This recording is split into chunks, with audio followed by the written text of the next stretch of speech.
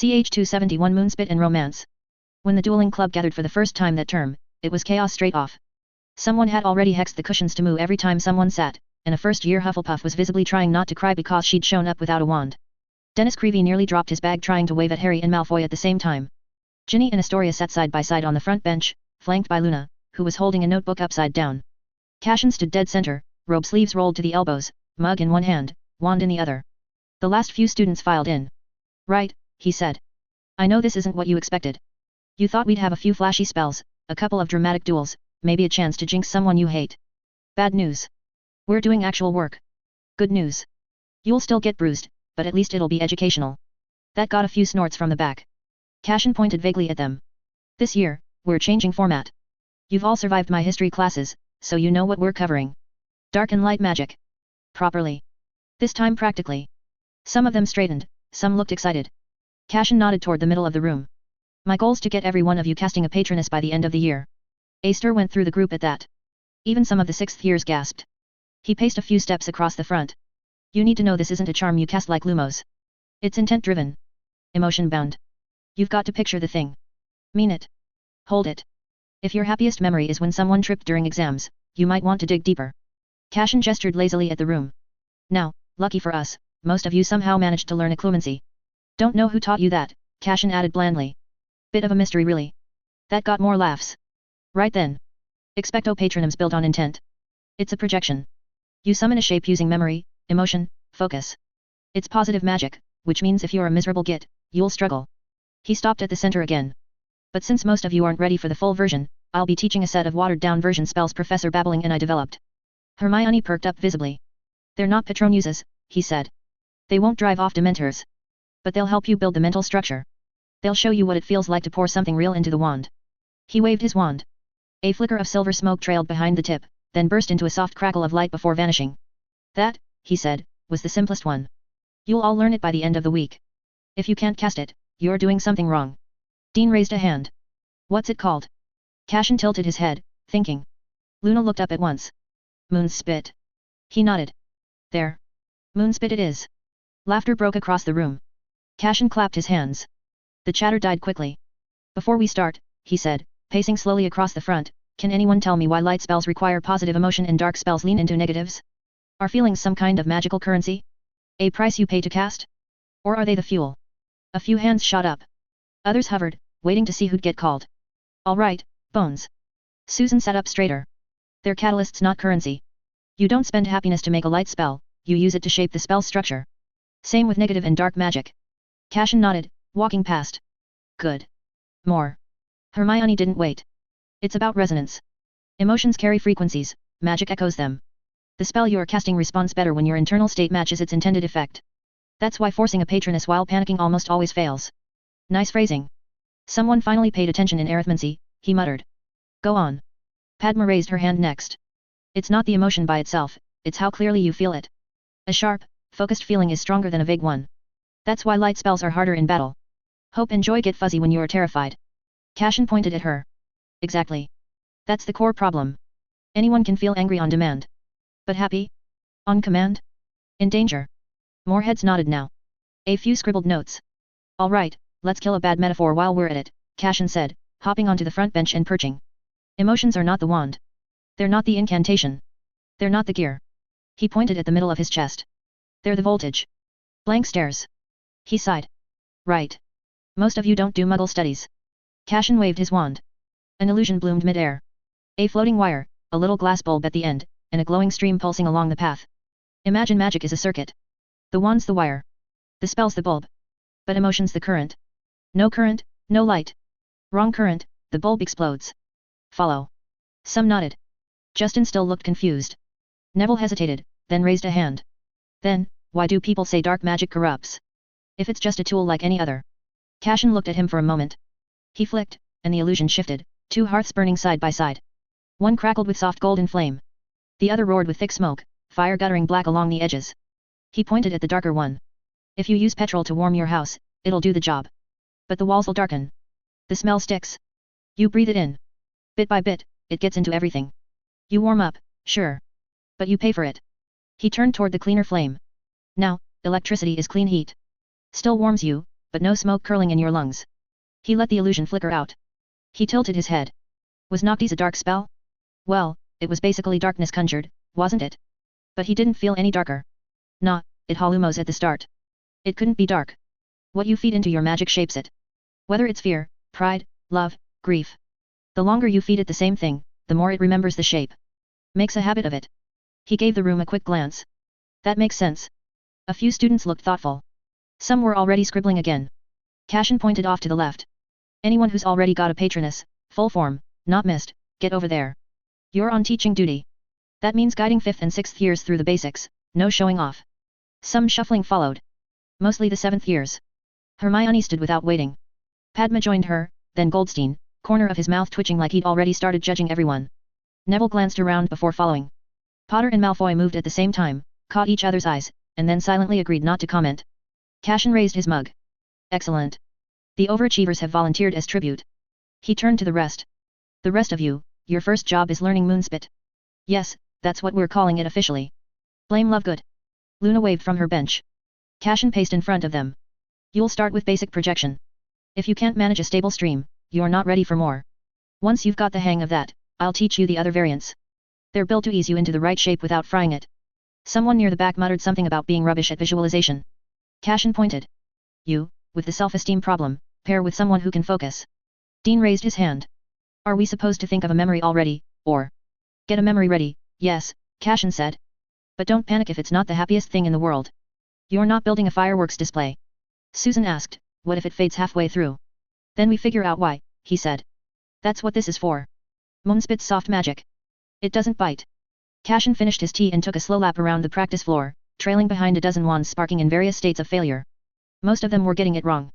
A few were getting it spectacularly wrong. Seamus had managed to set his own sleeve alight, which was almost impressive given the spell wasn't meant to be hot. Try again, Finnegan, Cashin said as he passed. But this time, maybe less rage and more my gran just gave me a biscuit. You're not scaring the spell into existence. Susan Bones, nearby, gave Justin a nudge and whispered something. He nodded, then promptly summoned a pale wisp that fizzled halfway to his elbow and turned into what looked like a confused puff of fog. Cashin nodded. Better. Still tragic, but better. They'd made the spell set over summer, him and Bath's Haida, with Goshawk dragged in by threat and bribe. It wasn't remotely close to Patronus, but it used the same wiring. Enough to teach the right channels. Magic was mostly the visualization and intent. But light and dark spells didn't care for mostly. They wanted emotion, no handy measuring unit, just the kind you couldn't fake with a grin or a headache.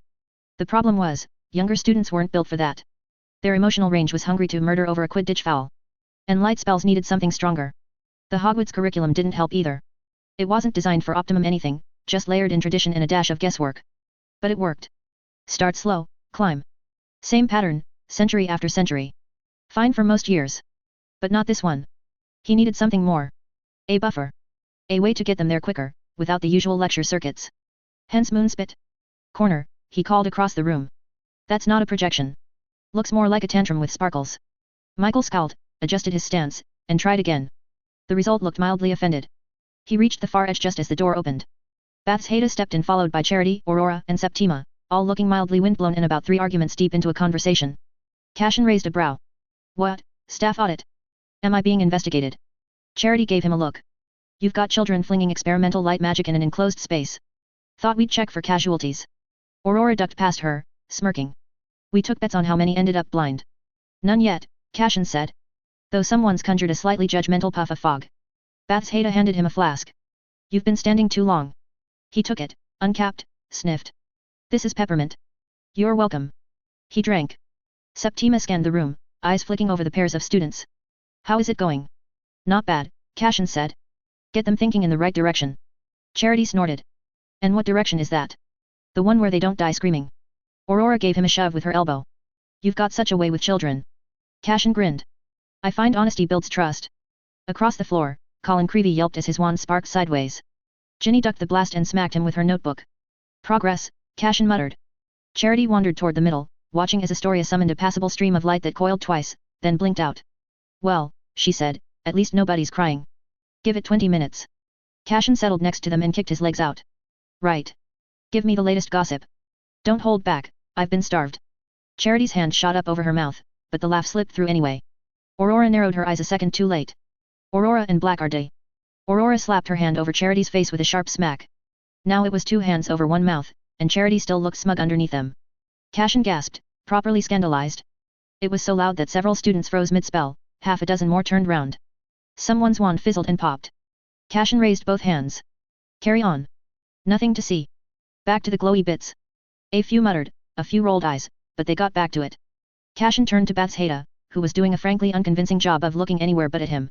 He narrowed his eyes. You knew. You absolute snake. Spill. She tilted her head, all serene and innocent, as if she'd never heard of gossip in her life. He pointed a finger. If you say it's none of my business, I will summon an illusion of Aurora and have it flirt with black in front of the entire school. Aurora lowered her hand. You wouldn't. Would and will. Charity wriggled free with a triumphant noise. It's new, but it's happening. Cashin swung back to Bathsheba. Betrayal. Aurora muttered, you're being dramatic. It's part of the job. Cashin leaned toward Aurora. How long? Few weeks, she murmured. He's been less annoying. He grinned. Hope he knows what he's doing. Bathsheba muttered, I doubt it. Charity leaned forward, still grinning. They argued about spell syntax for 45 minutes last week. Cashin's eyebrows lifted. Foreplay. Aurora flicked a cushion at his head without turning. It hit him square in the side. Cashin caught it mid-fall, dropped it neatly on the bench beside him, and sipped his tea. Right then, he said. I'll be taking bets. Aurora gnashed her teeth. Rosier. Cashin raised both hands like a caught thief. All right. Fine. But I've been gossip deprived for a year. Let me live. Next victim. Septima. He turned to her. She shook her head before he even finished the look. No chance, Septima said. Even defense professors are permanent now. Aurora narrowed her eyes. You want my boyfriend to die or get cursed, is that it? Septima laughed awkwardly. I didn't mean that. Cashin grinned. But honestly, don't you think Kingsley's got some decent friends lying around? You could have poached one of them. You'd at least get Charity off our backs. She still hounds us for double dates. Charity gave him a dry look. I mostly want Bathsheba. You're free to stay home. Cashin snorted. You wish. You and King are such a good couple it's actually offensive. Charity flushed. It's short for Kingsley. It's adorable. Bathsheba didn't look up. Still sounds like you're dating a chess piece. Aurora grinned. Or a horse. King and I went to Hogsmeade this weekend, he got sugar on his crown. Charity rolled her eyes. At least mine isn't still bleeding on my living room rug every other week. Cashin raised his flask. Occupational hazard. Septima sighed. Why are all the men in this castle terrifying? Cashin looked around, as if checking for competition. I'm delightful. Bathsheba didn't glance up. You're functional. Aurora choked on her tea. Charity held up her mug. Cheers to lowered expectations. Cashin stretched, content. Romance, ladies. Alive and thriving. CH272 luck. Snape didn't glance up when the knock came. He was in the middle of reviewing an essay that had mistaken Polyjuice Potion for a viable tactic. He didn't have the strength to be surprised anymore. He blamed Barty Jr., Hogwarts, Dumbledore, and damned Rosier. Come in, he said, eyes still on the parchment. The door opened. Theo Knott crossed the room, a slim stack of papers in one hand. Draco and Blaise lingered near the door. Theo placed the reports on the desk. Slytherin Weekly Logs, sir. Snape made a sound, schemed the top sheet, excellent writing, and margins. Typical of Knott. Theo didn't move. Brooding with those eyes that were too old for him. Snape marked a note in the margin of the parchment and finally looked up. Something else, Knott. Theo paused, then gave a slow shake of the head. No, sir. Good day. He turned. Took 2 steps. Then stopped. If I may, sir, Theo said, almost a whisper, what is luck? Snape's eye twitched. He then squinted. What's this about? Theo shifted his weight, gaze steady. The potion you taught last week, sir, Felix Felicis. I've been wondering, what luck actually is. If it can be changed. What happens if 2 people take it at once, but want opposite things? Does it cancel out? Does someone win anyway? Is it stronger if your intent is clearer? Or if your magic's stronger? And what if the potion says something's lucky, but it's awful later, was it still luck then? Somewhere behind the question, he heard a hateful voice, the too fast rhythm of a certain cursed professor unraveling something ridiculous at top speed. This is Rosier's fault. He muttered. Theo blinked. Draco lifted an eyebrow. Blaise looked faintly amused. Snape pinched the bridge of his nose and pushed the essays aside. Sit, he muttered. Theo did, sliding into the chair across from the desk. Draco and Blaise exchanged a glance, then joined him without a word. Snape leaned back slightly, folding his arms. Luck, he said, is not a metaphysical force that bends the world into place. It is not chaos with your best interests in mind. Nor is it a spell, a blessing, or an accident made charming. All 3 looked interested. Snape carried on. What people call luck is most often a combination of factors, probability, preparedness, and instinct. Magic complicates it, of course. As it does everything. He opened a drawer and pulled out a small flask, placing it on the desk. Felix Felicis. Pale gold. Sluggish. The liquid clung to the glass, tempting 3 boys to snatch and dash. This, for instance. All 3 boys leaned forward slightly. Snape gave them a flat look. Don't get excited. It's not for you. Draco muttered something under his breath. Blaise kicked his ankle. Snape tapped the flask. Felix Felicis is a controlled substance. Dangerous in the wrong hands, expensive in all hands, and notoriously difficult to brew without vomiting up your organs halfway through. Theo squinted. But it works. Oh, it works, Snape said. But not how people think. He turned the bottle slowly between his fingers. It doesn't create luck. It doesn't force outcomes. What it does is sharpen instinct, heighten your response time, open your senses to a degree most people can't sustain.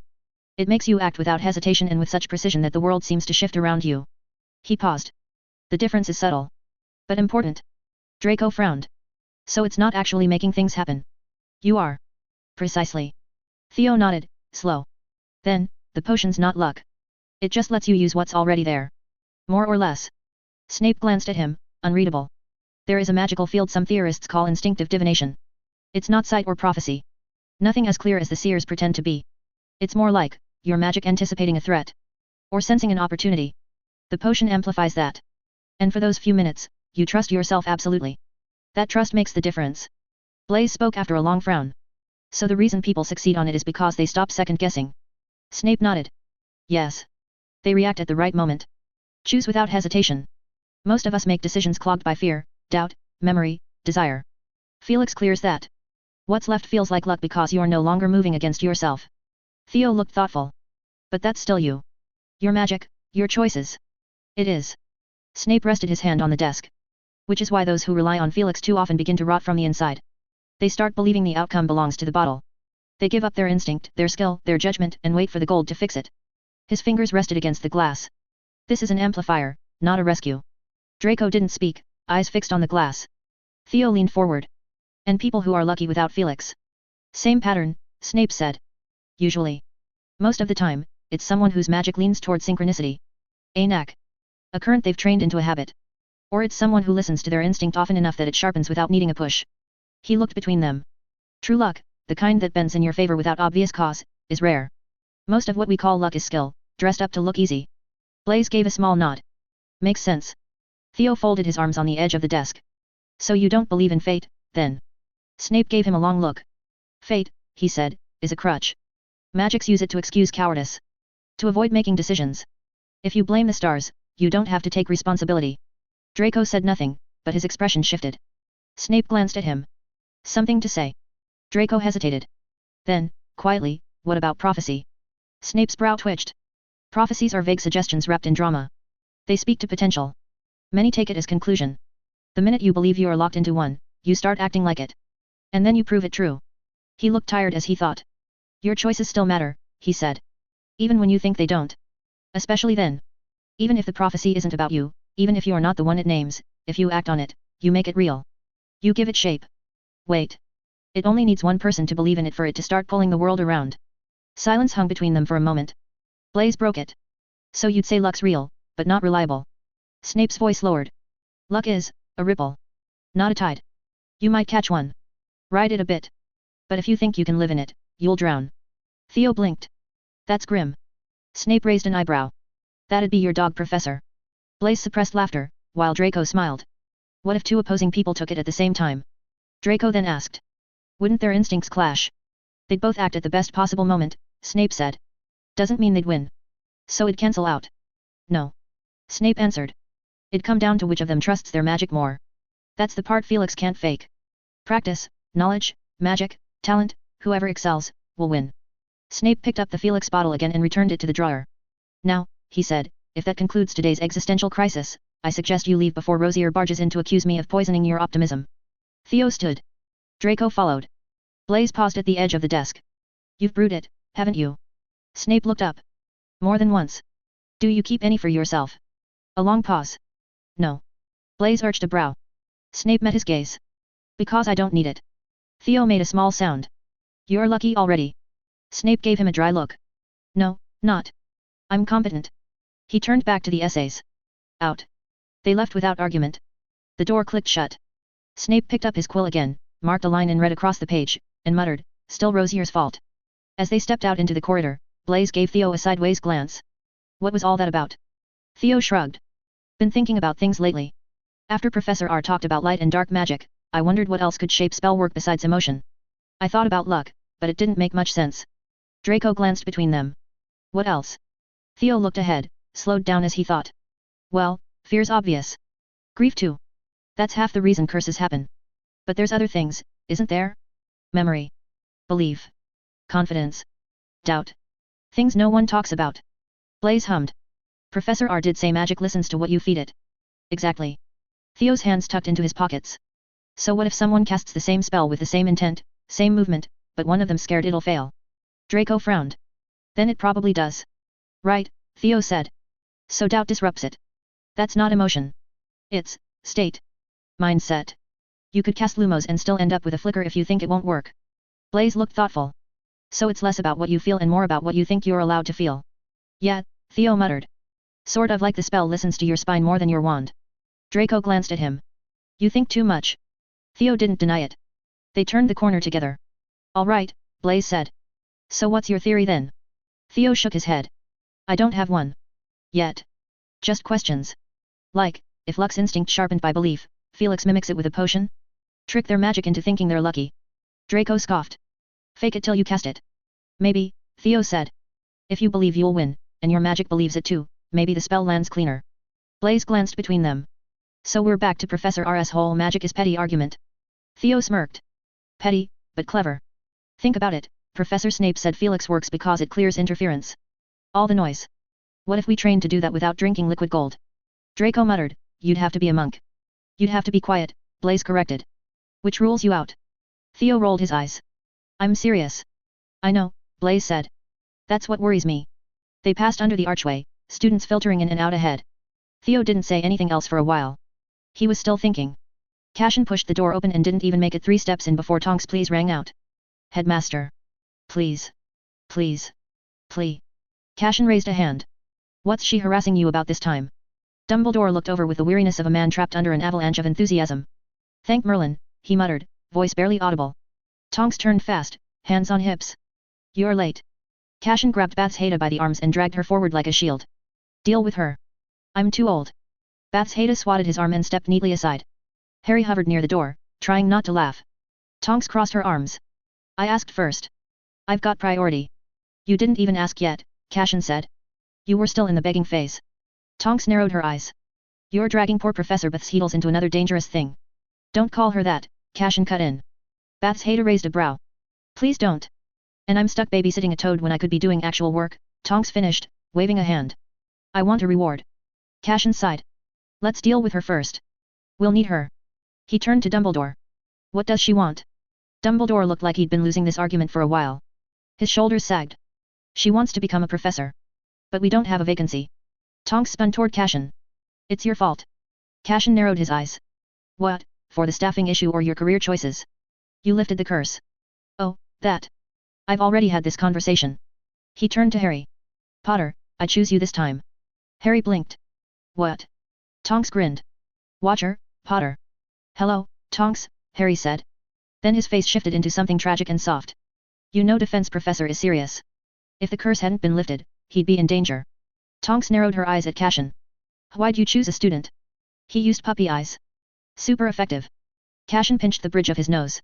Why does this feel like a Pokemon battle? Dumbledore cleared his throat. Let's get to business. I've convinced the new minister to let us borrow Miss Lestrange for a few hours. But we need to move quickly. Did you work on your acting, Tonks? Cashin asked. Tonks grinned and let her face twist. Bones cracked, eyes darkened, and her hair bled to black in seconds. Oh, but Dromeda, she said, voice sugary and sharp, they do scream the loudest when they beg, don't they? Cashin blinked. Bloody hell. Tonks flicked her wand and shifted back, cracking her neck. Convincing. He nodded. Worryingly. Now that was a skill to master. Thoughts for later. Tonks beamed as she dropped back into herself, cheeks pink with effort or pride. Ministry had already leaked Bellatrix Lestrange's escape. It won't spread, but Gringotts must have caught wind. If she shows her face, no one will ask questions. But I can't be seen there. Dumbledore leaned back in his chair, hands folded, as if this was all very routine. Cashin nodded. We'll handle it. Tonks straightened, practically bouncing in place. Right, so we break into the most heavily warded vault in Britain, impersonate a lunatic, steal an ancient relic, and get out before the goblins realize someone's nicked the silver. Sounds like a normal day with Professor R. Dumbledore tapped the map. The vault's tied to lineage. The blood seal recognizes Lestrange, but only if it senses a magical signature. That's where the cloak comes in. Cashin gave a nod. Good. We'll use it over the entrance point. Once inside, Tonks takes over. We're back up. Your lookout. Tonks cracked her neck, let her face shift again. Do try to keep up, she said sweetly. I haven't got all day. Cashin blinked. You're too good at that. I practiced on my mum. She's still speaking to you after this. She hexed the tea. Fair trade. Dumbledore watched them. This won't be easy. How are we getting past the thief's downfall? Tonks asked, brows furrowed. Cashin jerked a thumb at the fireplace. We'll see how it goes when we get there. Tonks narrowed her eyes. That's not a plan. It's a flexible plan. She looked like she wanted to throw something. Probably him. He stepped into the grate, grabbed a pinch of powder, and looked back. Weasley's wizard wheezes. The flames turned green. He vanished. Others followed. Cashin stepped out of the green flames, saw Fred and George were already waiting, grins locked in place. The door was bolted, the window shades half drawn. Someone had upended a box of what looked like mini howlers in the corner, one of them barked at his shoe and then exploded into glitters. If it isn't our favorite professor, George said. And Professor RS here too, Fred added, snickering. Cashin deadpanned. I told you not to draw attention. Why is the shop closed? Fred shrugged, unbothered. We shut it from time to time. Need room to work. If we spent every hour flogging puking pastilles, we'd never invent anything new. Harry stepped out next. Tonks followed with a quick stumble, brushing ash off her collar. The twins spotted them both and perked up. Well, look who turned up, Fred said, grinning wider. Hello, Trouble, George told Harry. And you've brought your terrifying cousin. Fred whistled. Merlin's knees, you really are doing something illegal. Tonks gave him a sharp-toothed smile. Kingsley stepped out of the floor a few seconds after, dragging Bellatrix Lestrange by the chains, and wasn't subtle about it either, ruined cuffs, feet scraping, expression sour as vinegar. She'd been stunned, probably twice, judging by the droop in her jaw, but still managed to lift an eyebrow at the room. Bit crowded. Cashin raised a hand. King. Bath's Haida elbowed him in the ribs. Kingsley gave him a look, half done already. Did you finalize your plan? More or less, Cashin said. 2 hours is all we got, Kingsley warned. You won't get another chance. They moved toward the back door. The cloak covered Cashin, Bath's Haida and the real Bellatrix. A bit tight, but nobody elbowed anyone in the face, so it worked. Tonks shifted again, smile wicked. She tugged a gauzy veil down and jammed a hat on top.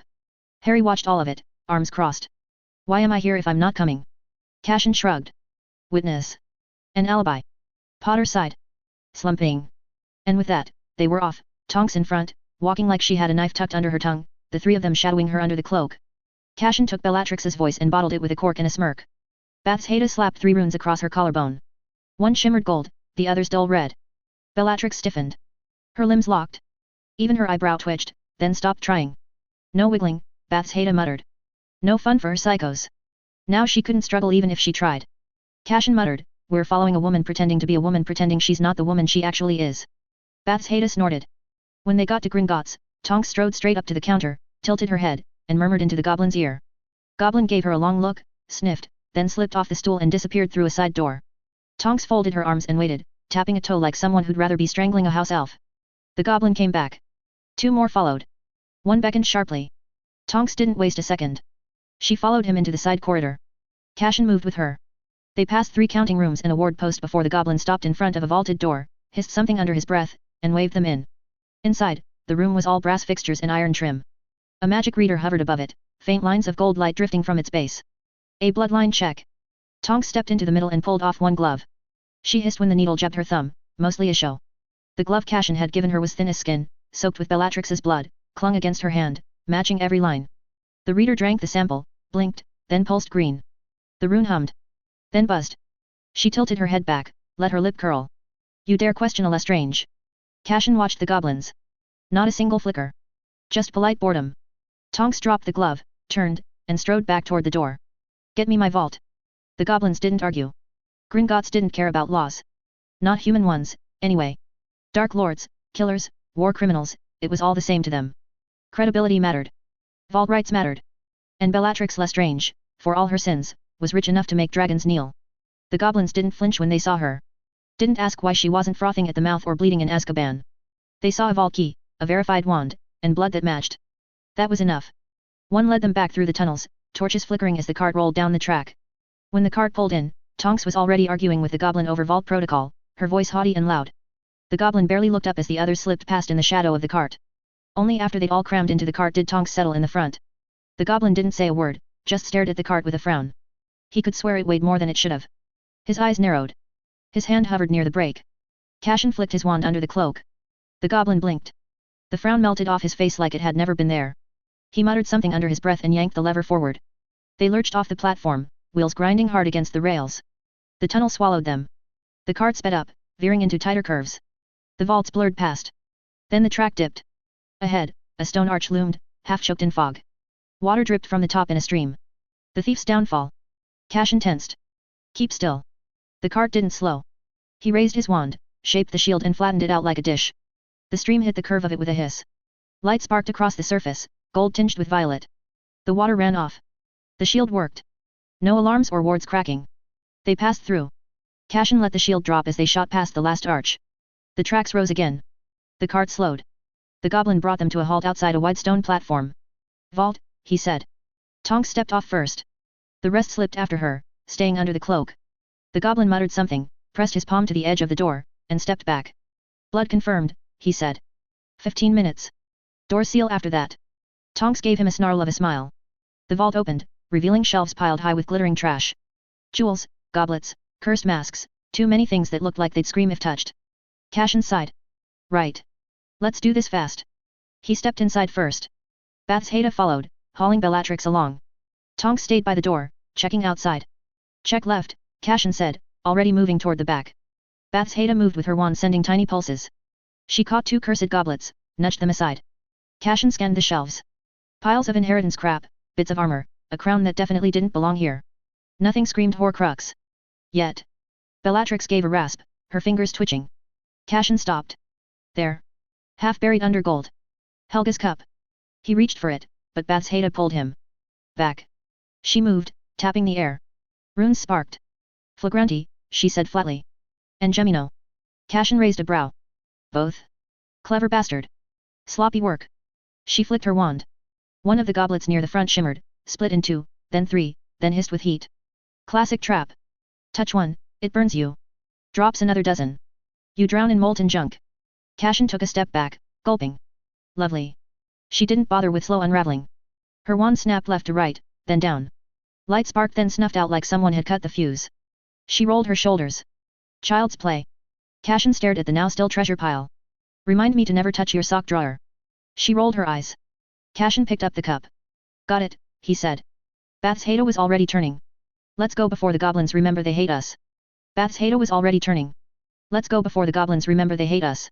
As they settled onto the cart, a low, bone-deep roar echoed up from the dark. The whole track shuddered. Bathsheba went still behind him. Cashin twisted toward the goblin. What was that? The goblin, still dazed from the charm, answered flatly, the vault warding systems report to the bank core. Each vault's traps are custom, but they're tied into our control lattice. You removed them. Successfully, yes, but it triggered a flag. Cashin clicked his tongue. So the bank knows something's off. Bank core will dispatch an audit team, the goblin added. 5 minutes, perhaps less. They will not negotiate. Cashin frowned. It wasn't the roar that bothered him. They could handle a dragon. It was what came after, the politics, the fallout. Goblins weren't sentimental about rules, but they were vicious about reputation. If this went sideways, the ministry would drop them faster than a cursed ring. Blame them for the break-in. Say they helped Bellatrix escape. Say anything to keep their robes clean. He was about to say let's go, get back to the cart and out before someone started locking doors, but then he saw Bathsheba's hands. Tight fists. Nails digging in. She was staring back into the dark, at the tunnel they'd come from. What's wrong? She didn't look at him. He's hurting. Cashin frowned. He reached for her hand and felt it. Ash was awake. And furious. He looked at Tonks. Take Bellatrix and go. We've got something to finish. Tonks blinked. What? No. We've got the cup. Job's done. Cashin stood, already raising his wand. There's one more thing. Tonks stared. You're serious? He didn't wait for her to argue. He turned, and Bathsheba was already moving. Tonks, still grumbling under her breath, hauled Bellatrix behind her to the cart. The goblin gave them a blank look, then jolted the lever again. The wheels screamed as they sped off, wind howling through the tunnels. Cashin walked with Bathsheba towards the loudest noise and depths of the Gringotts. Then the tunnel opened and there stood a giant creature. It crouched at the end of the track, chained to a carved platform, metal biting into the front limbs. Its wings hung in torn sheets. Eyes milky and unfocused, but its head followed the vibrations as they came. It snarled, deep, rattling. The scales were dull, cracked at the edges. Burn scars ran in uneven slashes across its face, like it had been taught to fear pain more than freedom. It growled, deep and constant, like something too tired to roar properly. But it didn't lunge. Bathsheba reached for her forearm. The magic unfurled in her palm. Her sleeve split, thin threads of crimson light twisting out from under her skin. Then ash broke free. The ridgeback hit the ground like a thrown anchor. Scales shimmered crimson black. Her eyes flared furious. The chained dragon bellowed again. Louder now. Ash responded in kind. The sound cracked through the tunnel like stone breaking. She prowled forward, staying in the chained dragon's line of scent. The chained dragon stilled. Ash let the creature ease, then she stepped closer. The chained dragon huffed fire and smoke, almost rasping. It didn't attack. Ash turned her head slightly. Then growled again. The chains cracked. Cashin stepped toward the nearest binding. Thick steel, runed with something goblin-made and ugly. He tapped the runes with his wand. They flared in warning. Ash let out an angry roar. The dragon blinked. Then lowered its head. Cashin was about to move again to help Bathsheba, who had already begun unbinding the creature, when goblins clustered at the vault's edge, weapons drawn. Their armor layered rune metal, scarred and old. Most held short weapons. The one in front, taller than the rest, had a halberd in his grip, and it looked like he knew how to use it.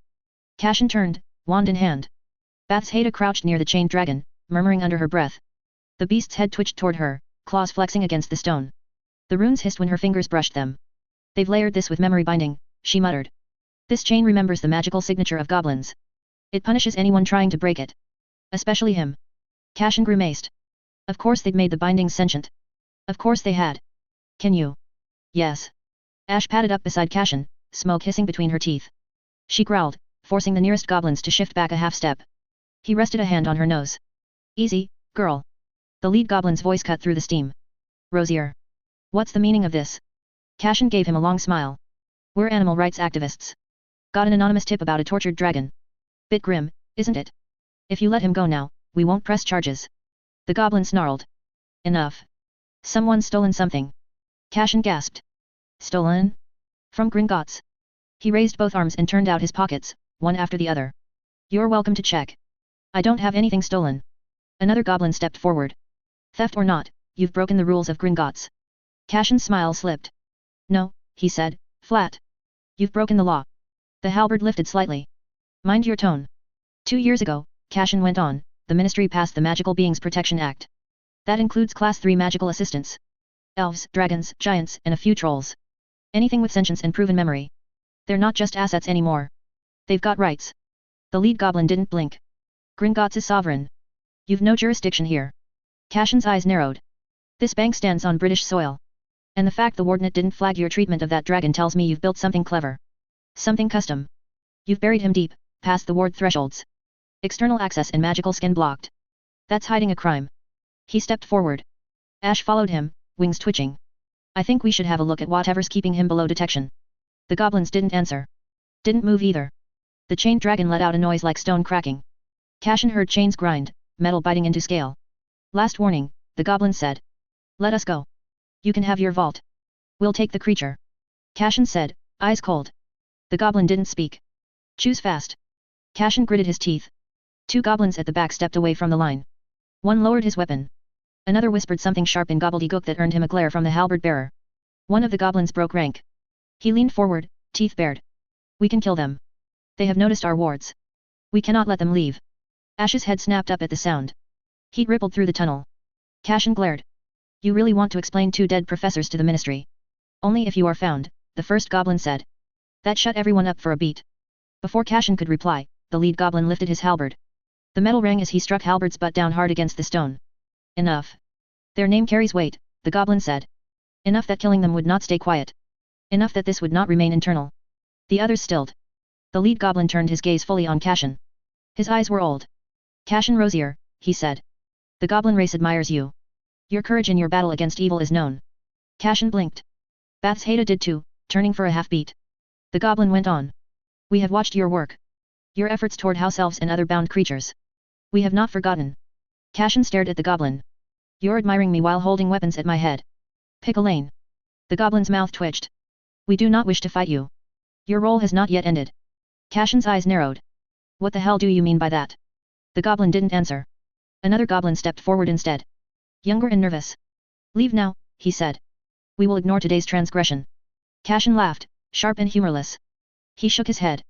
No. We're not leaving without the dragon. Weapons tightened in grips. Cashin took a step forward, slow enough that no one mistook it for a charge. And I don't trust you, he added.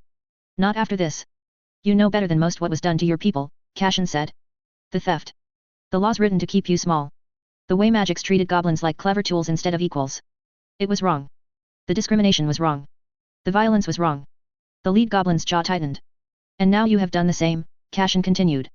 You took a sentient creature, hurt it, hid it, and told yourselves it was necessary. That it was business. That it was tradition. He looked from one goblin to the next. Did you forget the pain? Or did you decide it only mattered when it was yours? Silence fell hard. One of the older goblins answered. Pain is remembered, he said. But survival is enforced. He tapped the haft of his weapon against the stone. Dragons were weapons long before they were symbols. This one was purchased to deter incursion. It failed. We contained it. Bathsheda looked up sharply. Contained. Broken, the goblin corrected. So it would not be used against us. Cashin's voice cut in. The same could be said about you. Your crafts. What makes you any different then? Would you be okay if some race stronger chained you, forcing you to craft for them? Protect them. The goblin's eyes looked away. Cashin didn't look away from the goblins. You can stop this now. Let us take him. Or you can prove that power always teaches the same ugly lesson. Bathsheda placed her hand against the final chain. The lead goblin tightened his grip on the halberd. If she breaks that, the younger goblin said, fast now, the lattice will reclassify the chamber. Emergency protocols will engage. Meaning? Cashin asked. Measures, plural, the goblin said. The bank will respond as if under siege. Ash lifted her head. Fire churning in her jaw. Cashin nodded. Then this is your last chance to make it an internal correction instead of a public disaster. He looked straight at the lead goblin. You can release one dragon and rewrite the record. Or you can explain to every magical government why Gringotts tortures sentient races under London. For a long moment, nobody moved. For a long moment, nobody moved. We cannot simply let the dragon and you go, one of the older goblins said at last. If our wards become known, Gringotts will be compromised. That cannot happen. Cashin's hand, that rested on Ash's neck and kept her from letting loose, clenched. But, the goblin went on, we are willing to show leniency, Rosier. Sign a blood contract. Swear silence. You leave. The matter ends here. Cashin dropped his hand from Ash's neck. Is that your final answer? Every goblin in sight braced. Weapons aimed forward. Bathsheda didn't look up from the final shackle. The one with the halberd shifted his grip. Then, without speaking, raised a hand. The cuffs sprang. Metal loosened as the ward sloughed away. The chained dragon stumbled as the last one hit the floor. Bathsheda stepped back and reached up, brushing its jaw with the back of her fingers. The creature stayed still. Too quiet for something that suffered that much. Although she could feel the creature's involuntary shivers whenever a goblin spoke. Cashin sighed, dropping his wand to his side. Good call. The halberd stayed up. His jaw flexed.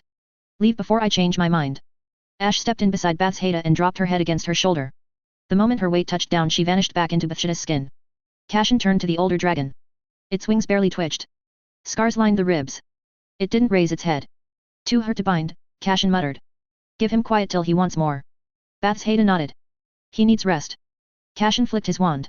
The dragon shimmered, and a second later, the creature vanished. Ash's tattoo flared red along Bathsheda's arm before settling again. Wouldn't hold long. But long enough. He turned back to the goblins. I'm not alerting the ministry. But don't mistake my silence for permission. Goblins shifted. I was the one who drafted the law that made this illegal. Class 3 creatures, protected under magical rights. That dragon counts. So this, he pointed at the stone, the chains, the scorch marks, this is a crime. Next time I hear it's happening again, I won't be quiet. I'll burn this bank down one vault at a time. The younger ones looked uneasy. One near the back gulped hard enough to make a sound. The older ones didn't move. Just clenched their jaws. The goblin with the halberd only stared a moment longer, then said, bring the staff. Goblins murmured among themselves. The staff. He can't mean that one, right? Which other could it be? One of the elders cut through their chatter. Enough. Quickly, bring it. A younger goblin peeled off, vanished down. They were already close to the bottom. Lestrange vault sat near the lowest ring. Not many places lower. Whatever they were fetching was buried deep. It took maybe 3 minutes. Then the runner returned, hauling something long and wrapped in red velvet. It was nearly Cashin's height. He placed it carefully in front of the halberd bearer, then stepped back like the thing might explode. The goblin unwrapped it without flair. The staff was old. White wood, ruined from top to bottom in a pattern that didn't belong to any human script. The goblin offered it to Cashin. He didn't take it right away. What is it? He asked. The goblin didn't blink. You'll understand eventually. Cashin looked at the staff. Then the goblin. Then back at the staff. Of course I bloody will. The goblin stepped back. We're done here. Cashin slung the staff over his shoulder and turned without a word. Bathsheba fell into step beside him. The goblins didn't follow. Didn't stop them either. The tunnel stretched ahead, empty and echoing. They walked in silence for a long while. Cashin finally muttered, I have a very bad feeling about this stick. Bathsheba didn't smile. Don't let it hear you. Might develop a personality. Cashin looked down at it. Gods help us if it starts talking. She bumped his shoulder. You'd argue with it. He would. The front door creaked open, the little bell above it giving a lazy jingle. Tonks was pacing near the counter, boots scuffing the floor. She didn't look up right away, too busy muttering to herself about crazy professors and last-minute shows.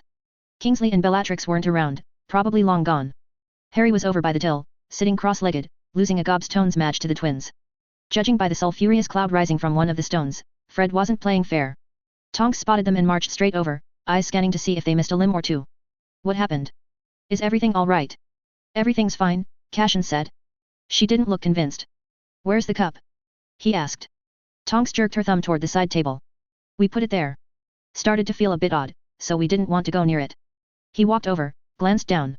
The thing sat right in the middle, squat and smug-looking. Same old Helga's goblet, polished and full of issues. Cashin reached for it. His fingers lit up, white light, clear as bone, and the moment he touched the rim, the cup screamed. Not metaphorically. It let out a proper, nails on iron, dying banshee shriek that rattled the glassware. Tonks flinched. What in the Azkaban was that? Cashin tilted his head. Just a little cursed artifact in my new spell. He gave the cup a small tap. Bit touchy, this one. Harry edged over. You can do it already. Cashin shook his head. Can't kill it yet. But I can make it squirm. Want a turn? Harry stepped back fast. Maybe not. Cashin turned to him. Where's the spirit? Harry gulped loudly. Tonks looked at them, then Harry, but none of them said anything. Fred raised an eyebrow. George looked mildly offended he hadn't been briefed. Cashin didn't explain. Let's go. They gave Dumbledore the update in less than 5 minutes. He didn't ask for details. Just nodded and told them to get some rest while the world catches up. Cashin muttered something about the world being terminally slow and headed out. Bathsheba and Cashin walked down the sloped path toward Hagrid's hut. Smoke curled from the chimney. Hagrid was outside, trying to convince a shovel to stand upright in the mud. It refused. Got a moment? Cashin called. Hagrid looked up, wiped his hands on his coat, and grinned. Thought you two vanished. Temporarily, Cashin said. We've got something for you. Hagrid frowned but followed. They cut into the forest. Until they traveled deep into it and found an opening. Bathsheba drifted a few steps ahead, already tracing something in the dirt with her foot. Yeah, all right. Hagrid asked, squinting at her. She's prepping something. Don't distract her, Cashin said. Tried that once mid-ritual, got turned into a desk lamp for an hour. Hagrid chuckled. Still got the glow. I do. Thanks for noticing. Bathsheba crouched and drew a symbol with the end of a broken branch. Then another. Cashin sat on the nearest stump. How's Grop? He asked. Talking more, Hagrid said proudly. And he don't throw trees anymore. Least not when I'm looking. Cashin nodded. Sounds like an improvement. Oh, and he's reading, Hagrid added, like that was the kicker. Got him some old Beetle stories. Likes the pictures. Cashin smirked. We'll get him on theory of runic sequencing next. Don't rush him, Hagrid said. One thing at a time. Cashin glanced over his shoulder. Bathsheba had moved on to the third ring now. Her sleeves were rolled, chalk flashing in her fingers. The ground shimmered faintly in the spots she'd marked. And how's Maxime? Hagrid cleared his throat. Still headmistressing. Sends letters. Brings wine I can't pronounce. Think we're getting serious. Cashin raised a brow. Oh, that's good. Did anything? Knitted her a scarf. Cashin gave him a look. Used Yeti wool, Hagrid said. Real soft. Romantic. Hagrid shrugged. She said I was predictable. Cashin smirked. That's fine. Predictable's the half of the marriage. Behind them, Bathsheba straightened, brushed her palms on her robes, then touched the inside of her left forearm. A breath later, the dragon appeared. The old one. Hagrid stepped back like he'd been hit. What? Cashin chuckled, watching him go through emotions. Hagrid blinked, jaw slack. Where? Gringotts, Cashin said. Chained under the vaults. Used as a security system. Left to rot when it couldn't scare anyone fast enough. Bathsheba moved toward the creature. It didn't flinch. We unhooked him, Cashin said. He's weakened but still strong enough. Eyes mostly blind, tortured too much. Hagrid didn't speak. His eyes were locked on the dragon, wide and soft. Cashin watched him for a second. Think you can manage? Hagrid stepped forward, slow and quiet like approaching a wounded beast. Those bastards, Hagrid muttered, running a hand along the dragon's jaw. The creature stayed there, letting Hagrid's touch. Cashin had long figured Hagrid had something most magics didn't. The way creatures trusted him. Even the cursed ones. Even the old ones. Cashin had seen it enough times to know it wasn't luck. Was half the reason he'd taught the man a few druid spells he'd learned 2 summers back. Basic wordless bindings. Soothing fields. Hagrid had a knack for animal magic, even if he was absolute rubbish with anything plant-based. He might not bond, Cashin said, stepping closer. Doesn't mean he won't settle. But he needs someone near him. Someone who won't flinch when he breathes. Hagrid nodded slowly. His hand was still on the dragon's jaw, thumb brushing over a patch of thickened scar. I'll stay with him. Won't let him be alone again. Cashin gave a nod. Didn't think you would. Thought if anyone could love the poor bastard proper, it'd be you. Hagrid looked up, eyes wet. Thank yet. Really? Cashin didn't say anything more. Just reached out and clapped his arm. Behind them, Bath's Haida stepped back from the ring she'd drawn. This patch is reinforced, she said. Trees won't catch, creatures'll keep clear. Should be enough to hold for now. Hagrid stood, brushing his knees. Appreciate it. She gave a nod, tucking her wand away. He still needs to fly. Don't keep him penned in too long. And make sure he doesn't wander close to the school. If he gets hungry near the greenhouses, Sprout will kill all 3 of you. Hagrid let out a breath like a laugh. Won't be a problem. Right, Cashin said, stepping back. We've got one more cursed object in a biscuit tin. You good here? Hagrid nodded again. Yet. We'll be all right. Cashin turned and started back into the trees. Bath's Haida fell into step beside him. Neither spoke until the clearing vanished behind the branches. Only then did Cashin mutter, I really hate banks. Bath's Haida exhaled hard. You think they'll retaliate? No. They'll play nice until they don't. She glanced at him. And the staff? No idea. I think it likes me. That's probably a bad sign. She huffed. I'm getting jealous. Cashin stepped into the classroom with a half-full mug and an eyebrow already raised. Luna and Colin waved the moment he appeared. He waved back, crossed to his desk, and dropped on it, taking a sip. All right, he said. Today, we're learning something I actually like. A Ravenclaw near the middle cut in without lifting his head. You say that every time, sir. Cashin grinned. And every time, Stone, I mean it. It's consistency. Builds trust. He stood and scratched out on the board. Revelio, hominum. The reason I love this spell, he said, is because it works purely on intent. Except when it doesn't. A few students blinked. Cashin paced once across the front. Revelio's older than most of the spells in your textbooks. It didn't start as a basic search charm to find humans or missing objects. It had a bigger, holier purpose. He flicked his wand. The chalk danced to life, scrawling a rough diagram of an eye split into 3 curves. Around it, ancient script. Right, he said. Let's go back. I mean way back. The first version of this spell was made by a witch whose name didn't survive, at least not in anything you'd pronounce correctly. Books call her Marith now. That's the closest thing we've got. He tapped the chalk. The eye spun a full circle then slowed. Marith was a seer. Or something close to it. She lived up in the hills of what's now northern Albania, back when that part of the world was still picking fights with the gods every other week. Luna tilted her head, probably intrigued by the idea. She wasn't interested in people, Cashin went on. Didn't care about the usual, charms, scrying for water, all that. She wanted to find the gods. See where they walked. Speak to them face to face. Mad, someone muttered. Brilliant, Cashin corrected. Mad comes later. He waved a hand. The illusion appeared, showing a woman bent over parchment, marks spreading. Students watched the illusion, eyes wide, as she scratched the rough parchment with a reed quill. The voice was too fast to keep up with. Like she had somewhere to be and didn't fancy waiting for ink to dry. Cashin let them stare a bit longer before he walked up and tapped the floating image with his wand. The woman froze mid-sentence, ink pooled under her fingers. That's Marith, he said. This is from the Barkrun tablets. Most of it's guesswork. She didn't leave translations. Left burns, though. Lots of those. The illusion zoomed out. You could see the edge of the forest behind her, scrubby pines and high stone. Mist curling and everything around her looked like it was hiding. Marith believed the gods still wandered the world. They weren't floating in clouds, no, she thought they were hiding. Sleeping. Maybe sulking. He raised a hand. The chalk at the board twisted again, curling out symbols around the eye. She called it Hunash. Which roughly translates to reveal what hides behind the skin of the world. Dramatic. But accurate. He turned back to the students. This was the first version of Revelio. He set his mug down, and let the illusion forward. Marith was kneeling now. Circles drawn round her in ash and oil. Runes crisscrossed her arms, ink deep. She tried this spell 3 times, he said. First, it showed her something buried. Not divine. Just bones. But the shape moved. That was enough to call it a success. He pointed to the flickering image. Second try, she aimed higher. Looked up instead of down. Asked for signs in the stars. The spell dragged her into a vision so sharp she started speaking backwards for 3 days. No memory of it after. Just woke up, blind in one eye. Luna muttered, worth it. Cashin nodded. Possibly. The image shifted again. Third try. She tried one more time. This time, she asked the spell to show her a god. Any god.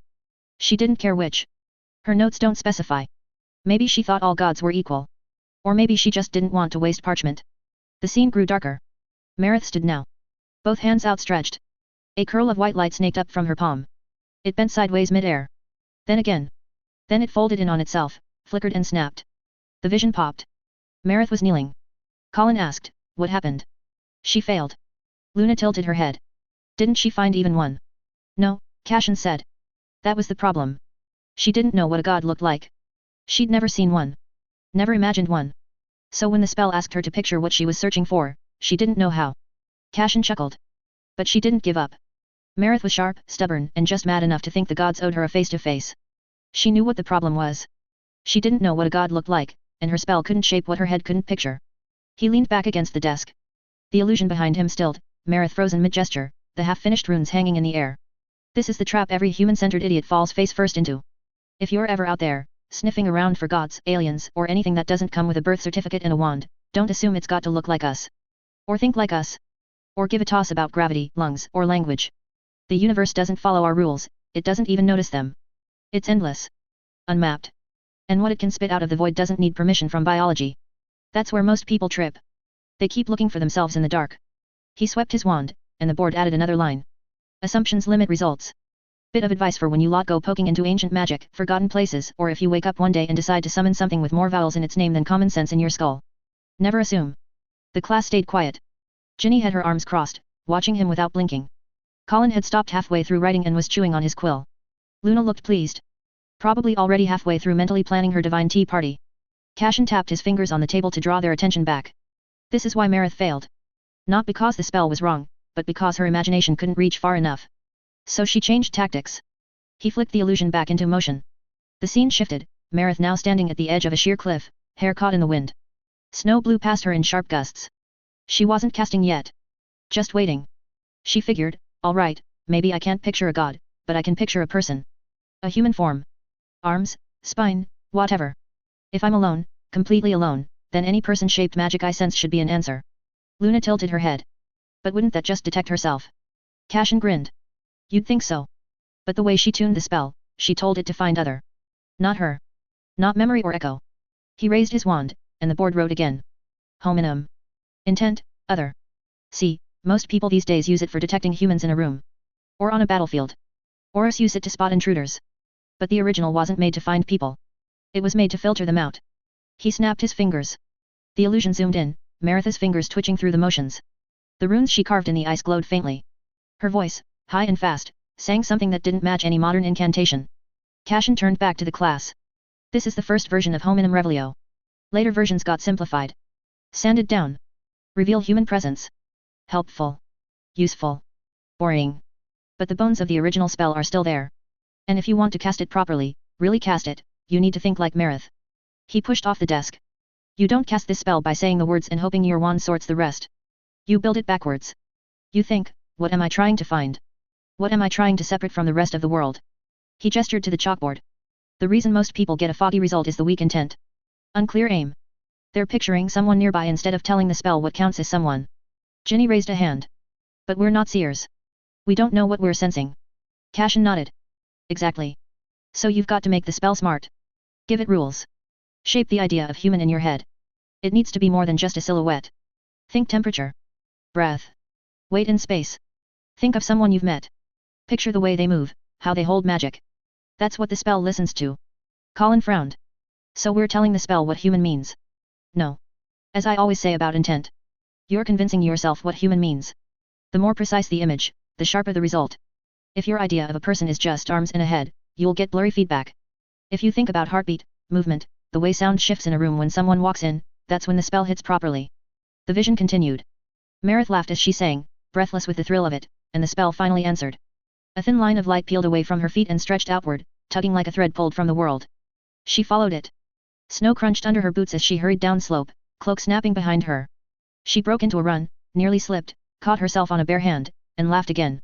Whatever she thought she was about to find, she wanted it badly. The class leaned forward, holding their breaths. The light ended at the mouth of a shallow cave. Meredith slowed. Her song faltered. Inside the cave, something moved. Pale skin. Long limbs. A shape that stood upright, shoulders hunched to fit the stone. Its eyes caught the glow and reflected it back. When it smiled, the teeth were sharp and too many. The illusion froze there. A sharp intake of breath came from the Greyfinder's side. What is that? One of the girls asked. A look it. Luna said, delighted, as if someone had just pointed out a rare bird.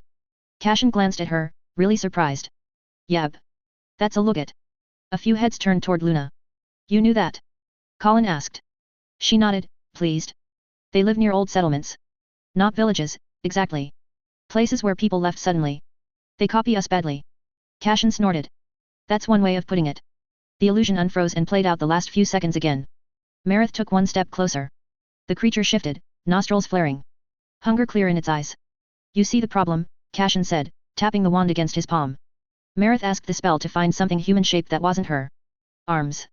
Legs. Standing upright. That was her definition. He pointed at the creature. And the spell did exactly what she asked. He glanced at the class. If she'd lived somewhere else, she might have picked up a monkey. Or a gorilla. Chimps. Sloths, if she was unlucky and patient. She lived in Albania, so she got a look at. That earned a ripple of laughter. He took the chalk again, adding 2 lines. Intent is not equal to wish. Intent equals definition. He leaned back against the desk. Meredith didn't fail because she was foolish. She failed because she assumed she knew what she was looking for. The illusion shifted again. Meredith stumbled back from the cave, shock written clear across her face. The look it hissed, sound scraping against stone. Cashin flicked the illusion away. The classroom felt colder without it. So, he said, Lesson 1. If you cast Hominum Revelio thinking show me people, magic hears show me shapes I associate with people. It does not care about your intent if you haven't bothered to finish the thought. Colin frowned. But we're taught it as reveal human presence. That's, the incantation. And the incantation is a shortcut, Cashin replied. A late addition. The words don't define the spell. They trigger a structure that already exists. If your head's empty behind them, the result's empty too. He crossed the front. That's why auras get false positives in ruins. Why old wards light up in forests when nobody's there. The spell's picking up echoes. Remnants. Things that fit a vague outline of human because nobody bothered to tighten the definition. Now, he said, this is where it gets interesting. He flicked his wand again, and a new image formed. Meredith, weeks later, seated at a rough table, ink stains up her arms. The same eye symbol filled the parchment, but this time it was ringed with words. She didn't scrap the spell, Cashin said. She was too stubborn to give up. So, she refined it even further. That's what good spellcraft looks like. You don't throw it out when it misbehaves. You work out why. The image zoomed in on the notes. Crude sketches of figures. Some crossed out. Some circled. Meredith rewrote her definition of human. He pointed to the board again. Living. Aware. Capable of choice. Carrying magic in a way that responds to intent. He smiled, faint and proud, like a man admiring a clever ancestor. She was 6 centuries ahead of her time. Colin blinked. Did she ever find a god? Cashin snorted. No. But she did find 3 hidden villages, 2 ambushes, and 1 very embarrassed cult that thought nobody could see them. A few laughs broke out. The point, Cashin said, raising a hand, is that spells evolve because people argue with them. Hominum Revelio is not a finished thing. None of these are. Every time you cast it, you're reinforcing a version of it. Your version. That's why 2 people can cast the same spell in the same room and get different results. Ginny frowned. So if someone keeps casting it badly, they train it badly, Cashin said. Exactly. Magic remembers patterns. If you always half-think your spells, they'll keep answering halfway. That's why I teach you history, he said. Not because I care about dates. I care about mistakes. People have already made most of the errors you're about to make. Might as well learn from theirs instead of adding new ones. Luna raised her hand again. Professor. If someone didn't picture humans at all, she said, thoughtful, but asked the spell to show them anything that thinks like them, what would happen? Cashin considered that. Then you'd get something very strange, he said. Or very honest. She smiled, satisfied. He turned back to the board and drew a box around the spell name. Hominum Revelio. Ginny leaned back, arms uncrossing. So the spell's only as good as the question you ask. Cashin pointed at her. There it is. Write that down. Several quills scratched. He took another sip from his mug, grimaced at the cold tea, and carried on anyway. One more thing about Marith, he said. She survived that Logat because she reacted fast. She didn't panic. And well, Logat didn't like the sunlight. The illusion flickered back for a final moment. Marith, standing at the cave mouth. The Logat recoiled, shrieking. She learned something that day, Cashin said. That spells don't protect you from your own assumptions. Only clarity does. He waved the image away for good. I want you to think. Next lesson, we'll talk about what happens when people define enemy badly. Spoiler. It never ends well. He glanced at Luna. And yes, Lovegood, that includes things you can't see. She beamed. Cashin picked up his mug again and leaned against the desk, looking over them with an expression that said he was enjoying himself far more than he probably should. Homework, he said. I want a page on how you would define human for hominum revelio. What stays in? What gets filtered out? And why? They all groaned way too dramatically. He smiled anyway. If Marith could rewrite a spell that nearly got her eaten, you can manage a page. The bell rang. Chairs scraped. Bags were slung over his shoulders. Conversations sparked up at once, half of them arguing about Logats, the other half about definitions. On the 6th of December, the lesson for apparition appeared on the board, just like it did every year. Students grinned. A few groaned. One Slytherin nearly fainted in advance. Cashin, however, was lying flat across Bathsheda's lap, watching the fireplace crackle. Her fingers slid through his hair, absently working through a stubborn knot, while her other hand held a book she hadn't turned the page on in at least 10 minutes. He shifted slightly, cheek pressed into the warm fabric of her robes. You think I should teach apparition to kitties? Bathsheda's hand stilled. The book lowered just enough to show one arched brow. To learn an ancient variant. He nodded into her thigh. She hummed. That makes sense. She then paused, though you only learned it recently. Can you teach it? Cashin shrugged, though from this angle it came out more of a vague wiggle. I know more about space than the rest of this castle combined. She hummed again. Technically true. Because Cashin Rosier, Hogwarts professor, magical menace, self-declared walking history book, hadn't been born in this world. His soul had grown up in a world with physics textbooks, orbital mechanics, and a government that had somehow decided it was fine to teach teenagers trigonometry but not how taxes worked. He'd seen stars in motion on plasma screens before he ever saw them cast through a wand. Understood what gravity did to time. How motion changed when space bent. When he first learned apparition in this life, it'd taken one attempt before his brain kicked in with, oh. This is teleportation by way of intention collapsing nonlinear anchors across folded distance. And then he'd done it. Clean. Which was a great blow for Bathsheda and her little girl team, and Tonks, who had spent weeks plotting how to immortalize Cashin's humiliation. She'd racked her brain, poked through spellbooks, even considered hiring a portraitist before Hermione, bless her, casually mentioned Muggle cameras during a completely unrelated rant about underfunded archiving systems. That was all Tonks needed. 2 days later, she turned up with a plastic camcorder and the kind of grin that usually meant someone was going to end up in the hospital wing or detention. Unfortunately for her, Cashin was as brilliant as ever. Not a hair out of place. Not a step wrong. He didn't explode, stutter, or embarrass himself in any way whatsoever. Until he did trip on a loose stone. Face first. Right after he'd spun dramatically to gloat at Tonks. And she caught it. Got the whole thing, the smirk, the stumble, the undignified flail, recorded in grainy, glorious Muggle footage. Or she would have, if the tape hadn't mysteriously blanked itself right before she started laughing. And she did laugh. For 10 solid minutes. Possibly more. She had to run out mid-howl just to relieve herself. Cashin said nothing. Smiled politely. Walked off with the air of someone who absolutely hadn't tampered with anything. The camera hasn't worked since. He'd taught himself the rest by cheating. Or, as he preferred to call it, efficient interdisciplinary application of Muggle physics to emotionally unstable magic. Bathsheda flicked her fingers, tapping the back of his head. You'll have to pitch it. Dumbledore won't hand over the lesson lightly. Cashin grunted. I'll tell him I've got a good feeling. He loves that mystical bollocks. You're a terrible liar. I'm a fantastic liar, he said, lazily. You're just inconveniently perceptive. She ignored that. She closed her book. All right. He blinked. That's it. No lecture. I want to see what happens when you mess with the bounds of physical space. He smirked. You're a bad influence. What can I say, I'm an enabler. He closed his eyes for a moment. Her fingers threaded through the curls behind his ear. He purred, if I pull it off, I might end up with long distance, one-hop apparition. Or some sort of, interstitial shifting. Try not to invent quantum bleeding. No promises. She nudged his ribs with her elbow. He turned slightly, cheek now pressed flat to her thigh. Did I ever tell you how absolutely stupid the apparition spell is? She raised an eyebrow. You did. 3 weeks ago. And last term.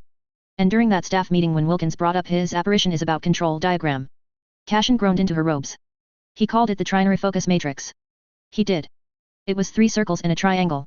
I've seen better logic in a toddler's cereal box. Lo and behold, Dumbledore didn't even argue. Cashin had barely finished the pitch before the old man waved a hand and said something suspiciously close to have fun. Either the headmaster had gone soft as Christmas approached or Cashin's track record bought him enough goodwill to start an educational uprising and get away with it. He didn't question it. Slipped the parchment into his pocket and went to find Bath's Haida. But before they could start rewriting apparition drills, the summons came. Official seal. Ministry parchment. Double envelope, the kind they usually reserved for political feuds or weddings where someone had to pretend to be happy. This one had both. Requested presents, it said. Which was ministry code for, get your Rs here or we'll file it under defiance. Dumbledore added a little note of his own at the bottom, charmingly unhelpful, you should attend.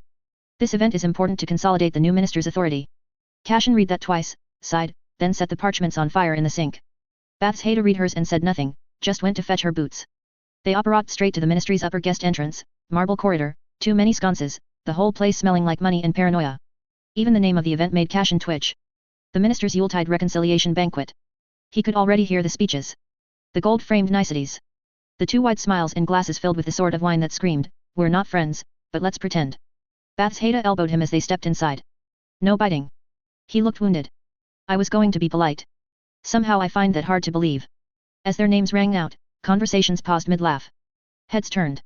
Someone near the orchestra whispered something sharp, and the violins missed a beat. Cyrus Greengrass stepped forward to greet them. Patriarch of House Greengrass. Father of Daphne and Astoria. He was the newest occupant of the minister's chair since Fudge's dramatic departure, if fleeing before the battle had even ended could truly be called resigning. Depending on who you asked, Greengrass was either the savior of the century or a convenient placeholder until someone shinier came along. He'd been a compromise candidate. Too clean for the purists, too polished for the radicals. Which, to Cashin, meant the man was smart enough to piss everyone off equally. He respected that. Regulus had been in the running too. Strong contender, if Lucian hadn't gone off the bloody rails and declared for Voldemort. Hard to sell your candidacy when your eldest son kidnaps a pair of war heroes and kickstarts a resurrection ritual. Even harder when the purebloods start whispering it was Ophelia, Cashin, and Lucian's mother, who let him into St. Margot's in the first place. And then there was Cashin again, who, after the attack, was exposed that he cracked open the occlumency channels the families had relied on for decades. Ripped out the built-in lies and fail-safes. Burned every backdoor the old families had hidden in their children's minds. 100 years of silent control, gone. After that, rosier secrets weren't secrets anymore. At least not safe ones. This banquet was the first time they'd seen him since. Cyrus didn't linger. Offered both of them a smile, a few polite nothings, then peeled off to go shake hands with someone more important in political games. Cashin didn't bother watching him go. He turned toward the back of the room where Bagshot and Goshawk had parked themselves beside the drinks table away from the posh crowd. Evening, he said, sliding in beside them. Nice to see you both still alive. I was starting to think the ministry had eaten you. Bathilda's eyes didn't lift from her glass. Only because they choke on me every time. That's the spirit. Goshawk gestured vaguely at the tray. Help yourselves. It's drinkable. Barely. Cashin picked up a glass. Bath's Haida didn't bother. That tastes like it's been stored in a boot, she muttered. Cashin sighed, loudly, and too long. Already regretting being here. What are the odds someone poisons the salmon tonight? Higher than they were last year, Goshawk said. Lower than they'll be next. Bathilda glanced up, took him in top to toe, and frowned. Nice rope, she said, flat. Cashin looked down, tugged the collar slightly. This is my everyday robe. My point exactly. Her glass tilted, lips curled. You're at a state event, Cashin. Could have put in a touch more effort. Bath's Haida shook her head. Told him to wear something nicer, but he's stubborn today. He sipped the wine, made a face. Didn't feel like it. Of course not. Don't start. It's not the worst thing someone's worn tonight. That bloke near the pillar looks like a sentient curtain. You're the only person here dressed as if it were laundry day, she muttered. Tradition. Turn up looking half dead, lower the expectations. He said cheerfully, turning to Bathilda. Speaking of which, did you ever crack the Rothen glyphs? That got Goshawk's attention. She tilted her head. You're still on about those? Yes. Because they don't make sense. I've seen 3 different translations of that central cluster, and one of them suggested it meant bone rain. Not helpful. That's because it probably does mean bone rain, Bathilda said. Cashin blinked. Seriously. She nodded, lips thin. There's a root consonant, thrak, that shows up in similar formations in culinary texts. It's used to describe unnatural weather events. Specifically those caused by cursed objects. Bath's Haida raised her eyebrows. So, rain made of bones. Or cursed rain shaped like bones, Bathilda replied dryly. Cashin winced. I'd rather not imagine either, thanks. You asked, she said, shrugging. And that's still more coherent than Goshawk's theory. I said it was a burial rite, Goshawk cut in, unfazed. The binding loop suggests spirit containment. That doesn't show up in weather work. Bath's Haida crossed her arms. It wasn't meant for burial. You don't bury something and redirect its magic. That's trap work. Reinforcement layer wrapped inside a failsafe. Cashin nodded slowly. That tracks. You still have that cast from the archive vault. In my study, Goshawk said. I want another look at the fracture lines. The flow was too clean for a break. Something bent the channel without interrupting it. Bathilda pulled a scrap of parchment from her sleeve, of course she did, and tapped the edge. It's not a fracture. It's a redirection mark. Like the drag loops. Doesn't break the channel. But bends it. Cashin leaned in. So it wasn't a cursed object. Bathilda muttered, it was a vault. No, Bathilda said. A prison. Goshawk made a face. Well, that's worse. Cashin ran a hand through his hair. If that's true, then all the translation works backwards. We've been reading it like a mirror. Exactly, Bathilda said. Fantastic. So the thing we thought was a warning is a door, Bathilda finished. Cashin sighed. Perfect. Nothing says summer project like ancient containment glyphs pretending to be public safety notices. He turned slightly, eyes landing on Fleur and Selena across the room. They were mid-conversation with a cluster of fresh ministry recruits, half of whom looked ready to faint. You sent them to Bassenmoor, didn't you? He asked Goshawk. She spotted a runic echo last week. Thought it might be a buried boundary line. Fleur tagged along. Find anything? Collapsed lay pocket. Still pulsing. Bathilda shook her head with a laugh. Lovely. Fleur hexed a rock, Goshawk added. Cashin grinned. Good girl. She said it looked at her funny, Goshawk said with a proud smile. Cashin raised his drink in mock toast. To bone rain, prison glyphs, and rocks with attitude. Bathilda clinked his glass without looking up. You're going to regret saying that. I always do. The typo in Quantum was intentional. Bathilda is trying, and Cashin doesn't correct her because he knows she's making an effort. After everyone had arrived and enough wine had circulated to grease the political courtesy, Cyrus Greengrass stepped up to the platform near the ministerial crest. He clinked his glass, gently enough to ask for silence but loud enough to cut through the hum of empty praise and strained conversation. People turned. Conversations dulled. Chairs scraped back just a little too loudly, and half a dozen reporters lowered their quills. This year, Cyrus began, looking at people's faces, has tested the limits of what a nation can endure. Straight to it. He was a Greengrass, all right. They didn't dress up bombs and ribbons. There's no point pretending otherwise. We've all seen the reports.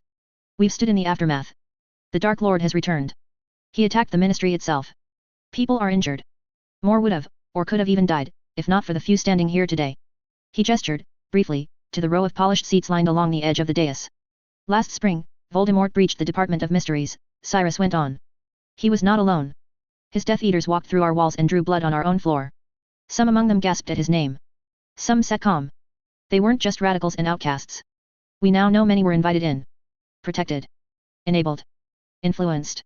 And in some cases, directly supported by sitting members of our own magical society. He let that hang a moment. Avery. Selwyn. Crabbe. Goyle, Bulstrode. The Malfoy line. The Not Patriarch. All implicated. All found complicit, either in direct conspiracy or by manipulating former Minister Fudge into attacking Hogwarts. Faces went tight.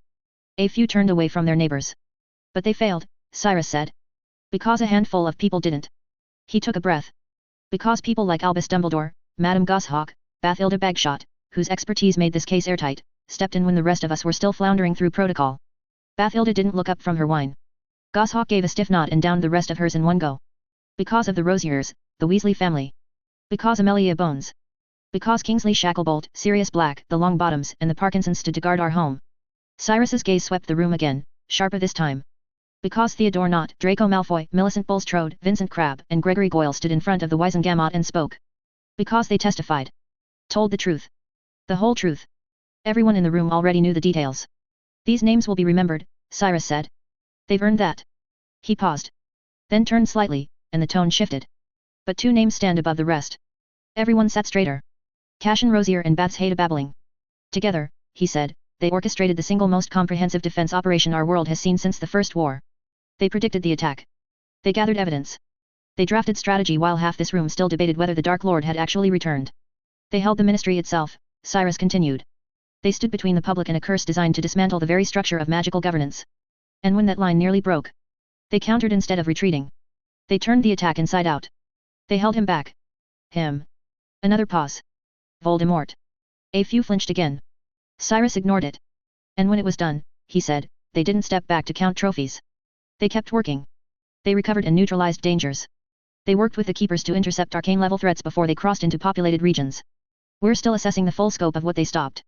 But I can tell you this, without them, we'd be rebuilding from ruins. He reached into his coat. And that's before we even get to the research, he added. You've all read the reports. Cashin Rosier and Bathsheba babbling, without official backing or funding, developed a counter-agent to Amortentia. He held the scroll high. And for these achievements. For their defense of Hogwarts. For their protection of the Ministry. For their commitment to restoring truth where it was buried in shadow. I am proud to bestow upon Cashin Rosier and Bathsheba babbling the Order of Merlin, First Class. Everyone stood. Clapping with exaggerated enthusiasm. Whatever tension had built up since the speech started vanished. Cashin reached for his drink. Bathsheba had her wand out before his fingers even touched the glass. His entire outfit flickered silver blue. The thread shimmered, darkened, adjusted. Collars straightened. Cuffs shifted. Their worn edges were gone, the travel-scorched fabric replaced by something smoother, deep, dark navy edged in a narrow runic seam. He glanced sideways. What, embarrassed to be seen with me? Her nails pressed a little tighter against his sleeve. No, just rather pictures look good. If I'd known we'd be center stage, I'd dressed worse. Too late, she murmured. You look passable now. He snorted. How tragic. Cyrus was already walking toward them, cutting a line through the crowd. Two of them got up to receive the man. Professor Rosier, Cyrus said. Professor babbling. He handed over the scroll first, both ends bound with white ribbon. The seal had already been cracked. Cashin took the scroll in one hand and turned it slightly, inspecting the crest. Cyrus didn't seem to mind. He reached into the inner pocket of his robes and pulled out the second piece. The metal itself wasn't much. Gold circle, engraved rim, a simple clasp. The Order of Merlin. First Class. The highest civilian honor in the magical world, if you believed the Ministry's press team. If you didn't, it was a coin they handed out when they didn't want to owe you anything bigger. Cashin gave it a once-over. Is this actual gold? Goblin minted, Cyrus said. Cashin raised an eyebrow. So it's valuable. A few people near the front laughed, unsure if he was serious. Cyrus smiled faintly. You've earned it. Cashin tucked the metal into his pocket without pinning it on. Bit heavy for the robes. Might ruin the tailoring. Cyrus turned to Bathsheba next. Her medal came in the same velvet-lined box. They turned together and faced the crowd. The applause finally started to fade. Cashin tapped the scroll against his palm. Do we sit now, or is there a parade? Bathsheba moved first. Sit. The rest of the ceremony blurred into whine and orchestral filler. Cyrus stepped down. Someone else took his place. Another round of handshakes. More talking. Speeches about reconciliation and the future and something about a new educational initiative that sounded like it was doomed from the title alone. Cashin tuned most of it out. Instead, he leaned closer to Bathsheba. How long do we have to stay before it's not rude to leave? 5 more minutes. Right. She added, then we have to talk to at least 3 more people. Cashin closed his eyes. You're a sadist. You're a Rosier. You can handle it. Before they left, Regulus and Magnus stepped in front of them. Cashin, his father said. A word. Cashin paused with the sigh already halfway out of his lungs. He patted Bathsheba's arm. Won't be long. She didn't argue, just peeled off toward Goshawk and Bagshot. Cashin followed the 2 men to a quieter part of hall behind one of the massive draped banners. It was still too public for anything proper, but private enough for them to pretend they weren't being watched. Regulus folded his hands behind his back. Magnus lingered by the archway, surveying the corners. I assume you know what this is about, Regulus said. Cashin tilted his head. Well, I've won awards tonight and avoided poisoning. My odds are already high. This isn't a joke. Never is with you. Regulus glanced at his father, then back. You've been quiet. Cashin didn't respond. Too quiet, Regulus went on. You had access to every secret. You saw our records. Read the dirt. Cashin raised a brow. Is this your way of saying thank you? No, Magnus cut in. It's our way of asking when that silence ends. Cashin's smile didn't move. Interesting phrasing. You ask like you're hoping I'll threaten you. Don't be ridiculous. Regulus's mouth tightened. You've always wanted leverage. Now you have it. So why haven't you used it? Magnus, to his credit, didn't shift. Some of those bindings were countermeasures. Insurance. Centuries-old contracts. You know what happens if those collapse too fast. I know exactly what happens, Cashin said. Which is why I didn't burn the rest of it. But let's not pretend any of that was noble. You built cages. You stitched obedience into your heirs and then called it tradition. That was fear, dressed in silver thread, not protection as you like to say. Regulus flinched at that. Barely. Ambition, in slivers or slabs, usually pairs with selfishness, he said. So no, I'm not airing out the skeleton drawer. You're safe from that. Regulus didn't blink, but his shoulders tensed like he'd been expecting that answer and still didn't like hearing it out loud. But let's not mistake that for forgiveness, Cashin went on, stepping in closer. You lot ve got dirt soaked so deep it could fertilize the next 3 generations. If I see you bury another body, cut another corner, or try your luck with a blood-locked vault that screams when you open it, I'll report it. Out loud. In public. With diagrams. Magnus snorted sharply. You'd really do that? Cashin tilted his head. Course I would. You'd got your own name, Regulus said. Cashin smiled flat. Already did. Magnus gave him a hard look. You think that badge in your pocket makes you untouchable now? No. But it makes me loud. And right now, that's more useful. He looked between the two men. Try me. Magnus' fingers twitched at his side, like he was weighing how far to push this. He didn't. Regulus stepped closer. You're still a rosier. You can consider this my renunciation. I'm in name only. That landed harder than it should have. You really think we'd let you walk away? Magnus asked. Cashin gave a dry huff. You think I'd ask permission? They stared at each other, knowing they didn't have a sliver of leverage against Cashin. On the other hand, Cashin had hundreds. You want to salvage the family? Cashin asked. Then clean it. Start from the inside. Take the good bones and leave the rest to rot. Rosiers don't rot, Regulus said, cold. Cashin grinned. Go check your son in Azkaban and see for yourself. He turned to leave. Regulus didn't stop him. Magnus didn't move. They watched as he stepped back into the crowd, unbothered and already halfway to the drinks table by the time the noise swallowed him whole. After the Christmas break, things picked up.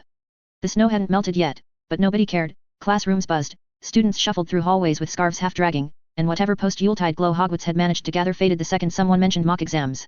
Cashin kicked the dueling club back into shape the first Saturday back. He walked in 15 minutes early, found someone had charmed the floor to hum the opening notes of Celestina Warbeck's winter album, and took exactly 1 second to vanish the sound. No Christmas spirit on his watch. You lot, he said, as soon as the last student stumbled in and the door clicked shut behind them, are going to learn how not to die. Again. But this time, with variations. Someone groaned. He pointed at her. Don't whinge, you survived Moonspit. Astoria raised her hand. Is this still Patronus training? Patronus adjacent, Cashin said. We're building from Moonspit to stronger forms. You've had 2 weeks to rest your brains and recharge your positivity, or what little of it exists. So now you'll channel that into something that actually works. They kept at it for the rest of the session. Failures piled up quick. So did half-formed results. But enough of them sparked, flared, or flickered to show the shape of something working. When the clock struck, Cashin clapped. Wrap it. You're not trying for perfection yet. You're trying for the feel. If you end up with something vaguely abstract and glowing, you're on the right track. Chairs scraped. Bags shuffled. He raised his voice over the noise. Next week is stabilization patterns. Bring yourself, not excuses. Pansy paused at the door. You're not going to teach us how to weaponize it, are you? Cashin grinned. Absolutely not. Her look said she didn't believe him. Neither did he. He spent the evening reviewing notes by the fire in his office, feet kicked up, one sock sliding off his ankle. Bath's Haida sat nearby, quill in hand, going through rune transcriptions with a look that said half of them offended her professionally.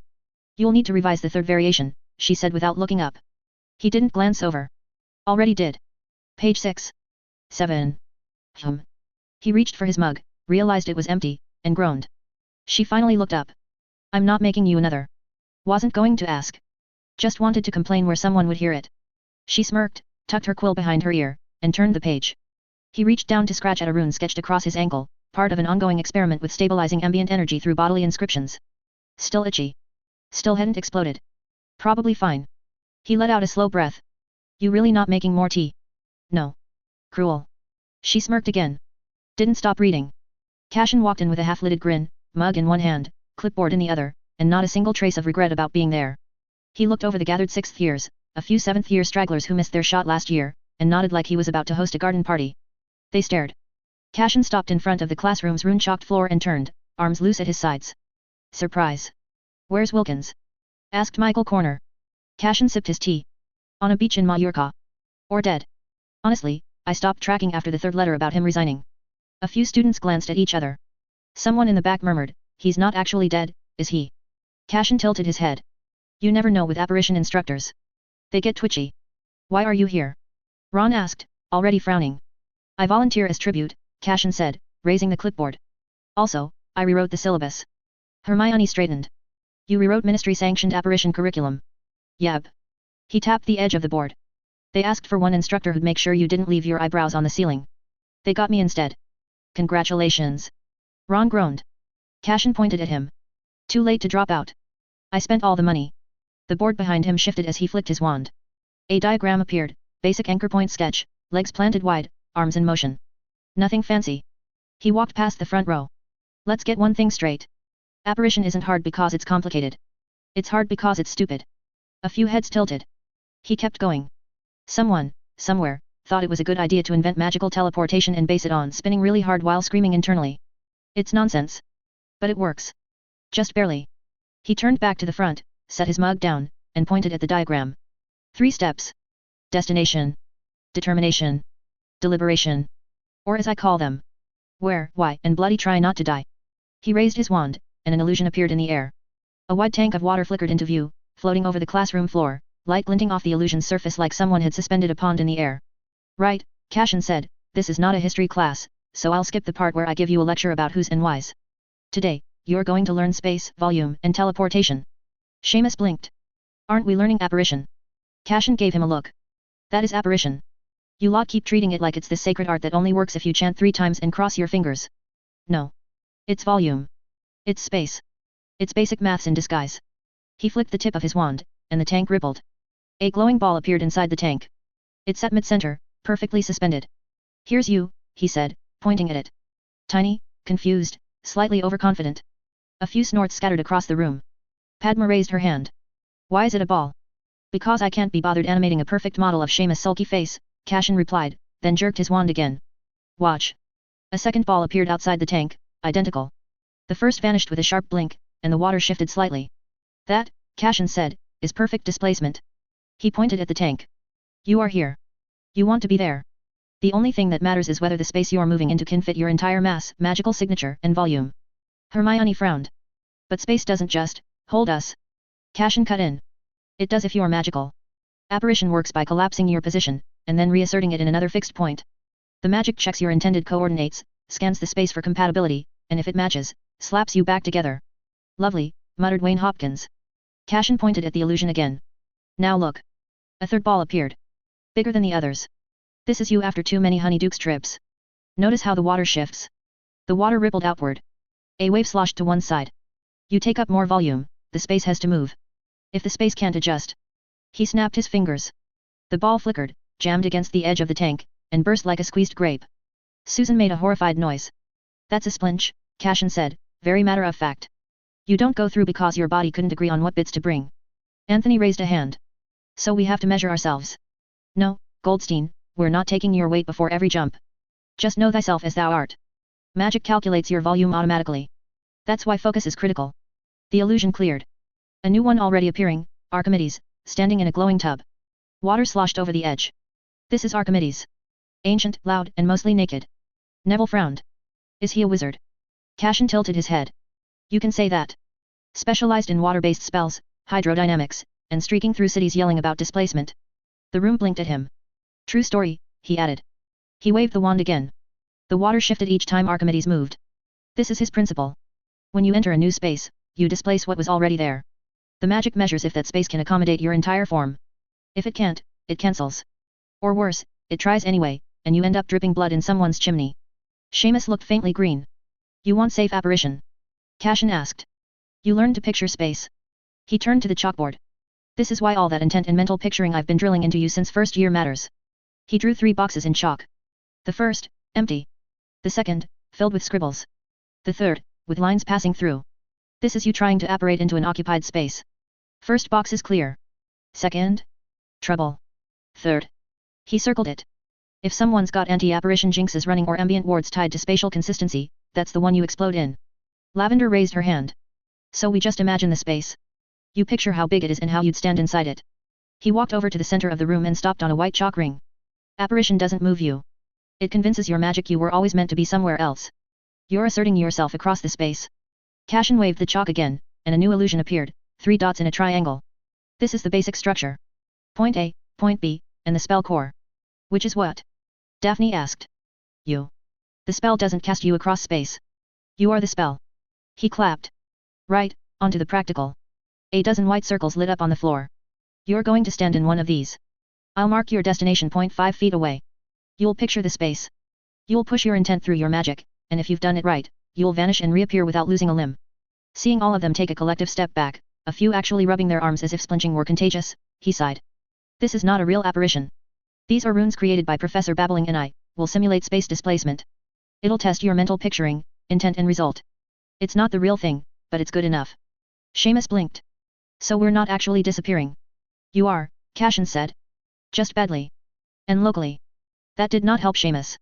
Cashin pinched the bridge of his nose. Draco folded his arms. What's the catch? Cashin looked at him. You fail, the circle rejects you. You'll feel it. Feel what? Like trying to walk through a door that doesn't like your face. Millicent made a face. Cashin strode to the center of the room and stood inside one of the rings. The runes flared up around his boots, then dimmed. Watch. He pointed at the matching circle a few feet away. That's my destination. 5 feet. Same room. Same air. Nothing in the way. He closed his eyes. The air inside the ring tightened. A faint shimmer rose up from the floor. For half a second, his outline blurred, as if someone had dragged him sideways through wet paint. He snapped into the second circle with a crack. Several students jumped. Cashin looked down at himself, brushed imaginary dust off his sleeve. See? Still handsome. Ron muttered, debatable. Cashin shot him a look. Your turn, Weasley. Ron recoiled. Ah. He gestured at the nearest circle. In.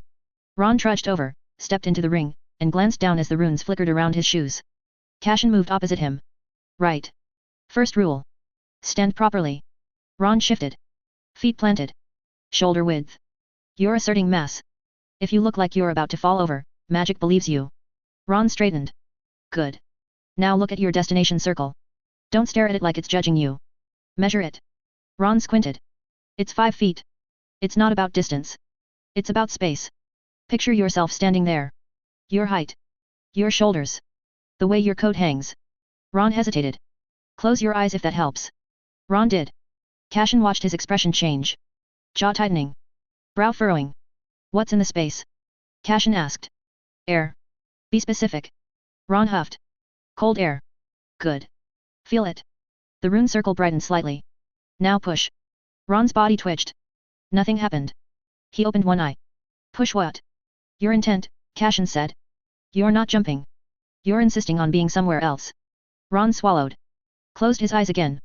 The air hummed. For a split second, his outline flickered, like a reflection disturbed by wind. Then the ring beneath him flared red. Ron stumbled forward as if someone had shoved him in the chest. He stayed exactly where he was. A ripple of laughter passed through the room. Cashin held up a hand, looking at Ron. What happened? Ron rubbed his sternum. It felt wrong.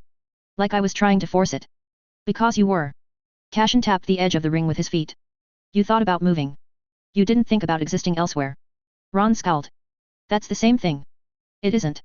Hermione raised her hand. He visualized the action, not the state. Cashin pointed at her. Exactly. Nicely put. Ron glared at her. Cashin stepped closer to the circle. Try again. This time, don't imagine yourself walking. Imagine you're already there. As if you've always been standing in that second ring. Ron sighed slowly. The runes beneath his boots dimmed. He closed his eyes again. Silence settled over the class. Even Seamus stopped fidgeting. Ron's shoulders eased. His breathing slowed. The shimmer rose again, stronger this time. His outline blurred. Crack. He reappeared in the second ring, knees bent, eyes flying open. For a second he looked shocked. Then he looked at his hands. I did it. Cashin gave him a nod. You did. The class erupted in noise. All right, Cashin said over the chatter. That's the easy distance. 5 feet. Controlled environment. No one trying to hex you mid-jump. He looked around. Pair up. I want one observing, one attempting. You're watching posture, hesitation, the moment of push. They shuffled into position. Hermione and Harry took a ring near the window. Draco and Theo chose one near the back. Pansy stood with Tracy, arms folded until Tracy nudged her into the circle. Seamus dragged Dean into place. Neville hovered near the edge until Daphne waved him over. Cashin walked between the rings as the first attempts began. Lavender's first try fizzled immediately, the circle flashing dull orange before fading.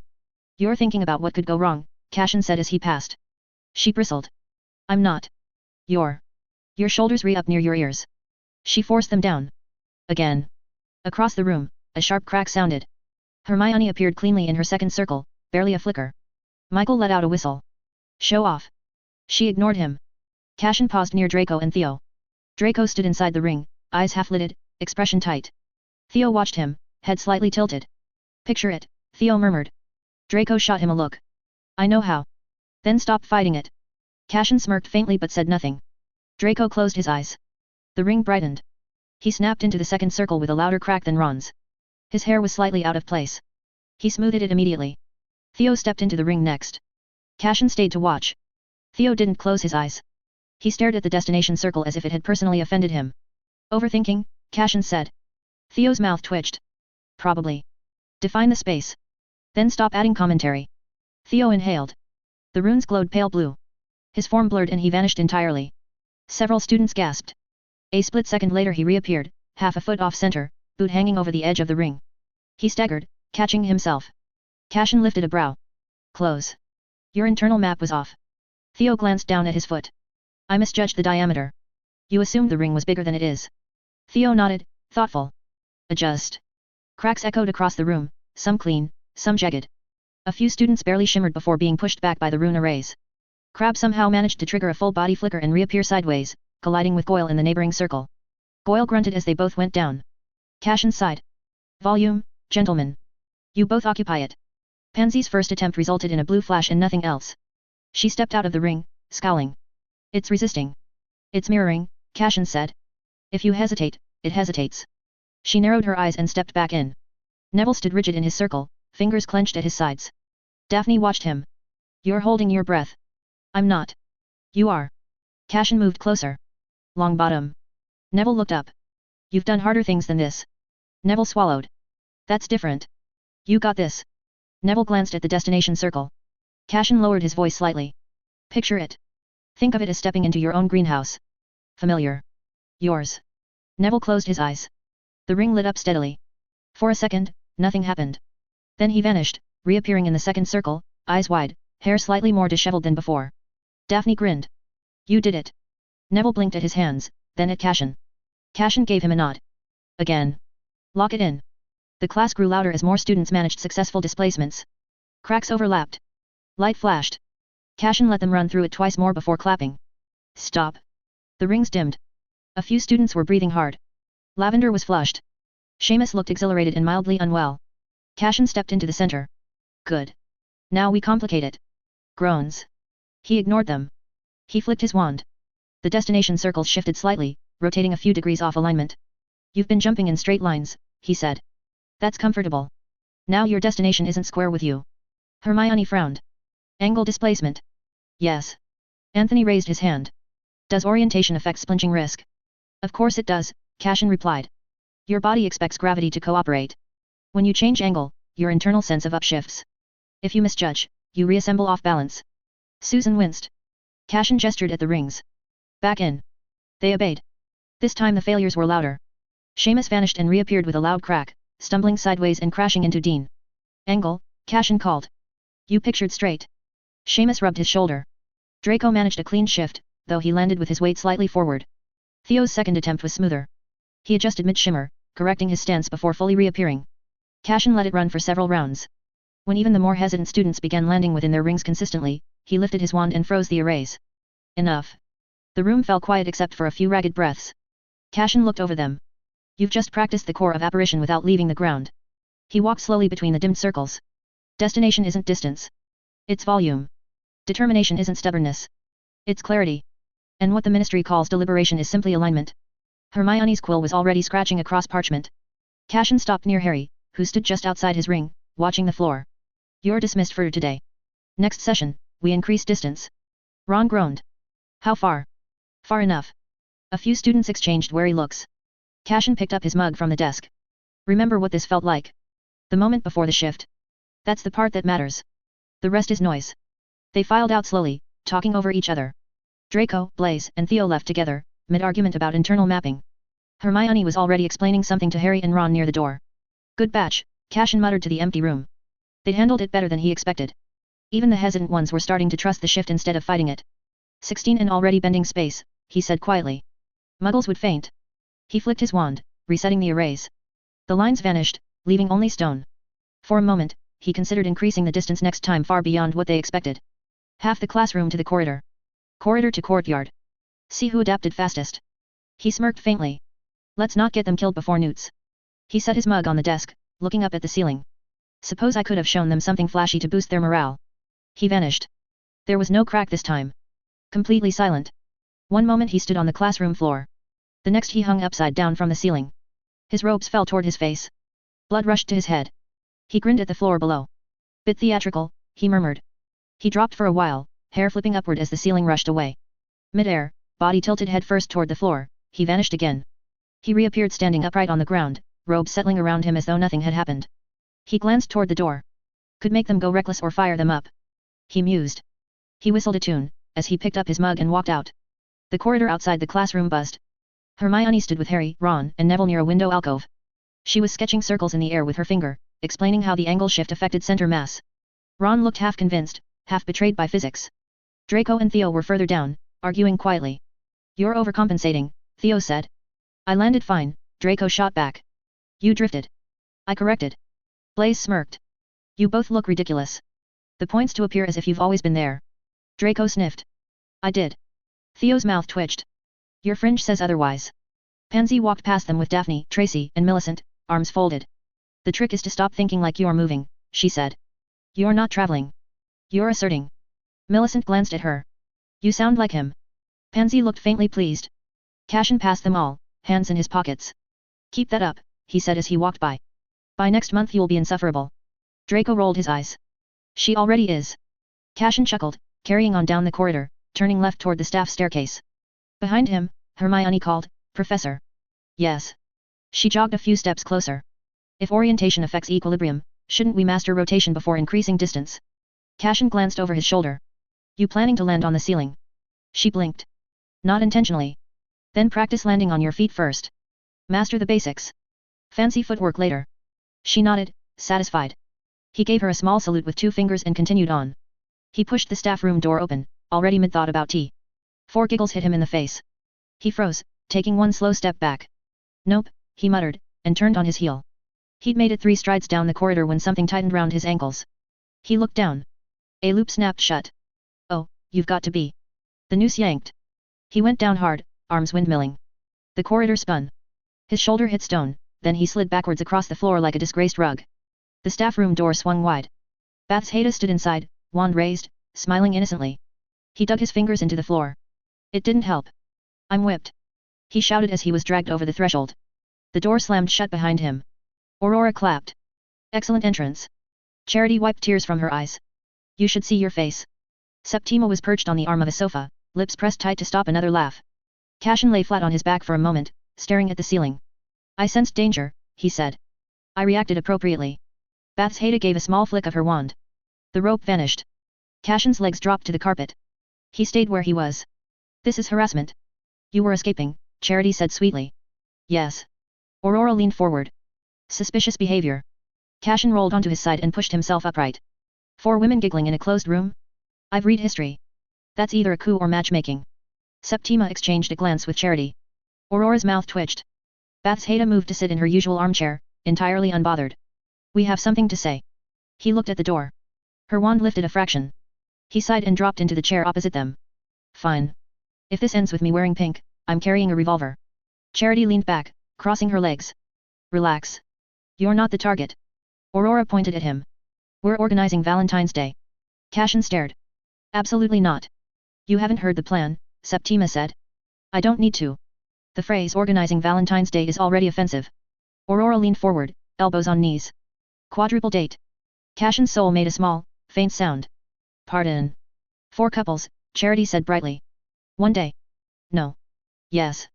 "No." "Yes." Septima cleared her throat. "It'll be fun." He looked at her, betrayed. "You're meant to be the sensible one." "I am being sensible." Aurora ticked off fingers. "Me and Sirius." Cashin closed his eyes. "Charity and Kingsley." He inhaled slowly. "Septima's been seeing one of Kingsley's friends for weeks." His eyes snapped open. "Since when?" Septima looked almost shy. "A while. It was your idea." Charity grinned. "And then there's you." He stared at her. "And Bath's Haida," Aurora finished. With each name, something inside him died. "Sirius," he muttered. "Kingsley. Some mysterious friend. And me." Aurora beamed. "You sound thrilled." "I sound doomed." Bath's Haida looked at him, eyes lit, smiling wide. "It's a date." He leaned back in the chair and stared at the ceiling beams, hoping they would collapse on him.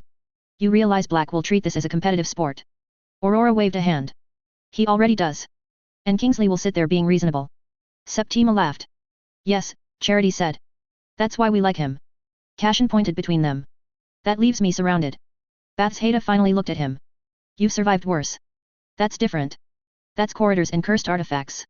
This is candlelight." Septima folded her hands in her lap. "You're afraid of dinner, Rosier." "I'm wary of dinner." Aurora grinned. "He's afraid." He rubbed his face and looked at Bath's Haida again. That's cruel. You like cruel, she repeated. Charity burst out laughing. He gave her a look. She narrowed hers back. Bathsheba reached across and straightened his collar absently. It'll be fine, she said. He sighed even harder. Right. Dinner. I can do it. With minimal sarcasm. Aurora perked up. You. I said minimal. Not extinct. For one brief, reckless heartbeat, Cashin considered saying 3 words he buried deep into his heart. He could feel the syllables sitting at the back of his tongue. Crownatio Yukika. Call it. Let the ancient horror claw its way into the light. Let the sky split. Let the earth crack. Let something enormous and catastrophic stomp across Britain and give him a perfectly valid excuse to cancel the date. The perfect good night spell. Tempting. Really tempting. Then he glanced at Bathsheba. She was speaking with Aurora again, faintly animated, eyes sparkling, already half planning something about table and wine. She looked excited. He raked his hair. The world would remain unburnt. Crownatio Yukika, he muttered in his mind, almost fondly. Another time, buddy. He dragged a hand down his face. Things he did for love. Cashin hit the couch face first and groaned into the cushions. I hate all of you, he said, voice muffled. Bathsheba shut the door behind them, walking to the mirror, smiling far too brightly for someone who'd just survived the same evening. You were charming. He rolled onto his side and squinted at her. At what point? The bit where Sirius set the tablecloth on fire or when Kingsley tried to arrest the waiter. She walked over, slipped off her shoes, and sat at the other end of the sofa. You're exaggerating. I am not. The man flashed his badge because the soup was cold. It was a valid reason. The soup looked like it was tempered with. Well, he was right, so I'll let that one slide. She laughed, still glowing with whatever wicked satisfaction Aurora and the others had wrung out of the night. The whole thing had started in Hogsmeade, a private room above the 3 broomsticks. Candles. Floating hearts. Someone had charmed the cutlery to hum softly whenever 2 people touched hands across the table. Cashin deadpanned at the enchantment. Subtle, he'd muttered, eyeing the fork vibrating faintly between Aurora and Sirius. Sirius, grinning like a man who'd either missed every warning sign or enjoyed ignoring them, leaned back in his chair. Evening, Kingsley said, probably too proud to be the second most senior at the table. This way, King, Charity told him, tugging his sleeve. Septima came in last with Remus Lupin at her side. Cashin froze mid-sip. He looked at Remus. Remus looked at him. There was an awkward silence. You said Kingsley's friend, Cashin said slowly. Septima kept her chin up. He is. Kingsley coughed into his hand. Sirius stared at the ceiling. Remus gave a small, polite wave. Good evening. Cashin narrowed his eyes at the entire table. You liars. Well. You would have guessed if we said Sirius's friend. Remus chuckled. Good to see you again, Rosier. Cashin looked from Septima to Kingsley, then to Sirius. Evening, Lupin. Remus stepped forward and offered his hand. Cashin eyed it for half a second, then took it. Didn't realize you'd joined the social ambush committee. I was told there'd be wine, Remus said. And that it'd be fun to watch you suffer. Aurora clapped. Right. Now that the surprise is out, can we sit? They did. Back in the room, Cashin looked up as Bathsheba reached behind her ear and unclipped one of her earrings. What was that with trying to outdrink me? He asked. Sirius would take a sip whenever I did. Bathsheba laughed, sliding the second earring free. Oh yeah, he did that. Cashin pushed himself up on one elbow. Every time I touched the glass, he mirrored me. Like we were in some tragic duel. She set the earrings down and loosened her hair. He thought you were challenging him. I was hydrating. She shook her head. It was fun. And you were very civil. So thank you. Cashin let out a long, dramatic sigh and dropped back against the cushions. She always did that. Took the wind out of him with a soft word and a look that made it hard to keep sharpening knives. Civil, he muttered. That's the bar now. I don't punch anyone and I get a medal. You didn't even argue. I argued internally. That doesn't count. He dragged a hand over his face. This was worse than that double date 2 years ago. At least then it was only Kingsley being unbearable. Tonight we had Sirius in full peacock mode. She laughed under her breath. He was flat out insufferable, Cashin went on. Bragging about detentions. Bragging about sneaking out past curfew. Bragging about hexing teachers. He was showing off. To whom? Me. To everyone. When Sirius drifted into stories about school, it was clear he remembered it as a golden age. Detentions turned into legends. Pranks polished into heroics. James's name came up often. Cashin remembered the same years differently. Though Bathsheba's hand on his under the table calmed him. But when Sirius leaned back at dinner and relived it all with a grin, it wasn't nostalgia Cashin heard. It was really asking for it. Remus listening with laughs and smiles only sharpened it. Then Sirius raised his glass and toasted James and Lily as the best couple that walked out of the castle, looking straight at Cashin and Bathsheba as he did it. His hand tightened slightly on his glass. Bathsheba patted his leg under the table. He let the moment pass. Raised his own glass. Drank. After dinner, they'd stepped out into Hogsmeade as a group. Sirius had thrown an arm round Remus's shoulders and nearly slipped on ice. Kingsley wasn't as foolish, kept close to his date. Aurora and Septima had fallen into step beside Bath's Haida, already whispering about whether the evening counted as a success. The village was alive. Lanterns glowed warm against the dark. Shop windows were dressed in red ribbons and floating hearts. Students milled about in pairs and clusters. Daphne and Neville walked side by side near Honeydukes, heads bent together over something wrapped in parchment. Neville was talking with his hands. Daphne was nodding, adding her piece when he stopped.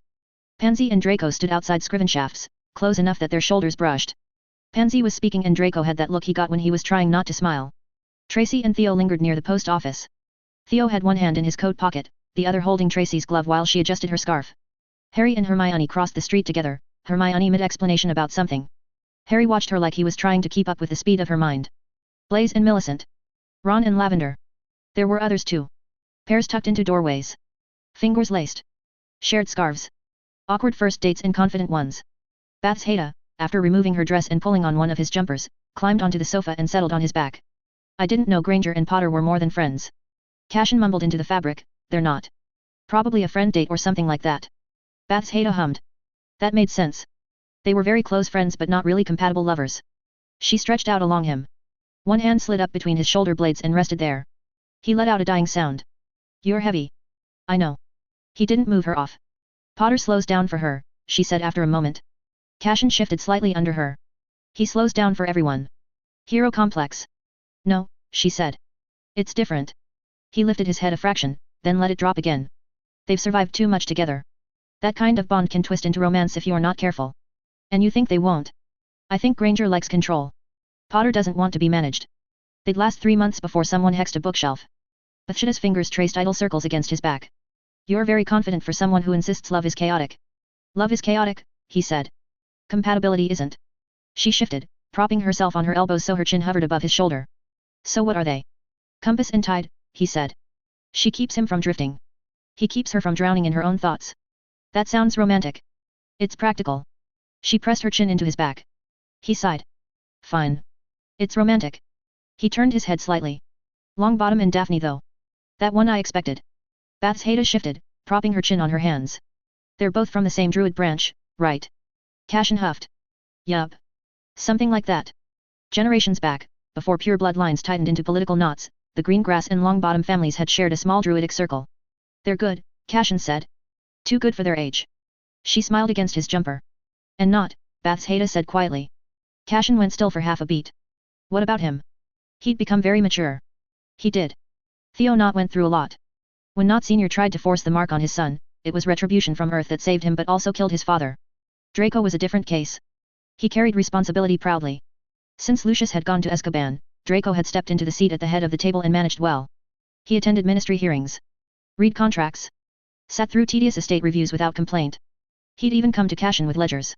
Now he worked. Hard. In class. In dueling drills. In politics. He'll be all right, Cashin muttered. He'd seen boys shaped by fathers into weapons. Seen what happened when no one interrupted the mold. Draco had interrupted it himself. He just helped him. He turned over, forehead brushing hers. Don't organize another quadruple date, he said. Pretty please. No promises. He groaned. She kissed him anyway. Then what are we? She asked with a smile. Cashin looked up. She added, you said Potter and Granger are anchor and sail. What are we? Cashin hummed, then grinned. Anchor and sight. Tether and blade. 2 days later. Cashin and Draco stepped in as the door shut behind them. Towers of broken desks greeted them. Chandeliers tangled in nets of cobweb and wire. They rose in narrow lanes, crooked corridors between mountains of discarded things. Draco stared. What is this? Forgotten things, Cashin said. Hogwarts hoards. Draco took a few slow steps forward, eyes flicking left and right. Where are we? Is this still part of the castle? Doesn't matter. Don't overthink. Draco glanced at him. I already am. They moved down one of the lanes. Tell me what he said again. Draco swallowed, clenching his fists. The Dark Lord said the headmaster's arrogant. Said he thinks the castle can't be breached. He laughed about it. Cashin's mouth flattened slightly. Go on. He said the school hides its own weaknesses. That there are things inside it even the headmaster doesn't know about. He said if you know where to look, the castle will open itself. Draco gestured around them. He mentioned a room where generations hid things. They moved deeper. Cashin brushed his hand against a chipped bust as they passed. This was the room Lockhart had taken the diadem from a few years earlier, causing all that trouble for him. He had learnt of the room afterwards from the Grey Lady. He and Batshada had checked it several times, but hadn't found anything of worth. They turned a corner. Half hidden behind a leaning wardrobe and a stack of broken picture frames. A tall cabinet of dark wood. Carved edges dulled with age. The door hung slightly ajar. One panel cracked down the middle. Draco stopped walking. That's it. Cashin stepped closer. He touched the wood lightly. Then withdrew his hand. Vanishing cabinet, Cashin said quietly. Draco looked at him. You know it. I read about it. He crouched, examining the crack along the frame. Runes faint beneath the varnish. This one's been damaged, he muttered. Severed connection. Draco stepped closer. He said it can be fixed. Father said the pair is in Nocturne. At Borgen and Burke's. Cashin sighed slowly through his nose. So that's the plan. Draco's mouth tightened. If one is here, and one is there, then anything can walk through. Cashin stood. He circled the cabinet, hand hovering near the frame. The castle wards are layered. Anti-apparition. Anti-portrait. Anti-summoning. Blood-keyed thresholds. Cashin leaned closer to the crack. It creates a bridge. Fascinating. Draco's eyes flicked to the gap in the door. So if someone stepped inside the one in Nocturne, they'd step out here. Cashin looked back at the cabinet. He traced the edge of the crack. A faint vibration answered. See that? He said quietly. Draco leaned in. The two cabinets are still aware of each other. There's a residual tether. Draco's voice dropped. So it can be repaired. Cashin glanced up at him. With enough time. Enough knowledge. And someone willing to risk being torn in half if the alignment's off. Draco's voice was quiet. What do we do? Cashin snorted a laugh. Thanks for the warning. I'll take care of the one in Nocturne. Draco nodded. If anyone can get Borgen to sell, it's you. Oh, he'll sell, Cashin said, brushing dust off his sleeve. He likes gold more than loyalty. I'll frame it as preservation of historical artifacts. Which it is. Technically. I'll move this one out as well, he added. Somewhere with proper containment. Castle's old, but I'd rather not test how many back doors it's hiding. Draco glanced at the stacked junk around them. You think he'd really try? Not now. Cashin straightened. He's lost his inner circle. The lot of them are locked up. And he's terrified of Dumbledore. That hasn't changed. Draco's jaw tightened at the mention of his father. Cashin noticed. He shifted the subject without softening it. How's your mother? Draco looked away. She's adjusting. That sounds grim. She's not upset about father being in Azkaban, Draco said after a moment. She always knew what he was. She's angry about the loss. Loss of him. Loss of standing, Draco replied. The invitations stopped. The old alliances went quiet. People who used to bow barely nod now. Cashin gave a hum. Status is a fragile currency. She built her life around it, Draco said. Now she hosts fewer dinners. The house feels smaller. Cashin leaned back against a stack of broken desks. Does she blame you? Draco's eyes flicked up. No. That's good. She blames the world. The Ministry. Dumbledore. You. Cashin grinned faintly. I'd be offended if she didn't. Draco looked down. She thinks you encouraged me, he said. To think differently. Cashin tilted his head. Did I? Draco sighed. Cashin pushed off the desks. Listen. The old orders cracked. Some families will shrink with it. Some will adapt. You're doing the second one. Draco folded his arms. Thanks for the trust. Mother's trying. Good. Keep her focused on rebuilding properly. Not chasing ghosts. He tapped the cracked wood. Interesting piece of magic, though. Shame it was meant for murder. Draco's mouth curved faintly. You always sound disappointed when something's dangerous for the wrong reason. History's full of brilliant ideas used by idiots, Cashin said. I'd rather keep the brilliance and bin the idiots. He stepped back, giving the cabinet one last look. Come on, he said. We've seen enough. They walked back through the maze of abandoned things. At the threshold, Draco paused. Sir. Cashin glanced at him. Thank you. For what? For not pretending this isn't serious. Cashin patted him on the shoulder. It is serious. That's why we're dealing with it before it becomes a headline. Hogsmeade was already glowing by the time they left the castle. Batshada stopped him halfway down the path. Hold still. She reached up and straightened his collar anyway. Smoothed the front of his coat. Tugged the fabric down where it had bunched at his shoulder. Cashin stood there, enduring it, hands hovering uselessly at his sides. I feel like a dressed-up child waiting for guests, he muttered. You look like a professor who owns 3 shirts, she replied. He reached up to fix the cuff she'd just adjusted. I own 4. Thanks. She swatted his hand away. Stop undoing my work. I wasn't undoing. I was refining. You were fiddling. He narrowed his eyes at her. She smiled and stepped back to inspect him. There. Acceptable. Glowing praise. She looped her arm through his and started walking before he could protest again. The path into the village was busy. Students had clearly been given unofficial permission to linger longer than usual. Red ribbons were strung between lampposts. Enchanted hearts drifted lazily above shop fronts. A few third years were trying to pop them with pea-sized jinxes and failing. As they passed Weasley's wizard wheezes, the front window exploded in glitter. Cashin flinched. Fred leaned out of the doorway. Seasonal confetti. Edible.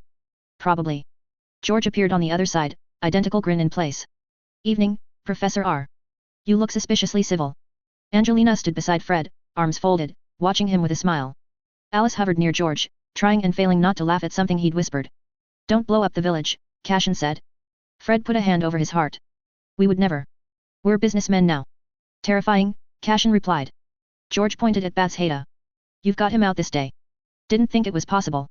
It took effort, she said solemnly. Oi, Cashin said. A blur of movement broke off from the pavement. Professor R. Cashin barely had time to brace before Kenneth crashed into him and wrapped him in a full, unapologetic hug. Air left Cashin's lungs in a soft oof. Good to see you too, he managed, patting the boy, man, technically, on the back. Kenneth pulled away, grinning wide enough to split his face. He'd grown a bit since last year. Same expression though. Sir, you look bright, he said earnestly. Very, official.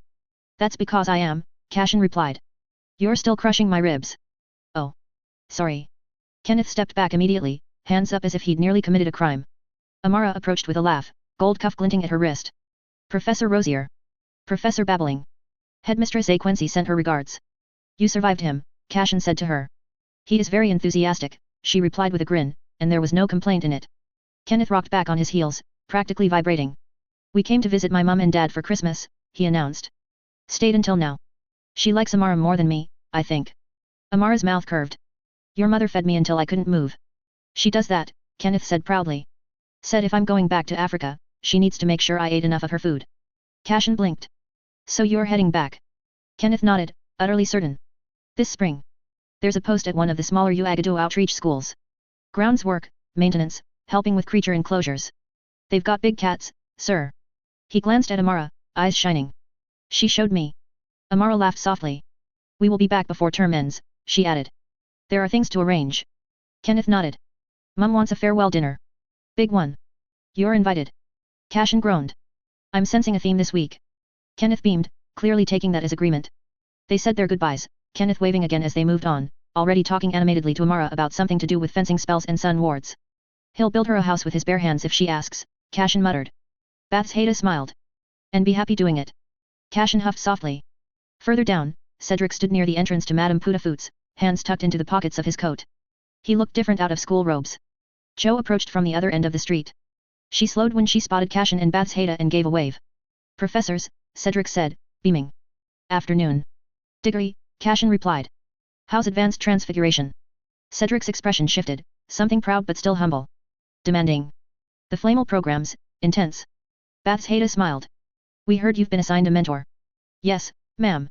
One of Master Flammel's senior apprentices. We're working on stable matter conversion without degradation. Cashin raised a brow. Ambitious. Cedric nodded. He says most people rush it. I'm not rushing. Good, Cashin said. Rushed transfiguration is how you end up with chairs that still breathe. Cedric laughed quietly. I wanted to thank you both, he added. For the recommendation. And for speaking to the Flammels. Cashin waved it off. You did the work. You opened the door. Bath's Haida nudged Cashin lightly. We expect impressive things, she said. Cedric smiled, nodding. I'll try not to embarrass you. You won't, Cashin replied. Cedric headed back to Cho. She slipped her hand into his as they walked away. They reached the 3 broomsticks. Laughter drifted out through the open door. Music somewhere in the back. The whole village smelled faintly of butterbeer and cold air. Cashin paused at the threshold. Last chance, he said. We could fake food poisoning. Bath's Haida tightened her grip on his arm. You'll behave. I always behave. She gave him a look. He sighed and pushed the door open. Warmth hit them first. Then the noise. And somewhere upstairs, judging by the volume, Sirius Black was already in full performance mode. The private room above the 3 broomsticks had been charmed within an inch of its dignity. Candles floated, casting warm light that made everything look softer than it deserved. Red ribbons hung from the beams. Someone had transfigured the centerpiece into a cluster of glass hearts that rotated slowly in the air. Aurora sat at the far end of the long table, pleased with herself. Sirius sprawled across from her, one arm slung across the back of his chair. Rosier. Sirius called. You made it. I considered faking my own death, Cashin replied, taking a seat opposite him. But I'm told that's excessive. Aurora lifted her hands. See? He's in good spirits. I'm in a room with floating hearts. Romantic, she said. Bath's Hada sat beside him, hands folded neatly on the table. The fork near her plate gave a faint hum when Cashin's sleeve brushed hers. He stared at it. Is that charmed to react to proximity? Aurora beamed. Only when hands touch. Sirius leaned forward and reached across the table toward Aurora. Their fingers brushed. The spoons chimed. Brilliant, Sirius said. Cashin looked at the ceiling. There was a knock at the door. Evening, Kingsley said as he stepped in. This way, King, Charity called, tugging him by the sleeve. Septima entered last. With Remus Lupin at her side. Cashin froze mid-sip. Remus was smiling. You said Kingsley's friend, Cashin said, very slowly. Septima lifted her chin. He is. Kingsley coughed into his hand. Sirius studied the floating hearts with sudden interest. Remus gave a small wave. Good evening. Cashin narrowed his eyes at all of them. Liars. Well. You would have guessed if we said Sirius's friend. Remus chuckled. Good to see you again, Rosier. Cashin looked from Septima to Kingsley, then to Sirius. Evening, Lupin. Remus stepped forward and offered his hand. Cashin shook it. Didn't realize you'd joined the social ambush committee. I was told there'd be wine, Remus said. And that it'd be fun to watch you suffer. Aurora clapped again. Right. Now that the surprise is out, can we sit? The soup arrived first. Tomato. Kingsley tasted it. Paused. He set the spoon down, brows furrowed. This is strange. What?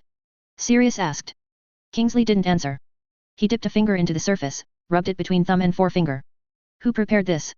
The waiter froze mid-step. Sir. This bowl, Kingsley said. Who handled it last? Remus straightened slightly. It's tomato. Kingsley ignored him. The waiter swallowed. It came straight from the kitchen, sir. I only carried. Kingsley's wand slid into his hand under the table. The temperature's wrong, he said. Aurora blinked. It's soup. The waiter began stammering apologies, hands twisting in his apron.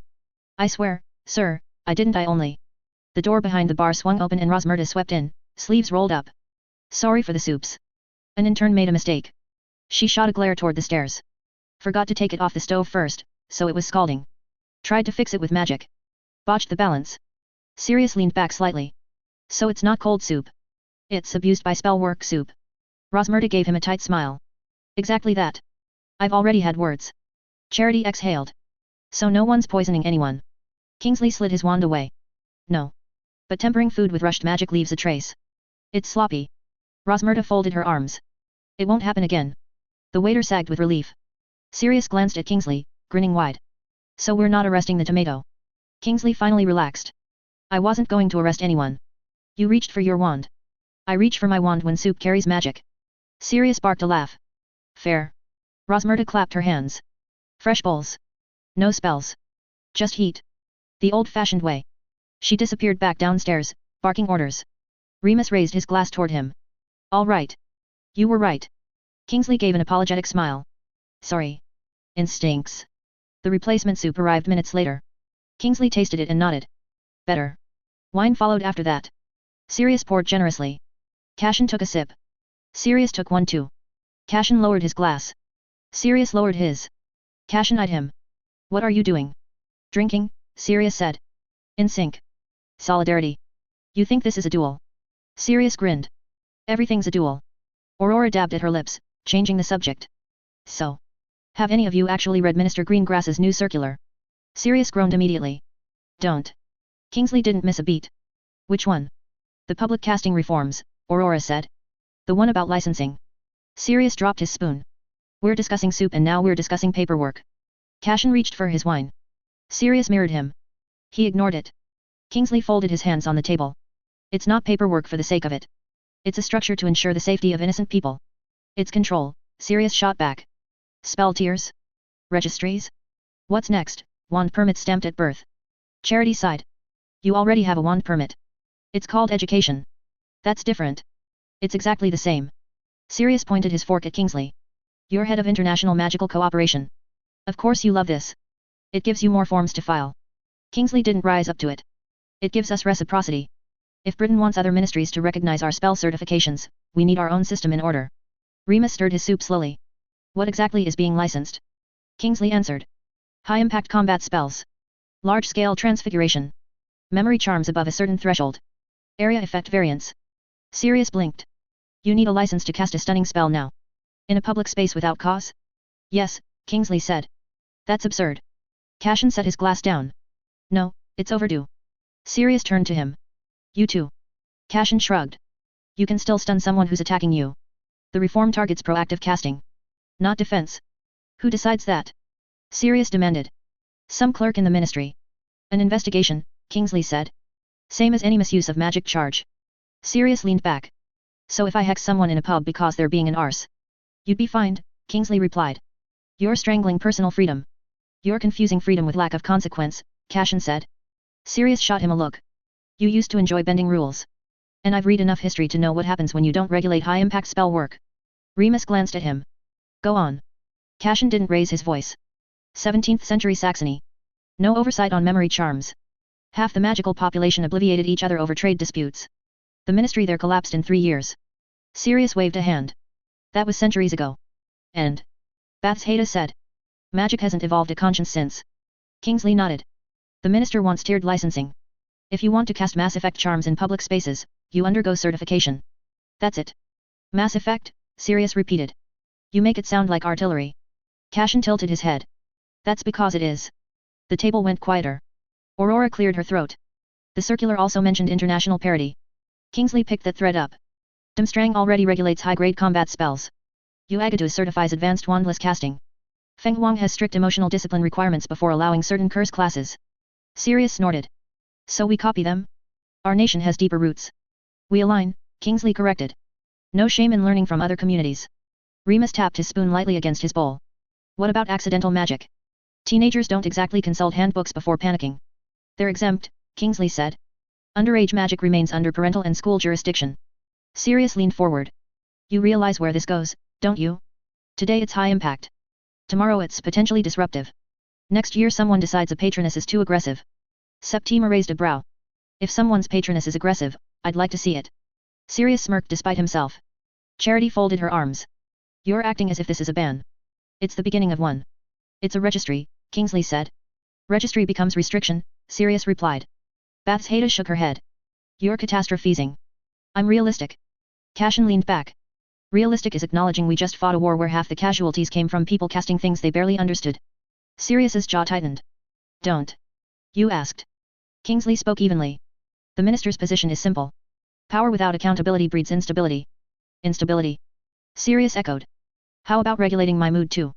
I think spells that can level a street shouldn't be cast between dessert and coffee. That's simple. Aurora coughed into her napkin to hide a laugh. Remus looked thoughtful. What about private property? Kingsley answered. Private land remains largely unrestricted. The focus is to protect the innocent bystanders from reckless bravado. So if I want to practice blasting curses in my own garden? Sirius asked. You'll still need certification if it exceeds Tier 3. Sirius threw his hands up. Tier 3. Listen to yourself. Cashin rested his elbows lightly on the table. You're stuck on the language. Strip it down. The reform says, if you want to wield large-scale force in shared spaces, prove you know what you're doing. I do know what I'm doing. Brilliant, Cashin said. Then the test won't trouble you. Sirius opened his mouth. Closed it. Remus intervened softly. The real question is enforcement. Who polices it? Kingsley answered without hesitation. Magical law enforcement. With expanded oversight committees. Sirius barked a laugh. Oversight committees. That'll fix everything. It might slow escalation, Cashin said. Sirius looked at him sharply. Since when did you start trusting the ministry? I don't, Cashin replied. I just trust people less. He gestured loosely with his glass. Licensing sets a ceiling. It won't stop ideology. It won't stop dark magics. But it slows ordinary idiots from blowing holes in the street because they're cross. Aurora leaned forward. Cyrus argues it also protects reputation. After everything, foreign ministries see Britain as unstable. Kingsley nodded. We've had 3 delegations ask whether we're implementing reform. Sirius scoffed. So this is about appearances. It's about credibility, Kingsley said. Cashin added, and leverage. If Britain wants to push for cross-border curse tracking, we can't look like we hand out blasting curses like party favors. Charity smiled faintly. You're assuming the public will accept it. They will, Kingsley said. Most families don't want their neighbors practicing advanced hexes in shared alleys. Sirius leaned back again. You're taming magic. No, Septima said. We're civilizing it. That's worse. Remus looked between them. There's a difference between constraint and structure. Aurora hummed. Cyrus also wants to tighten nocturne oversight. Financial audits, Kingsley said. Artifact tracking. Licensing for cursed object sales. Sirius smirked. Rosier, Worried. Cashin didn't flinch. I prefer my cursed objects documented. Remus laughed under his breath. Kingsley continued, it's not about shutting shops down. It's about traceability. If something ends up in the wrong hands, we know where it came from.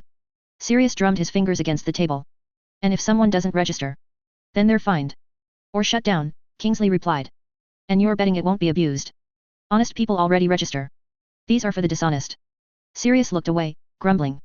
Remus lifted his glass. To hoping we don't swing too far in either direction. Aurora followed suit.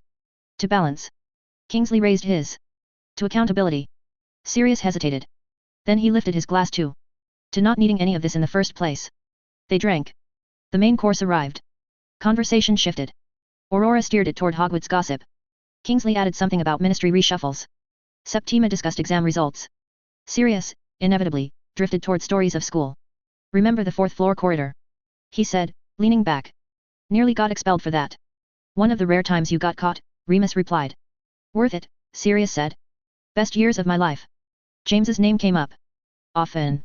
Pranks polished into legend. Detentions reframed as heroic acts of rebellion.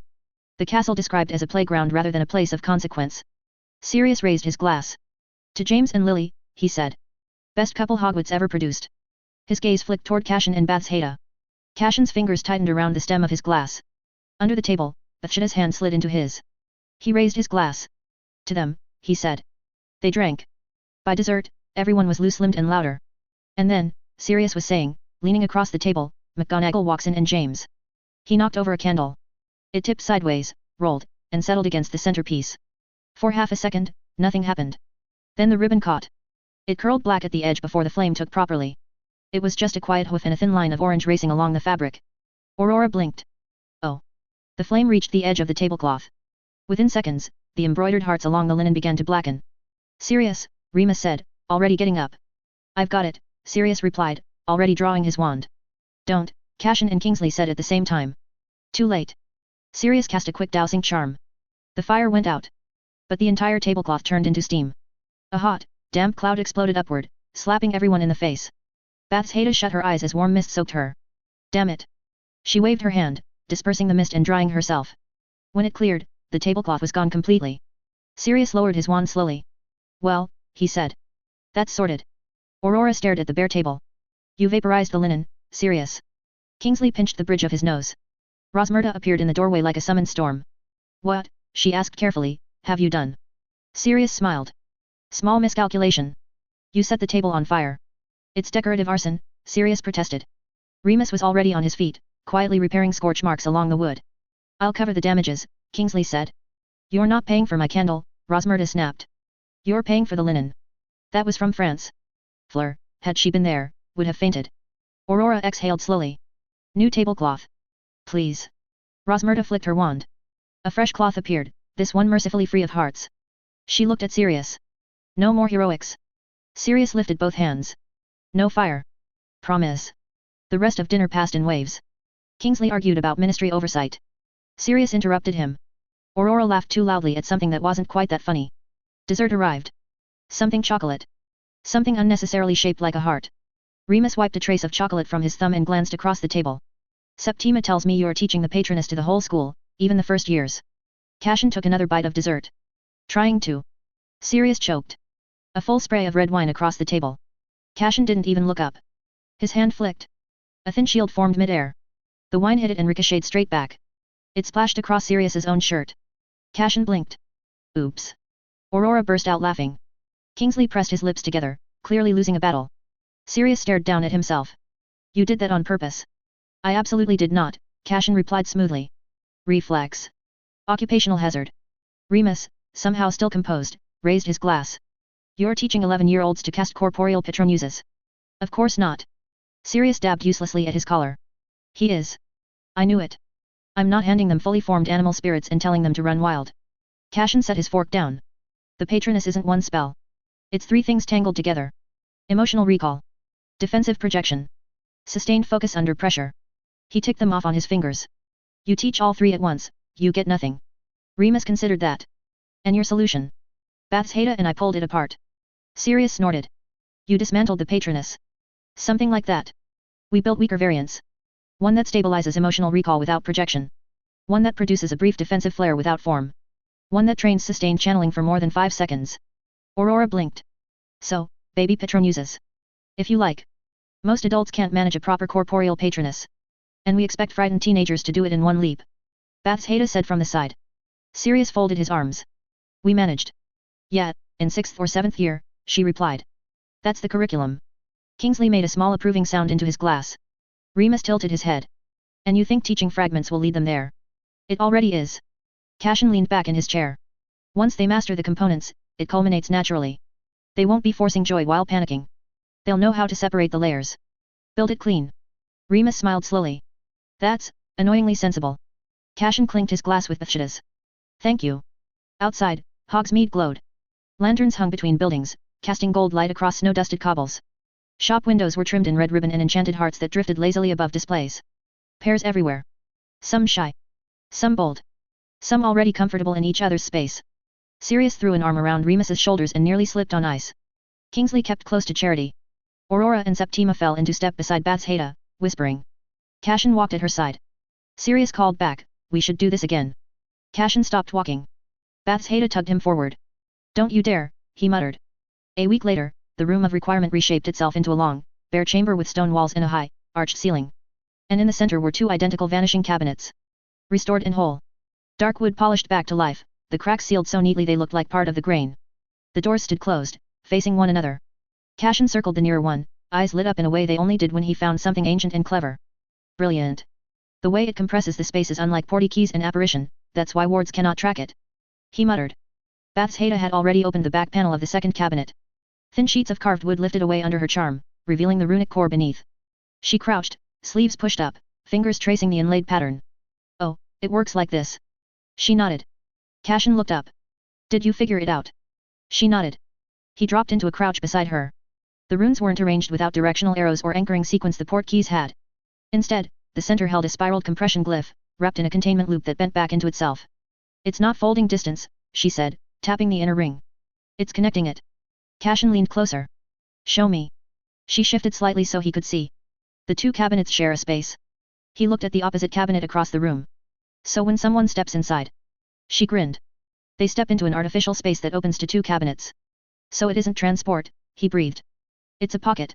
He leaned closer, trying to think of some tidy bit of physics to make it make sense. Except this wasn't elegant physics. It was carpentry and stubborn magic. Bathsheba tapped the inner loop. Don't get carried away. It's not folding the universe. It's carving out a room between rooms. He glanced at her. A shed in the void is still cool. More like a corridor, she said. A narrow one. And the reason wards can't track it, he said slowly, is because you never leave your point of origin in the usual sense. She nodded. There's no external movement to trace. The castle doesn't see you cross a boundary. You step into the cabinet. From the castle's perspective, you came out of the cabinet that was always part of it. He huffed. Scary, but brilliant. She ran her finger along the carved groove. It's also unstable. Poor construction. He asked. Poor refinement, she replied. The internal space isn't well defined. It doesn't guide you. It barely holds shape. He shifted his weight. So when you step in. The door closes, she said. That's part of the guidance. He blinked. Guidance. Yes. Once the door shuts, the only exit that aligns with the shared space is the paired cabinet. You feel your way toward it. He frowned. Feel? Like you touch the edges to find the exit. She looked up at him. There's no floor in the usual sense. No walls you'd recognize. The space reacts to proximity. When you move toward the correct exit, it stabilizes. Move away and it thins. He stared at the cabinet across the room. So you're walking through a half-formed corridor that only behaves if you head the right way. Exactly. He let out a short laugh. That's mad. Yes. He ran a hand through his hair. And if someone decided to linger? You could, she said. In theory. He looked at her with one brow up. She chuckled. The space exists as long as one cabinet remains intact and aligned. Step inside. Close the door. You're inside the interval between them. If you don't approach the far exit, you're suspended there. He turned that over. So someone could hide. Yes. For how long? That depends on how stable the core remains. The longer you stay, the more strain it puts on the runes. It wasn't built for her storage. It's a shortcut, she added. A backdoor between fixed points. Not meant for comfort. She straightened. If the runes fall out of sync, the shared space destabilizes. He gave her a look. Define destabilizes. Her mouth tilted slightly. You don't want to be inside when that happens. He snorted. Right. He walked between the two cabinets. You realize, he said, this is better than most ministry transport theory. That isn't a high bar. He shot her a glance. Fair. He glanced at her. You almost sound fond. I respect the craft, she said. I don't approve of the intent. He grinned faintly. That's our brand. She ignored that and stepped back toward the open panel. The alignment's stable now. I've tightened the loop. Reinforced the compression ring. So no one's getting shredded between endpoints. Not unless you tamper with it. You know, he said, if we stripped the murder potential out of this, it'd be brilliant for research. She gave him a look. You're not tampering with murder cabinet that can shred us to nothing. I'm serious, he said. A shared internal volume. You could study transitional states. Test spatial theory. Play with layered environments. She raised an eyebrow. What are you thinking? He shrugged. Nothing. She looked at him for a long second. Cass. Cashin's mouth twitched. What if we created this corridor without cabinets? With a spell, not long but short burst corridor to skip the space. You want a freestanding shared volume, she said. No anchors or physical housing. I want 2 points, he replied, stepping between the cabinets. Marked, defined, held 4 seconds. You step through. Doorless. She crossed her arms. That mad way of saying we punch a hole between 2 spaces with nothing but spell structure holding it open. Temporarily, he said. 5 seconds. 10. Enough to cross a room. Or a wall. She watched him pace between the cabinets. You'd need synchronized endpoints, she said. A defined volume. If they drift even slightly. You shear, he finished. Or scatter. She gave him a flat look. I'm not saying we try it in a corridor full of first years, he added. You're thinking field application. I'm just thinking, he said. And yes, field application. Imagine bypassing anti-apparition wards without dragging a wardrobe around. These work because the wood stabilizes the runes. The frame absorbs strain. Without that, the compression loop will ripple. He crouched beside her. What if we replace the cabinet with a dual cast structure? 2 casters. 1 at each end. Her eyes shifted. Linked intent. She asked. Shared construct, he said. You build half. I build half. The spell completes in the middle. She considered it. You'd have to match definition perfectly. Volume, orientation, boundary. I can picture a room, he said. I'm not worried about you picturing a room. I'm worried about the middle tiering if one of us wavers. She gave a hum. In theory? Maybe. In practice? Air slips. It doesn't grip runes the way wood or stone does. Space is worse. Already dangerous. And you're talking about sending people through it. 1 stray gust, and it'll kill whoever's inside. He tapped the air, thinking. Then raised his hands. Fine. Fine. Got it. Let's start small. Bathsheda didn't relax. Define small. Static test, he said. We don't send anyone through. We don't even step in. We build the shared volume and hold it. That's it. She watched him. In open air. In open air, he agreed. Between 2 marked points. 2 chairs, say. 5 feet apart. Nothing dangerous. She gave him a look that said she'd heard that line before. Her brow lifted. If they're identical, they'll compete, he said. We want them to complete each other. She considered that. You're thinking paired halves of the compression spiral. Yes. Split the core. 1 half here. 1 half there. They only form a full structure when we cast together. She crouched and began sketching with her wand tip. Pale lines edged into the stone. He dropped into a crouch opposite her and started marking the second circle. His lines were messy, less ornate. Function first. We don't step inside, she said. Agreed. We don't extend beyond 3 seconds. 5, he said. She stared at him. 3, he amended. She drew the outer ring thicker. And we abort if the core flickers. Obviously. She rose to her feet and brushed stone dust from her hands. The 2 circles faced each other across a short stretch of bare floor. Between them, nothing. That's the target space, she said. He stepped into his circle.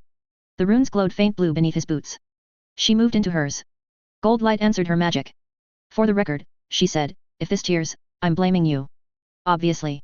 They raised their wands. He glanced at her. On 3. On 3. He took a few quick breaths, picturing a narrow corridor, no walls, only boundary. A room suspended between 2 points. 1. The runes brightened. 2. The air between them tightened, faint ripples moving through. 3. They cast. Light leapt from both circles at once. A thin, curved shimmer that met in the center. For a heartbeat, the air cracked. The space between them darkened slightly, as if someone had sketched a doorway in pencil and forgotten to ink it. Cashin felt the shape forming. The shimmer trembled. The torches guttered. For a split second, the shadows bent the wrong way. Bathsheda's jaw tightened. It's unstable. Hold, he said. Edges started wavering. A jagged fracture split the shimmer from top to bottom. Drop, she said. They cut the spell. The shape collapsed inward with a soft implosion. The air cracked like a whip against the stone. Cashin lowered his wand slowly. Well. She stepped out of her circle, eyes still on the space where the pocket had formed. It formed.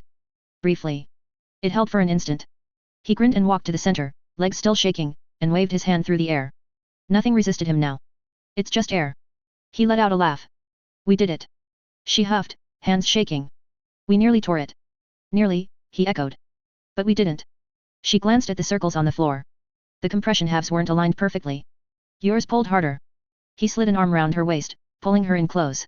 Honestly, he said, taking deep breaths, I was half worried this could be twisted into something vile. Curiosity got the better of me, so I wanted to test it. But now that we've actually tried it, I'm relieved.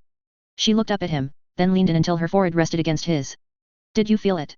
She asked quietly. He huffed a laugh. Felt like holding a door against a storm. It fought us, she said. It took all of my strength to hold it. And it took both of us to keep it from tearing.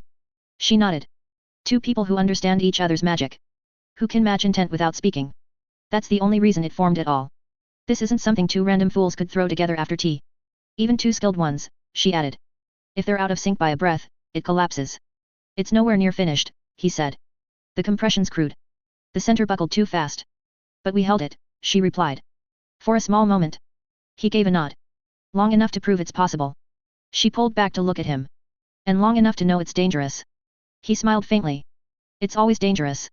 Her hand slid from his waist to his chest, palm flat over his heart. We refine it. Slowly. Or we leave it. We refine it, he said, without hesitation. Carefully. By the time spring leaned into summer, the dueling club floor glowed most evenings. Moonspit had been the beginning. That variant was meant to teach them the shape first. No happy memory crutch yet. They had to see it before they could cast it. After they'd stopped producing drifting mist and accidental fireworks, Cashin added two more. Luna named them, of course. If Moonspit is the mind, and if the others are the spine and the pulse. He'd blinked at her. Go on. The spine holds you upright, she said. Even when you are frightened. And the pulse keeps you here. Even when something tries to pull you out. Spine guard and heart flare. Moonspit, mental construct. Spine guard, will.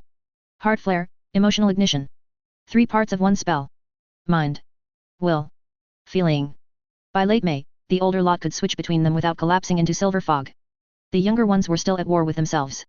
Cashin clapped, shaking the rafters with the force of it. Right. Split up. First year's on the left. Third year's center. Fifth and up, you're refining. Eyes rolled across the hall. He walked straight to the youngest circle. James stood stiff as a fence post, wand held too tight. Alice hovered beside him, already half lit with nerves. Folly stared at the practice dummy hard. First years, Cashin said, hands behind his back. You're not touching heart flare yet. You'll burn yourselves out. We're doing Moonspit in a light spine guard. Alice raised her hand. What's light spine guard? It's you standing near ground without crying, he said. Start with Moonspit. He walked to James. Picture it. The outline. Wait. How it stands. James swallowed. Closed his eyes. The air shimmered faintly. A wobbling silver flickered out, head too large for its body, legs melting into mist. Folly stepped forward. His Moonspit came out better. A narrow, fox-like shape, though it kept blinking out at the tail. Better, Cashin said. You're seeing it. Now hold it. The shape steadied for 3 heartbeats before dissolving. Ali's turn. Her silver mist barely formed a spine before it collapsed. She stared at the floor. Cashin crouched to her height. What did you see? A cat, she muttered. What kind? She hesitated. Just, a cat. He nodded. That's your problem. Magic hates just. Tabby? Big? One-eyed pirate menace. Her mouth twitched. Small. Black. White paws. Good. Try again. Give it bones. She lifted her wand. This time they came neat. A small feline outline, tail curling before fading. James leaned closer. That was good. Cashin stood. That's Moonspit. You build it with your head. Don't rush it. If you can't see it, it won't stand. He straightened and moved to the third years. Dennis Creevy was already mid-cast, silver sparks spitting from his wand. Nigel Wolpert stood beside him, muttering under his breath like he was revising for charms. Spine guard, Cashin said. Show me. Dennis took a deep breath and thrust his wand forward. Expecto. Drop the words, Cashin cut in. Spine guard doesn't need a shout. Dennis tried again. This time the silver light came hot and dense with a thick band of glow that settled around him like a curved shield. Cashin nodded. There it is. That's will. Nigel stepped in next. His light flared bright, then fractured. You're thinking about it too hard, Cashin said. ProfessorOC's simple. Plant your feet. Do. Jimmy Peaks managed a stronger band, though it trembled. Natalie MacDonald's version came softer but wider, covering more ground. Good, Cashin said. You lot understand the difference now? Shape first. Then resistance. He left them to practice and crossed toward the 5th years. Ginny Weasley already had a full-bodied patroness trotting in a circle around her. A shimmering, full-fledged horse. She grinned and let the horse dissolve. Switching to hard flare. This time the silver burst came explosive and bright in a surge that rippled outwards in a wave. Colin Creevey blinked. Blimey. Cashin nodded. That's hard flare. You're fueling. Pure emotion. Quick, violent, and controlled. Luna stood beside her. Her hard flare bloomed, a lot less violent. Ron's hard flare exploded too wide, nearly knocking Seamus back a step. Tone it down, Cashin called. You're not dueling a thunderstorm. Ron scowled and tried again. The silver burst shot out of his wand, then collapsed in on itself like a firework dunked in water. Cashin let out a breath. Right. That's enough flailing. He raised his voice. 5th and 6th years who still can't cast a full patroness, over here. If you've got a corporeal one, go help the younger lot. Ginny crossed toward the 3rd years. Luna drifted after her, already watching Dennis' stance. Most of the 7th years peeled away. A good chunk of the 6th followed, splitting off to guide 1st and 2nd years through moonspit shapes. What remained were the stubborn ones. 5th years with smoke instead of substance. A handful of 6th years who could flare but not hold. A few who'd managed hard flare, spine guard, and moonspit cleanly but froze when it came time to fuse them. Cashin looked them over. Good, he said. Now we stop pretending these are separate tricks. He stepped into the center circle and drew 3 quick marks in the air with his wand. One at his head height. One at his chest. One at his feet. Mind. Heart. Spine. He tapped each mark as he spoke. You've learned the pieces. Shape. Resistance. Ignition. He looked up at them. It's time to stack them. He pointed at the 3 marks again.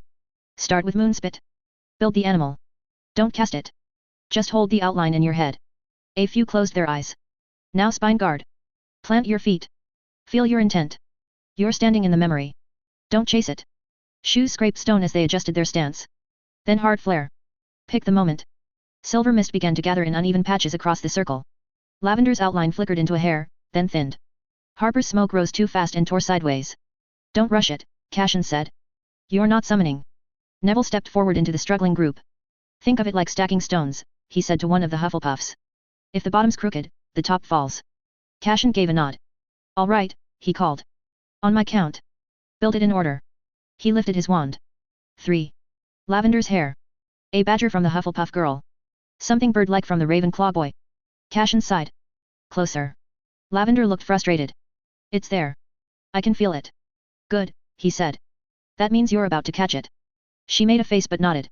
He pointed at his chest. Balance it. Ron looked like he was trying to hold 3 thoughts at once and resented all of them. Cashin glanced toward the younger students at the far end of the hall. Right, he added. Water break. Then we do it again. He felt that familiar feeling the moment a few of them managed a full corporeal patroness in the same evening. It had been gathering for months. Patroness was a high-tier spell. Ancient variants for higher-tier spells required more teaching. To make things worse, patroness wasn't neglected by the school at all. Defense professors drilled it. Charm teachers picked it apart. Wasn't much for Cashin to add. He dismissed the club early and rushed to his room. Which, from the outside, looked like he was running to the loo. Bath's Haida understood what was coming as soon as he entered. She dropped the stack of parchment in her hand. Now? She asked. He nodded. She guided him to the couch, sat first, then pulled him down so his head rested in her lap. Her fingers slid into his hair. He closed his eyes and the memory broke open. Red earth beneath bare feet. Cracked ground breathing dust. He saw from within a circle of bodies. Painted skin. White ash traced across chests and arms in lines that followed muscle and bone. People stood shoulder to shoulder. Elders at the center. Younger ones ringing them. Children kept behind a low ridge of stone. A sickness crawled along the ground. It clung, pressing into cracks in the soil. Wherever it passed, insects curled. Leaves blackened. A woman stepped forward from the circle. Hair bound back. She stamped her foot. Another answered. Then another. Feet striking earth in rhythm. Slow at first. Then faster. A pulse building through the ground itself. Their hands rose, palms outward. The sickness recoiled. The rhythm grew. A shape formed above them. A figure of light.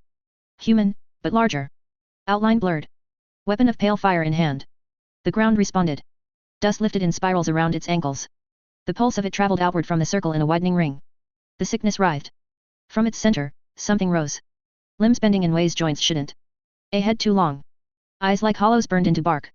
It screeched, almost ejecting Cashin from the memory. The air buckled. One of the elders stepped forward. He struck his chest with a fist and shouted a word Cashin didn't recognize but still understood. Begone. The figure of light above them was clearer now. It moved with their rhythm. The weapon drove downward and as the light struck, the sickness split, peeling back, burning the earth beneath, scorching the soil. The creature lunged at the circle. Its form stretched, reaching for the children at the ridge. One of the younger men broke rank. The elder caught his wrist mid-step. Held him there. Shook his head. The figure of light shifted position, forming a wall between the circle and the lunging shadow. Then the word came again. This time all of them spoke it. HarrYPotter. Light poured down. It burned what clung to the earth. The sickness shrank, curling inward. The creature twisted, limbs folding in on themselves as if crushed by unseen hands. The creature made one last lunge, then split apart into ash that never reached the ground. The figure of light stood a moment longer, then dissolved into the bodies below them. The people stopped stamping. One of the elders bent and pressed his palm to the blackened earth, nodding. The sun dipped. The circle broke. Cashin's eyes opened slowly. Bathsheda's hand was still in his hair. He stared at the ceiling. What was it? Bathsheda asked. Cashin stared at the ceiling a moment longer, then scrubbed a hand over his face. Wasn't a Patronus variant. Which makes sense. We already confirmed they didn't use Patronuses back then. She nodded. A few summers back in Australia, when they'd worked with the Flamels to seal the night crawlers, they'd learned the Engarelo and magics of that time didn't have the light spell. It was a purging spell, he went on. Took a circle. Ritual of sorts. They stamped the earth, built rhythm through the ground. Then they pulled something up. White flame shaped like a person. He pushed himself up slightly, resting on his elbows so he could see her. They were inviting something through themselves. Fighting spirit, I think. Ancestral maybe. Hard to tell. But it burned the corruption clean. Her fingers stilled in his hair. Strong. Strong, he said. The thing they were fighting didn't stand a chance. He frowned as he remembered the spell. But the ground scorched with it. It was a purge. Fire through flesh and soil alike. She tilted her head. Could you use it on the Horcrux? On Potter? Cashin shook his head. No. It'd cook him. He sighed. That spell doesn't discriminate between host and parasite. It burns what's there. The creature, the sickness, the earth under it. Potter wouldn't survive the first breath of it. She hummed, eyes darting as it usually did when she thought. If that much force ran through a human body, it'd reduce him to cinders before it even touched that fragment of soul. He added. Bathsheda nodded, then leaned back into the cushions. She knew he was disappointed. He hadn't been teaching Patronus variants for academic curiosity, although he wanted all students to manage it, he admitted he was pushing them. He'd broken it down into components on purpose, forcing a spell that was heavy for half of the school. He was chasing an ancient spell. A variant that could destroy a Horcrux. Strong enough to cut the parasite out without harming the host. She knew what he'd hoped for. And she knew it hadn't come. Can we change it? She asked, holding his hand. He looked back at her. The purging spell, she clarified. Strip it down. Learn the bones. Remove the fire. Keep the intent. He considered that. It wasn't built for delicate extraction, he said. It was built for all-out war. Spells evolve, she replied. You've proved that often enough.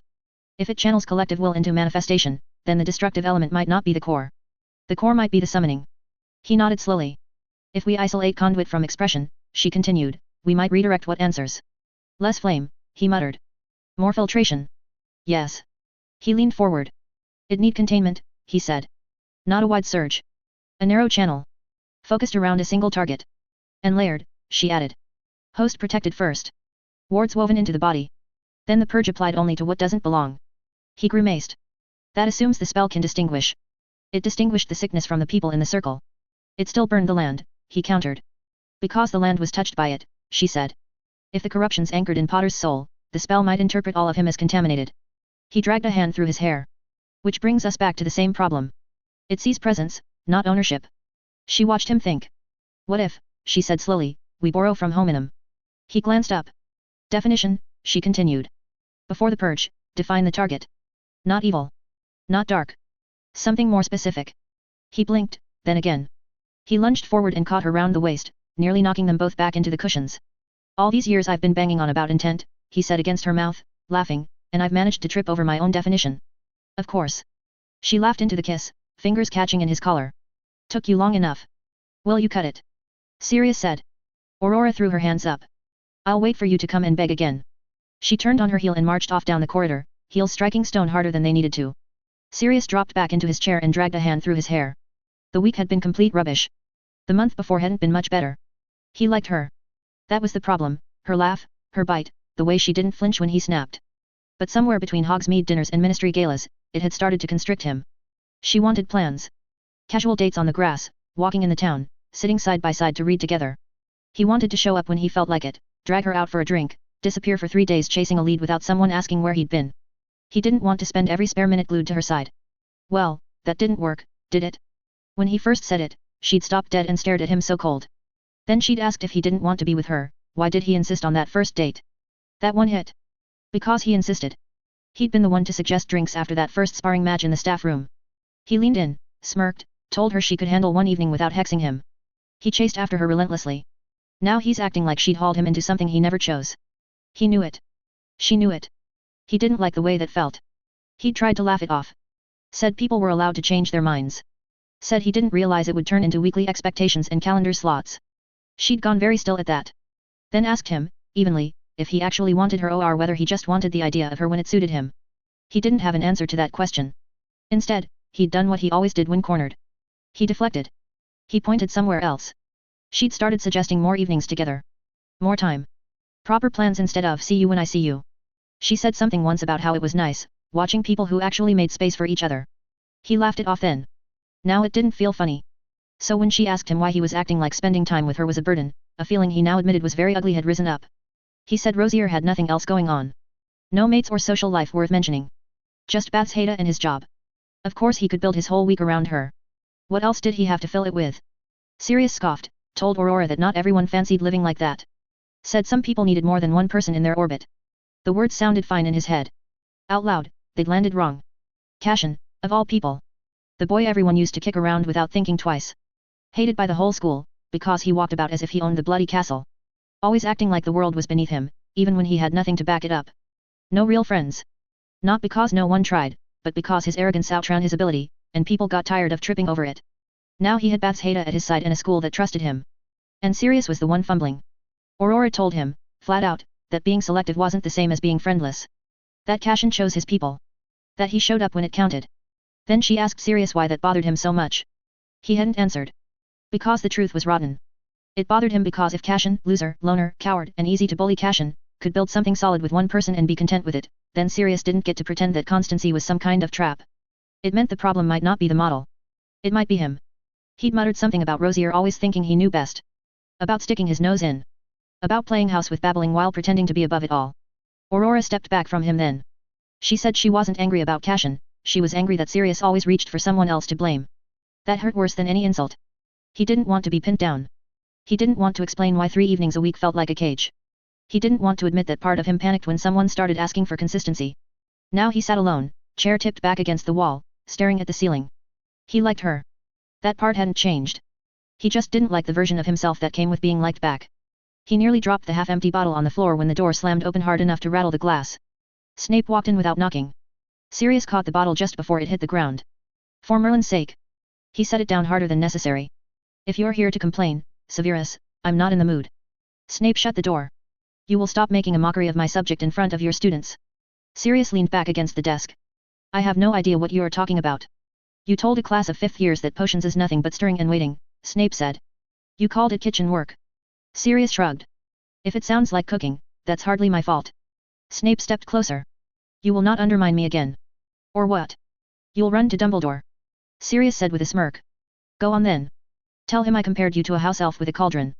I'm sure he'll survive the shock. Your incompetence in a laboratory does not make the discipline lesser. I passed, Severus. Remember? I was an Auror. Barely. Slughorn wanted your last name, not your talent. Sirius straightened. Still passed. Snape's mouth tightened. I brew antidotes that keep the school functioning. I repair damage your lot caused before breakfast.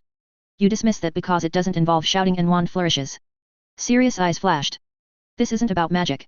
You're angry because they laughed. They laughed because you encouraged them. They laughed because it was funny. Snape said nothing. You always lurked about, Sirius went on. Listening in, skulking after anyone who looked half as miserable as you. Snape went pale. You belittle my authority because you cannot tolerate any field that doesn't reward recklessness, he said. Authority. Sirius let out a laugh. Your students look like they're awaiting execution. Fear produces results. So does interest. At least they learn. Sirius stepped forward. Careful. Or what? Or you stop pretending you're some misunderstood prodigy because you can slice ingredients neatly. At least I mastered something, Snape snapped. You spent 7 years coasting on your name and your friends. We earned our marks. By showing off. By making everything a performance. Yet? Weren't you obsessed with our performance? I was defending myself. From what? A few jokes. From being humiliated. Sirius snorted. You make it sound like a tragedy. You and Potter made it one. Sirius' jaw tightened. James didn't bully you. You gave back plenty. In corridors, Snape shot back. Not in front of half the school. Don't play the victim, Severus. You were dabbling in dark curses before most of us knew the incantations. And that justified it. I think you chose your path. And Potter? Snape said quietly. Did he choose his? Leave him out of this. Why? You were very vocal about him just now. He doesn't deserve your mouth on his name. Sirius' voice rose. You want to talk about choices? You followed a man who marked children like property. Snape straightened. We're done. He turned for the door. It was foolish of me to think you could be reasoned with. I'll speak to the headmaster. Sirius gave a humorless laugh. Of course you will. Running to teachers and snitching suits you. Snape paused, hand twitching. Then he walked out. The door closed behind him with a bang. The room felt oddly silent after he'd gone. Sirius crossed the room and grabbed the bottle and slammed his fist down on the desk so hard the wood shuddered. Bastard. He drank straight from it. A few minutes later the door opened again, quieter this time. Harry stepped in. He'd clearly heard the shouting. You all right? He asked. Fine, Sirius said immediately. Harry's eyes flicked to the desk, the bottle, Sirius' clenched jaw. What happened? Nothing. Harry just stood there. Sirius huffed through his nose. Snape came in. Started a row. About everything. My class. His class. The state of the air in the corridor. Sirius took another swallow. He's still the same miserable git. He looked at Harry, expecting agreement. It didn't come. He stormed in here threatening to run to Dumbledore because I had the nerve to call potions what it is, Sirius said. Harry shrugged slightly. He takes it seriously. Sirius stared at him.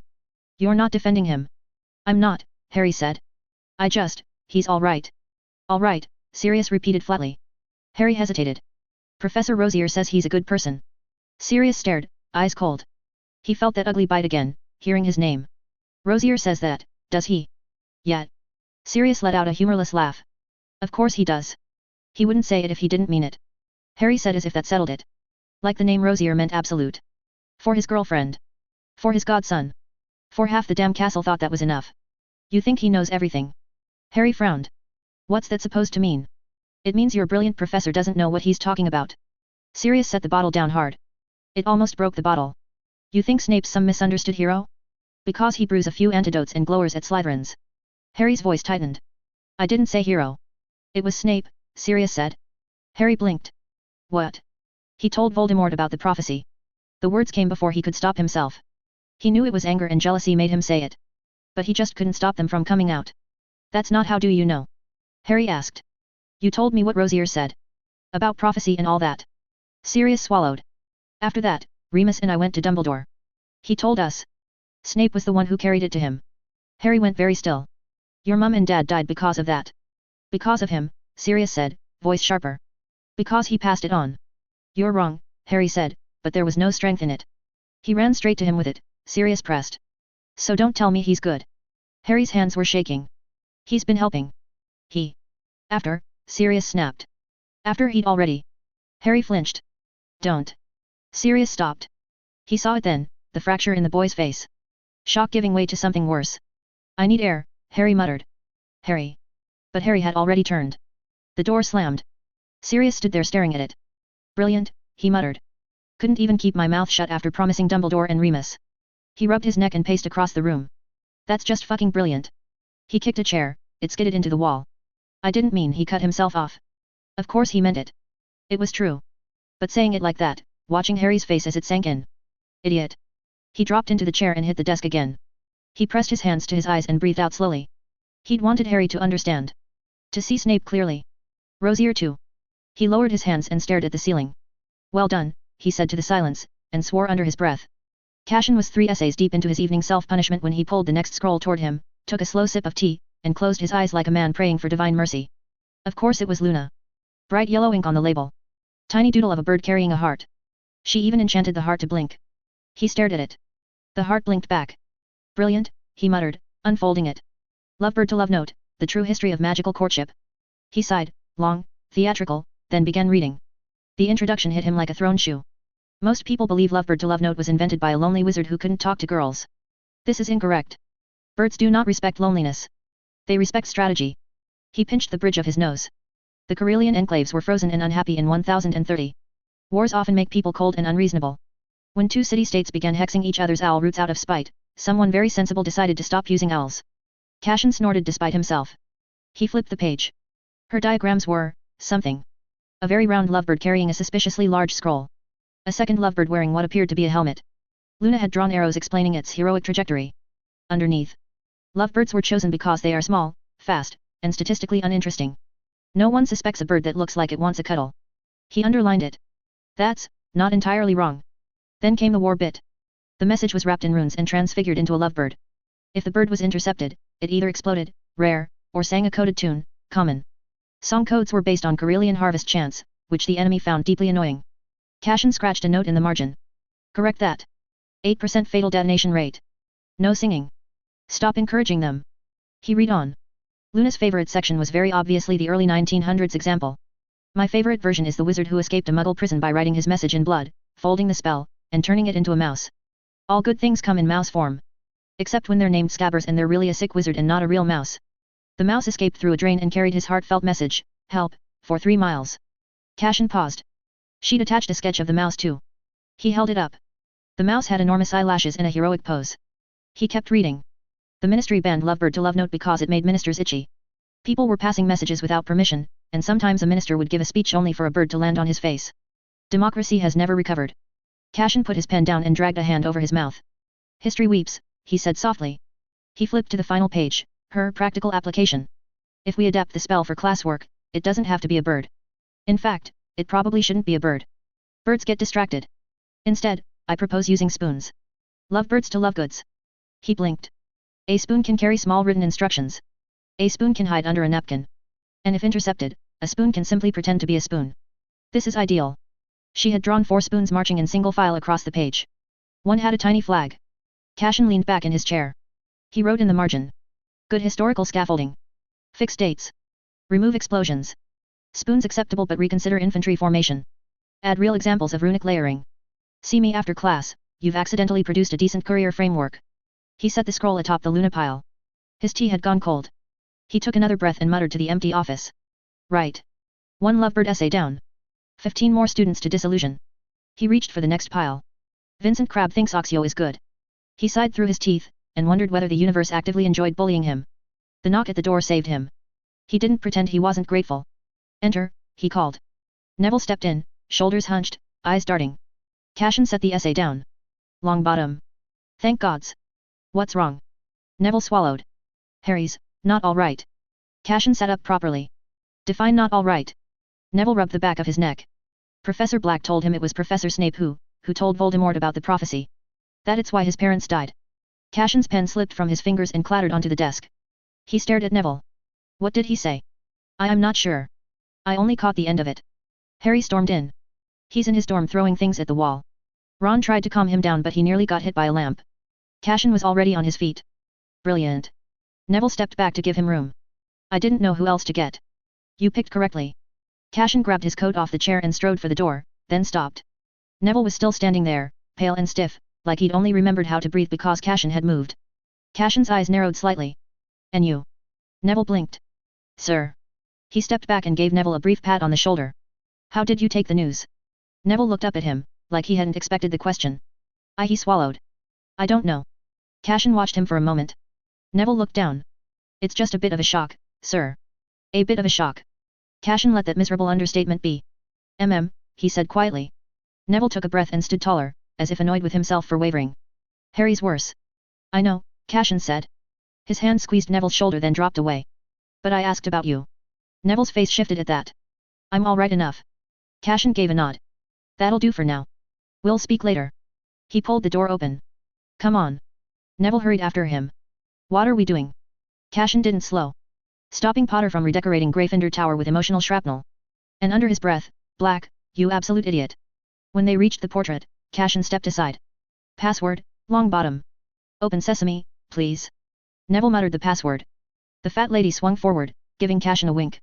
Professors don't need passwords, dear. I'll keep that in mind. He gave her a weak thumbs up and walked in. As he entered the common room, the crevasse waved at him so violently he thought one might dislocate a shoulder. He waved back and carried on toward the boys' staircase. Halfway up, the noise hit him. Harry was upstairs in full meltdown, furniture scraping, something clattering, and the boy swearing like someone who'd finally run out of softer words. Cashin paused on the landing. I swear to gods, this castle'll be the end of me. A thud. Something else toppled. All of them. All bloody liars. Cashin pinched his nose and looked at Neville. All right. He's in the breaks objects then the world phase. Fun. He climbed the last few steps and pushed open the dormitory door.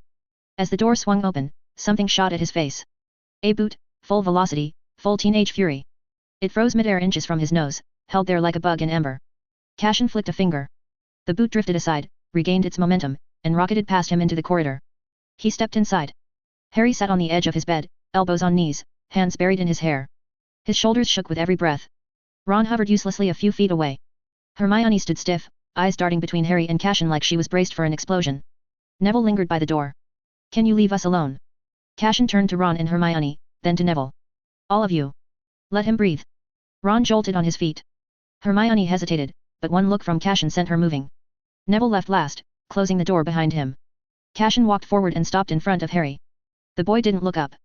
You want to throw something at me too? Cashin asked. Harry's breath hitched. Did you know? Cashin didn't answer right away. He lowered himself onto the trunk opposite the bed. Know what, Potter? That Snape's a Death Eater, Harry spat, head still bowed. That he was one of them. That he... Harry's voice cracked. He lifted his face, eyes red and wet and furious. That he's the reason my parents died. Cashin's expression didn't change. No, he said. I didn't know the last one. Harry blinked hard. That answer took some of the air out of him. Not much, but enough that he wasn't vibrating with rage anymore.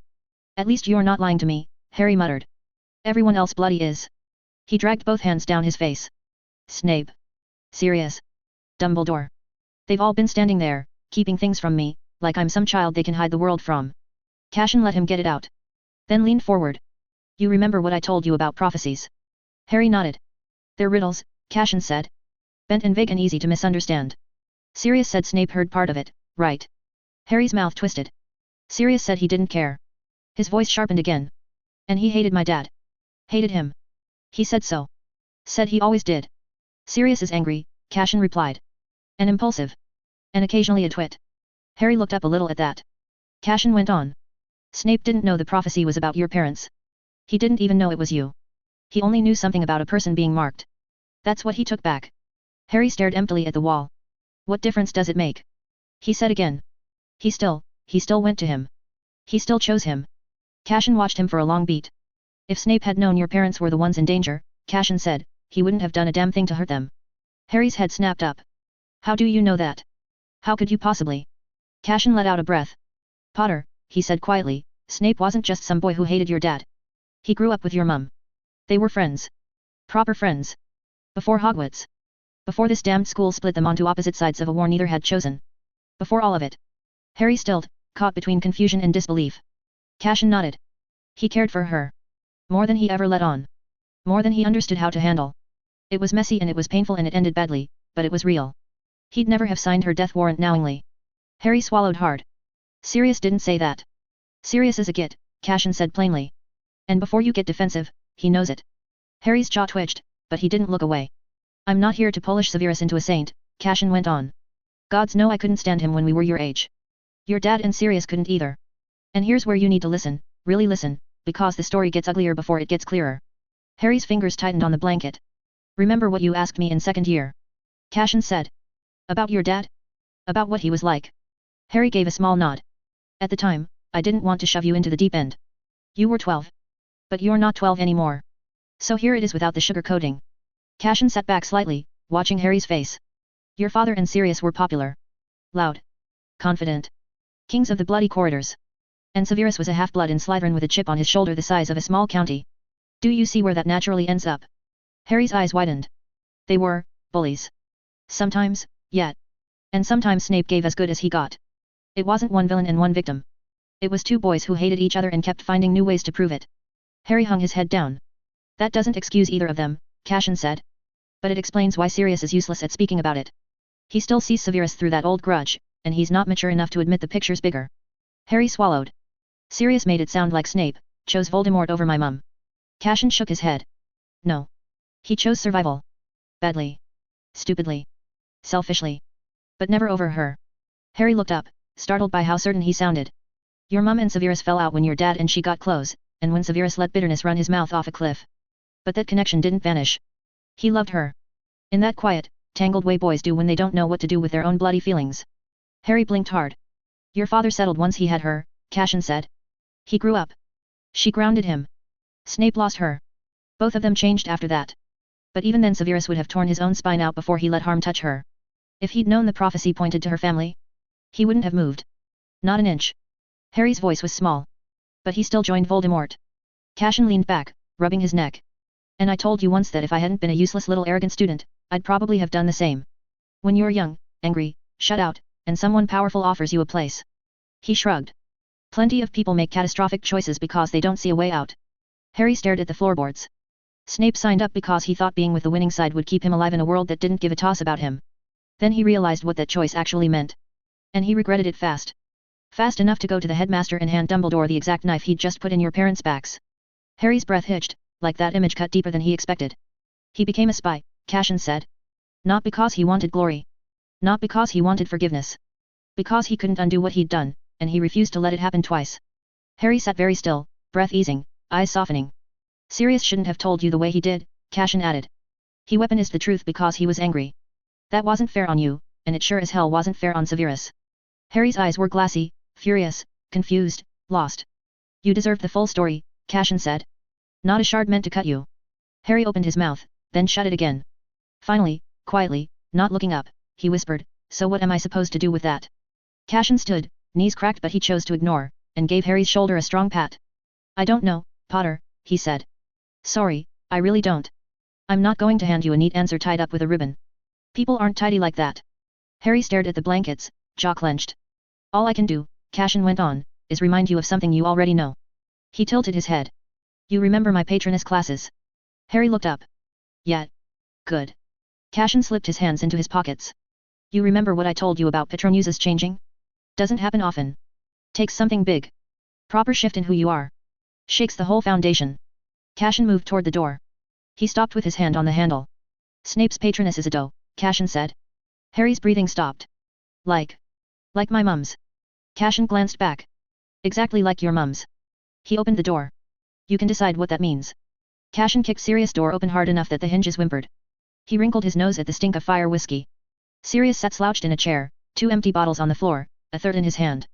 He looked up with a foggy glare. Oh, brilliant, Sirius muttered. Rosier. Exactly what I bloody needed. Do I need to put a sign on the sodding door? Not accepting visitors unless they bring a resurrected James Potter. Because. Cassian grabbed him by the front of his robe and slammed him against the wall so hard the castle rattled. The breath went out of Sirius in a grunt.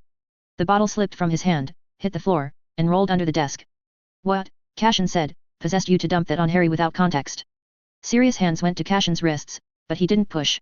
His grip was loose, unfocused. He needed to know. Sirius hissed. He needed to know the context, Cassian snapped. Instead you gave him the ending of a story he didn't know the beginning of. Sirius' eyes flashed. Don't you dare stand there and act like you understand anything about that night. About them. This isn't about the past, Cassian said. This is about you throwing a life curse at a boy already hanging on by threads. Sirius' jaw clenched. He listens to you more than he listens to me. Cassian blinked. Is this what this is about? Your arse hurt that he listens to me. Sirius looked away. His breath shook, a tiny, ugly sound he probably didn't mean to let slip. He trusts Snape. Isn't that enough? So you punished him for that. I didn't punish him. You bloody well did, Cassian said. You tore into him because something about that set you off, and instead of stopping yourself, you poured it straight onto the nearest 16-year-old. Sirius' eyes snapped back to him. I didn't. He started but couldn't finish. Instead, he glared up at him, jaw tight. He deserved the truth. Yeah, the whole truth, Cassian shot back. Not the bit you threw at him because your pride was bruised. His hand curled like he meant to put Sirius straight through the wall, but he forced it open again. That was the only mercy Sirius got. You don't get to pull that line after today, Cassian said. You've had him for what, 2 years? And you're already unloading every trauma on him. Sirius bristled, shoulders hitting the wall. Don't talk to me like I'm some stranger. He's my godson. And you weaponized that bond and trust that came with it, Cassian shot back. You threw the worst fact you had at him because you were angry. He needed to hear it. No, Cashin said. You needed to hear yourself say it. Sirius looked away, jaw tight enough to crack. Cashin didn't ease up. You can be furious at Snape all you like. I'm not asking you to knit him a jumper. But Harry's not your punching bag for old schoolyard ghosts. Sirius flinched, and Cashin caught it. What's actually eating you? Cashin asked. Because this, he flicked a hand at the wreck of bottles and Sirius' ruined expression, isn't about Snape. And it isn't about Harry either. Sirius scoffed. Oh, brilliant. Go on then. Enlighten me. Cashin held his stare. Why'd you go for him like that? Sirius shifted, restless. He came in here defending Snape like nothing's ever happened. Like the man's a saint because you said he's fine. Ah. There it was. Sirius didn't hear Harry say Snape's all right. He heard, Cashin says so. And I believe him. So, Cashin said slowly, you felt replaced. Sirius barked a laugh that didn't sound like a laugh at all. Don't flatter yourself. You're the one picking fights with a child because he quoted me. Sirius' eyes flicked up, furious for a second, then uncertain, then furious again. You think Harry doesn't trust you? Cashin asked. Sirius looked like he wanted to spit back yes and no at the same time. Nothing came out. You think I'm sitting around stealing your place? Cashin added, deadpan. Sirius glared. You act like you're the only one who gets him. I don't, Cashin said. I just don't shout the house down every time he brings up something you don't want to hear. Sirius stepped forward, finally pushing Cashin off him. You don't know what it's like. Watching him look at the very person who caused James Harry's parents die, like he's some lost uncle. Watching him take your word like scripture. You told him because you wanted him back on your side, Cashin said. Even if it hurt him. Sirius' voice cracked thin. He's all I've got left. The room went quiet. Cashin's jaw tightened. And instead of saying that, Cashin said, you dropped a truth on him sharp enough to skin him. Sirius swallowed hard, looking sick. Cashin stepped back, giving him space but not letting him off the hook. You want him close, Cashin said. Fine. Say that. Don't lash out at a 16-year-old because you're afraid he trusts more than one adult. Sirius dragged both hands down his face. I didn't mean for it to go like that. Cashin moved toward the door.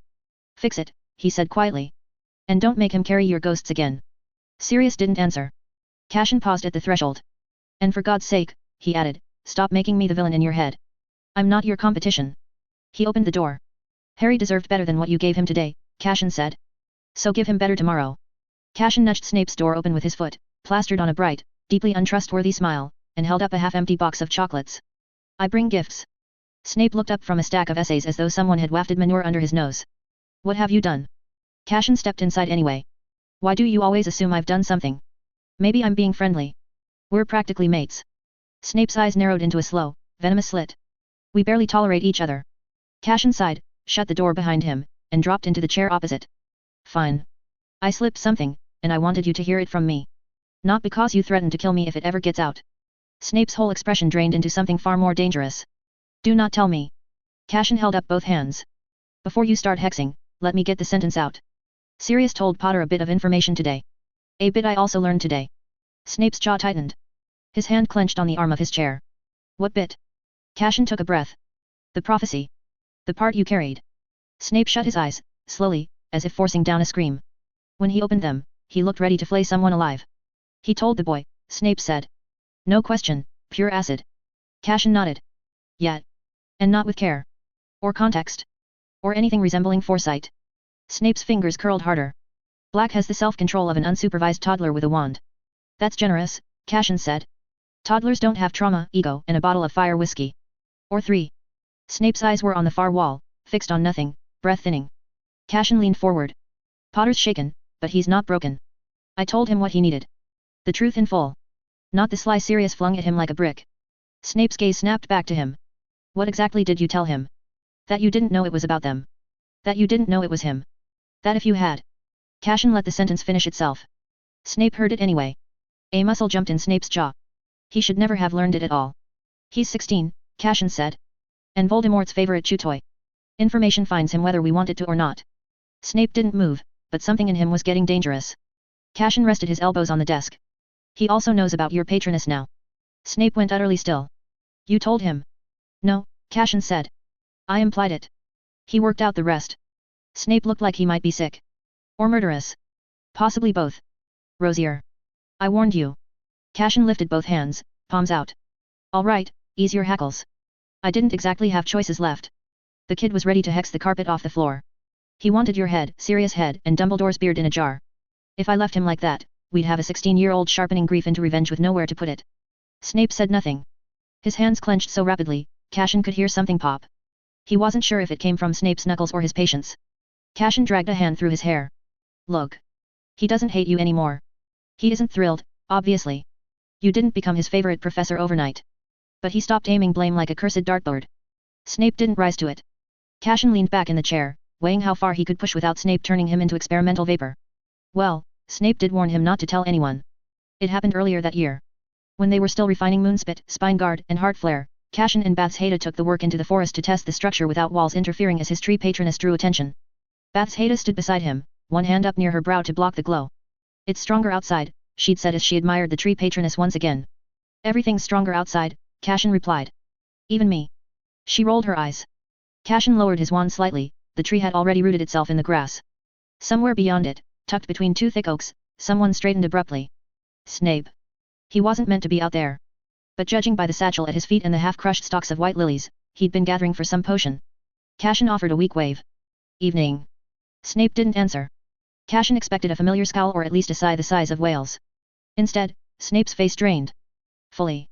Not pallor from exhaustion. Not I am annoyed you exist. Something closer to gut-punched horror. He took one stiff step back. Bath's Haida glanced between them. Is something. A shape rushed out of the wand's tip. A doe. It landed lightly on the grass beside him. It looked around, before stepping toward Cashin's tree. Before it could fully take shape, Snape flicked his wand and the doe vanished on the spot. Snape didn't speak. His wand arm hung slack, his face thunderous. Murderous even. Tight enough that the dirt at his feet seemed to shrink away. Ash appeared from Bathsheda's arm, lifted her head and hissed. Staring at Snape, who looked at the two of them with visible intent to kill. Cashin stared. Well, he said quietly, that's new. Snape had been crouched over a patch of lilies. A flower with one, very specific name attached to it. Bath's Haida had seen far too much of Severus Snape during school not to be suspicious. She remembered the fights he used to have with James, the corridor silences, the way Lily's eyes always softened, never for James back then, only when she spoke to Severus. She remembered Lily Evans conjuring a doe during one of the classes invited by Flitwick to demonstrate for younger students. She remembered Snape watching her too often. So when the doe burst from his wand in the forest, Bath's Haida connected the dots. It wasn't the flower he'd been thinking about. Cashin's patroness had done something neither of them anticipated. It had activated something when the memory clicked and forced it into form.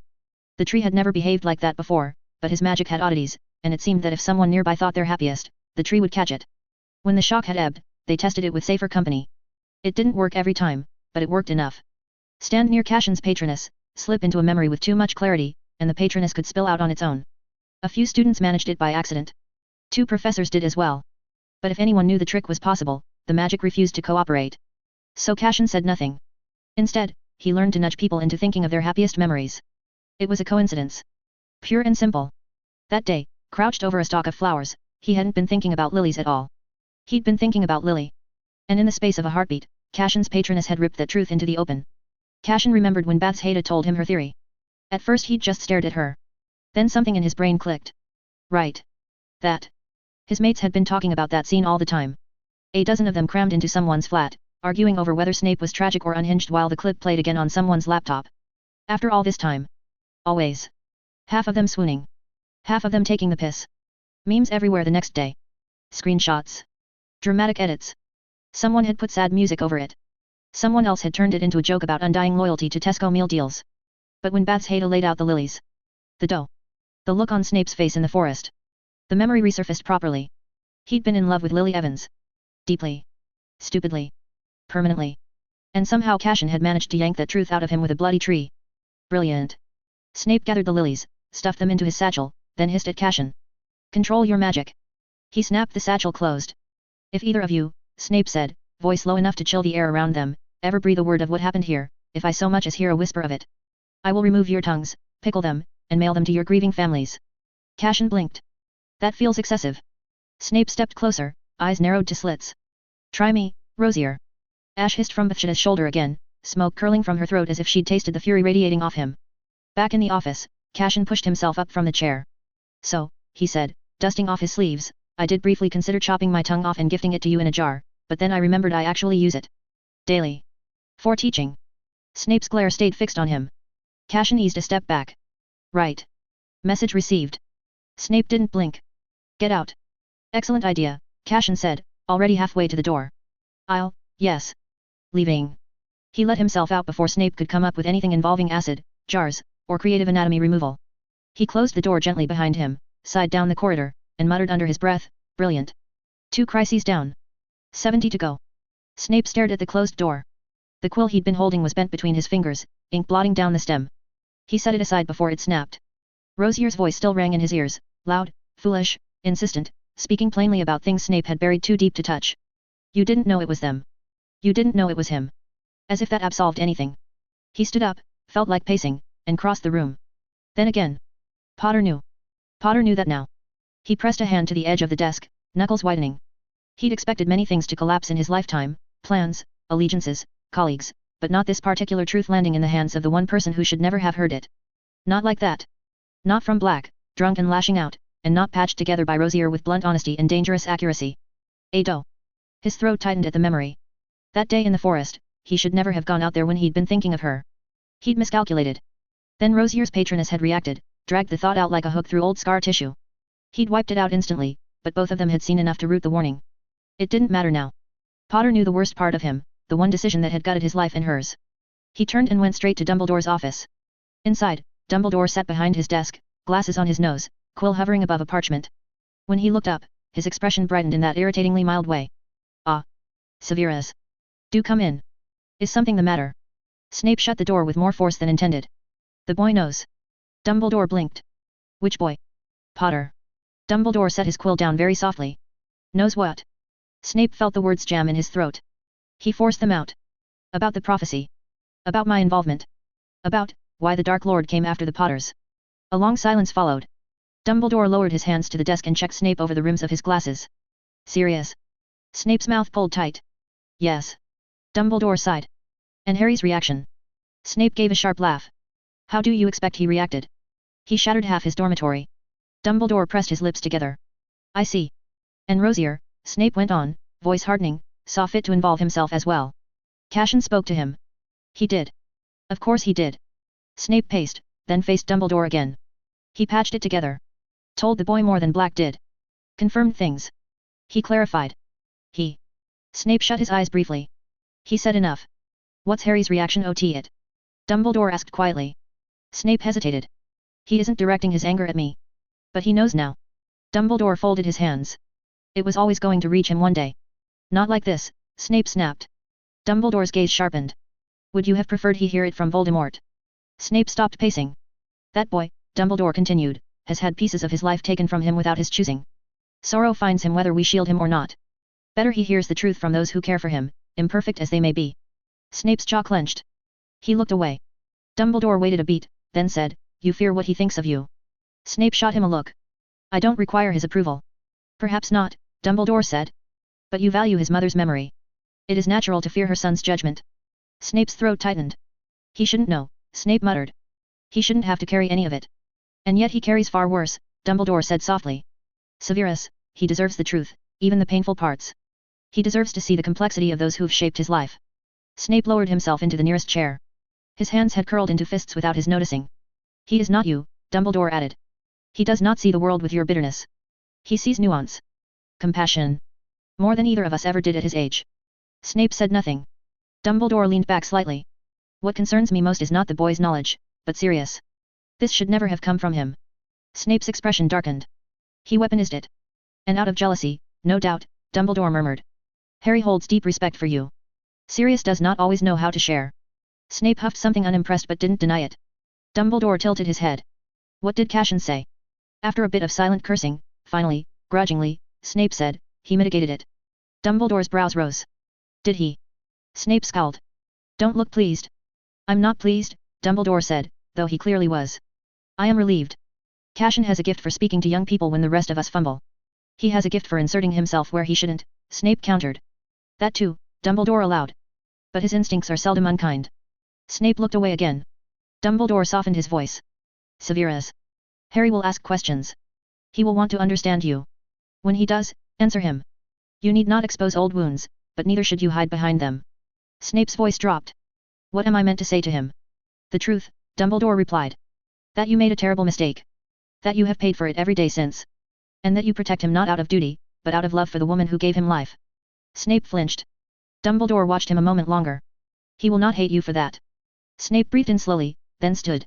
If Sirius touches this subject again, Snape said, I will remove him from the corridor through which his brain tries to function. Dumbledore didn't even blink. I'll have Minerva prepare a rota. Snape turned for the door. Severus, Dumbledore called gently. He paused. You have carried this burden alone for a long time. Let the boy carry the knowledge. Not the blame. Snape didn't answer. He stepped out into the stairwell and let the door click shut behind him. He stood on the landing for a long moment. Potter knew. And somehow, impossibly, the world hadn't collapsed under the weight of it. He would have to live with that. Aurora wasn't crying so much as leaking everywhere. She'd folded herself into Bathsheda's arms, face pressed to her shoulder, breath hitching every few seconds. Bathsheda kept one arm round her and rubbed slow circles between her shoulder blades. Septima sat nearby with her knees pulled up, watching the carpet. Charity perched on the edge of the coffee table, hands clasped. She kept biting her lip to prevent herself from cursing. Bathsheda shifted slightly under Aurora's weight. All right, love. Breathe. Aurora only managed a louder sniff. Bathsheda tightened her hold for a moment. He said something stupid, didn't he? Aurora made a noise that was somewhere between yes, no, and set him on fire. Bathsheda glanced at the others. That's a yes. Aurora's voice finally cracked through the fabric of her robe. He said he didn't realize dating me meant her breath broke. Meant we'd have to spend every second together. Charity shut her eyes. Oh, serious. And he said, Aurora went on, wiping her face on Bathsheda's sleeve without shame, he said he doesn't understand why I suddenly want to be with him all the time just because Cassian spends all his time with you. Bathsheda squinted. Very slowly, she asked, he said that. Aurora nodded miserably into her shoulder. Septima muttered, idiot, under her breath. Charity leaned back, shaking her head. He's spiraling. Aurora pulled away enough to glare weakly at her. He said Cassian has no friends. That it's easy for him because he's got nothing else in his life. Bathsheda made a noise in her throat, but thought it'd be wiser to keep the commentary for the time being. Aurora pressed her palms to her eyes. I don't even care about Cassian in that context. I care that he thinks he can talk about people like that when he feels cornered. Bathsheda brushed a strand of hair off Aurora's cheek. He's scared. Yes. Aurora cried. But does he have to be awful about it? No, Bathsheda said. He really doesn't. Aurora slumped against her again. I thought we were fine. I thought. Merlin, I thought we were actually going somewhere. Charity softened. You are. But Sirius panics when anything looks like structure. He's spent so long running from walls, he thinks a comfortable room is a trap. Aurora let out a snort. That's poetic. Terribly unhelpful, but poetic. Bathsheda squeezed her shoulder. You didn't do anything wrong. I feel like I did, Aurora whispered. I asked him to show up more than once a week. That's all. And he heard, Charity said dryly, marry me now and hand over the keys to your soul. Septima shrugged. At least he's consistent. Aurora groaned and hid her face again. Bathsheda kept stroking her back. You want my honest opinion? Aurora nodded into her arm. He likes you quite a lot, Bathsheda said. Enough that it's dented his brain. He doesn't know what to do with that kind of liking. Aurora sniffed. I'm not asking for a ring. No, Bathsheda said. You asked for company. Sensible request. He'll either rise to it or he won't. Charity leaned forward. And if he doesn't, you're not the failure in that equation. Aurora let out a shaky breath. I really do like him. We know, Bathsheda murmured. And he likes you. He's just stuck in whatever mess he built around himself. Give him time to pull his head out. And if he doesn't? Aurora whispered. Septima answered before anyone else could. Then you walk. You don't set yourself on fire to keep him warm. Aurora closed her eyes. Bathsheda guided her upright, thumb brushing her cheek. Cry if you need to. We're here. And when you're done, we'll figure out what you want to do next. Aurora nodded and leaned into her again. Septima stretched her legs out, settling back. Charity reached over and rested a hand lightly on Aurora's knee. In McGonagall's office, 3 senior professors were drinking after hours. Sprout sat nearest the fire, nursing a mug. Flitwick dangled his legs off the arm of a chair, sipping with a wide smile. McGonagall stood behind her desk with a glass of fire whiskey. She sighed deeply. At what point, she said, did this school turn into a blasted soap opera? Flitwick chuckled. I'm going to blame Cassian as usual. Ever since he joined the staff, he's brought, oh, what's the word? Chaos. McGonagall offered dryly. Sprout raised her mug. Life. Flitwick brightened. Yes, that. I was going to say pizzazz, but yours is better. McGonagall stared at both of them as if weighing the pros and cons of early retirement. Sprout took another sip. You have to admit, Minerva, the castle was quieter before. Quiet was nice, McGonagall muttered. Quiet didn't involve dragging professors off ceilings, patching emotional crises between departments, or referring 2 members of staff to couples counseling. Flitwick gave a small hum. Well, Cassian does seem to accelerate things. Catalyze, Sprout suggested. Instigate, McGonagall countered. The other two nodded, reluctantly impressed. Flitwick swirled his drink. Still, the children adore him. Yes, McGonagall said. That is half the problem. Sprout hid a smile behind her mug. You like him too, Minerva. I said no such thing. You can admit it. We won't tell anyone. McGonagall's glare flicked between them. If either of you repeat that accusation, I'll assign you both to supervise Gryffindor's next full moon sleepover. They sobered immediately. Flitwick cleared his throat. Well. That's settled. Sprout muttered, Merlin, she's serious. McGonagall took a big gulp of her drink. Sprout sighed. Some things needed stirring. McGonagall frowned at her drink, as though trying to drown the memory of 7 different catastrophes in the bottom of the glass. Stirring, she echoed. Yes. That's one word for it. McGonagall would never admit it out loud, not even under Veritaserum, but she liked Cassian. In the reluctant way a long-suffering teacher grows fond of the colleague who makes the job less of a trudge. History had been a nap with a syllabus before him. Every year, the only prayer the students muttered was let bins drift past my row without noticing I'm drooling. Goblins, goblins, rebellions, goblins, treaties, goblins. McGonagall still wasn't convinced bins knew the 20th century had happened. Then Cassian arrived. Within a term, history had queues outside the door. Students actually took notes. Some even fought for front seats. Worse, or better, depending on the day, they understood things. He dragged the past up by the collar and shoved it under their noses, explaining why spells existed, who broke them, who panicked and invented them in the first place. He taught intent like it was an instrument. He made them picture magic instead of parroting it. Even she caught herself sitting in on a few of his early lessons. Illusions, projection work, and that cursed pen demonstration that gave her a headache for a week. Still, the improvement across the school was undeniable. Unfortunately, his tongue was mightier than his wand. No, that wasn't a fair comparison. His tongue was lethal. Cassian's wand in his first year at Hogwarts had been, well, loyal in spirit, if not performance. His mouth, on the other hand, could have leveled buildings. Snappiest thing in the castle. Good thing he reserved most of it for the board and whatever unfortunate soul had annoyed him that day. If left alone, he was tolerable. Even pleasant on the rare days he forgot to bite. But she remembered the night he chose her. The forest incident. She'd sent Potter and the others into the trees as punishment, perfectly reasonable at the time, only for them to stumble across something old and foul wearing Voldemort's face. Within an hour, Cassian had stormed into her office, white with fury. He'd slammed the door, shouted her name like it was an accusation, and proceeded to give her the kind of dressing down Hogwarts hadn't heard since Dippet's nervous collapse.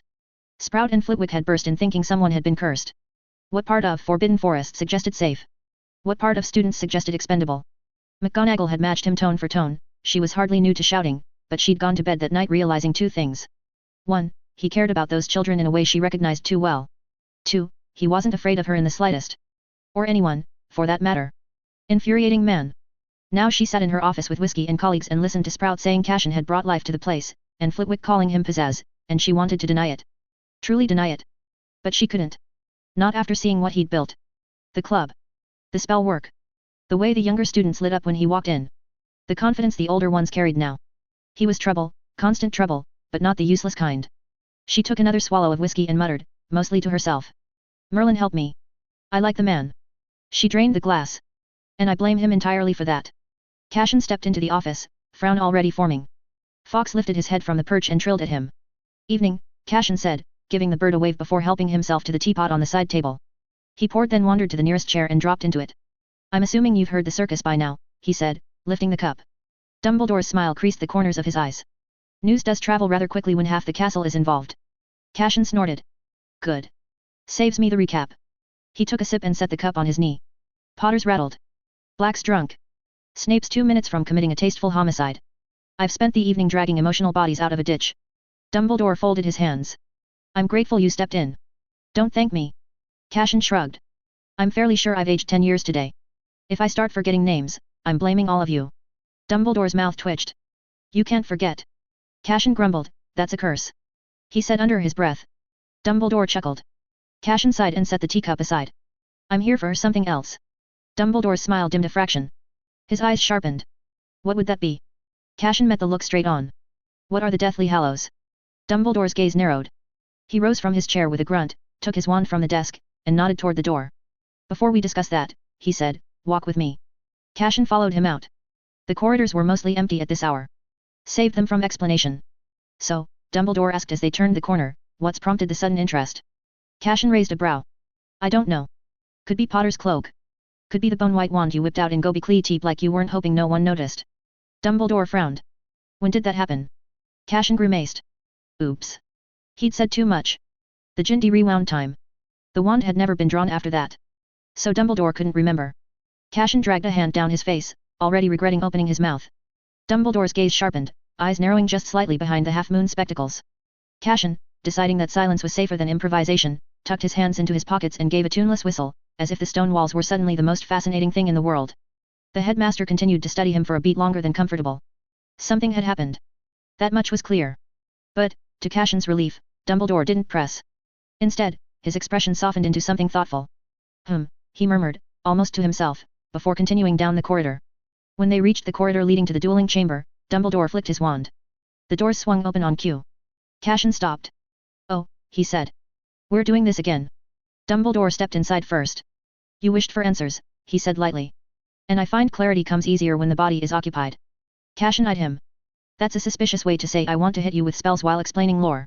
Dumbledore smiled in a way that didn't help. "You learn quickly." Cashin entered with a groan and shut the doors behind them. Dumbledore moved to one end of the floor. "Wands out, Professor Rosier." Cashin drew his. "Right. Practical demonstration." "You asked a difficult question," Dumbledore replied. "The Hallows are not merely objects. They are ideas. Stories. Temptations. People seldom hear about them without trying to claim one." Cashin tilted his head. "Relax. I'm not assembling a collector's set. We shall see." Dumbledore lifted his wand. "Now. On your guard." Cashin mirrored him. "Right then. Lecture and duel. Multitasking. My favorite." Dumbledore struck first, clean, fast, and something older than standard curriculum. Cashin swept it aside, the spell cracking against the far wall in a neat burst of gold. "Begin with the cloak," Dumbledore said as if they weren't trading hexes. "What do you think it is?" "A relic," Cashin replied, stepping around a ricochet that hummed past his knee. "Woven with something that turns every ward it touches into a polite rumor." Dumbledore smiled softly. "Not inaccurate." He sent another charm, this one slow and curving, testing Cashin's footing. Cashin knocked it flat and returned a short, sharp curse that clipped Dumbledore's sleeve with a hiss of blue. He followed with a sharp bolt of lightning straight at Dumbledore. The old wizard caught it on his wand tip with irritating grace, ready to sling it back, right up until the metal grill overhead snapped shut like a jaw and locked the strike in place. Sparks skittered down the coil. Dumbledore's hair began to float. He glanced up, mildly alarmed. "When did you conjure that?" Cashin grinned. "When we started." Dumbledore let out a chuckle as he waved the metal away. The lightning sputtered out, leaving his hair still faintly puffed from static. Cashin tipped his chin toward Dumbledore.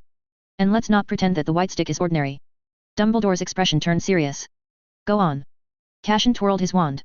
"It's the Elder Wand. You took it off Grindelwald." Dumbledore's eyes narrowed. "You've studied the past." Cashin flashed him a bright smile. "I'm a historian. That's what I do." Dumbledore nodded, then flicked his wand toward the far corner. "Then tell me, Cashin. What do you make of the stone?" Cashin spread his arms. "Haven't a clue, but..." A fireball roared across the room. He swore and dropped into a crouch. The spell sailed over him, smacked into the warded wall, and burst in a harmless shower of sparks. "Bloody hell. You should always be on your guard," Dumbledore said as if he'd merely tossed him a cushion. Cashin stood, dusting ash off his sleeve. "Yes, thank you, Headmaster. Lovely feedback." He shifted his grip on his wand. "I don't know what the stone does, but I'm certain the Hallows aren't fairy tales." Dumbledore huffed through his nose. "They aren't." Cashin tilted his head.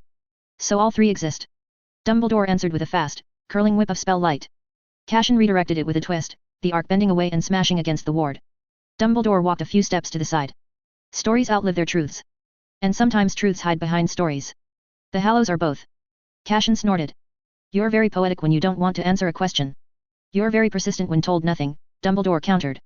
Cashin smiled. "Occupational hazard." Dumbledore lifted his wand again. Cashin felt the push of magic before the spell took shape. "Tell me," Dumbledore said, "have you discovered anything about the stone?" Cashin circled a few steps, wand raised. "Rumor says resurrection." "That's daft. Magic can cheat death, but it doesn't resurrect anything cleanly." Dumbledore looked amused. "Probably not." He lifted his wand.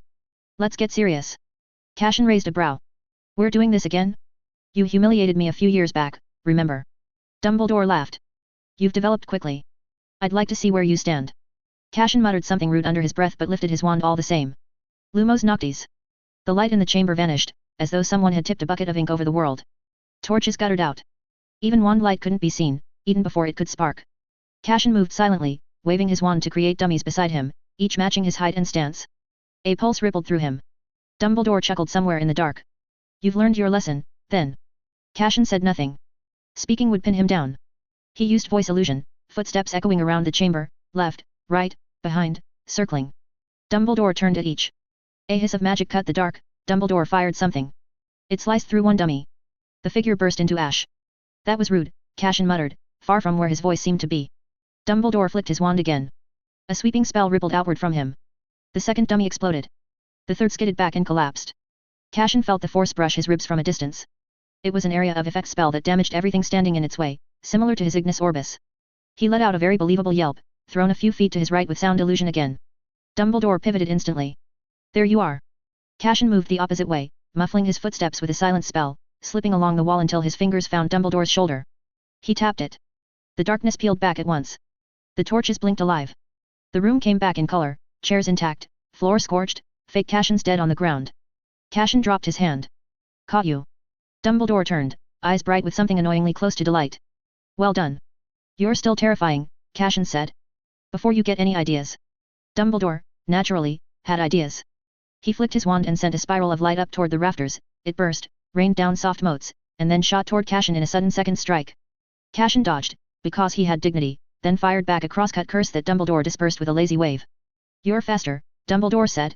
Cashin huffed. I'd hope so. I've been training. Dumbledore's wand was still raised. Cashin sighed. You're not done, are you? Not remotely. Dumbledore fired a chain of spells, thin rays, wide arcs, a binding strand meant to catch him mid-step. Cashin ducked the first, broke the second, and vaulted sideways from the third, landing with one hand braced on the floor. Dumbledore twirled the wand lightly. Excellent. Again. Cashin glared. I came here for a conversation about the Hallows. And you shall have it, Dumbledore said, already sending another spell. Consider this the entrance exam. Cashin blocked it and muttered, I should have gone to bed. He fired back a bolt that fractured into three mid-flight. Dumbledore caught two. The third he let hit the floor, it fizzled out, harmless. Better, the headmaster said. Cashin pointed at him. Don't mentor me while you are trying to murder me. Murder is such a strong word, Dumbledore replied. Cashin gave him a look. You threw fire at me 5 seconds ago. A gentle fire. Cashin barked a laugh. Right. Lovely warm fire. For roasting professors. Dumbledore's eyes went sharp again, the kind of sharp that meant Cashin had about 5 seconds before he would find himself back on his arse educationally. Cashin let out a tired sigh. Dumbledore's wand gave a jolt and tore itself out of his grip. It shot across the room straight at Cashin like a very polite missile. Cashin caught it cleanly. He turned it in his hand, weighing it the way someone might check whether a broom was worth buying. Albus, he said, you forgot I spent a year in the wilderness without magic. My only company was trees. Your wand might adore you, but it's still made of wood. Dumbledore stared at him, caught somewhere between affronted and delighted. I really ought to remember things like that. Cashin lobbed the wand back. Dumbledore caught it neatly, slid it into his sleeve, and then drew a different one. A bone-pale wand, long and smooth, the grain barely visible under the polish. Dumbledore held it up. This, he said, is the Elder Wand. Cashin's eyes widened. That would. When Cashin stepped into the room, he'd barely shut the door before he realized something was off. Bath's Haida sat on the edge of the bed, staring past the wall like someone had switched her off. Not blinking at all. Hollow, fixed look he hadn't seen on her for some time now. He crossed the room fast. Hey, he caught her hand, checked her pulse, ran 2 diagnostic charms without thinking. Baths. What happened? His voice seemed to drag her back. Her eyes refocused slowly, as if she'd woken from something too deep. Dumbledore is dead, she whispered. Cashin froze. His heart skipped a beat, then calmed. No, he's not, Cashin said. I was with him half an hour ago. He's fine. Very annoyingly fine. Told me off while dueling. He then froze. Oh, you mean? She shut her eyes. Yet. Cashin eased her upright and pulled her against him. Her arm slid round his waist, her breath shaky against his chest. What did you see? He murmured into her hair. She swallowed hard. Potter told it. He was on the tower with him. Draco brought Death Eaters and threw the vanishing cabinet. Her fingers tightened on his shirt, it was repaired. Cashin pressed his chin to the top of her head. Go on. Draco cornered him. He was supposed to kill Dumbledore. She shook her head against him. He couldn't do it. He stood there shaking, saying he had no choice. Dumbledore wasn't afraid, Potter said. He even tried to encourage Malfoy. Like he knew this was his end. And Dumbledore was already weakened. Something had happened to his hand months before. Potter was stunned by Dumbledore, so he couldn't do anything. Watched as Dumbledore couldn't even defend himself. Cashin let out a slow breath through his nose. Probably the ring. The gaunt ring he found. It's so dreadful, if he wasn't careful, he too could lose an arm. Bathsheda's voice thinned further. Snape came up the stairs. He felt her shiver. He held her a bit tighter. Potter said Dumbledore looked at him. Like he trusted him. Asked him for something. And Snape. She broke off, jaw tight, eyes closing harder. Snape raised his wand and killed him. Cassian closed his eyes. She finished in a whisper. Dumbledore fell from the tower. Then the others arrived. The Death Eaters. They surrounded him. Taunting Draco. The dark mark above the school. Students screaming. Chaos everywhere. It broke the castle. Cassian stroked her hair slowly. All right, he said quietly. I've got you. She breathed out, shaking. It felt so real. I know. He kissed her temple. But that's not our present. You're here. He's alive. I annoyed him just now. Nothing's unfolding like that here. She nodded against him, but her breathing was still uneven. He guided her fully into his arms, one hand cupping the back of her head. We've derailed that path, Cassian said. Draco's not doing anything of the sort. The cabinet's in containment because we nicked it. The other one is stripped to its bones. And Snape, he huffed. Snape's many things, but right now he isn't in the business of murdering headmasters. Bath's Haida let out a breath that trembled on the way out. I hate seeing it. I know, he whispered. But that isn't us. That isn't this school. She shifted closer, her fingers curling in his shirt. It seemed I was preparing for a funeral tomorrow. Cassian tipped his forehead to hers. Then we make sure tomorrow looks nothing like that. Her eyes opened, still shaken but no longer empty. He brushed his thumb over her cheek. You're safe. He's safe. And we're several steps ahead of whatever mess that version of Hogwarts became. She finally let go properly and slumped into him. Yeah. Good, he said into her hair.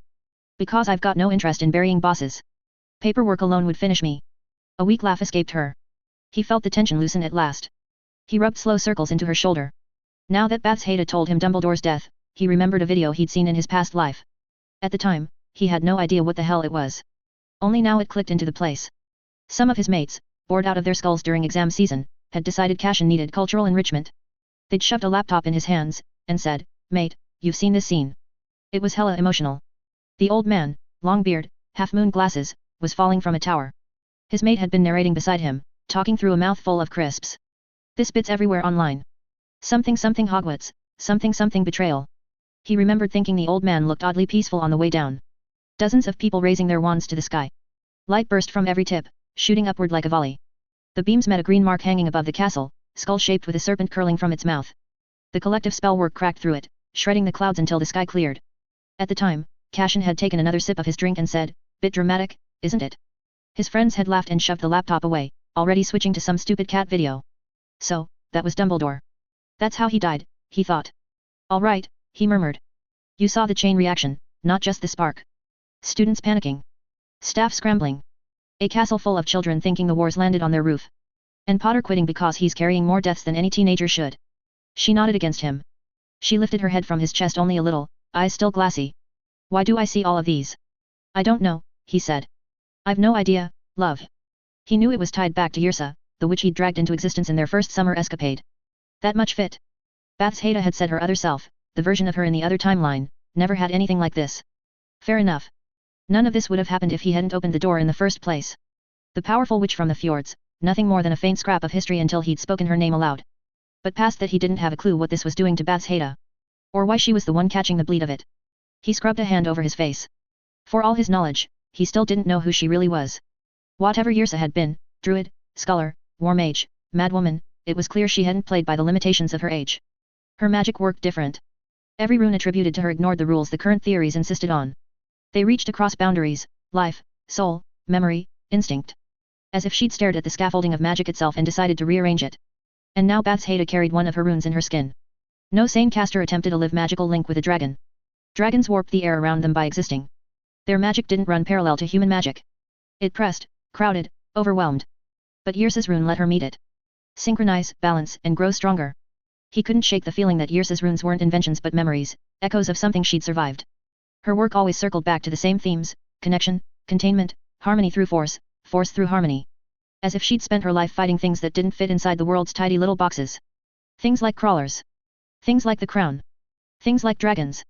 Maybe Yrsa wasn't merely a powerful witch or rogue scholar. Maybe she'd walked through the same ruins Cassian stood in, seen the same broken seals, felt the same wrong magic humming under her feet. Maybe she'd crafted her runes because she had no other choice.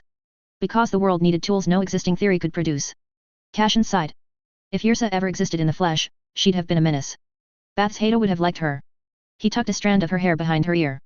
And, speaking of extremely poor timing but reasonably large topics. He shifted to look at her properly. Dumbledore showed me the Elder Wand. Her gaze snapped to him. He what? Cashin gave a small, tired laugh. Held it up like he was unveiling dessert. Here you go, Cashin, have a look at the stick several generations have killed each other over. Very casual. Very headmaster. Bathsheba blinked, now roused by something more urgent. He just handed it to you. Not handed, no. Brandished. With enthusiasm. Cashin rolled his eyes. I've met safer tutors. She chuckled softly. So he really had it. Cashin nodded. When I first saw it that day, I thought he'd brought along some ceremonial wand for dramatic effect. Didn't clock it as the wand. Bathsheba rubbed her thumb along his sleeve. The Elder Wand, she murmured. Of course it'd be him. She eased back a little. He was the rising star of his time. Strongest wizard of his generation. Everyone forgets he wasn't always an old man in a cardigan. He defeated Grindelwald. She then paused, brows pulling together. Hold on. If that was the Elder Wand, he beat Grindelwald while Grindelwald had it. Seems so. Her eyes widened. How's that even possible? Cashin shrugged. Wands aren't gods. Even the Elder Wand's been bested before. It's swung between owners all through history. And half the duels that decided its fate were messy, unplanned, or plain lucky. Wands are temperamental, and act out. She nodded slowly. Like yours. Cashin let out a breath. Yet. The old Cashin had never stood a chance with it. A wand might tolerate you, but it won't follow you unless something fits. The wand had woken up for him the moment he'd taken over this life, as if it'd been sitting there for years waiting for the person it actually recognized. Not the boy it had been paired with by accident, but the mind now steering the body. If so, why did old Cashin have it? Did Ollivander make a mistake? Poor bastard never got along with it, Cashin said. Not only that. His intent was off, mental picturing was poor, everything clashed. But the wand fits me like it was made for my hand. Bathsheba hummed. She still couldn't quite believe the man holding her carried a soul from another world. He gave her a smile. Feels like it spent 14 years in a drawer muttering, any day now, any day. She laughed softly and rested her forehead lightly against his. Good, she murmured. About you, I mean. He huffed. Yeah, me too. It's the one bloody thing that went right. Led me straight to you. She eased into him, the last of the tension slipping from her shoulders. Well, you wouldn't cope without me. He didn't bother answering. He only held her a little closer. Because she was right. The great hall gleamed under its floating candles, banners bright, tables full, and, miracle of miracles, nobody bleeding. Cashin sat beside Bathsheba at the staff table, staring across the hall expecting something to happen. Not a single explosion, he muttered. I don't trust it. Bathsheba cut a piece of roast and nudged his arm with her elbow. You're meant to enjoy it. It's called an end-of-year feast, not a precursor to disaster. That's exactly what someone would say right before disaster. She sighed. Nothing is happening because we stopped it from happening. Cashin stabbed a potato. Still feels wrong. Hogwarts usually tries to maim at least one child before putting down the table. Sirius and Aurora sat beside each other. They weren't touching, but the gap between them was no longer a declaration of war. They spoke quietly, calm in that careful way couples adopt when they're pretending they're not rebuilding from rubble. Aurora said something quiet, Sirius huffed a laugh and rubbed the back of his neck, awkward as ever. Cashin eyed them for a second. Look at that, he murmured. Bathsheba followed his line of sight. They're trying. I wonder what he'd do if he knew that a summer escape is my thing. Bathsheba's fork paused mid-air. He'd probably combust from jealousy and blame you for inventing holidays. Cashin nodded. Sounds right. Well, did you at least tell them to steer away from Norway, China, Greece, Turkey, Australia, and what else? Mesoamerica. She hummed, well thought. I'll make a list. Dumbledore, at the center of the staff table, clinked his goblet gently, smiling at nothing in particular. Cashin squinted at the old man. Bathsheba leaned closer.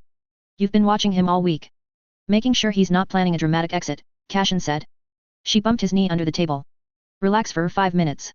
He loosened his fingers. There. Perfectly calm. Flitwick piped up. Cashin, did your first years ever manage to stop setting fire to their hair? Cashin frowned. They set one hair on fire. One. And it wasn't even impressive. Flitwick chuckled, taking a sip from his goblet. Your standards are unhelpfully high. McGonagall, who had been slicing her lamb, spoke without looking up. If Cashin says it lacked flair, Phileas, then I fear the child in question only managed smoke. Exactly, Cashin said. If you're going to blow something up, at least give it a memorable shape. A mushroom cloud. A dragon. Something. Snape made a noise. It might have been disapproval. It might have been indigestion. Cashin glanced down the table. Yes, Severus. Snape didn't lift his eyes from his plate. Encouraging structural explosions. Do you ever grow? That wasn't encouragement, Cashin said. That was aesthetic critique. Bathsheba elbowed him under the table. Stop provoking him. I haven't said anything provocative, Cashin protested. Snape lifted his goblet. Your existence is provocative. See. Cashin said to Bathsheba. That wasn't me. That's just Severus. Septimus snorted, then turned away from glaring Snape. Dumbledore raised his goblet slightly, catching the staff's attention. A toast, my friends, to another year survived, and to all of you who make this castle feel more like home than it ought to. McGonagall rolled her eyes. This year has run smoothly. For that, we should all be grateful. Sprout raised her glass. Here, here.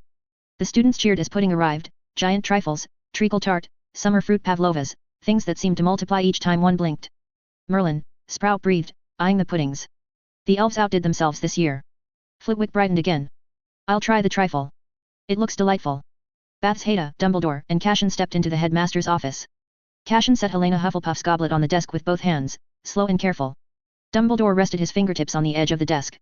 Are you ready? About as ready as anyone holding a screaming soul fragment in a cup, Cassian said.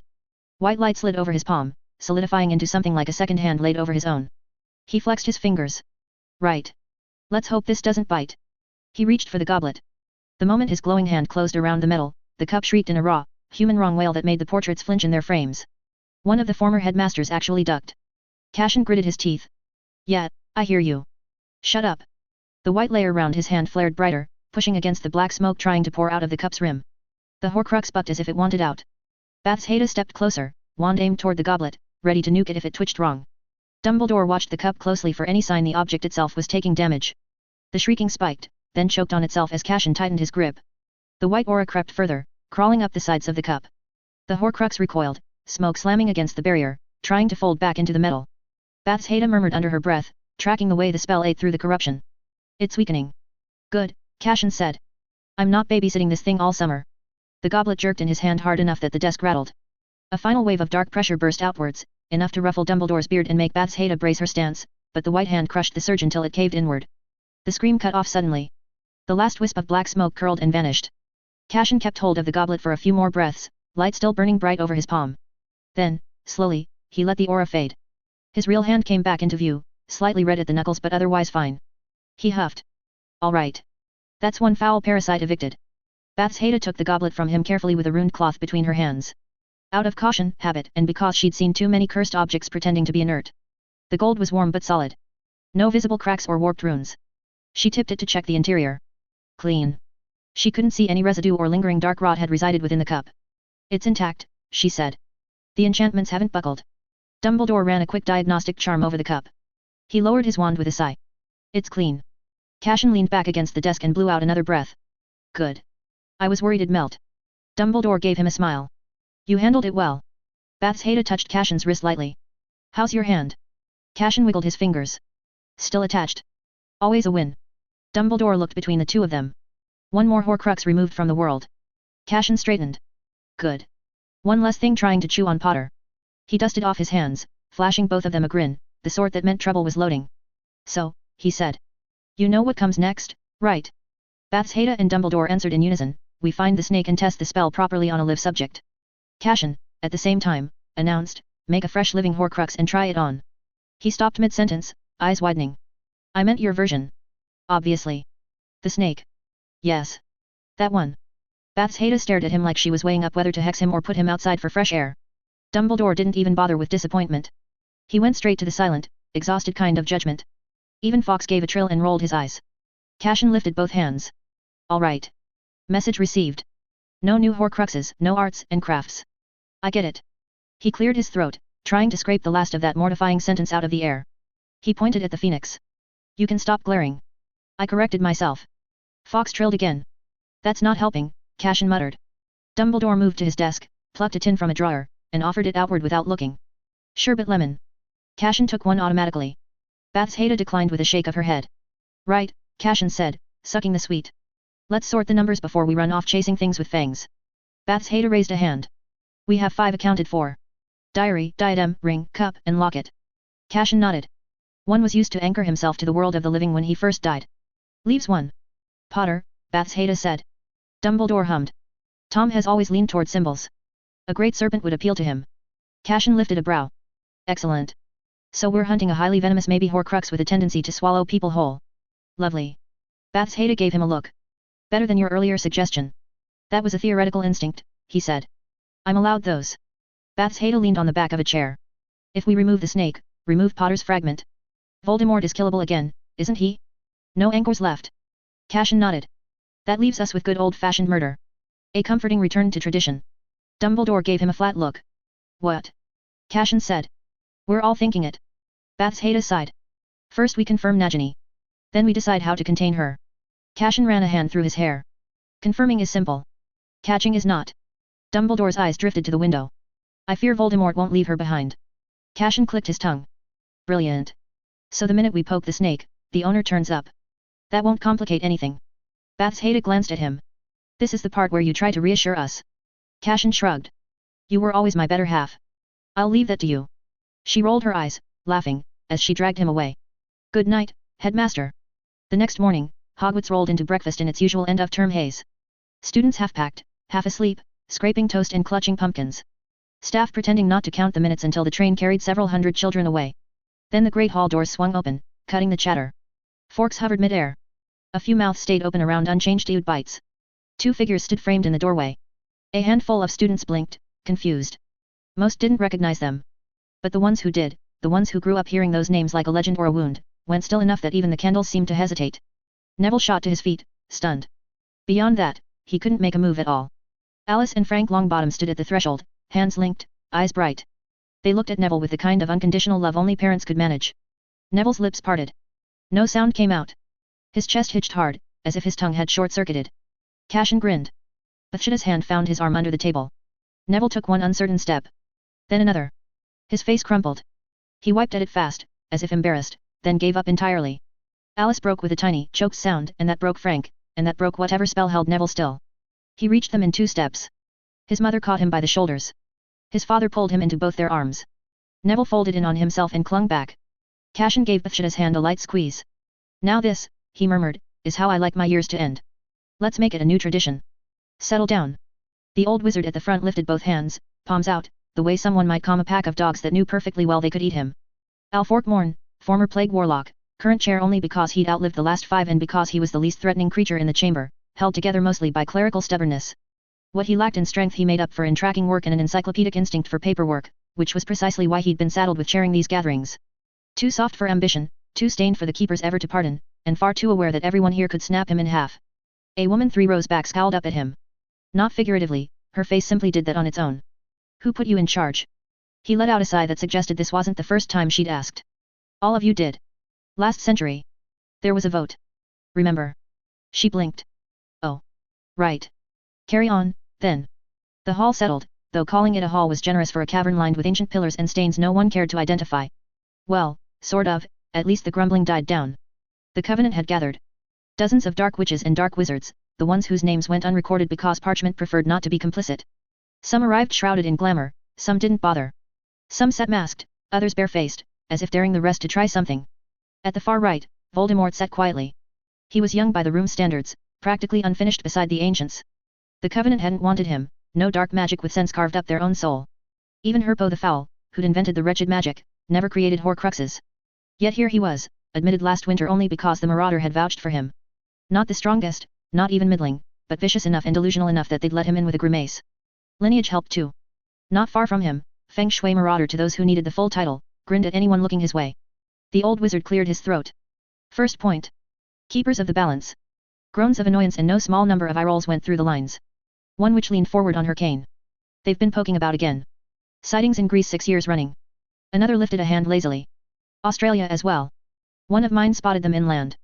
Chase them off. Someone snorted. Liar. Fine. They chased themselves off. A wizard with teeth filed to points raised his cup. I saw their trail in the Yucatan. Those undying bastards with them. Nicholas Flamel and Pernell Flamel. Alfork nodded. Multiple confirmations. They've been moving across continents for the last decade. Greece. Australia. China. Mesoamerica. Whatever they're hunting, they've widened the net. Or running from something, muttered another. Keepers don't run, someone said. They sulk and meddle. A man in the second row, scarred, missing 2 fingers, always eager to die on the wrong hill, grinned across the room. Funny they turned up in China. Thought they might have come for you, Marauder. Since your grandson made such a mess of things. The Marauder lifted his gaze, which was enough to silence the room. He simply stared at the man long enough for the idiot's grin to wilt into a twitch. Alfork coughed loudly. We're not here to discuss family matters. The Marauder's eyes stayed fixed on the man who'd spoken. The man stared at the floor, wishing it would swallow him. Alfork pressed on, louder, hoping to outrun the collective silence. If flamels are active, it confirms something important's going on. Their movement pattern suggests they're looking for something specific. They rarely involve themselves unless they believe the wider balance is at risk. A woman in plum robes scoffed. Balance. They call themselves keepers, but they only intervene when it benefits them. That, someone muttered, makes them predictable. And irritating, another added. Alfork rubbed his neck. Right. That's our first item logged. Keepers sighted. Activity rising. Assume interference. He flipped a parchment over with a dry rustle. Next item. We welcome a new Dark Lord into the Covenant. A side door groaned open. Heavy steps followed, metal striking stone.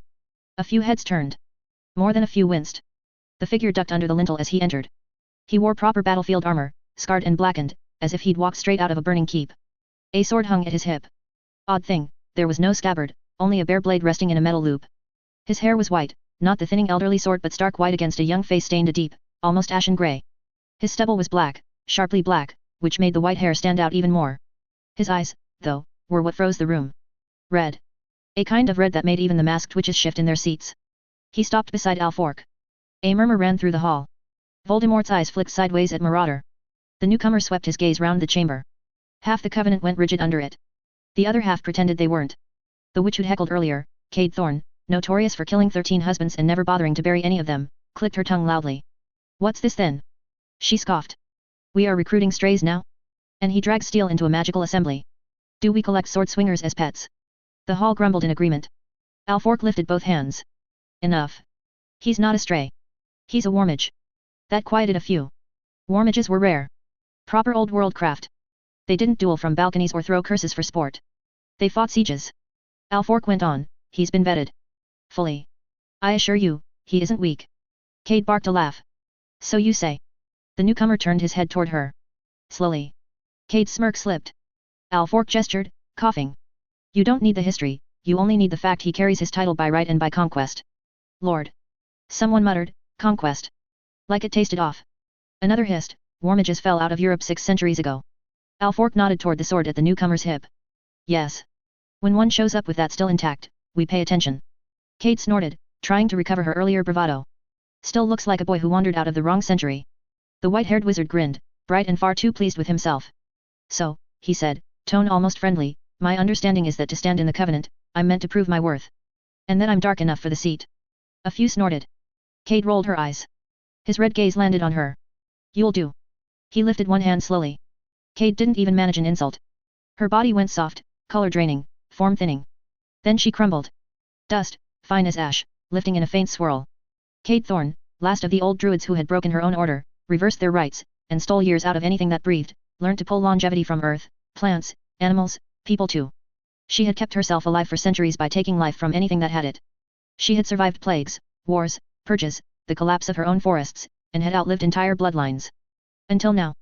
2 witches in the second row shifted back in their chairs. Voldemort's eyes narrowed. The marauder's grin sharpened. The white-haired wizard brushed a fleck of dust off his gauntlet.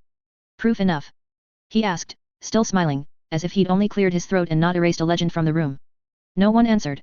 Right, as I was saying. Alfork Morn's throat bobbed. This is Lord Badal, the sovereign of Ashful. Badal. A witch choked. No.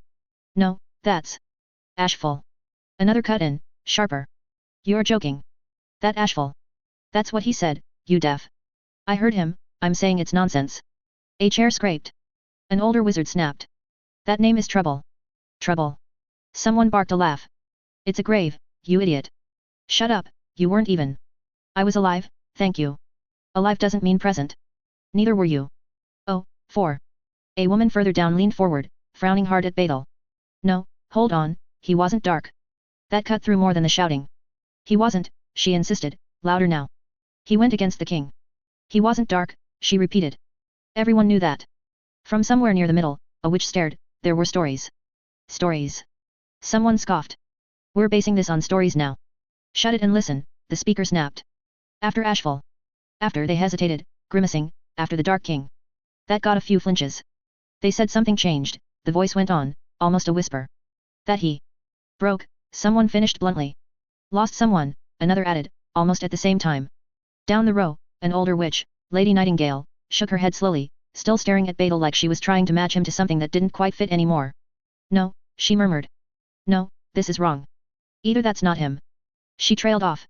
Or we've all remembered it wrong. Didn't you see what he did to Cade? A few heads turned.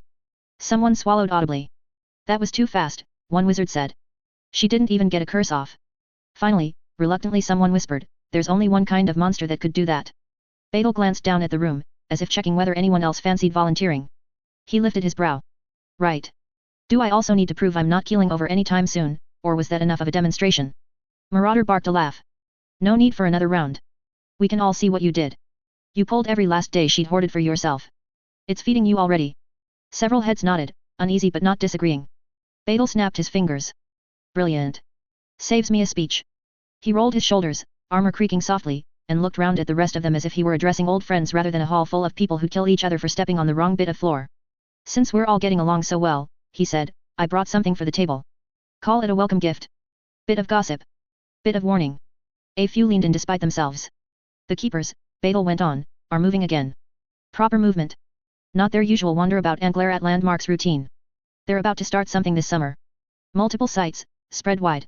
Whatever it is, it's old and nasty enough that even they're twitching. That got the room's attention. I wouldn't have bothered coming out of hiding if one of the sites weren't practically on my doorstep. And before any of you ask, no, I'm not telling you where that doorstep is. Someone in the back scoffed. Beidel grinned. Point is, we're going to have company soon. And if they finish what they're setting up, it won't favor any of us. Balance types never aim small. They're planning something big enough that even I'd prefer it didn't happen. So. We stop them. Or we at least make sure whatever they're hunting doesn't get found. Marauder sat back, teeth showing. Well. That's summer sorted. Beidel gave him a mock salute. Happy to be of service. Alfork shuffled his parchments again, though he wasn't reading a thing. If Lord Beidel has concluded his introduction, he said, we may proceed to strategic discussion. He might as well have asked the pillars for help. Voldemort lifted his head. A question, he said, turning his pale gaze on Beidel. What exactly is on your doorstep? A beast? A rift? Something sealed. Beidel's grin widened. You know how it is with old things. They never stay exactly where you leave them. Marauder snorted. He's dodging because he likes the attention, he said, not bothering to lower his voice. Warmages always did enjoy theatrics. Beidel shrugged. Can't help what works. Alfork didn't dare chastise either of them. The Keeper's activity will require redistribution of our assets. Any pockets of resistance? Let them resist, a masked witch muttered. They'll serve as testing grounds. Beidel chuckled. You can test whatever you like, so long as you don't test things on my patch. Marauder got up from his seat, sauntering toward the high platform. He reached the center of the stage and spread his hands. Right, my turn. I've actually got something interesting to share. His grin sharpened. I've finished what we discussed last time. A few heads turned. More than a few stiffened. Marauder tilted his head, eyes bright. It's time to declare war on the Keepers. A few straightened. Someone swore under his breath. Beidel's eyes narrowed. Marauder strolled to the center of the platform. The noise dipped. He lifted his eyes, glanced around the hall, and grinned bright. 6 years ago, he said, I had everything lined up. Perfect conditions, perfect site, perfect timing. His fingers flicked lazily. Then the Keepers barged in and ruined the whole bloody thing. A few dark-robed figures muttered. Several scoffed. Marauder carried on. But this time? This time I've got every piece. Every thread. Every door pried open. It's finally time to bring the Keepers to heel, along with the rest of the world. Beidel let out a whistle.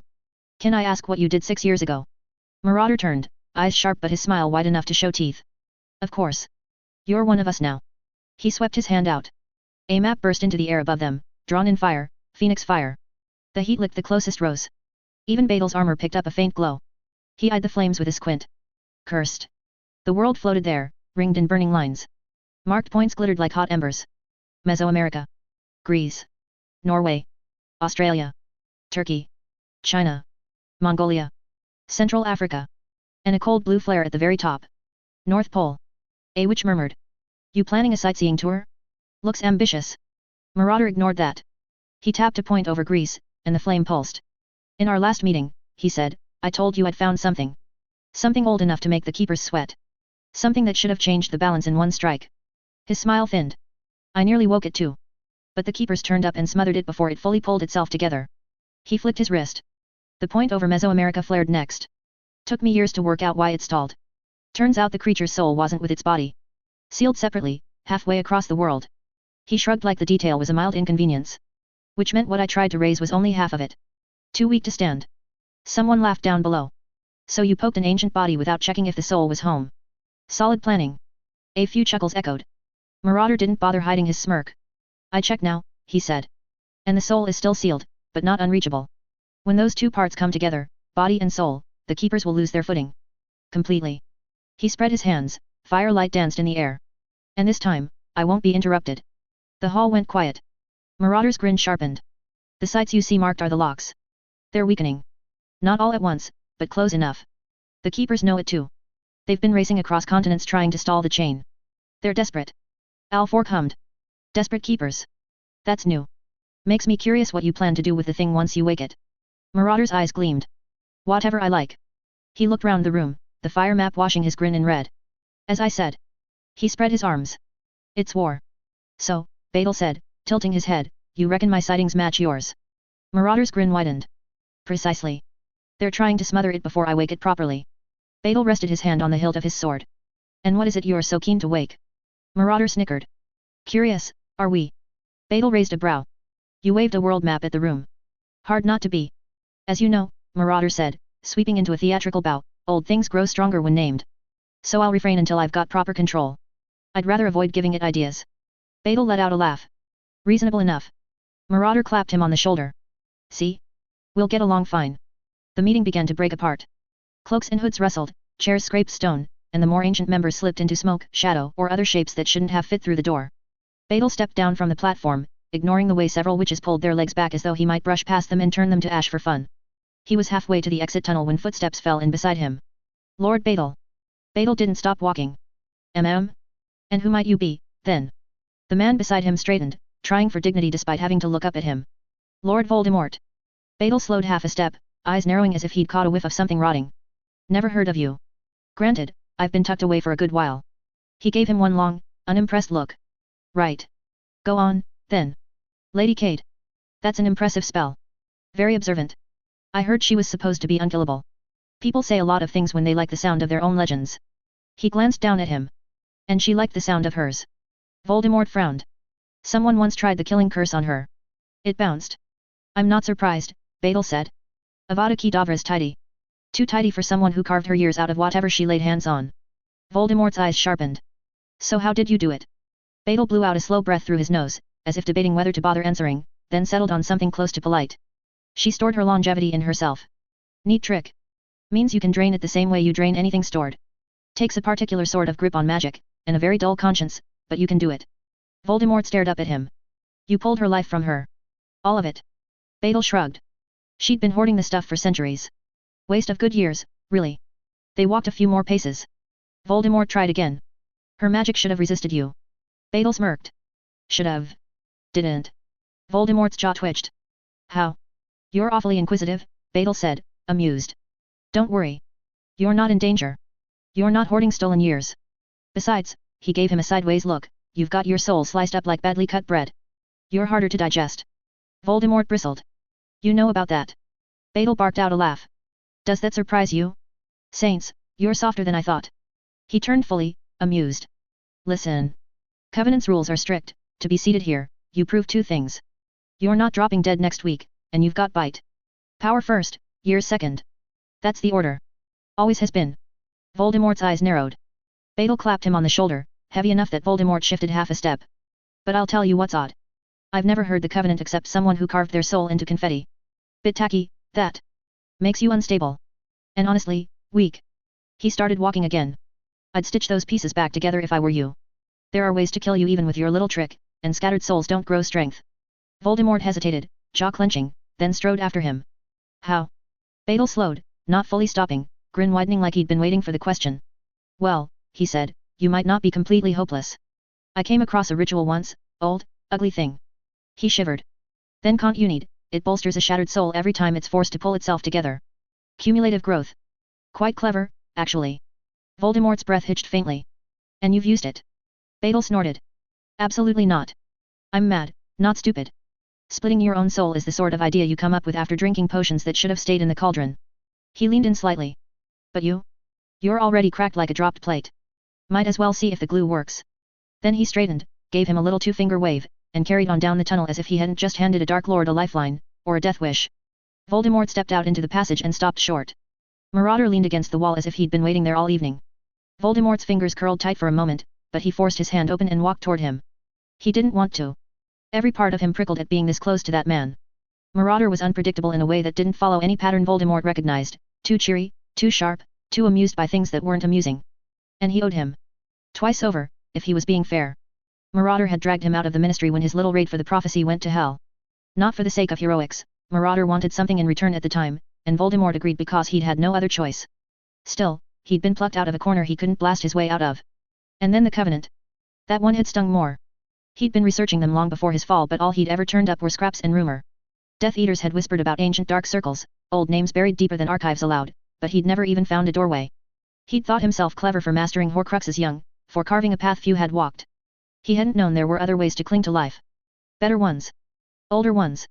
And when he was first hauled before the Covenant after his resurrection, they'd laughed. Some openly. Some behind masks. They called him incomplete. Unstable. Cracked. A child who'd butchered his own soul because he didn't know any better. He'd lived more than 70 years dragging those fragments around like chains. Dumbledore had lived past 100 without carving up a single piece of himself. How was he supposed to know longevity had other roots? If he'd known other ways existed, proper ways, developed by witches and wizards who actually survived centuries, he'd have taken one of those instead. He wasn't sentimental about his mistakes, only furious he'd made them without all the facts. Knowledge withheld was a curse. He'd learnt that early. Every scrap of lore he'd found early on pointed him to one path, and he'd taken it. What else was a boy meant to do when the world had no intention of letting him grow old? So yes. He owed Marauder. And he hated it. Marauder straightened as he approached. Enjoy your chat with the new lad.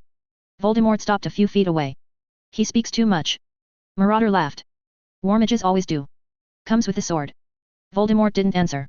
Marauder watched him with that look, the one that said he already knew Voldemort was wrestling with something. Well? Marauder asked. You're brooding. That's usually my job. What did he say? You look unsettled. Voldemort met the Marauder's flaming gaze.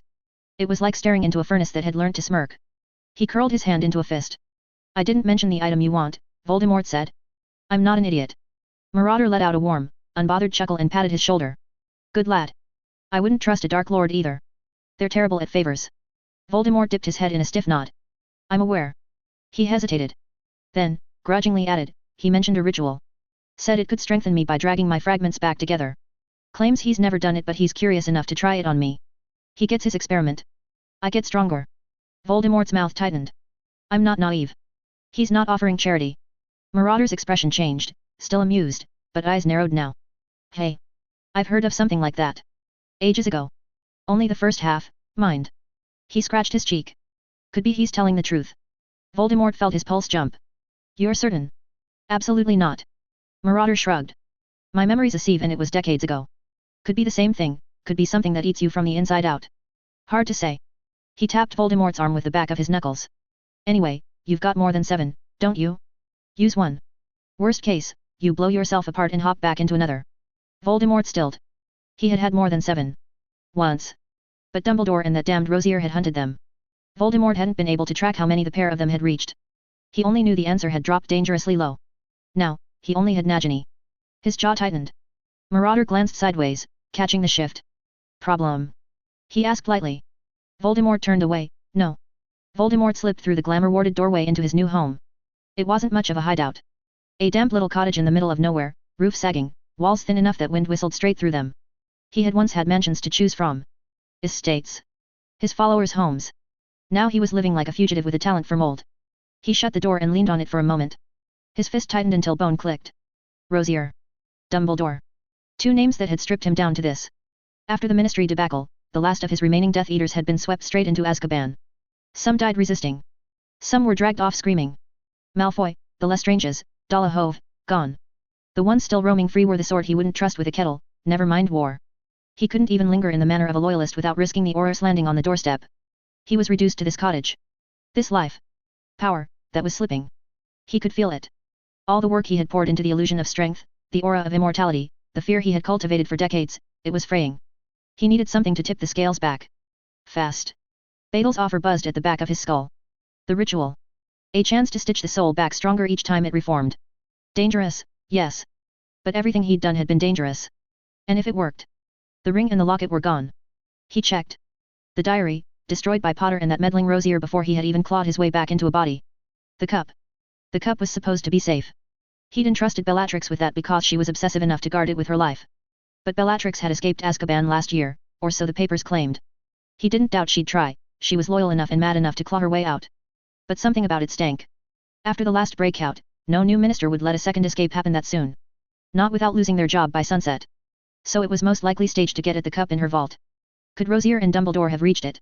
He pressed a hand to his forehead. That left the diadem. Hidden in the castle. Hidden well enough that Voldemort himself had spent days threading through old magic to put it there. No one alive knew the path he'd used. Hogwarts wasn't simple stone, it twisted for those it favored, and shut itself against those it didn't. If anything survived, it was that. Nagini slithered in the corner. She lifted her head and hissed, tasting the frustration in the air. Voldemort glanced at her, eyes narrowed. You're still with me, he muttered. That's something. He looked away. Only 2 Horcruxes left. 2 anchors. He'd once believed himself untouchable because 7 fragments made him myth. Because splitting the soul was the path to eternity. That was what the scrolls had taught him. That was what he'd built himself around. Now he knew better. The Covenant laughed at Horcruxes. Badal smirked at them. Marauder had practically patted him on the head. There were older forms of survival. Proper ones. Ones he'd never known existed. He felt stupid for the first time in decades. He rubbed his thumb against his sleeve, restless. Should he take Badal's offer? Let a stranger tear at the structure of what remained of his soul? Let it rebuild itself stronger, sharper, more resilient? Or was it bait? A trap? A way to prise him open and see what fell out? He closed his eyes. He'd trusted the wrong people before. But he also couldn't stay here, dwindling, watching his power drip out of him like a punctured cauldron. He opened his eyes again. I will not be diminished, he whispered to the empty room. Nagini hissed in answer. He pushed himself upright. If he wanted to survive, he needed more than fear and remnants of an old plan. He needed to adapt. He needed to grow in ways the old Voldemort had never considered. He needed that ritual. But not yet. Not without checking the last piece still in his reach. The diadem. If it lived, he still had 2 anchors. 2 was enough to risk 1. He reached for his cloak. He would go back to Hogwarts. Not into the castle, he wasn't suicidal, but close enough to sense whether the diadem had been disturbed. Close enough to test the boundaries. If it had been touched. His jaw tightened. Badal swung the slab of stone aside with one hand, as though the cave door had only been pretending to be heavy. Cold air rolled out. Voldemort stepped in after him and stopped short. From outside it looked like a foxhole wedged between 2 boulders, inside, it opened into a cavern big enough to hold a small hall. Bare walls. Bare floor. No furniture or runes. Nothing that suggested a home or a lair. It felt more like a waiting room for something unpleasant. Voldemort looked back over his shoulder to the entrance. He honestly wasn't sure how he'd ended up there. One moment he was standing inside the circle Badal had told him to enter, and the next he'd walked out into this chamber. No porte-pull or apparition snap. It felt like stepping into a cupboard and wandering out of a different door entirely. How that was even possible, he had no idea. Badal stepped in behind him as he let the stone fall shut again. Well then, he said, grinning. That's a yes, is it? Voldemort gave him a nod. Nagini slid off his shoulders and coiled beside his boots. Badal eyed her. A living Horcrux, he said, far too amused. How exciting. Voldemort didn't bother to explain himself. He'd gone close, uncomfortably close, to Hogwarts to test something he'd learnt the hard way, his Horcruxes were linked through one another. Not speech really, more a shared pulse of emotion and pressure. When he reached the edge of the wards, something answered Nagini's call from inside the castle. Only one Horcrux could be in Hogwarts, the diadem. With one left to gamble, he'd taken the risk. Badal didn't press. He wandered forward, crouching to look at Nagini as she lifted her head. He frowned. He murmured. She isn't a snake. Voldemort froze. Badal tapped the ground lightly with 2 fingers. Come here, sweetheart. Nagini slid closer. She was a person, Badal said. And something cursed her so hard her bones folded into scales. Voldemort's expression flickered, anger first, then something darker, then gone again. She wasn't a human. She was, Badal said simply. You can lie to the room if you want, but magic doesn't lie to me. Nagini hissed. Badal shifted his weight, elbows on his knees. Blood malefication, he said. Rare one. Takes your form, locks it, and feeds on whatever's left. Not the usual curse either. This is old.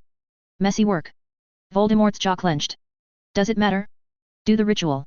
Badal's hand twitched like he'd nearly reached for his sword without thinking. No. Voldemort's wand was out in a heartbeat. What do you mean, no? Don't tell me you're squeamish about killing a snake that used to be a witch. Badal looked down at him as though Voldemort had missed something obvious. A person's magic isn't the same as whatever you stuffed into an item. The ritual won't take. He nodded at Nagini. Leave her with me. I can run tests. Voldemort's wand lifted a fraction higher. You misunderstand, he said softly. I am not asking whether it will take. I am asking you to make it take. Badal's smile thinned. That's adorable. Voldemort narrowed his eyes. Are you toying with me? Badal tapped the hilt at his hip, thought better of unsheathing it, and let his hand drop. I'm really not. I agreed to this because I wanted to see what the ritual does to a soul. She's another branch of the same magic, so I'll study that instead. He shrugged lightly. Still an experiment either way. You will do the ritual, Voldemort repeated, quieter this time. Badal lifted a brow. You keep saying that as if repetition will make the magic line up.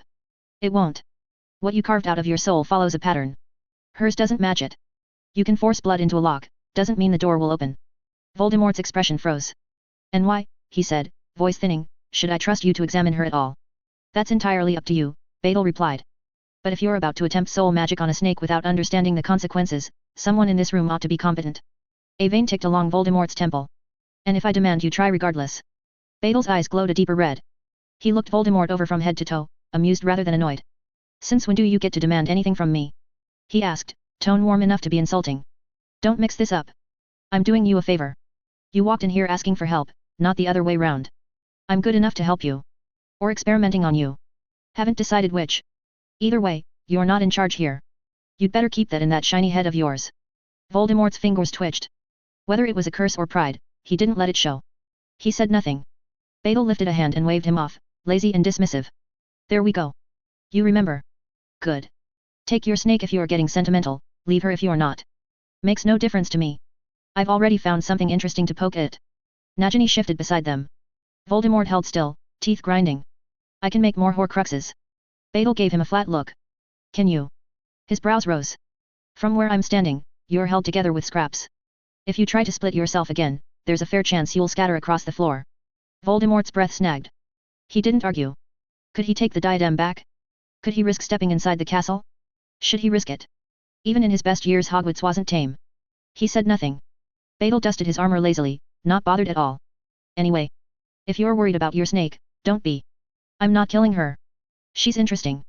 A blood curse twist I haven't poked at yet. What'll you do if I leave her with you? Voldemort asked. Badal lifted his hands in a shrug. He tilted his head. I'll see if I can shift that Horcrux into something else. Voldemort stilled. You can move it? He asked. Badal shrugged.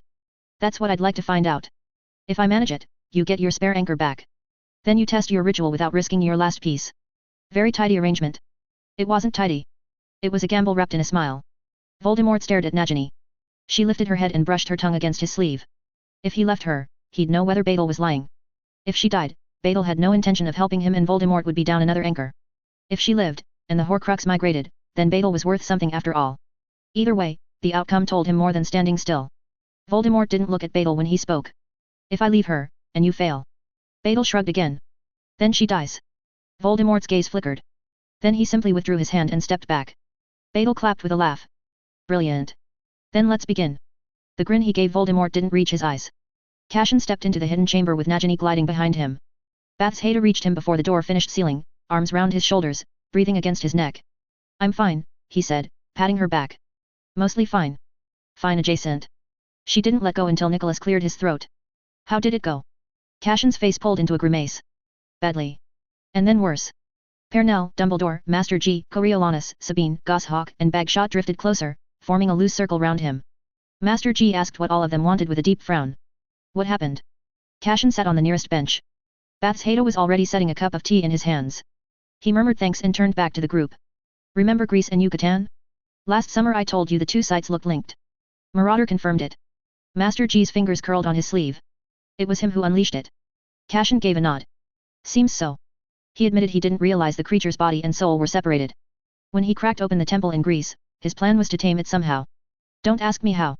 He wouldn't explain or was happy me asking questions. And the Covenant, they already knew keepers were sniffing round the sites. Even before I told them. Nicholas's brow creased. More traitors in our circle. Cassian let out a breath. Looks that way. Dumbledore tipped his chin toward Nagini, who had settled in a coil beside Cassian's boots. You managed to get the snake. That's something. Cassian's grip tightened round his cup. Bathsheda's hand slid to his arm. What's wrong? She asked. She's not just a snake, he said quietly. She was a person. Blood malefication. Someone warped her so badly she's stuck like this. I'm not experimenting on her. Not with a conscience I'd like to keep. Unease rippled through the circle. Coriolanus and Sabine shared a look, one that said they'd expected trouble, but not this particular flavor. Bagshot pressed a hand to her chest. Goshawk muttered something sharp under her breath. Master G's smile had flattened. Blood malefication that deep, it's not reversible at this point. No, Cashin said. It isn't. They all knew what this meant. Testing his method on a living Horcrux had been the cleanest path to making Harry safe. But not at the cost of another human life trapped in scales.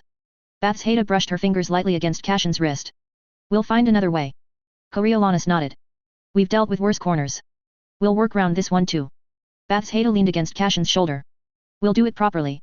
No shortcuts. Cashin ran a thumb along the teacup's rim. Good. Because we're running out of shortcuts anyway. Nicholas steepled his fingers. What else did Marauder reveal? Cashin let out a tired huff. The locks on the sights are weakening. All of them. He's planning to force a reunion of body and soul. And he's certain he won't be interrupted this time. Dumbledore's brows were drawn. Then we must assume he's closer than we'd hoped. Much closer, Cashin said. And if he's right, we're on a timer. And, Cashin tapped the rim of his cup to draw their attention. I'll need to go back. I have to see what Marauder's building. Bathsheba's head snapped round. Absolutely not. You barely made it out of that damned place the first time. I did more than barely, Cashin said. And I don't get another chance like this. They trust the face I used. They let me stand in the room. If I pull out now, we lose the one window we've got. Coriolanus stepped forward, folding his arms. How did you even pass their initiation? Metamorphmagus tricks only get you halfway. Their screening is brutal. Cashin sighed. He'd told them his shape-shifting came from the black side of his family tree, some distant great aunt with strange gifts, magic skipping generations, that sort of thing. It was a convenient lie. The truth was far more ridiculous. Years ago, when he taught Tonks how to stabilize her morphing, his interface had awakened basic ability in him too. Barebones stuff at first, mostly useless. But after learning druid spells, the ability was complete, somehow. Cashin hesitated a bit, but then said, I took Cade Thorne's immortality. The reaction hit the room like a dropped cauldron. Dumbledore's hand went into a tight fist. Others wore different shades of shock. How? G asked. Cade Thorne's proper old. She walked the plague wars. She's older than the Flamels. She was, Cashin said. Not anymore. He set the empty cup aside. 2 summers ago, he continued, I inherited a set of druidic spells. One of the spirits I met in the Highlands gave me a task as well, stop Cade Thorne. She'd broken their oldest laws. Killed her own order. Twisted their rights. She stole life from earth, forest, and beast, and hoarded every stolen year inside her body. Coriolanus lowered himself into a seat. Sabine stared at Cashin as if she were seeing him for the first time. And you killed her? Master G asked. Cashin shook his head. I broke the spell she'd wrapped herself in. Everything she'd stolen tore free. Her body didn't survive the drop. It collapsed into ash. He tapped his chest. I pulled the excess into myself to make the Covenant think I'd earned it the same way she had. I'll release it into the forest when I go back. The room stared at him in silence. Dumbledore finally spoke. Cashin, how could you? Cashin met his eyes, tired rather than defensive. Grow up, Albus. She drained tens of thousands of lives over centuries. She committed murder in slow motion. I didn't cast dark magic on her. I undid her work. If she died when the spell snapped, that's on her choices, not mine. Dumbledore looked as though he was in a room with a serial killer. Cashin lifted his palm and called light into it. His patroness flared to life clean and bright as usual. Look at it, he said. I'm not drifting into the dark. I'm not tampering with anything foul. I'm doing the job your generation ignored. Master G sighed slowly. She really is gone, then. She is, Cashin said. And the Covenant bought it. They saw me absorb her years and assumed I'd devoured them the way she did. Coriolanus let out a whistle. No wonder they accepted you. Cade Thorne was old even for most of them. Killing her is like ripping up Stonehenge with your bare hands. Cashin rubbed his forehead. Brilliant. I've frightened a room full of warlords. That bodes well. Sabine stepped closer. Are you sure going back is a good idea? Cade wasn't liked much, but she was still a strong dark witch. If you scare them too much, they might join forces against you. Cashin nodded. I have to. Marauder's nearly finished. If we don't know what he's planning, we can't stop him. Bathsheba held his hand. If you go back alone. I won't be alone, Cashin said. You'll know where I am. And I'll pull out the moment anything shifts. She didn't answer. Her jaw clenched. You'd better. Because if you don't, I'm dragging you out myself and you're not going to like how. Cashin gave her a small smile. Of course you will. You're terrifying. Master G cleared his throat. Before you go infiltrating ancient cults again, we need a strategy. Nicholas leaned forward, elbows on his knees. If the locks are weakening, we must assume convergence before year's end. Dumbledore glanced round the circle.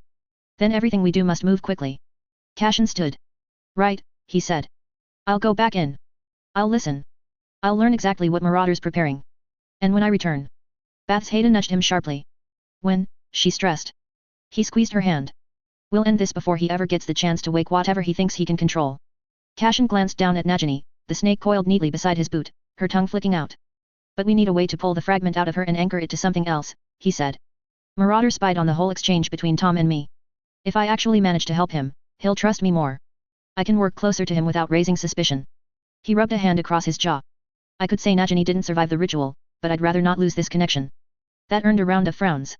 Transferring a Horcrux, Coriolanus murmured. That's a tall order. You're talking about unhooking soul magic and encouraging it to latch onto a different vessel. That's not standard curse breaking. That's something else entirely. Sabine folded her arms. And there aren't many roads to that something else. Most of them are dark, stupid, or both. Master G stroked his beard, murmuring, the theory isn't impossible. The concept exists, shifting a soul imprint, redirecting a binding, but Voldemort's work isn't a clean imprint. It's a carved, splintered fragment. Nicholas hummed in agreement, thoughtful. There might be a way. Not to rip it out, but to coax it free. A displacement ritual. Like guiding a parasite into a new host. Coriolanus grimaced. You're making it sound appetizing. Cashin snorted. I'll take unappetizing over impossible. Goshawk spoke for the first time. Horcrux magic binds through three things, fear, blood, and will. If we want the fragment to migrate, we have to break one of those at the root. Sabine nodded. Blood we can't touch. Fear we can. She paused, considering, pressure. Will is the fragile one. Meaning? Cashin asked. Sabine looked at him. Meaning we convince the fragment the snake isn't viable anymore. Not by harming her, by presenting a vessel that feels more stable. Bath's Hada lit up. An object that mimics the original conditions. I might ease the migration by carving runes. Exactly, Sabine said. Something that can hold soul magic without tearing. Coriolanus snapped his fingers. You still have the old Horcruxes, don't you? Cashin blinked. Yeah, I keep them all except the diary. Good, Coriolanus said. Those things are practically begging to house forbidden nonsense. Master G tilted his head. If we anchor the vessel, lay down a path, weaken the Horcrux's grip without stressing the host. Then the fragment might slip, Nicholas finished. Cashin looked between them. So, in short, trick the dark soul fragment into moving house because it thinks the snake's no longer fit for tenancy, and since old Horcruxes are familiar, the soul might decide to migrate. Coriolanus shrugged. Pretty much. It's workable, Sabine said. Risky, but cleaner than anything else we've got. Dumbledore's gaze lingered on Najani, then on Cashin. If this succeeds, Voldemort will believe the ritual worked. He'll trust your methods. Cashin spread his hands. That's the idea. Master G gave him a look. Your talent for joining ridiculous situations never ceases to surprise me. Cashin chuckled. Yeah, me too. Sabine snorted. Coriolanus gave Najani a thoughtful once-over. We'll need to build quickly. Bath's Hada nodded. I'll design the rune scheme. Cashin reached down and tapped Najani's head. We'll sort you out, he murmured. You better behave after that. Najani hissed softly. Cashin stood and looked round the circle. All right, he said. Let's make a soul fragment think it's moving into a nicer flat. Badal flicked the item across the table. It hit the wood with a light metallic clink and spun twice before settling. A coin. Plain and unassuming. The sort of thing you'd forget in a coat pocket. Here you go, he said, dropping into the nearest chair and summoning a drink with a lazy wave. Your soul. He took a mouthful, winced, then drank the rest anyway. Saints. That's vile. Voldemort didn't hear the commentary. He was already reaching for the coin, turning it over in his palm. His eyes widened as he felt it. Piece of his soul, now inside the coin he'd never seen before. Did it give you trouble? Voldemort asked. He kept his tone casual, but his stare locked on Badal's red eyes. You're half a day late. Badal clicked his tongue. Bit of faff. That was an understatement so heroic it deserved a statue. For all the brains gathered in that hidden chamber, the Flamels, G, Dumbledore, Bath's Hada, the whole lot of them and most importantly himself, not one had clocked the obvious until Cashin was already halfway to the door. What would Voldemort think if he saw one of his treasured artifacts sitting on the table, freshly altered, within reach of a stranger? Cashin had stopped dead, swore impressively, and they'd started the whole thing again. Another migration. Another round of coaxing the soul fragment out of the host. Another day gone. Thankfully, once the Horcrux had been pulled free the first time, it behaved on the second. Reluctant, but familiar with the path. That was the only reason Cashin wasn't returning 3 days late and missing several fingernails. Something like that, Badal said, shrugging. Voldemort kept turning the coin. He looked around, as if to expect something to appear. Najani. Badal didn't even blink. Dead. Voldemort's grip stilled. Badal went on with a grin, as if discussing the weather. Shame, really. I had plans for her. Would have been interesting. He leaned back, lifted his drink again, and grimaced a second time. Truly awful, he muttered, eyeing the glass. I need better alcohol. Voldemort didn't answer. He was still staring at the coin, thumb pressed to its edge. Badal watched him, unbothered, almost cheerful. Anyway, he said, tapping the rim of the glass, you've got your anchor back. That was the job. Whether you use it wisely or do something spectacularly stupid with it, that's your affair. The coin glinted in Voldemort's hand. What about the ritual? Voldemort asked. His fingers tightened round the coin. Later, Badal said, stretching his legs out. Let the soul settle into that thing before you start poking it. You shake a jar before the lid's on, it spills. Voldemort swallowed down whatever he'd been about to argue. He fell into silence, inspecting the coin carefully. Then he looked up. How did you do it? Badal chuckled. Bit of magic. That earned him a look, but no further questions. Voldemort tucked the coin away and left without another word. Hours later, fire fractured across the cave wall and someone stepped out of it. Marauder. Badal didn't move. He only lifted his brows. You tracked me. Phoenix travels cheating. Marauder said, brushing ash off his sleeve. Your guest seemed very pleased with himself. Badal put on a gasp. Were you spying on us? Marauder rolled his eyes. If I wanted to spy on you, you wouldn't notice. Badal clapped. Charming. What do you want? You're doing that I've got business face. Marauder's grin curled. I do. And it concerns you. That's usually a bad sign. Marauder stepped deeper into the cave, flames dying behind him. Last year I sent Voldemort after something. He failed. Hopeless, the lot of them. I even tried myself during the Ministry fiasco and still came out empty-handed. Badal tipped his head. Bit embarrassing. Quite. Marauder's mouth twitched, irritated that the jab landed. They locked the entire wing after I slipped through it, he said. Added 6 new wards and a keeper watch point. The Americans even drafted a memo about international collaboration, which is their polite way of saying we're terrified. Badal raised his brows. So you made a scene. I always do, Marauder shrugged. And now I've got the Flamels, half the keepers, and whatever else fate wants to throw at me breathing down my neck. I can't set foot in Britain without a small army trailing me. So you want the new lad to go instead? Yes, Marauder admitted. Voldy trip over his ego and get arrested. You've got a far better chance of slipping in and out unnoticed. Badal leaned back. What's the job? And don't dress it up. Marauder's smile widened. The thing I'm waking, the creature, its leash is stored in the British Ministry. Badal snorted. Leash? Really? Call it what you like, Marauder said. It's the only object that'll give me control when the creature rises. No leash, no control. And I refuse to wake something that size without a way to point it in the right direction. Badal gave him a slow, amused look. And this precious key is sitting where? In a desk drawer? Locked in a broom cupboard? Being used as a paperweight by the minister. Marauder didn't rise to it. It's buried deep. I know it's there, I just couldn't reach it. But you? You're clean. No ministry alarms keyed to your magic. No keeper alerts. You can walk in far easier than the rest of us. Badal tapped the pommel at his hip. So you want me to stroll into the ministry, pinch your mystery leash, and hand it over with a bow? Marauder grinned. Precisely. Badal's eyes glinted. And you're very certain this thing won't bite my head off when you wake it? Oh, it absolutely will, Marauder said. That's why I need the leash. Badal laughed. Honest. Refreshing. Marauder stepped closer, gaze bright. So? Will you fetch it? Badal took his time answering, weighing him with a lazy, amused squint. Depends, he said at last. Why hand this to me? You don't know me. You don't know what I'd do with it. For all you know, I could take your precious toy and run off to start a cult in the mountains. Marauder gave a cold laugh. You wouldn't get that far. Badal's eyes narrowed. You don't know how to use it, Marauder went on. That item is lethal on its own. If you try to wield it without the right method, you'll snap your soul in half. Might even take your head off for good measure. Badal leaned forward, elbows on his knees. That's so. That's so, Marauder said, cheerful as rain on a funeral. You'd kill yourself before you managed anything impressive. Badal stood. All right. I'll play. What is it you want me stealing? Marauder's grin sharpened. He clenched his fist, flames licking between his knuckles for a heartbeat before dying again. Tell me, he said, have you ever heard of the Veil? Badal stilled. His smile didn't move, but the air went tight around him. The Veil, he repeated, slow. As in the... Yes, Marauder cut in, almost pleased. That one. Ministries kept it tucked away like a shameful heirloom. They don't even know what they're guarding. Badal let out a whistle. You're asking me to break into the ministry and pinch something tied to the death. Marauder spread his hands. If you want to call it that, sure. And what, Badal said, tilting his head, do I get out of this? You get the backing of the man who's about to wake the strongest creature this world's managed to bury, Marauder said, voice bright, almost cheerful. And I don't mean strong as in throws tantrums and breaks a few cities. I mean the kind of strong that makes the keepers dig their heels in and pray their shields hold. He spread his hands as though unveiling a stage. I'm offering you a stake in the aftermath. Badal's grin sharpened. Aftermath is a generous term for a crater. Please, Marauder said, stepping closer, you're thinking too small. I'm talking about a world being reset. Cleansed? Knocked flat. His gaze flicked up, heat behind it.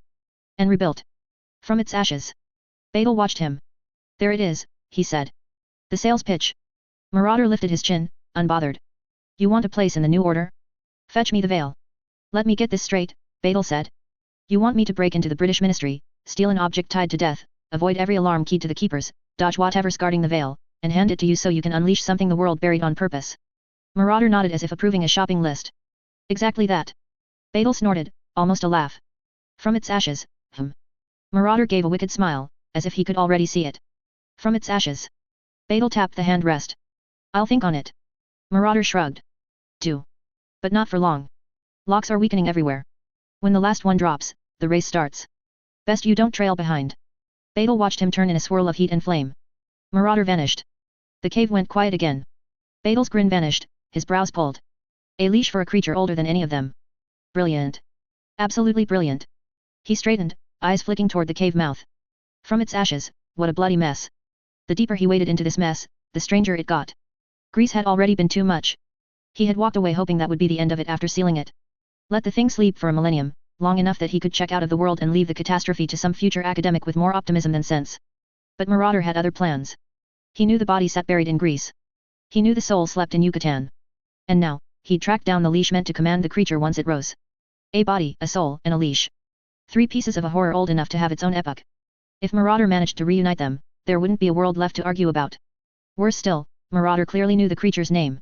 He stopped pacing at that. Names were never harmless in ancient magic. Names were anchors. Names were doors. Names were how the thing in Greece had clawed at anyone who remembered it. Nicholas had stripped memories for a reason. The more the creature was recalled, the more strength it gathered, the louder its magic became. He was an exception, his mind isolated, walled off from the world. If Marauder was walking around with the name fully intact and wasn't giving strength to the creature, then he found a way to shield his memories from it. A technique to mask memory? A barrier strong enough to muffle a creature that fed on remembrance itself? He needed to move. He needed to tell Nicholas and others about the veil. It had to be secured before Marauder tried again. If that thing was truly a leash, then keeping it buried was the only chance they had. He took 2 steps toward the exit before he stopped frozen. What if that was the point? Marauder didn't want to set foot in the ministry again. He'd made that clear. He'd complained about the wards, the alarms, the keepers stationed like anxious grandparents. What if he wasn't asking Beidel because he needed him? What if he already clocked he was a spy?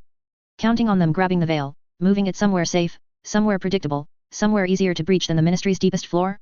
He clicked his tongue. Was he thinking too far ahead, or not nearly far enough? Cashin dropped into the armchair, hands pressed together as though he were bracing for the next blow. Bathsheba paced behind him. The others formed a loose ring round them, Flamels, G, Dumbledore, Goshawk, Bagshot, Coriolanus, Sabine. All frowning, though each for their own reason.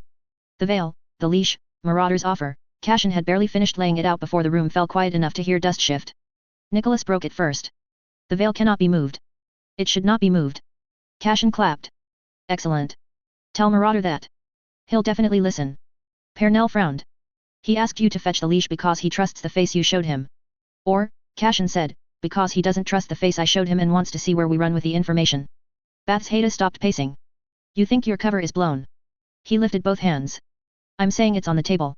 Man's clever. Annoyingly so. He might have clocked something I missed. I doubt you were made, Sabine said. She crossed her arms. If he'd suspected you, you wouldn't be sitting here. He'd have slit your throat mid-sentence and used your corpse as a coat rack. Coriolanus added, your disguise held in a room full of dark warlords. They didn't blink. Cashin rubbed his face. Yes, the identity held. I'm talking intention. What if he tossed the veil assignment at me not because I'm useful, but because he expects us to snatch it first? Make it easier for him to follow the trail later. Goshawk's mouth pinched. That's possible. Dumbledore shook his head. He couldn't know you're working with us. How could he? Cashin arched a brow. Headmaster, the man smiles like he's reading everyone's diary at once. Don't bet on him being oblivious. Bathsheba stepped to the side of his chair. Then slow down. What part feels wrong? Cashin leaned back, tipping his head to look up at her. He doesn't want to step foot in Britain while the keepers are circling. He named the ministry outright, knowing I'd repeat it here. Either he trusts me completely, unlikely, or he wants us interacting with the veil so he gets a free read on where it goes. Sabine tilted her head. Unless he genuinely wants the object. Oh, he does, Cashin said. He wants the leash more than Voldemort wants therapy. But whether he expects us to move it for him. That's what I can't pin. Pernell murmured, you believe he's anticipating our every move. Cashin spread his hands. He enjoys puzzles. And I walked in with a shiny new reputation for killing Cade Thorn. In his mind, that makes me either an ally or a threat. Either way, he'll want to see what I do next. Master G folded his sleeves. Then the question is simple. Do we move the veil or leave it? That's the problem, Cashin said. Leave it, and the ministry remains the only lock he can break, that might tempt him to force his way in. Move it, and we might hand him exactly what he wants. Bagshot wrung her hands. The veil is anchored. Old magic. Older than the ministry itself. Removing it could destabilize the entire ministry. Coriolanus leaned in. Say he's expecting us to shift it. He's still banking on us being able to. Can we? Nicholas exhaled slowly. Theoretically, yes. Practically, still yes. Bathsheba tapped her fingers against the back of Cashin's chair. Could we hide it instead of moving it? Cloak the anchor from outside detection. Cashin winced. Maybe. If we get absurdly lucky. The veil responds to presence, not magic. It's like trying to stuff a banshee into a broom cupboard and hoping no one hears it sobbing. Sabine smirked. Charming imagery. Cashin pointed at her without looking. I bring color to the room. Dumbledore folded his hands behind his back. Your every move will serve into his game. True, Cashin said. All he needs is behavior. If I run back to him empty-handed, he'll expect hesitation. If we try grabbing the veil, he'll expect that too. He's playing both sides of the bridge. Goshawk muttered, then he's boxed us. No. Cashin shook his head. He thinks he has. There's wiggle room if we don't run down either path he expects. Dumbledore's eyes sharpened. Meaning? Cashin lifted a hand, counting off. Option 1, we don't move the veil. We reinforce the ministry instead. Make it harder for him and anyone he sends. Hide our work under standard upgrades. Pernell hummed. Subtle. Sabine looked intrigued. And risky. The ministry's wards are a nest. Option 2, Cashin continued, we fake movement. Pull out a decoy. Something that reads old and powerful from far enough away. Something that'll lure him to the wrong site. Coriolanus raised a brow. You want to bait a man trying to wake a world ender? Cashin shrugged. I baited Voldemort with a snake. We work with what we've got. Bathsheba pressed her lips together. And option 3. Cashin hesitated. They all watched him. We move the veil, he said slowly, but not where he expects. And not with the method he thinks we'll use. We wrap it in wards and bury it so deep that even we struggle to find it again. Dumbledore looked troubled. That invites consequences. Cashin gave a dry little laugh. Sadly, the consequences started 12 steps before I arrived. Master G stepped in. Before we chase any path, we must answer Cashin's question. Could Marauder know Badal is Cashin? Everyone turned to the armchair. Cashin pinched the bridge of his nose. He shouldn't. There wasn't a single magical tell. No cracks in the disguise. No slip in the persona. No one watching my thoughts. But he watched me. Constantly. And every time he laughed, it felt like he knew more than he let on. A small wave of frustration swept the room. Goshawk clicked her tongue. We're dancing round guesses. We need facts. Agreed, Nicholas said. First, Marauder wants the leash. Second, he cannot get it himself. Third, he believes Cashin can. Bagshot nodded faintly. Which means he'll watch whichever route Cashin follows. Exactly, Cashin said. We pick wrong, we gift wrap a key to an apocalypse. We pick right, we stall him. Maybe even mislead him. Sabine muttered, so you can return to teaching? Look at you. Cashin groaned into his hands. I miss classes. I miss essays. I miss telling children they've mislabeled their homeworks. Is that too much to ask? Bathsheba squeezed his shoulder. Unfortunately, yes. Coriolanus straightened. We need 2 plans. One for the ministry. One for Marauder. Nicholas shook his head. Anything we touch in the ministry will tip Marauder off. Strengthen the wards, shift a guard rota, sneeze too loudly, he'll decide Badal can't be trusted. Even if Cashin's cover's intact, any sudden movement from us gives him a conclusion to run with. The circle nodded grimly. Bathsheba lifted her chin. Or, he actually trusts Badal with the job. He pushed Voldemort to steal it last year. Maybe he still thinks it's grab and go. Cashin hummed.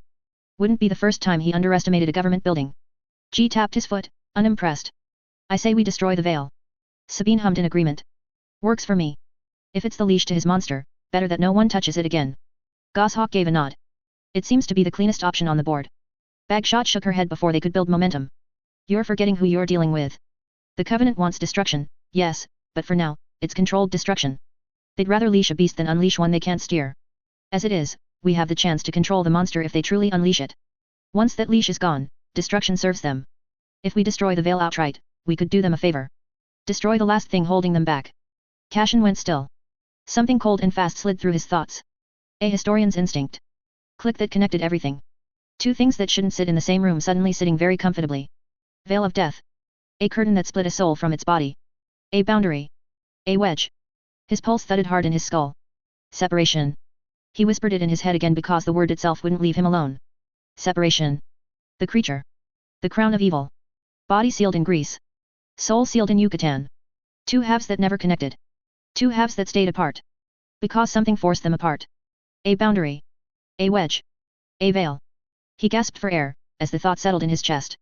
Oh, you clever bastard, he murmured. Bathsheba turned toward him. Cash in. He pushed a hand through his hair, eyes fixed on nothing, mind sprinting. He doesn't want me to steal it, Cashin said, laughing incredulously. He doesn't care if I can't. He doesn't even need us to move it. Every face turned his way.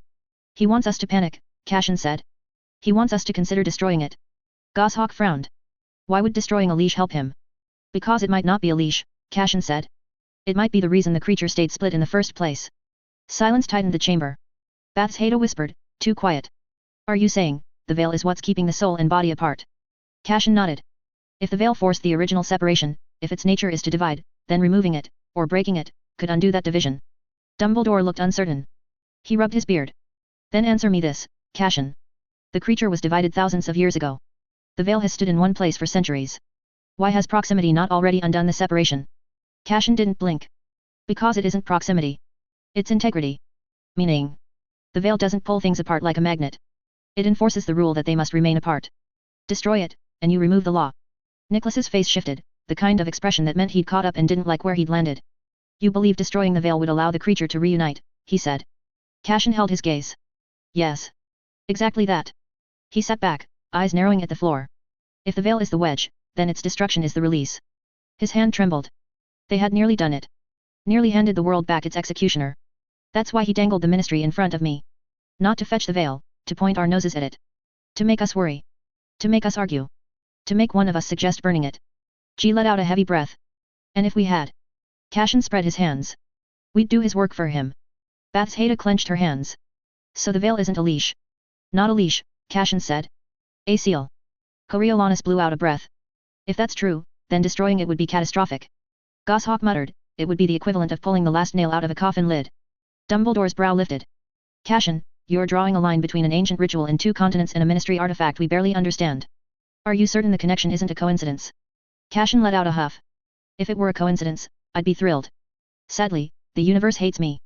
Dumbledore leaned forward. Walk us through it again. Slowly. Because at the moment it sounds like you're suggesting the veil is holding back an entity sealed thousands of years before the Department of Mysteries existed. Gladly, Cashin said. Because that's exactly what I'm suggesting.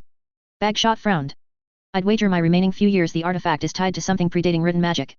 It's not the age that matters, Cashin said. It's the function. Every culture that touched it recorded the same pattern, separation. Division. Pass through death's gate and the body falls behind. The soul drifts on, weightless, seeking no anchor. Where flesh is absent, memory thins to thread. And only in separation does truth reveal its shape. He shook his head. I had no idea this was about the veil before. But it fits. A few faces shifted, surprise, disbelief, unease. They all knew the lines. Everyone did. A village song, hummed in pubs and woven into cradle rhymes. Supposedly sung since Merlin's day, though no one ever questioned why it lingered. Bathsheba's gaze flicked round the circle. You're telling me that things been hiding in a children's song? No one answered straight away. Because the thought hit all of them at the same time. If the lyrics were about the veil. If people had been repeating it for centuries. If they'd sung it without knowing. Then the warning had been in their mouths all along. Coriolanus sat on the couch, rubbing his face. Assuming that's true, it still doesn't prove destroying the veil would reunite the halves. No, Cashin agreed. But it gives us the first working theory that isn't nonsense. And if there's even a chance it's right? Smashing the veil becomes the stupidest idea we've ever had in this room. Bathsheba sat next to him. He took her hand, could feel her unease. If this is true, then Marauder's entire plan hinges on freeing that creature from its split state. Cashin leaned into her. And the moment those two halves meet, we lose the world's bargaining chip. The circle fell quiet. Bathsheba's voice broke the silence. Cashin, what happens if the veil is gone? Everything comes together. He paused. And then everything else comes apart. The garden was decorated to the smallest detail. Rows of white chairs curved round a makeshift aisle, flowers everywhere, music floating. Cashin and Bathsheba took their seats in the front row, sunlight warming their shoulders, the whole scene far too cheerful for the summer they'd had. Cashin leaned in until his shoulder bumped hers. So explain to me how they're getting married this quick. We're away for a few months. Bathsheba smoothed her skirt and shrugged. Aurora and Sirius patched things up over the summer. Properly this time. He narrowed his eyes. And by properly, You mean? They went to Iceland, she said. He booked some cabin near a volcano, she nearly hexed him off a cliff, then they talked it out. They might have stolen a goat. Cashin blinked. That sounds familiar. Bathsheba smiled smugly. Our method works. Dragon's armpit for the win. He huffed. Fine. But Remus and Septima? They haven't been dating for a year? They look like they planned this in a tea break. Septima's mother is very old school, Bathsheba said. She wanted it official before the next term. And Remus finally stopped overthinking everything. Cashin nodded as though that explained the mysteries of the world. Right. Deadlines and maternal pressure. Inspirational. Down the aisle, Sirius was nudging Aurora, who was batting his hand. Septima was speaking quietly with Remus, smoothing something on his robe with a softness Cashin rarely saw from her. Cashin tipped his head toward her. You know, if they get any sweeter, I'll have to leave. I've a reputation to maintain. Bathsheba tapped his knee. Take me with you. The music shifted, guests turned. Sirius muttered something that made Aurora roll her eyes. Septima's mother dabbed at her eyes like she'd trained for it. Remus looked like someone had handed him a future he wasn't quite sure he deserved, but wasn't foolish enough to turn down. Harry stood beside Sirius in a neat dark robe, looking torn between pride and suspicion, as though he kept waiting for Sirius to trip over his own feet and bring the whole ceremony down with him. Sirius, to his credit, was standing still. Mostly. He kept elbowing Harry whenever the boy fidgeted, which was a lot. The Weasleys occupied an entire block of chairs, all in varying degrees of tidy. Molly sniffed into a handkerchief every 10 seconds, Bill and Charlie were arguing over who had the worse haircut, and the twins were whispering with the sort of innocent faces that guaranteed something would explode after the vows. Hermione sat next to them with a clipboard she wasn't even hiding. She glanced at the aisle, then at the seating chart, then at the aisle again. Ron leaned back and muttered something that looked suspiciously like, put it away, and Hermione swatted his arm without breaking stride. Neville sat with his parents. Frank and Alice looked healthier than anyone had seen them in years, both leaning in close as Neville spoke. People still stole glances their way, the story hadn't settled yet, even a summer on. Alice kept brushing Neville's hair like she couldn't quite believe he was real, and Neville smiled at them. The green grasses arrived soon enough. Astoria waved at Cashin before her mother gently lowered her arm. Daphne nudged her sister and whispered something, making the little troublemaker giggle. Luna drifted past them with her father in tow, wearing a crown of radishes and something that might have been an actual bird feather. Xenophilius carried a camera made of brass and optimism. Charity stood with Kingsley at the end of a row, pretending she absolutely wasn't glaring at him. Kingsley stared straight ahead, pretending nothing was wrong. Cashin leaned forward slightly. What's that about? He murmured to Bathsheba. Kingsley forgot their anniversary, she murmured back. Oof. Rookie mistake. His third time. Cashin winced. That's not rookie territory. That's a pattern. Hagrid stood proudly with Madame Maxime on his arm, both dressed in their best, Hagrid in a suit that looked one seam away from surrender, Maxime in deep navy silk that made half the crowd sit up straighter. Filch stood near the aisle, probably cursing Sirius and Remus. Dumbledore waited at the arch, hands folded neatly over his robes, way too pleased. Cashin scanned the area, frowned a little. Where's Severus? I thought he'd be skulking somewhere close enough to glower at everyone. Bathsheba snorted. Sirius and Remus invited him together. Cashin raised an eyebrow. Oh. He laughed, she said. Cashin stared. Severus Snape laughed. Bathsheba nodded. Burst into one. A chill went straight down his spine. That's deeply upsetting. She pressed her lips together. Both of them looked like they'd witnessed a death omen. Cashin rubbed his arms. Fair. If Severus ever laughs near me, I'll assume I have hours to live.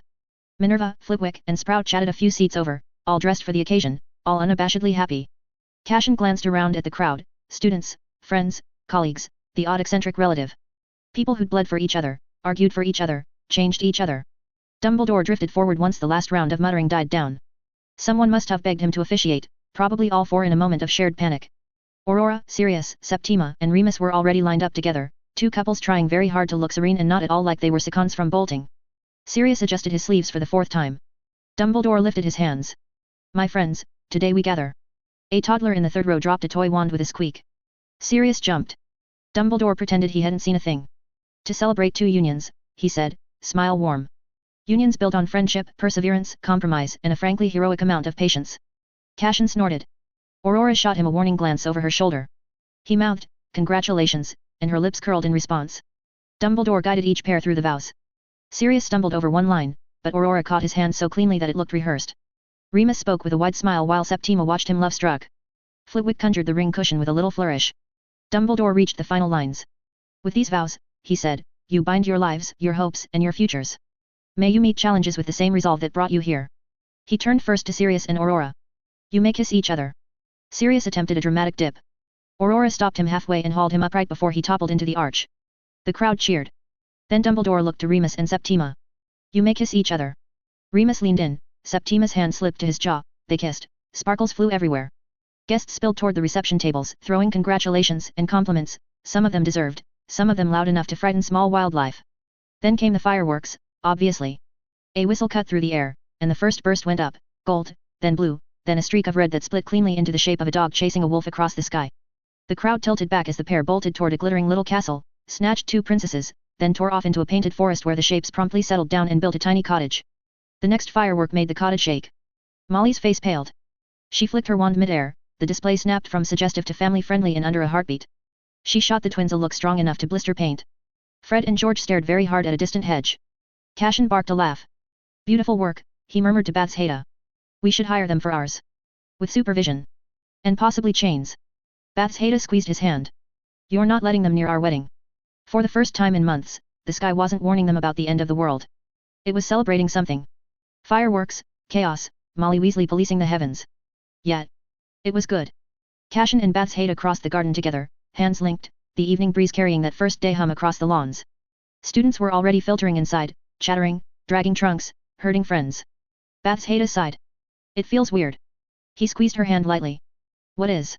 She tilted her head toward the castle. In the other timeline, Snape's headmaster by now. Cashin stopped walking. Pardon. She looked almost apologetic. Dumbledore's dead, the school's taken, Snape gets the job. Public didn't know the details, only that the ministry fell and the new term opened under, well, him. Cashin stared at her, scandalized. Snape. In charge. Of children. Yes. Holy Spirit of Gods. He scrubbed a hand down his face. Were there no other applicants? A lost hat? A broom? She snorted. Harry, Ron, Hermione never returned to school that year. Cashin blinked. So the ministry collapses, Snape gets promoted, and Potter drops out. Truly a golden age. Bath's Haida nudged his shoulder. Snape as headmaster wasn't as bad as the public thought. The Carrows were the real disaster. Oh brilliant, so he outsourced the misery. Classic management approach. She laughed under her breath. You asked. Cashin groaned. I did. And now I have to live with the knowledge that, in another timeline, my place of work was run by a man who glowers at bread. Bath's Haida squeezed his arm. This year's ours, not that one. Good, he said. Because if Snape tries sitting in that chair in this timeline, I'm filing a complaint. Or an exorcism. Bath's Haida giggled, leaning into him as they started walking again. They could hear the great hall swelling with noise up ahead, cutlery, chatter, the usual chaos waiting for them. Cashin eyed the open doors. Right then. Opening feast. New term. No Carrows. No Snape with managerial authority. Already an improvement. Bath's Haida smiled. Try not to jinx it. He lifted her hand and pressed a quick kiss to her knuckles. Baths, please. This is Hogwarts. It was jinxed centuries before we got here. Cashin pushed open the classroom door and stepped inside, letting it fall shut behind him. 7th years already sat waiting, quills out, backs straight, eyes big in that way students got when the year ahead suddenly looked very real. He took in the sight and let out a long breath. He'd missed this. 3 months without a classroom and he'd started lecturing the furniture at home. Bath's Haida had walked in on him explaining early language formations to a chair and told him to get a hobby. He crossed to the front and set his notes down, though he didn't bother opening them. Right, he said, leaning against the desk. 7th year. First class. You've survived 6 years without exploding anything important, so I'm willing to trust you with something new. Students looked up, already excited. Cashin lifted a hand. This class only, we're trying a different approach. You pick a topic. 1. Several heads jerked up. He continued, rituals, runes, lost branches, magical catastrophes, potions that nearly rewrote the laws of physics, curses people invented because they were bored, take your pick. If there's a bit of magical history you want answered before you leave this school, now's your chance to argue for it. Dean raised a brow. Hermione already had her hand in the air. Draco looked interested, but also squinting to see if it was a trap. Harry straightened a little. Ron looked relieved he wasn't being asked to write an essay on the spot. Cashin tapped the desk. Don't panic. As long as it isn't teach us how to blow up corridors I'm fine with it. Seamus muttered, that was one time. Cashin pointed at him. It was the staff corridor. One time, Seamus repeated. Cashin laughed under his breath. Go on, then. Floor's yours. Call out a topic. Crabbe's hand shot up before anyone else breathed. Fiend fire. Cashin deadpanned at him. Crabbe swallowed. It's, so I don't die in it. What if I trap myself in one and burn to cinders? Cashin stared at him for a beat. That's very specific. Concerningly specific. Fine. Fiend fire is on the list. Anyone else before I start worrying about your home lives? Hands flew. Proper forest of them. Hermione didn't even try to wait to be called. Ancient Atlantis rune lattices, specifically the ones tied to the collapse of the Western Library. Cashin nodded. Good. Illegal, explosive, historically messy. Strong start. Seamus raised his hand halfway. Can we do magical implosions? You know, reversing an explosion instead of making one. Cashin narrowed his eyes. Because you want to prevent explosions, or because you want to make a new category of them? Seamus's ears went pink. Bit of both. Noted. Lavender piped up, the potion of death. The real one. The original one. The one we're not allowed to study. Cashin tilted his head. Absolutely not teaching you how to brew an ancient death potion, but we can cover the history. It has a very nasty past. Lavender looked delighted anyway. Neville raised his hand slowly but firmly. Dark herbology hybrids. The plants that were banned from research after the Mordred Gardens incident. Cashin grinned. I like where your head's at. Padma added, astral projection. The real kind, not the pish-posh in elective textbooks. Blaze raised a finger. Legacy magic. Bloodlines that mutated independently of standard evolution. Tracy chimed in, soul-binding rituals that failed. And why they failed. Draco leaned back in his chair. The Great Warding Collapse of 1282. The one the Ministry pretends wasn't their fault. Theo added without looking up, and the counter-wards they buried after. Pansy flicked her quill. Weaponized glamourcraft. Purely academic. Daphne, dry as parchment, said, Morgana help us. Harry raised a hand. Time Turner fallout. What actually happens when you break one? Ron jabbed a thumb at him. He means what happens to people when you break one. Dean Thomas lifted a finger. Cursed art. Not creepy portraits, actual cursed art. Stuff that tried to eat buyers. Megan Jones called across the aisle, historical magical plagues. Ah. The class reacted.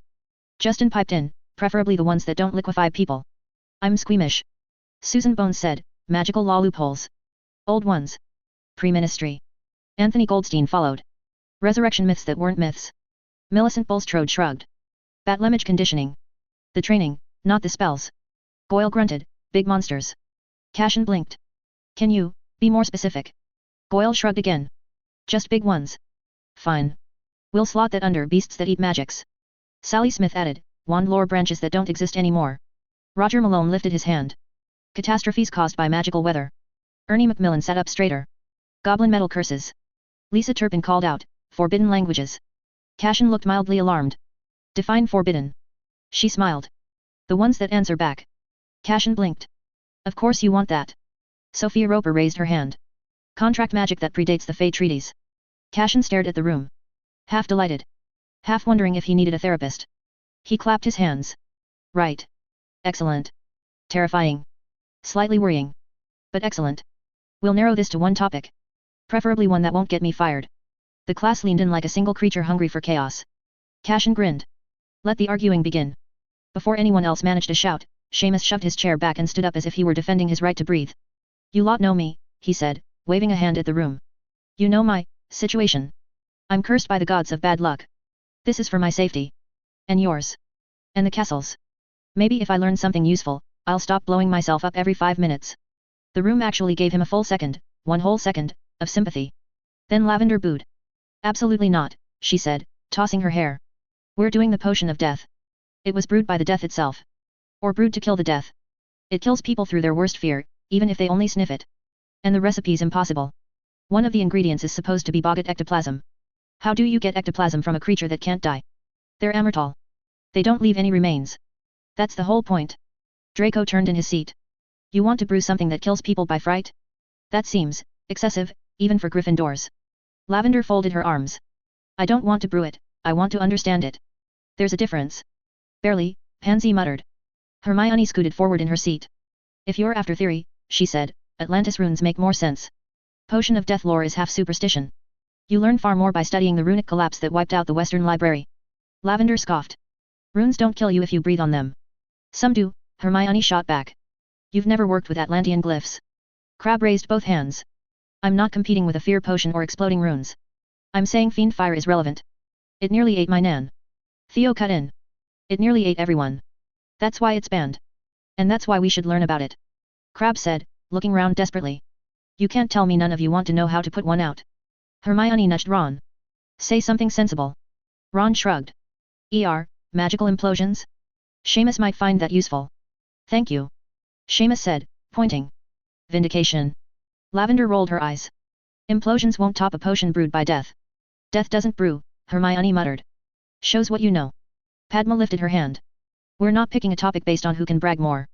If we're voting, ancient projection rights have actual academic value. Dean chimed in, cursed art is better. Some of it tried to eat people. Imagine not wanting to study that. Justin piped up, magical plagues. Absolutely not, Hannah said. I like having my organs intact. Blaze leaned back. Legacy magic's cleaner. Bloodlines that went sideways mid-history. That's useful for everyone. Tracy nodded. It is more responsible than teaching half the room how to summon hellfire. Lavender cut across him. Sir, the potion of death ties into primal magic. Fear. Manifestation. Transformation. It's important. And deadly, Hermione countered. You think Professor Rosier's going to stand here and walk us through Death's shopping list? A few students turned to Cashin. Cashin raised his brows. Absolutely not. Lavender groaned.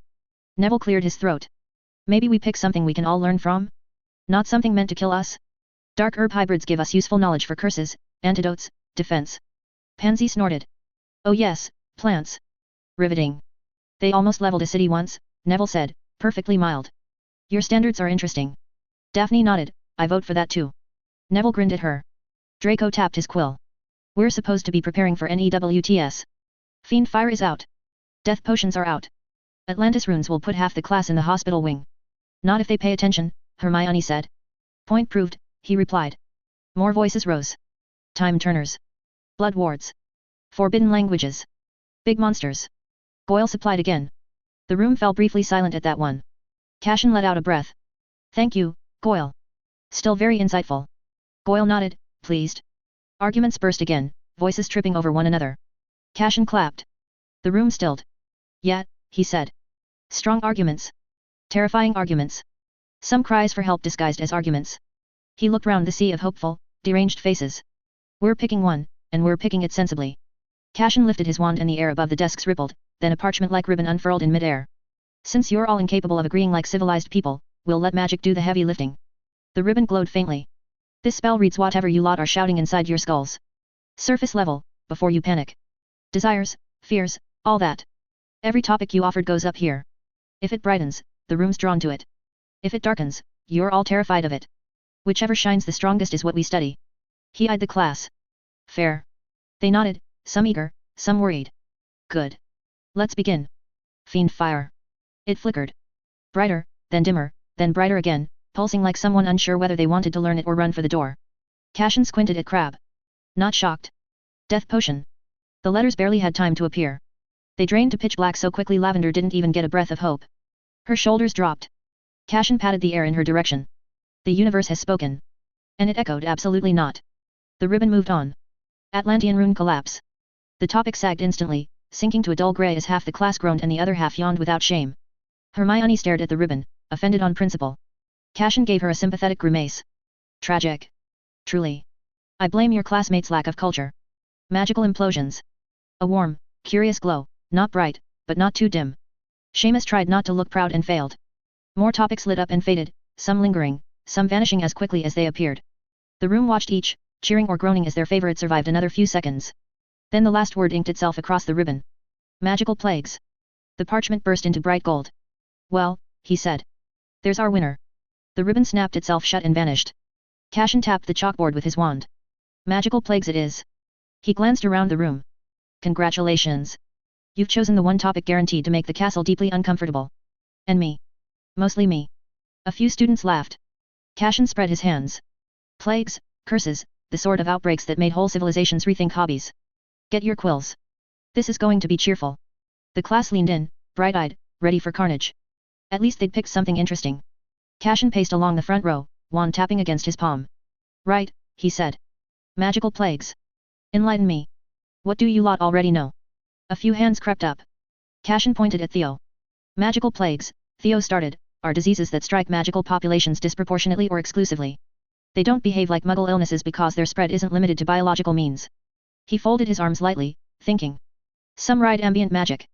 Some attach to spell work. Some, like the Pale Gatsby, only activate when a witch or wizard performs certain charms. Others, like the Crimson Mire outbreak in 1431, infected anyone who handled tainted potion ingredients. A hum went through the class. Theo continued, they cause structural damage to magic itself. Not just the body. Breaking magic, corrupt intent.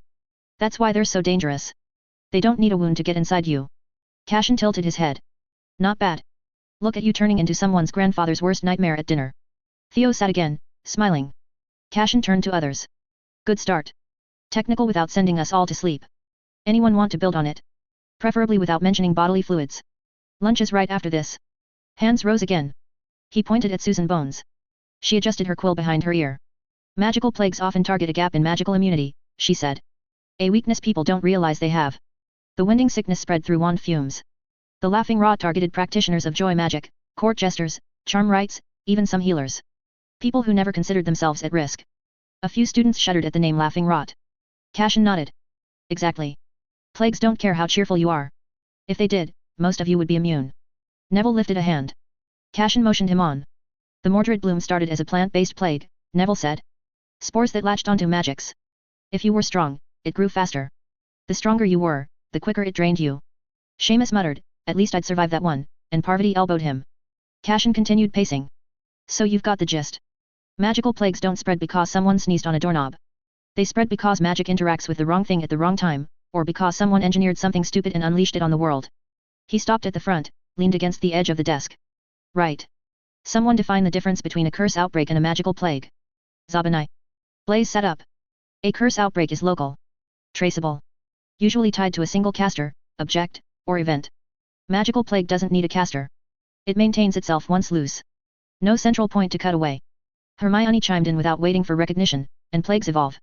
Hexes don't. Cashin pointed at him then her. Correct, Zabanai. And thank you for the enthusiasm, Miss Granger. He turned back to the board and scribbled. Plague. Outbreak. Curse. 3 terms, he said. And don't mix them up unless you want every healer in St. Mungo's sending you rude holiday cards. He tapped plague. This thing overwhelms populations. You contain it or you bury cities. He tapped outbreak. Smaller, but still vicious. He tapped curse. Personal. Targeted. Sometimes spreads if the original caster was an idiot, but not naturally. He swept the room with a glance. We're going to look at the messy ones. Proper historical catastrophes. The Times' entire region said, right, that's enough magic for today, and set themselves on fire trying to fix it. Parvati raised a hand. Are we covering the Ashful Purge? Cashin's eyebrows shot up. We'll touch on it, he said. Later. When we've established you lot aren't going to sprint face first into something ancient because you're curious. A few Ravenclaws looked away knowingly. Cashin clapped. Right. Before we start the actual history, one more question. He pointed at the class at large. Give me the reason magical plagues hit magics harder than muggles. And don't say because we're dramatic, though that is a factor. Hermione, Susan, Padma, and half the Ravenclaw row shot their hands up. Cashin pointed at Padma. Go on. Padma sat straighter.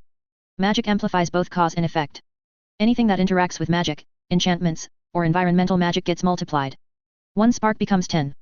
1 contaminated charm becomes a village collapse. Magic magnifies it. Doesn't dampen contagion. Cashin snapped his fingers. Exactly. Our magic is brilliant for floating teacups and ruining carpets. Terrible at stopping things that hit you right on it. He lifted his wand and images appeared in the air. First the dragon pox, then shifting shapes for other plagues that had made entire regions rethink their life choices. Some plagues turn up on their own, Cashin said. Dragon pox, for example. First appeared centuries ago, devastating huge swathes of Europe, now it's mostly a mild nuisance unless you've the constitution of a damp sponge. A few students scribbled quick notes. But others, he went on, are magic made. Designed for evil. Vicious because someone wanted them vicious. A handful were brewed for profit, but most were crafted because the caster wanted a particular group of people gone. More than one person gulped. Tracy raised her hand. People really create plagues for profit. Cashin let out a quiet sigh. Don't underestimate greed, Miss Davis. Poisoning the well didn't become a saying by accident. The illusion shifted. Grass vanished. Smoke rolled through the room. Rows of tents flickered into view, battered banners, muddy trenches, lanterns swaying in the wind. A war camp. Cashin walked through it. This, he said, is the siege of Calderford. 800 years ago. 2 kingdoms at each other's throats for a border no one remembers anymore. The camp split into 2 mirrored halves, each with their own colors. Fires burned low. Witches and wizards moved like shadows.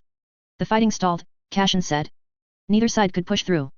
Supplies dwindled, tempers frayed, and both armies camped a mile apart. That's when a third group stepped in. A new set of cloaked figures appeared between the 2 camps, faces hidden, water gourds hanging off their belts. They called themselves the Mire Hands. Mercenaries. Traders. Healers when it suited them. They wandered between camps selling salves, water, trinkets, whatever kept them welcome. The illusions zoomed on the gourds. A faint reddish film clung to the insides. They laced the wells, Cashin said. Both sides. Same plague. Same dose. No one noticed. Figures filled buckets. Soldiers drank. One wiped red foam from his beard and laughed it off as bad wine. Messengers rode off with barrels to nearby villages, carrying the plague with them. Every troop movement spread it further. Every stop along the way contaminated another well. By the time either kingdom realized what was happening, half their border towns were already coughing up scarlet foam. Hannah Abbott's hand flew to her mouth. Cashin went on. While both sides keeled over, the Meyer hands stepped in with cures. Expensive ones. They sold antidotes to whoever could pay. The illusion shifted again. Slaves. Chains. People forced into labor lines. When they sold enough, they started to trade soldiers for kingdoms. Silence swept the room. They sold bodies to both sides, Cashin said. Sold cures. Sold information. They let the war drag on while they made a fortune off the suffering they manufactured. Hermione's quill hovered mid-air. Harry stared straight ahead. Draco's mouth had tightened. So yes, Cashin said lightly, people absolutely create plagues for profit. Human history is full of bright ideas like this. Neville swallowed. What happened to the Meyer hands? Cashin folded his arms. The plague burned itself out. The kingdoms didn't. They joined forces for the first and last time, tracked the Meyer hands across half a continent, and shut down every base they'd built. Shut down. Ron echoed. Cashin gave him a look. You're old enough to translate that. Ron paled. A few students shifted nervously. Cashin added, relax. I'm not testing you with samples. Probably. Half the class stiffened. Cashin grinned. I'm kidding. He paused. Mostly. He swept his wand through the air. The illusion split apart into scattered scenes. Alchemists bent over steaming cauldrons, kings in war tents, merchants with suspiciously full purses, back alley brewers carrying crates that glowed the wrong color. Across history, he said, you'll find a cheerful trend. People with too much ambition and not enough supervision made plagues for all sorts of reasons. Control a kingdom, topple a rival, line their pockets, ruin someone's decade, take your pick. And most of the ones we still talk about today weren't made for strategy or profit. The images darkened. A cauldron cracked. A village flickered out like a candle. They were made because someone wanted suffering to spread faster than sense. A few students shifted. Even Pansy stopped twirling her quill. Cashin pointed his wand again, and the illusion stilled. The zombie virus. Half the room perked up. The other half recoiled. Cashin held up a hand. The one so catastrophic it nearly cleared the human race off the board. Every culture on Earth has zombie stories. Every single one. Doesn't matter the continent, doesn't matter the climate, doesn't matter the century. Even muggles, who couldn't magic their way out of a paper bag, still tell those stories. Why? Because fear that old doesn't fade. It buries itself so deep in the collective memory that you inherit it from people who lived long before your great-great-great-grandparents existed. The scene turned into silhouettes, figures stumbling through an ancient valley, bodies hollowed out by something that looked more hunger than disease. Wrongness wearing the shape of people. This was pre-founders, Cashin said. It wasn't anything close to what we'd call civilization. When magic was wild and temperamental and most spell work involved shouting at the sky until something happened. A few uneasy laughs rustled through the class. This plague didn't spread by bites alone, Cashin continued. That's the part muggles know. Every time someone cast even the smallest charm, everyone around them was affected. It wrote intent. It latched onto life the way frost takes glass. And once it took root, it hollowed you from the inside out until nothing left behind could rest. The silhouettes twitched. Heads turning at odd angles. Hermione's quill slipped from her fingers. She didn't pick it up. Cashin kept going. This wasn't a natural phenomenon. No whim of weather or stray cauldron accident. Someone made it. Crafted it. A magical plague designed with one goal in mind, wipe life from the earth. And they nearly managed it. Population crashed, wasn't a slow dwindle either, no. Magical lines snapped like twigs. Entire regions went mute. He pointed his wand at the figures. And the worst part? Even after the founders, even after the statute of secrecy, even after centuries of stabilizing magic, the memory lingered. Muggles don't remember what it was, but they remember the fear. That's why their stories repeat the pattern even when they've no reason to know it. Something in their bones remembers a time when the world nearly ended because a magician with too much power and absolutely no sense designed a plague that couldn't die properly. Dean swallowed hard. Parvati whispered, how did anything survive? Cashin let the illusions settle into faint outlines before dismissing them entirely. Barely, he said. And only because a handful of early practitioners worked out how to burn the magic itself out of infected bodies. Couldn't cure. Just scorch the magic so thoroughly that the plague had nothing left to cling to. It was a brutal fix, but it worked. Hermione rubbed her palms down her robes.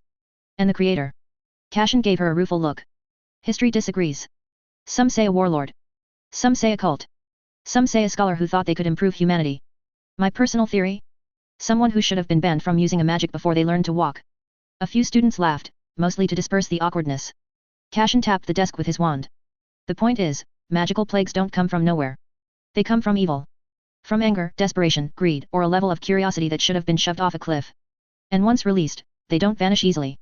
They persist in stories, nightmares, cautionary tales, even when the world forgets why. He leaned back on the desk, hands braced either side, giving the room a slow look over. Right, children, he said, with a big smile. Before I send you off, a final public service announcement. In the grand tapestry of life, your biggest battle's against evil. Shocking, I know. Now, when you're older, grumpier, and have a small herd of your own, teach them well. Love them. Kindness, ethics, basic empathy. Because one badly raised child can ruin the entire world. The class erupted in a collective groan. Cashin grinned. Oh hush. If I can suffer adulthood, so can you. He waved them toward the door. Off you go. No homework. Chaos broke instantly, chairs scraping, quills vanishing, cheers bouncing.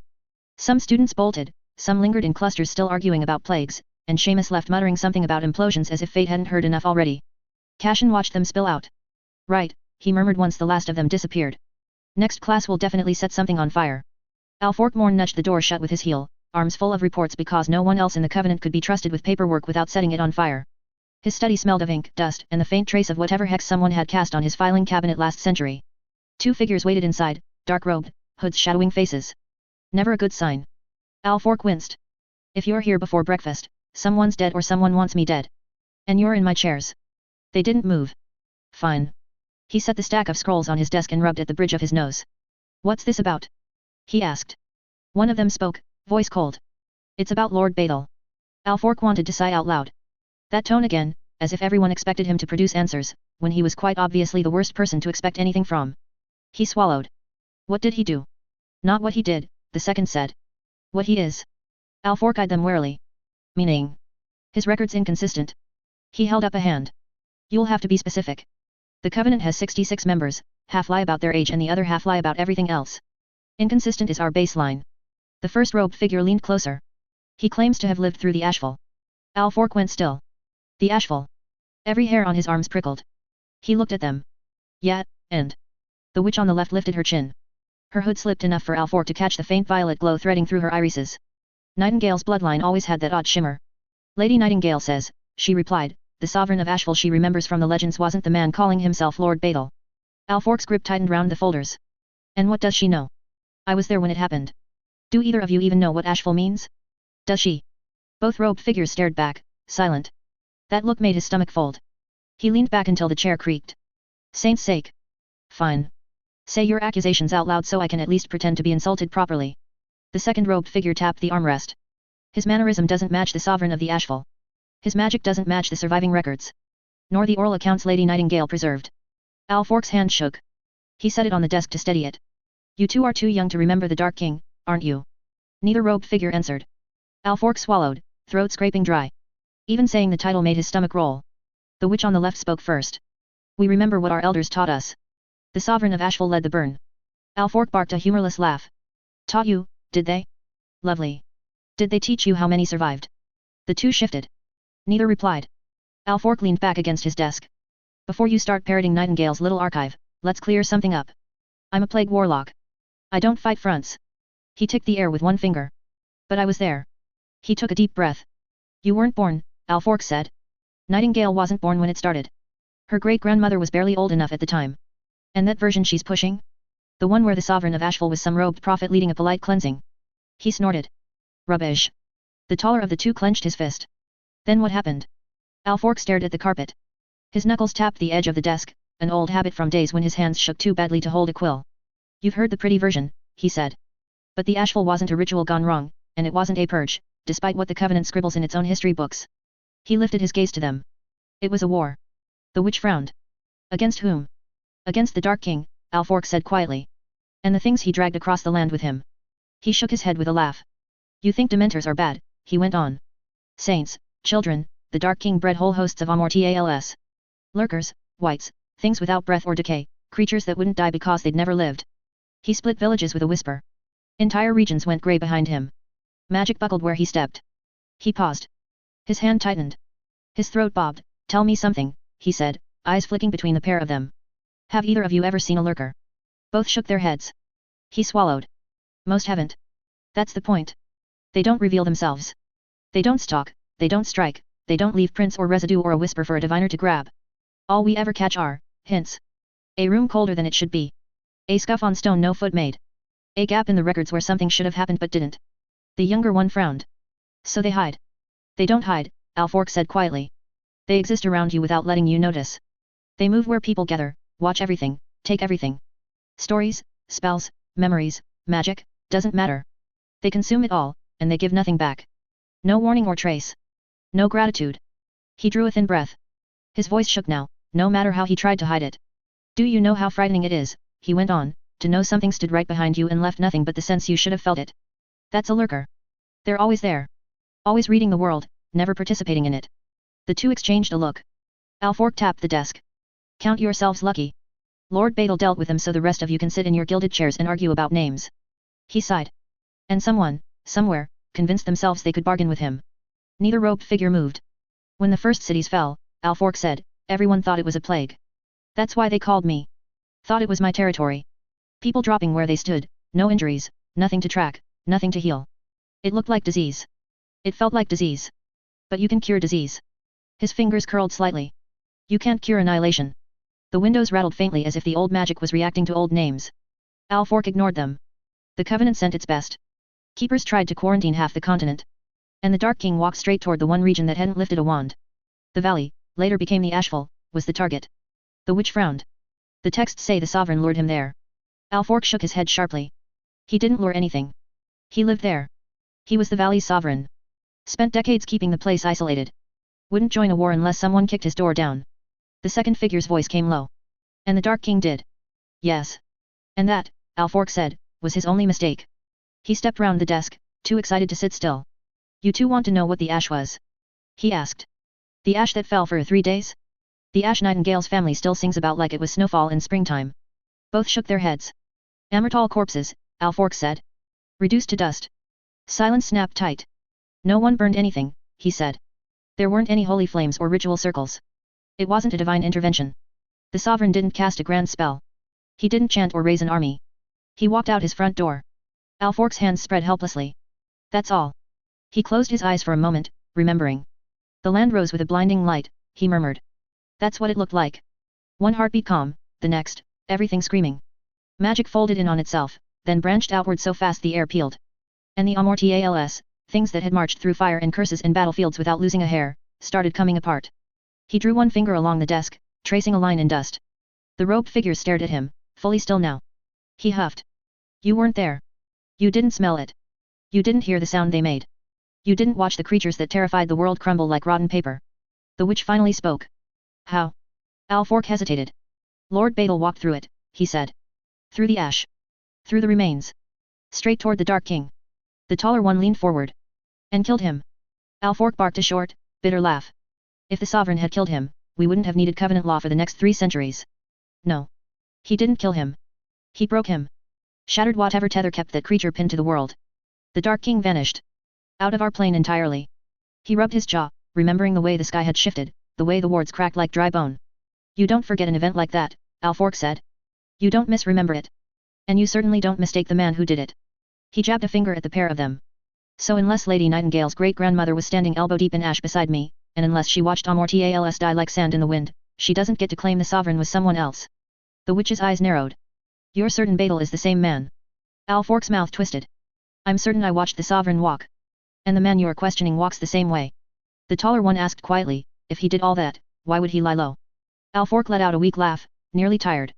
He just wanted some peace. Peace of that beautiful garden. The room held its breath. Alfork turned away, pulling a stack of parchment toward him. Go report whatever you like, he muttered. But don't insult my memory. I may be a coward, but I know what I saw. He flicked his quill toward them without looking up. And if you're planning to accuse him of something, take my advice and don't.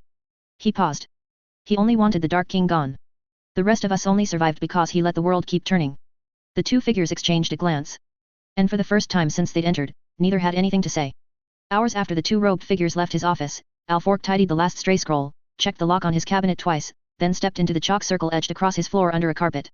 He took a deep breath, muttered the activation, and the world folded. A heartbeat later, stone and dust vanished. He stood in a wide, sunlit room. A long hearth with a soft fire burned at the farthest wall, its warmth drifting through the air. Tall windows opened onto a quiet garden, leaves moving in a lazy breeze. The light carried that soft afternoon air that made even old bones settle. And in the middle of it all, two people seated by the hearth. A man, reading with one knee propped up, quill tucked behind his ear as though he might switch from book to notes without bothering to stand. A woman beside him, an open volume spread across her lap, her hair lit gold by the window behind her. They looked like they'd been pulled from a painting left hanging in a peaceful century. Alfork swallowed hard. This place did not belong to the Covenant's world of shadows and suspicion. It felt lived in. The opposite of everything he'd swum in for decades. He walked forward, slower than he meant to, until he reached the short carpet before them. His knees hit it before he'd decided they would. He looked up. Master Flamel, he said. The Covenant is suspicious about Lord Badal. Neville perched on the edge of the chair with the sword of Gryffindor resting across the tabletop, his fingertips barely brushing the hilt. He looked like he'd rather be anywhere else. Do I really have to be here? He asked for the third time. He felt weird sitting in the headmaster's room when he wasn't in the room. Cashin and Bath's Haida paced round the table in opposite directions, weaving past Fox, who chirped pointedly every time they crossed his perch. Cashin flicked Neville a bright smile. Absolutely. The sword likes you. It doesn't like me.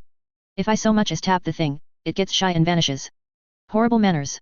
Fascinating magic, though. Bit judgmental. Neville blinked. Judgmental.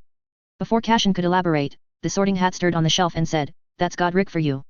Held a lifelong grudge against snakes." Cashin pointed at it. Lovely. Anything more useful? The hat let out something between a sigh and a harumph. I can summon it if someone worthy calls for it. That's the whole arrangement. Though it'll appear on its own if a true Gryffindor needs it. Cashin gave Neville a look that said, "See? You're stuck with us." Bath's Haida stopped beside the sword, hands on the table. "We're not making you do anything dramatic. We just need the sword to stay put long enough to test the runes." Neville stared between all three of them, then down at the blade as if it might speak up and defend itself. The metal gleamed, almost pleased with its current handler. "Well," he muttered, "it seems to like me more than it likes Professor Rosier." Cashin nodded at him. "Yes, tragically. I'm wounded. Truly. But at least we know you won't explode if you pick it up, which puts you ahead of most of us." Neville swallowed. "Why would anyone explode?" Fox trilled loudly, interrupting him. Cashin turned to Fox. "Hush, you. He won't burst into flames." Neville swallowed. Cashin laughed. "We're joking. Mostly. If you do combust, we'll sweep up what's left and tell your gran you died heroically." Neville didn't look comforted. Cashin leaned his hip against the table, eyeing the sword. "The sword doesn't measure courage in any neat, quantifiable way. It's not marking you on how many times you've sprinted into danger or how loudly you shout Gryffindor at Quidditch matches." His brows pulled. "So how does it do that?" he asked. Neville glanced between Cashin and the blade. "Intent." Cashin hummed. "Good guess. Not wrong either. Intent drives half the magic you'll ever use." Cashin leaned in, hands on the table. "Think about it. Why would a lump of goblin-made silver pick you instead of me? I'm charming. Look at me." Neville gave him a look. Cashin taught intent as routinely as other professors handed out homework. Intent shapes spell work, intent steers magic, intent is the reason half the world doesn't collapse under its own wand accidents. If his students left Hogwarts remembering only one thing from his classes, he hoped it was that. Magic cared about what you meant, not what you claimed later. But the sword, that was different. If it were only intent, the sword shouldn't have played favorites.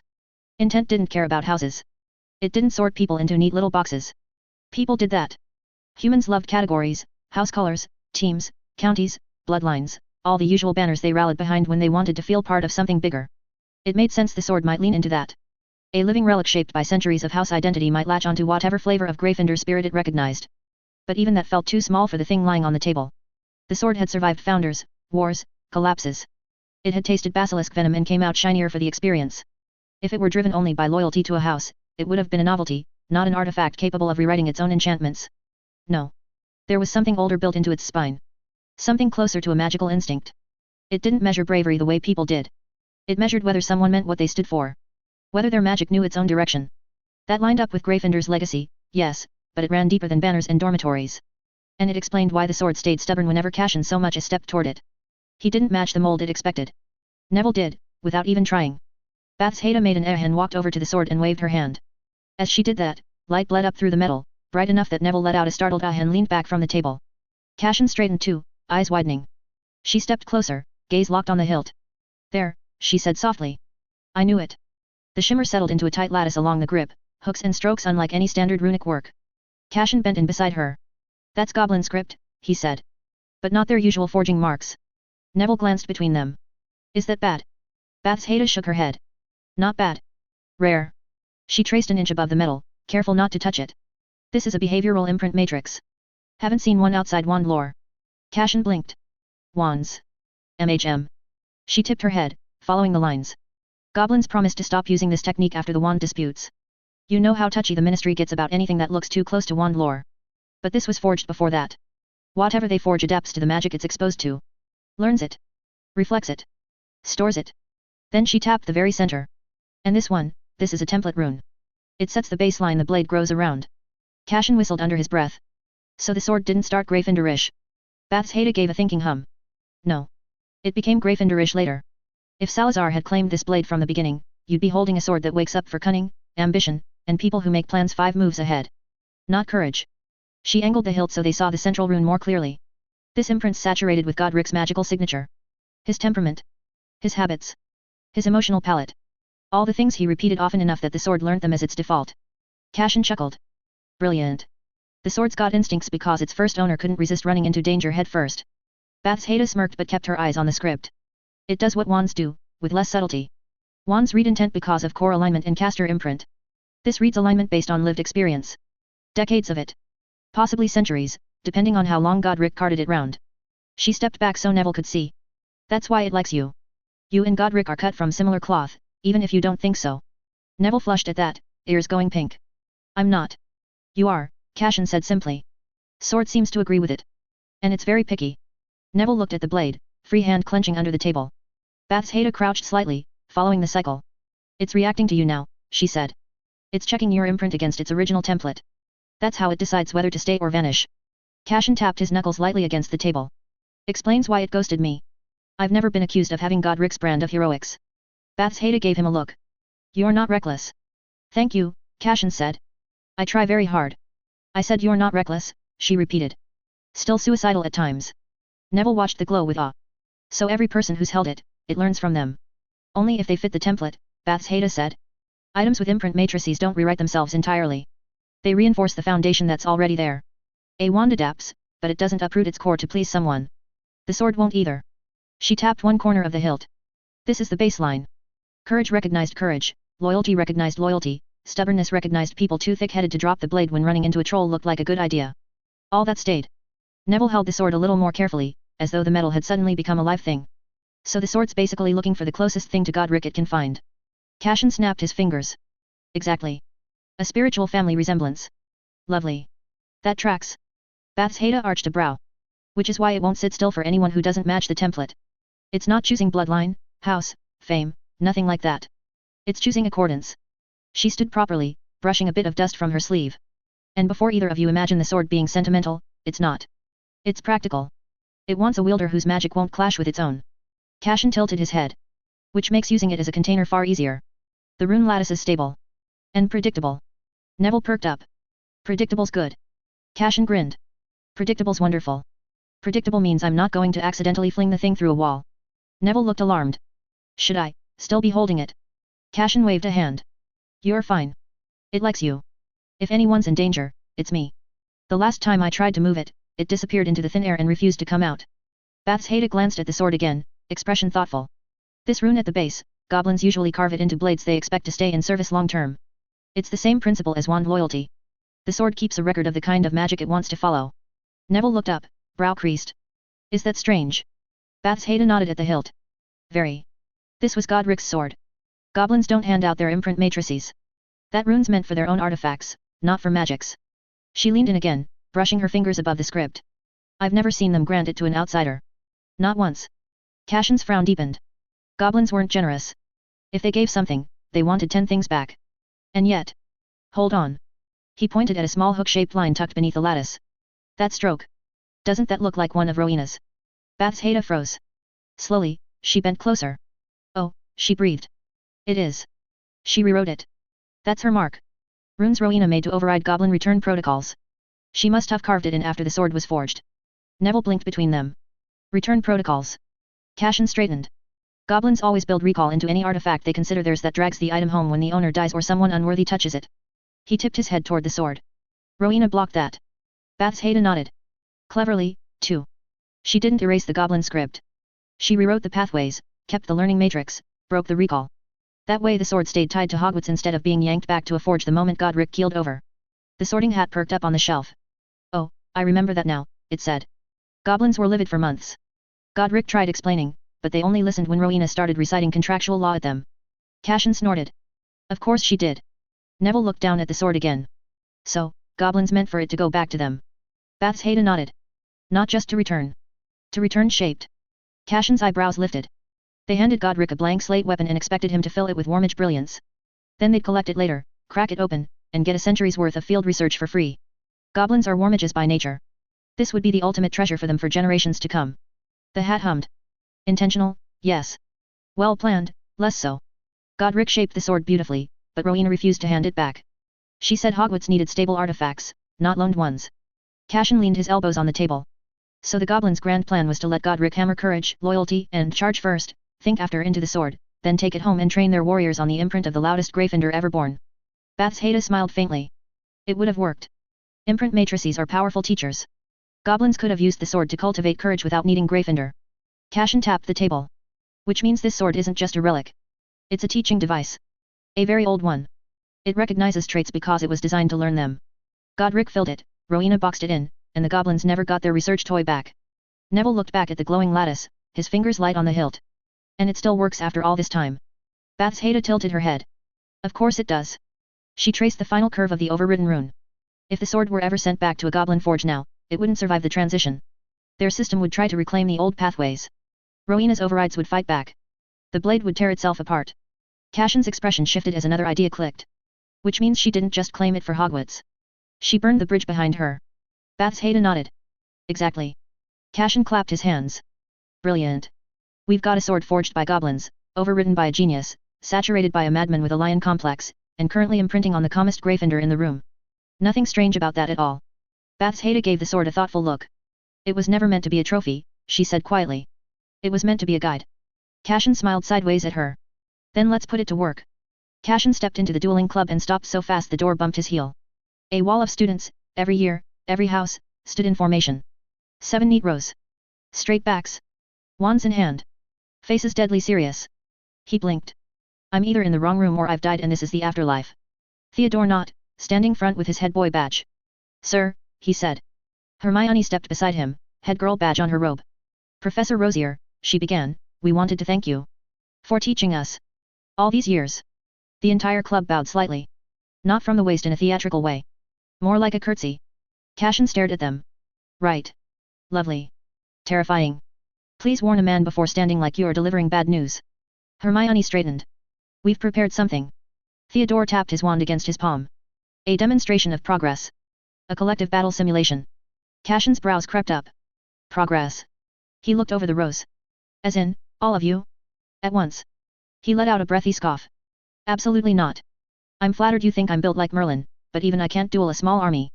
The entire room deflated a little, like they'd hoped he might say yes but suspected he had survival instincts. Hermione cleared her throat. We anticipated that.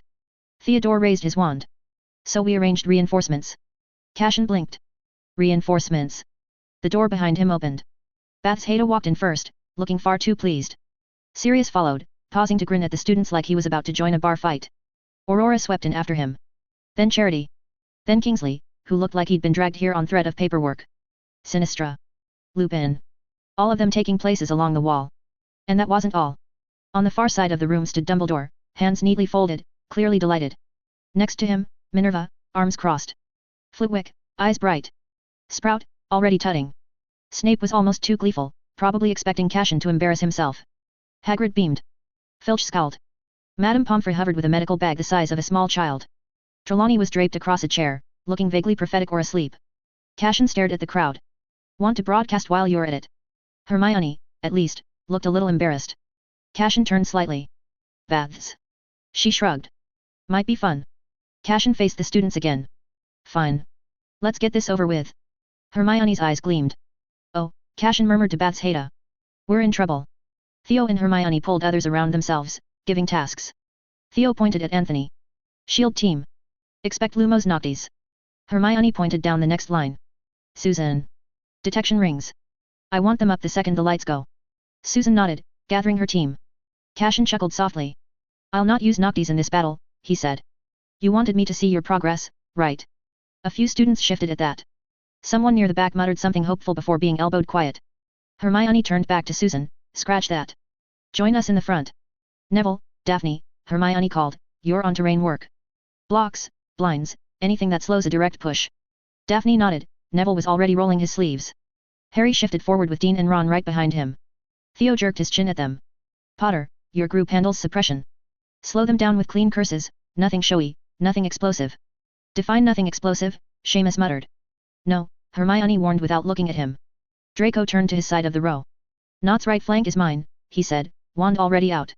Pansy, take the other. Keep the younger years behind you. Pansy gave an okay and was already pulling the younger years into position. Tracy and Hannah moved to the rear line. Hermione glanced over her shoulder. You two hold the back. Anything slips through, you stop it there. Tracy gave 2 fingers salute. Leave it to us. And the room settled, dozens of students falling into formation. Cashin took it in, hands on his hips. Bath's Haida murmured beside him, oh, they're more organized than I thought. Cashin muttered back, we're doomed. Theodore raised his wand. Luck is on our side. Hermione mirrored him. Ready. She called. Ready. The room echoed. Cashin turned to the staff lined beside him. If we lose, he said, we're never raising our heads in this castle again. So, let's avoid the humiliation, shall we? A few wands lifted in silent agreement. Kingsley grunted. Aurora and Sirius shifted right. Lupin and Sinistra drifted left. Kingsley and Charity held the back. Cashin and Bath's Haida walked straight forward. Neville muttered something, starting the battle. And then plants rustled. Cashin smirked. Longbottom, playing with plants in my presence? That's bold. A dry voice answered, is it? Daphne. Cashin stilled. Wild growth. Erratic. Clever. Nothing moving in a straight line. Lines of creepers shot in every direction, some doubling back, some looping under benches, some weaving false trails. Cashin's eyebrows went up. Well, he murmured, that's new. Bath's Haida leaned toward him. They're masking each other.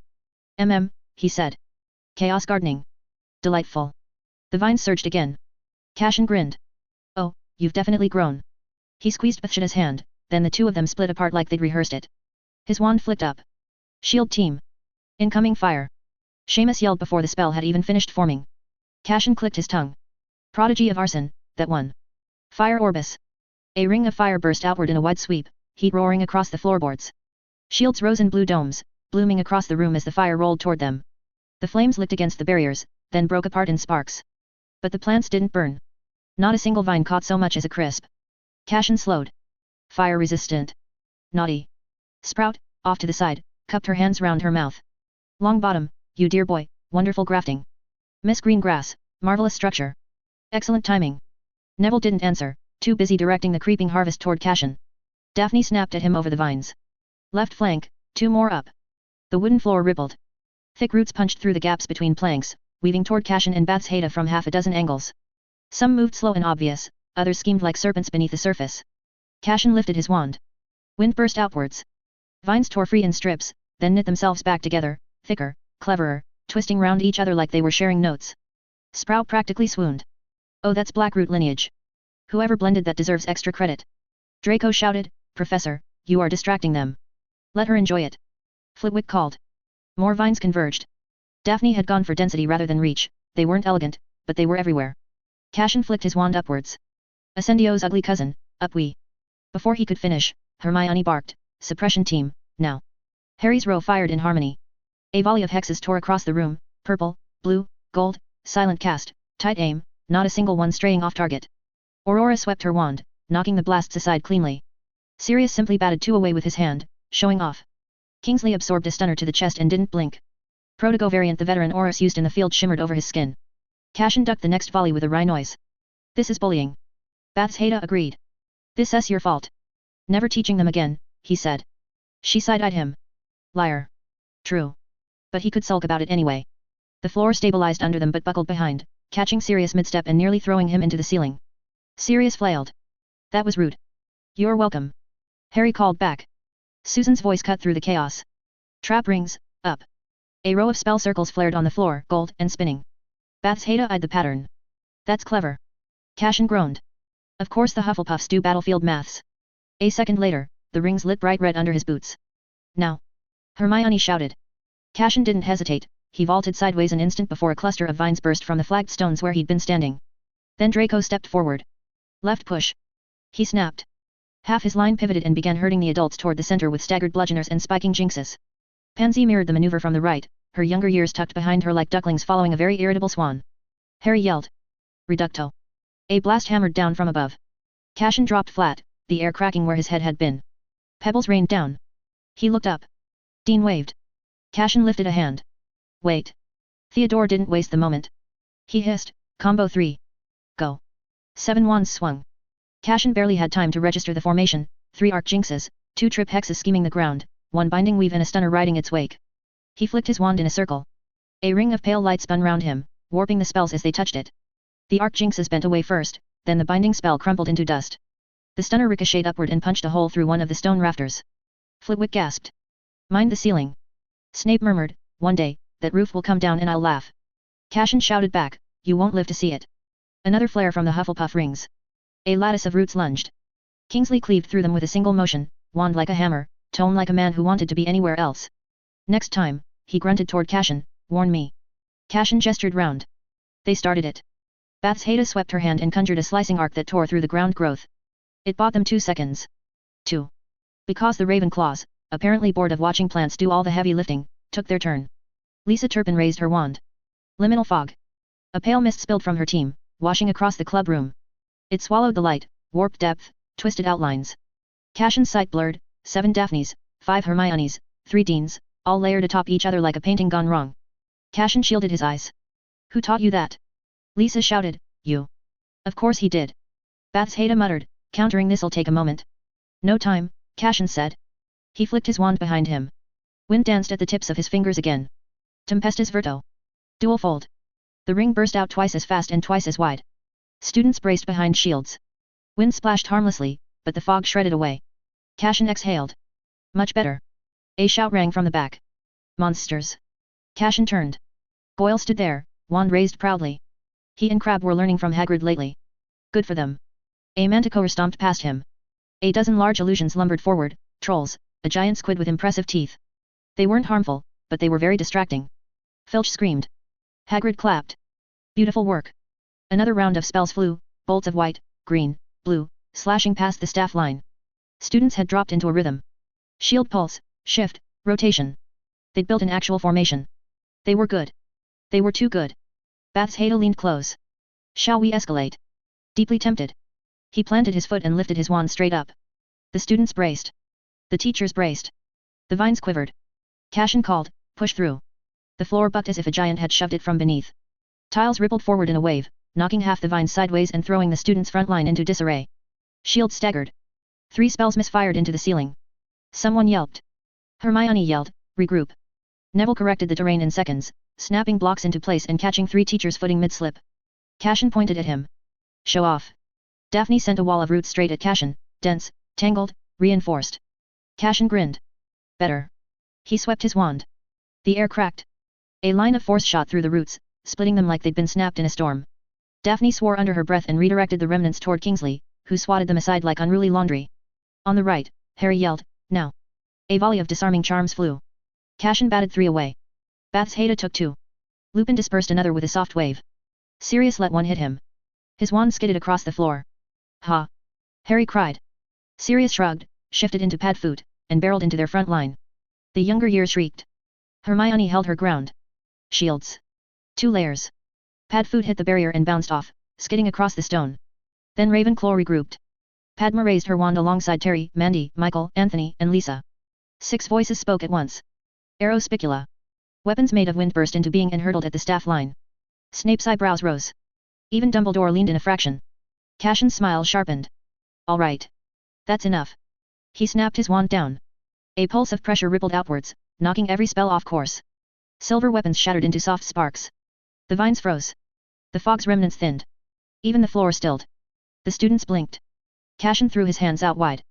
Match over. Silence. Then the groans started. Theo dragged a hand down his face. We almost had you.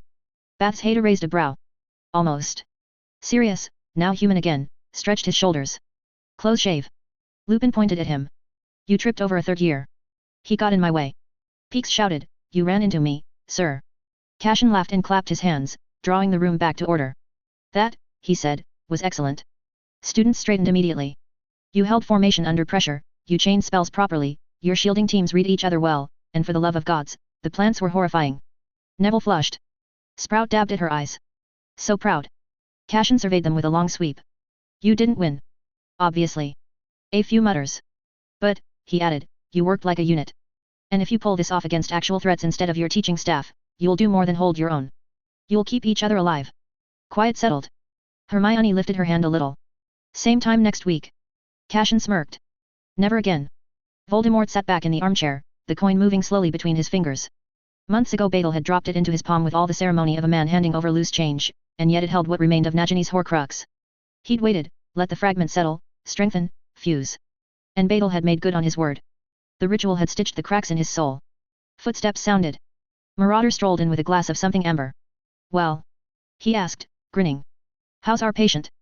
Voldemort looked up. I can feel it. Power moving cleanly. Stronger than before. I'm already near my peak. He felt powerful. Properly powerful. Not the thin, brittle thing he'd been since resurrection. Years ago, when he'd first uncovered Horcrux theory, he thought he'd found the pinnacle of magical brilliance. Harpo the Foul had carved a loophole into death itself. A way to grip life with both hands and refuse to let go. Voldemort had dreamt of invincibility. After he'd come back, and realized he'd carved himself thin. His soul had been stretched like old cloth. Fragile. Leaking. Too late to take it back. Joining the Covenant had been humiliating, but it confirmed everything he'd suspected. His version of immortality was crude. Amateur. There were older arts, better ways to survive. And at least fate, or Badal, had thrown him a rope before he wasted away completely. Marauder hummed. Good. We'll need you ready for the final plan. Voldemort nodded, fingers tightening round the coin. Badal had fed him a tantalizing thread of advice before leaving, he could grow stronger still. Repair was step 1. Nourishment was step 2. Nourishment. Such a harmless word for what Badal meant, immortal lifespans. Hoarded and fattened over centuries. Badal had killed Cadethorn and drunk down every year the witch had clung to. Voldemort could do the same. A few such meals and he'd live long enough to outlast whatever world Marauder wanted to build from the ruins. But first, he needed what he'd hunted before his fall. The Elder Wand. He'd traced it to Grindelwald years ago. He hadn't been strong enough then. He was now. But he needed a way in. He looked up at Marauder. Before anything else, I need an item. Marauder raised a brow. Oh? Something nice. Something personal, Voldemort said. He didn't elaborate. Will you help me or not? Marauder laughed, delighted. Of course. Where are we going? Voldemort let the coin rest against his palm, weighing it as though deciding where to begin. Grindelwald stole something from my bloodline. Something that belonged to Salazar Slytherin. I intend to reclaim it. The story was believable, built on the sort of arrogance people expected from him. An heir slighted. A legacy stolen. Most would swallow it whole. Marauder hummed, clearly amused. He knew the truth, of course. He invited Voldemort precisely for that reason. The Slytherin connection wasn't a myth, and certain members had found that lineage far too useful to pass up. Voldemort didn't notice the shift in the man's posture, but Marauder's thoughts drifted. Slytherin's line mattered to the Covenant's older designs, and Voldemort had walked straight into their fold without realizing how many doors his blood opened. Marauder set his glass down. Grindelwald, he said, almost fondly. Haven't heard that name in a while. He was an old acquaintance, you know. Briefly part of our little circle. Didn't last. Voldemort nodded. Already knowing the man's temporary allegiance. Then Dumbledore took him down and everything went sideways. Nearly dragged the Keepers and the Covenant into a war. Marauder waved a hand. Messy time. People choosing sides for all the wrong reasons, countries twitching over borders, politics frothing like bad stew. Voldemort narrowed his eyes. And it didn't erupt because. Marauder grinned wide. Because it wasn't political. It was personal. Turns out those two were rather close back in the day. He gave a light laugh, as though the greatest magical clash of the century had been nothing more than a lover's spat that got out of hand. Voldemort didn't laugh. He leaned back. Dumbledore and Grindelwald. Personal. Interesting. Very interesting. Cashin stepped into the office and stopped halfway. Dumbledore sat behind his desk, looking like someone had stolen his sweets. Cashin frowned at him. All right. Who died? Dumbledore lifted a hand and pointed at the chair opposite. Cashin dropped into it. If it's me, it was overdue. Dumbledore let out a long breath. No one's dead. Yet. He folded his hands, gaze drifting toward the window before coming back. Master Flamel believes it's time we paid a visit to an old friend of mine. Gellert Grindelwald. He may have information we need. Cashin stared. Really? Dumbledore gave a nod with a sigh. He was briefly tied to the Covenant, long before everything soured. When I confronted him, Marauder was one of the loudest voices accusing me of breaking the verbal accord between Covenant and the Keepers. Cashin rubbed his jaw. And now we're going to knock on his door because, what? He might have overheard something ancient before you blasted him off a mountainside. That, Dumbledore said, and because he may have information on Marauder's plans. Cashin drummed his fingers lightly on the desk. So Nicholas thinks Marauder kicked up a fuss over your interference because he and Grindelwald were in each other's pockets. Dumbledore nodded with a sigh. That's the theory. Grindelwald's ambitions weren't small, pursuing matters well beyond Europe, and he was heading toward Mesoamerica before I stopped him in the States. Master Flamel suspects he was chasing a lead while Marauder was in Greece. Cashin frowned. But Marauder told me he didn't know about Yucatan until after we sealed the temple in Greece. He may not have known what was there, Dumbledore said, but he could have had the geography. A hint. A rumor. Enough to point him toward the region without understanding the importance of it. Cashin leaned back in the chair. So Grindelwald and Marauder were digging in opposite halves of the map, both after pieces of the same horror, and neither one bothered to inform anyone else. Dumbledore hummed. Precisely. Cashin let out a whistle. Brilliant. So now we're going to ask the former Dark Lord of Europe what he remembers from his gap year in ancient calamity studies. Dumbledore looked pained. It won't be pleasant. Cashin shrugged. What's the plan? You talk, I stand behind you and try not to get hexed by a man in a prison cardigan. Dumbledore got up, smoothing his robes. I'll speak with him, he said. He's always had a way of slipping past people's guard. Mind yourself. Cashin snorted. My mind's impenetrable, headmaster. No worries. Dumbledore gave him a look. I wasn't referring to legilimency.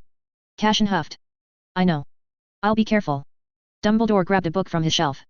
Hold. They twisted out of the world with a snap. They reappeared beside the cliff path leading to Nurmengard, Blackstone, Cold Wind, and that strange quiet that always clung to old prisons. The place loomed above them, tall and thin, like someone had carved a tower out of a single shard of night. Cashin opened his mouth to speak. A surge of heat cracked through the air before he could. Flame spiraled into existence 10 paces ahead of them. Marauder stepped out first. Voldemort followed. Cashin froze mid-breath.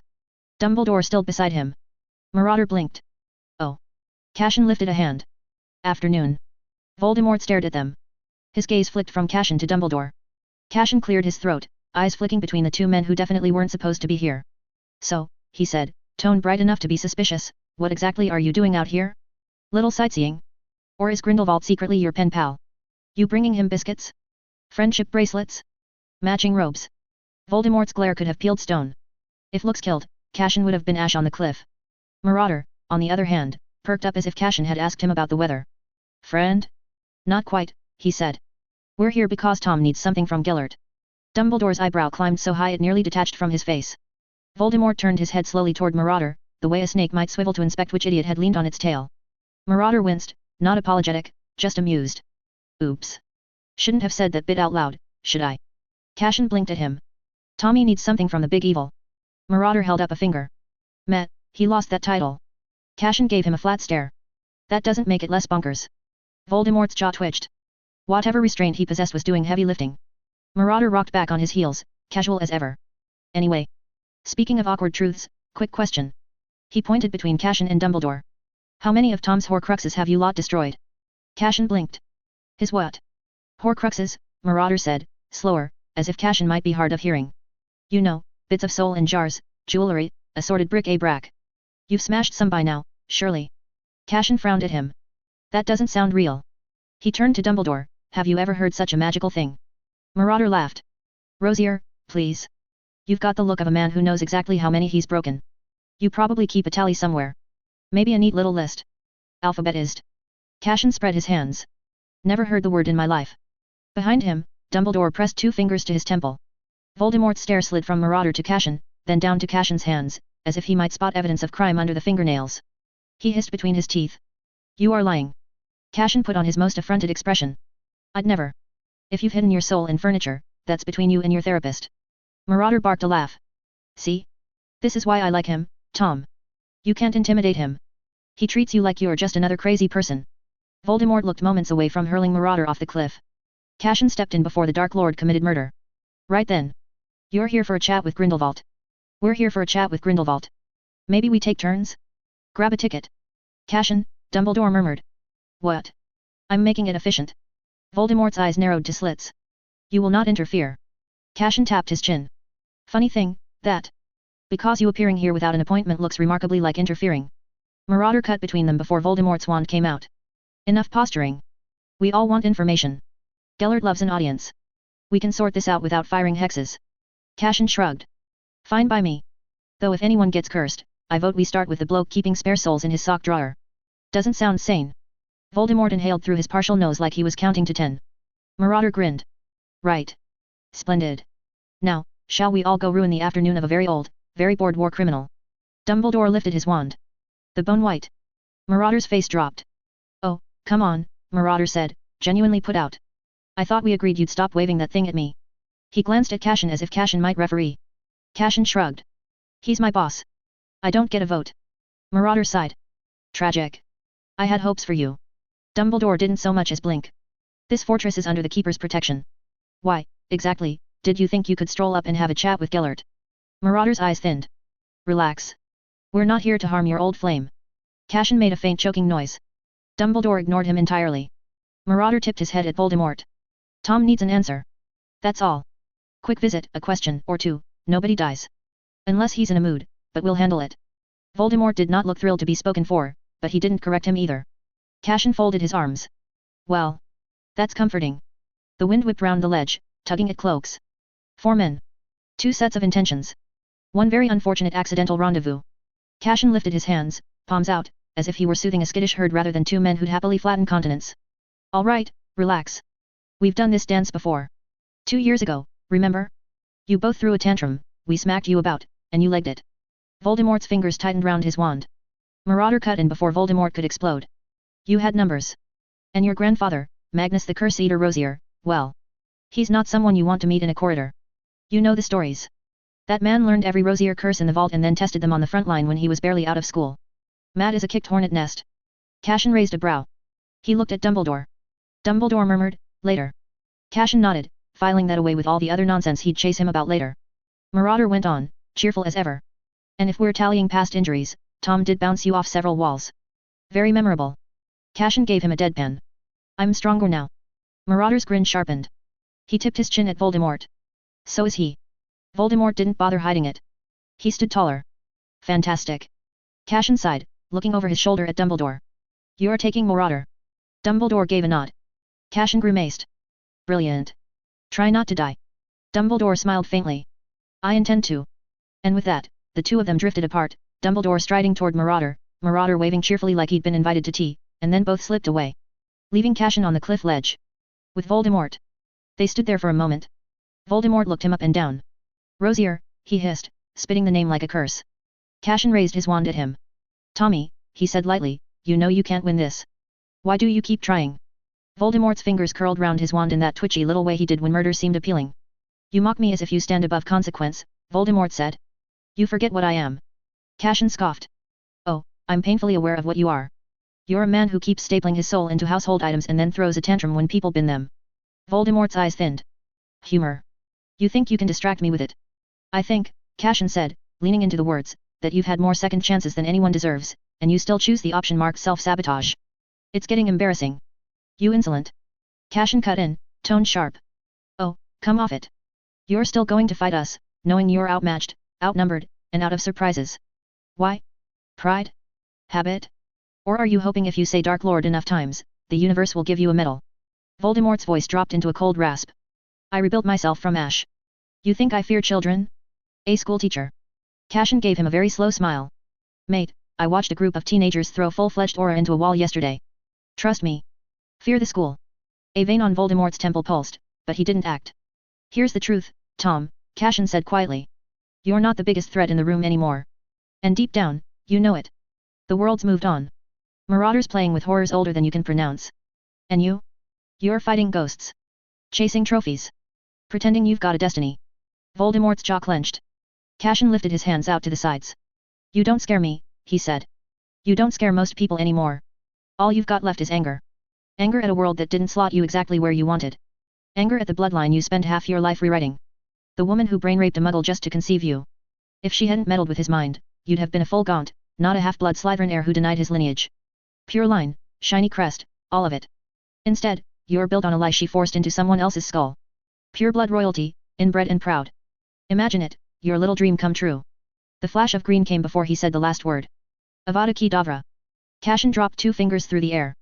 The curse split clean down the center, veering past him and slamming into the stone behind him. He shook his head lightly. I don't even need my wand for that anymore. Voldemort's eyes widened. That trick from before. Rosier had stopped a killing curse at the Ministry 2 years back, but it hadn't come to heal this easily back then. Cashin chuckled coldly. You want to know how, do you? Fine. I don't usually explain my tricks, but you've had a rough decade, so here's a freebie. That split only works if I predict the exact point of impact. If I'm wrong by a hair, I die. But you. He tilted his head. You're painfully predictable. He stepped left. A fireball ripped through the air where his head had been. Cashin pointed at the scorch mark it left on the stone. See? You telegraph everything. I'm living rent-free in that skull of yours, Tommy. Every secret defense you're proud of, every mental wall you think no one can touch, wide open. Voldemort snarled, wand lifting. Cashin kept talking. You spent years convincing yourself you'd mastered fate. That nothing could touch you. Split your soul with the cheapest immortality hack in magical history, strutted round like you'd broken the universe. And the best part? You were so full of your own legend you stopped noticing betrayal altogether. Voldemort's wand twitched. Cashin went on, unfazed. The Flint Patriarch stared you in the eye for months while feeding me updates. You didn't suspect a thing. Not even a hint. Because whatever you pulled from his mind wasn't his. A clumsy trick. Hands stitched. I gave him the script myself. Voldemort's breath quickened. Cashin smiled. You see the problem now? You built your empire on fear, but you never learned to read people. You only learned to terrify them. And the moment someone stopped shaking, you couldn't tell the difference. He waved his wand, bored. You thought you were untouchable. Immortal. Above the rest of us. But all it took to get round you was one man with a steady face and instructions. Voldemort's magic flared. Cashin raised a hand. Come on, then. Throw something else unoriginal at me. Let's see if I can predict that too. Voldemort snapped his wand up and a serpent thicker than a man's waist appeared between them. Its head lifted, already waiting for orders. Voldemort hissed in Parseltongue, leading the snake forward. Cashin lifted his hand. Cute. Darkness covered the area. Voldemort reacted fast. A pulse of magic left his wand in a ring. The spell should have found Cashin in a breath. Instead it returned 20 signatures. Human-shaped. All around. Shifting slowly. He dropped low, quieting his breath, and slipped sideways across the stone. He smothered the sound of his boots with a charm and flicked his wand at the ground. Earthen figures pulled themselves up beside him, taking form with rough limbs. They spread around him, ready to confuse whatever counterpulse came their way. Which arrived immediately. A ripple swept over him. Voldemort froze. The dummies stood still. He summoned the snake for this reason in the first place. Snakes didn't need light to find their prey. Cashin spoke, voice coming from everywhere. Come now, Tom, he said, I know why you summoned the snake. It's quite endearing. Bit old-fashioned, but endearing. The snake flicked its tongue toward a point near the cliff ledge. Voldemort spun, wand up, and fired. Stone cracked. Nothing screamed. Cashin's voice chuckled somewhere he wasn't. You're going to tire yourself long before you hit me. Voldemort sent another pulse. 20 figures again, all moving with the same slow shuffle. Cashin had matched their movement perfectly. Nothing broke rhythm. Even the spacing stayed identical. The serpent hissed once more, confused, its tongue darting. Whatever warmth it found shifted too quickly to track. Voldemort gritted his teeth. Show yourself. No, Cashin replied, tone bright. You get angry when you see my face. I'm helping you regulate. Voldemort flicked his wand and snapped out a slicing curse. The air shuddered around him. He heard earth crack, a dummy cleaved clean through, but nothing else. He wheeled round. Cashin's voice drifted across the empty black. I'll give you a hint. I'm the only one here who isn't walking. Voldemort froze. The serpent curled tighter round his boot. He checked the ground with a wordless spell, nothing answered except jagged stone. Cashin's heartbeat should have been somewhere, yet Voldemort felt nothing but the tide of his own magic pushing back against the dark. Cashin spoke again, closer this time, though closeness meant nothing in this spell. It's rather relaxing, actually. You should try being intangible sometime. Very freeing. Voldemort snapped his wand out. Desino Umbra. A wave of nullifying force burst from him, the sword meant to unravel illusions built on shadowcraft. It met Cashin's darkness, and fizzled uselessly into nothing. Cashin laughed. You're trying to cancel it. Tom, this isn't shadow work. You should know better. The serpent lunged at a sudden shift of air. Its fangs hit stone. Voldemort jerked it back. He tightened his grip on his wand. His next spell cracked the stone beneath him, flinging half the dummies back in a spray of dust. The serpent whirled, trying to keep hold of a direction that shifted maddeningly with each second. Cashin's voice softened, calm in the dark swirl. You're hunting shadows, Tom. But the problem with shadows. His voice moved again, circling him. Is they don't stand still when you shout at them. Voldemort raised his wand, charging up a strong fire. And Cashin whispered, right beside his ear. Boo. Voldemort spun toward the whisper, wand already lifting just as the dark dropped with a crack. Light bled back in thin strips, blinding him for a second, just as roots snapped up around his ankles, then his shins, then his wrists. They yanked tight before he could sever a single one. His wand tore free and floated up. Straight into Cashin's waiting hand. He caught it with a pleased hum, as if Voldemort had kindly handed it over instead of losing it in front of an audience of cliffs. Voldemort's face twisted. Give. That. back. Cashin twirled the wand, then tucked it beside his own.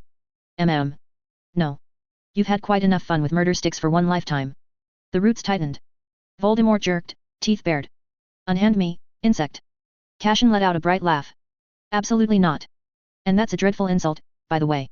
You can do better. Voldemort strained against the bindings, magic sparking under his skin. The roots creaked but didn't snap. Cashin stepped closer, enough that Voldemort had to tilt his chin up. Cashin lifted both hands, palms open. White light gathered between them, thin threads tightening as he brought them toward Voldemort's temples. I need you alive for this, he said. I know, very inconvenient. I'm sure you'd prefer we settle this with screaming and fire, but I've got a task and you happen to be the jar it's stored in. Voldemort stiffened. What are you doing? Cashin sighed at him as though Voldemort had refused to read a memo. Cleaning. You've got a bit stuck to your soul. Needs scraping off. White light bloomed in Cashin's palms, bright enough that Voldemort flinched even before it touched him. Cashin brought his hands up, hovering them near Voldemort's temples. Stand still, Cashin murmured. Although tempting, my intention isn't to kill you. Not this time. Voldemort's voice rasped. Touch me and I will. No you won't, Cashin said, calm as anything. Because you can't. Also because you're about to have a very intimate experience with your own soul. Think of it like a deep cleanse. Magical exfoliation. The light brightened, threads curling round Cashin's fingers. This'll sting, he added. Probably a lot. But you're a big, terrifying Dark Lord. You'll cope, right? Voldemort's eyes widened. He felt Cashin's magic searching something tucked deep inside him. Something foul. Something that had no business clinging to a living body. Something he previously patched up. Cashin saw the flicker cross his face and snorted. Oh, now you're worried. Excellent. Means I found the right bit. He lowered his hands until the light kissed Voldemort's skin, thin strands sinking through as if the air had turned liquid. Voldemort hissed in pain. Cashin didn't flinch. There it is. Nasty little parasite. Honestly, Tom, did you never check your own soul after shredding it? Basic hygiene. The light pulsed. Something inside Voldemort shuddered, magic turning in on itself, trying to recoil from Cashin's grip. Cashin dug deeper. Hold still, he murmured. If this fragment snaps the wrong direction, you'll pop like a melon and I'll have to explain that to Dumbledore. None of us want that. Voldemort's breath hitched, his spine bowing against the roots as the light pressed harder, tightening its grip on the fragment curled at the center of him, thin, jagged, desperate to stay hidden. Found you, he whispered after feeling the greedy and clinging soul piece deep within the Dark Lord. The fragment writhed, trying to lash out. Cashin closed his hands, drawing the light tight round it. Bad move. You're not biting me. The air cracked. Voldemort screamed, loud and sharp, as if the sound had torn through him before he decided to make it. Cashin's grip didn't waver. Almost done, he said, irritated. Stop fighting me. You made this thing. You should recognize when it's cornered. White light flared, then folded inward, dragging the fragment with it until the glow snapped out like a candle pinched shut. Voldemort sagged in the roots, panting, paler than usual, staring in shock.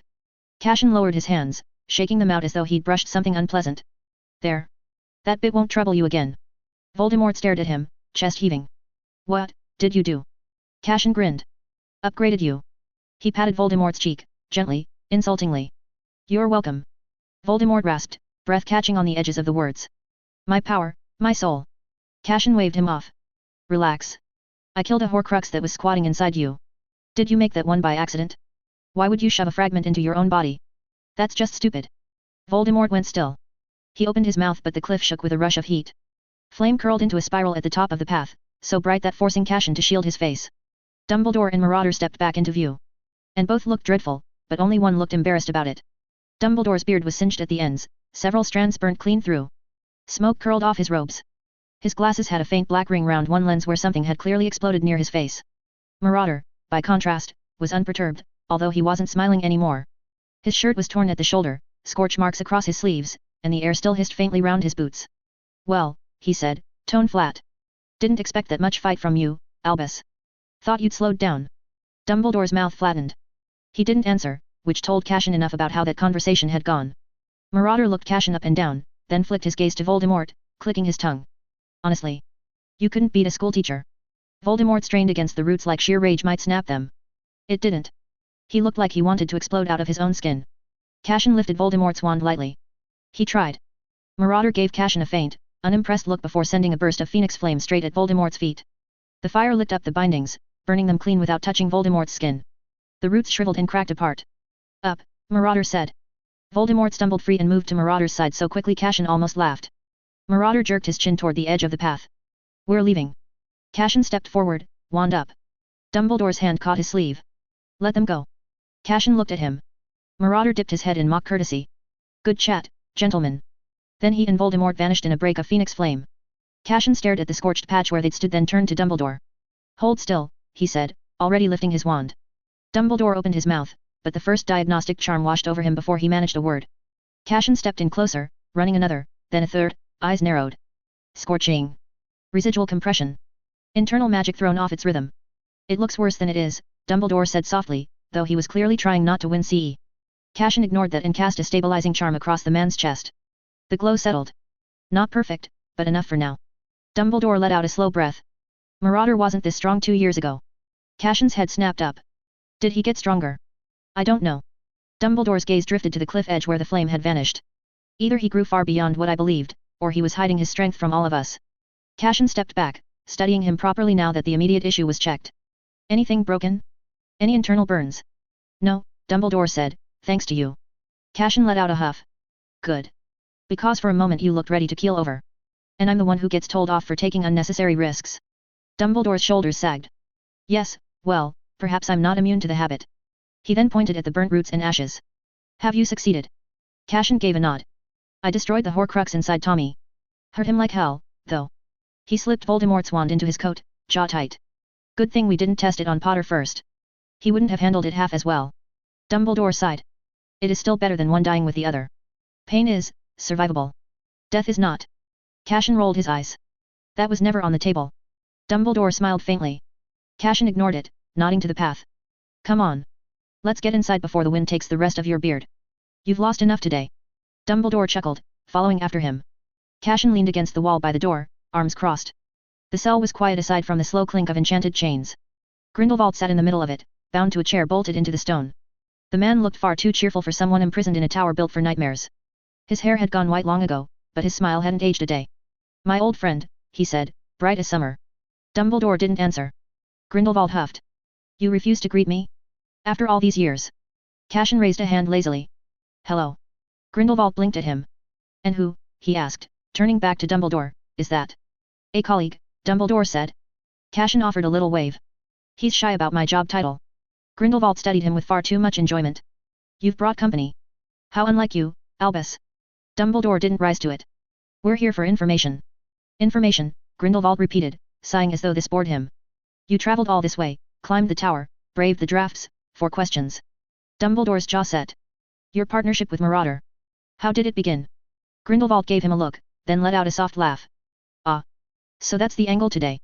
He tilted his head. My partnership with whom? Feng Shui Marauder, Dumbledore repeated. Grindelwald widened his eyes in a polite caricature of innocence. I don't recall the name. Dumbledore gave him a deadpan. You worked with him. You knew him long before you fell. You shared goals. Grindelwald clicked his tongue. If I had a partnership, Albus, I'd remember it.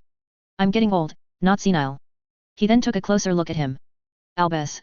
His mouth curved. You look singed. Cashin snorted from the wall. Marauder tried to roast Dumbledore alive 10 minutes ago. Can you guess why they were here? Grindelwald's eyes narrowed. Head tilted. So, he murmured, Marauder moves openly now. Must have found what he sought. Cashin pushed off the wall. Funny you say that. Grindelwald's eyes slid to him. Do tell. Cashin walked a few steps closer, hands tucked behind his back. Because he said he was here for you. A few minutes ago. Standing on your front doorstep with Voldemort, who, by the way, says hello. Well. Hello wasn't the word he used, but the sentiment was there. Grindelwald's smile faltered. Cashin stopped beside Dumbledore. So if you're worried about keeping secrets, don't bother. Your old pen pal is very much alive, very much chatty, and very much trying to kill you. Again, judging by today's mood. Grindelwald went still, eyes narrowing. Dumbledore took the opening. Gellert. Tell us what you know. Grindelwald leaned back in the chair, chains clinking. I heard the commotion, he said. Impossible not to. Sound travels well in towers. Didn't think it was this serious. Cashin gave a small shrug. We've had worse reunions. Today no one fell off anything, so that's a win. Grindelwald ignored that, eyes locked on Dumbledore. Dumbledore stepped closer. You partnered with him once. You traveled the same circles. You knew his interests. Grindelwald let out a soft hum. Interests is a gentle word for whatever ideas lived in that man's skull. Dumbledore pressed again. Gellert. Tell us what Marauder wanted from you. Grindelwald's eyes drifted to the ceiling for a long moment, as though weighing how much trouble the truth could cause, or perhaps how entertaining it might be to hand it over. When he finally looked back down, the grin returned. He didn't want partnership, Albus. He wanted knowledge. Very specific knowledge. And I refused him. Cashin perked up. Well, that narrows it down to every bad idea in the last 2,000 years. Give us a hint. Grindelwald snorted through his nose. He asked about the valley, he said quietly. He sought the route. The exact route. Dumbledore's breath hitched. Cashin's eyes widened. The Ashfall. Grindelwald nodded. He believed something survived there. Something that was surviving for a long time. Cashin frowned. What does that even mean? Grindelwald laughed softly. Albus, do you remember the wand you took from me? The one forged by death itself. He turned to Cashin, checking for a reaction. Cashin didn't give him the courtesy. Oh, so you already know, Grindelwald said, pleased. Good. Saves us all a lecture. The Elder Wand was crafted in the valley. Dumbledore's eyes widened. Grindelwald smiled, pleased with the effect. When I first joined the Covenant, Marauder noticed the wand straight away. He recognized the energy in it. Said it resonated with his phoenix magic. Cashin stared at him. You're losing me. What does the valley have to do with Marauder's party tricks? Or your wand? What was in the valley? Grindelwald looked to Dumbledore, as if passing the weight of the answer back where it belonged. Dumbledore let out a breath. The valley was the birthplace of magic. Or so the oldest records claim. It was a sacred region that no one knew the location of. Not before the Dark King. And after the Ashfall. His gaze dropped. No one returned. Grindelwald dipped his chin. Quite. I told Marauder exactly that. He suggested I stop by Mesoamerica. Said there was a rumor worth chasing. Valuable, he claimed. Dangerous, more likely. He shrugged lightly, chains clinking. I never reached it. You stopped me. You know the rest. Cashin blinked, trying to gather the pieces. So Marauder wanted directions to the original wellspring of magic, you told him don't go there unless you fancy dying, and he sent you off toward another hot spot anyway. Grindelwald's smile sharpened. Marauder always did enjoy stepping on sacred ground. He scouts first. Tricks someone else into walking it second. Dumbledore's shoulders tensed. Grindelwald watched him, amused. If Marauder is seeking the valley, then he's determined to conquer it. Dumbledore looked outside from the window, eyes blank. Grindelwald tilted his head. If the valley truly was the birthplace of magic, then whatever lived there was ancient long before wands, before spells, before humans believed themselves clever. And Marauder wants magic that resonates with him. Cashin pushed the door open with his shoulder and stepped into the 6th-year classroom. 4 houses packed the room, all pretending not to stare in case he gave them work. Colin waved like he'd been waiting since dawn. Luna was smiling at him. Or at something behind him. Ginny grinned. Harper slouched, trying to look unimpressed and failing because he kept glancing at Luna's radish earrings. Cashin waved back. Morning. Ready. Half the class mumbled something that might have been yes. Luna raised her hand. Cashin pointed at her. Yes, Lovegood. She tilted her head, a strand of hair sliding across her cheek. I wanted to ask about dark shields, she said. I remembered your lessons last year, about light-bending spells and dark-bending spells, and how they behave differently if you nudge them wrong. I thought dark shields must work the same way. Only with curses. And shields. Cashin stared at her for a second. You've asked 3 questions that sound innocent but are, in fact, not at all in disguise. She smiled, because she knew that. He sighed. Fine. Very well. This week we're studying dark spell work. Ginny perked up. Most stopped pretending not to listen. Cashin held up both hands. Not curses. I'm not teaching you to hex your cousins into frogs. I mean normal spells that been tainted by dark magic. Everyday work turned poisonous. Colin frowned. Like, what? Someone shouting stupefy but evil. Cashin pinched the bridge of his nose. Historically speaking? Yes, actually. He hopped up to sit on the corner of his desk. Right. Quick history. The first recorded case of a regular, harmless spell being warped into cursed work dates back to, brace yourselves, early Mesopotamia. Roughly 4,000 years ago. Give or take a century, because their record-keeping was, optimistic at best. A few quills scratched at parchment. Picture this, he said, then shook his head. No. Actually, I'll picture it. He flicked his fingers. The illusion stretched above them. Students leaned forward as the view settled into sun-baked mud brick streets, copper ingots stacked in uneven piles, and one very harassed man trying to look confident while tripping over his own sandals. This, Cashin said, is Aenir. Colin squinted. Isn't that the bloke people wrote angry clay tablets about? The very one, Cashin said, pleased. History's first customer service disaster. Son of a copper merchant dynasty, destined for lazy and rich life, except he inherited the business when everyone more competent inconveniently died. And his copper. He flicked his fingers. The illusion zoomed in on an ingot so pitted it looked like it had survived a duel.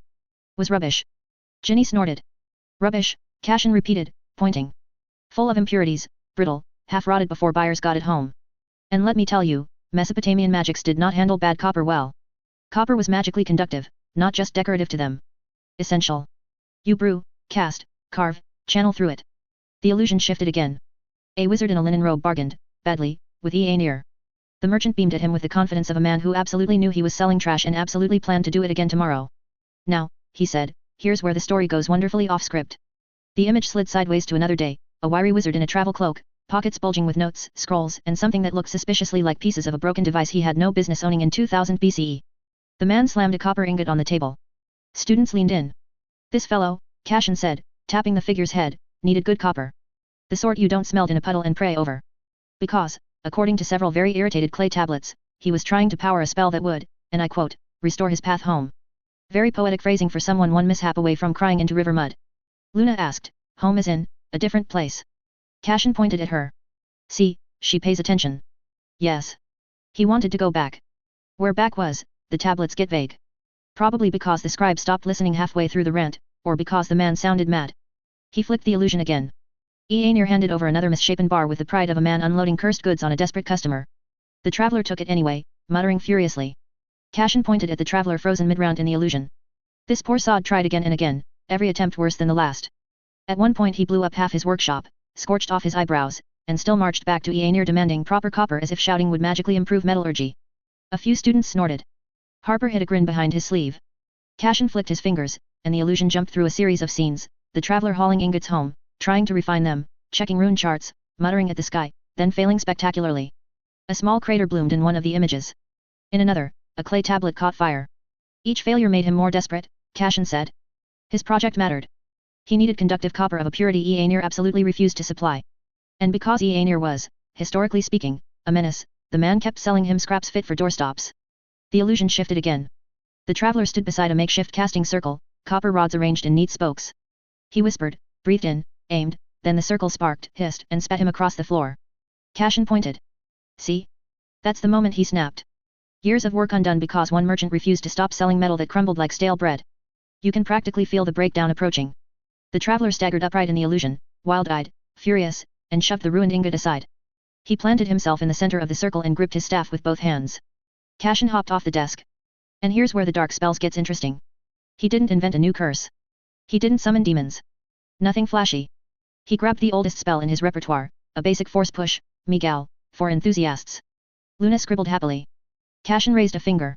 Except he cast it while furious enough to bite through a slab of clay. And his magic, already overloaded by repeated failures, latched onto that state like a starved animal. The illusion froze on the moment before release. Cashin looked round the room. And that, children, is how the world ended up with the very first recorded case of a normal spell becoming cursed. A simple shove charm twisted by a cocktail of rage, exhaustion, and very, very bad copper. He tapped the illusion again. The spell burst out, not as a clean ripple but as a serrated shockwave. It tore straight through the stall where Eanir had been standing. Shelves exploded. Copper rang across the street. A stack of clay tablets shattered into dust.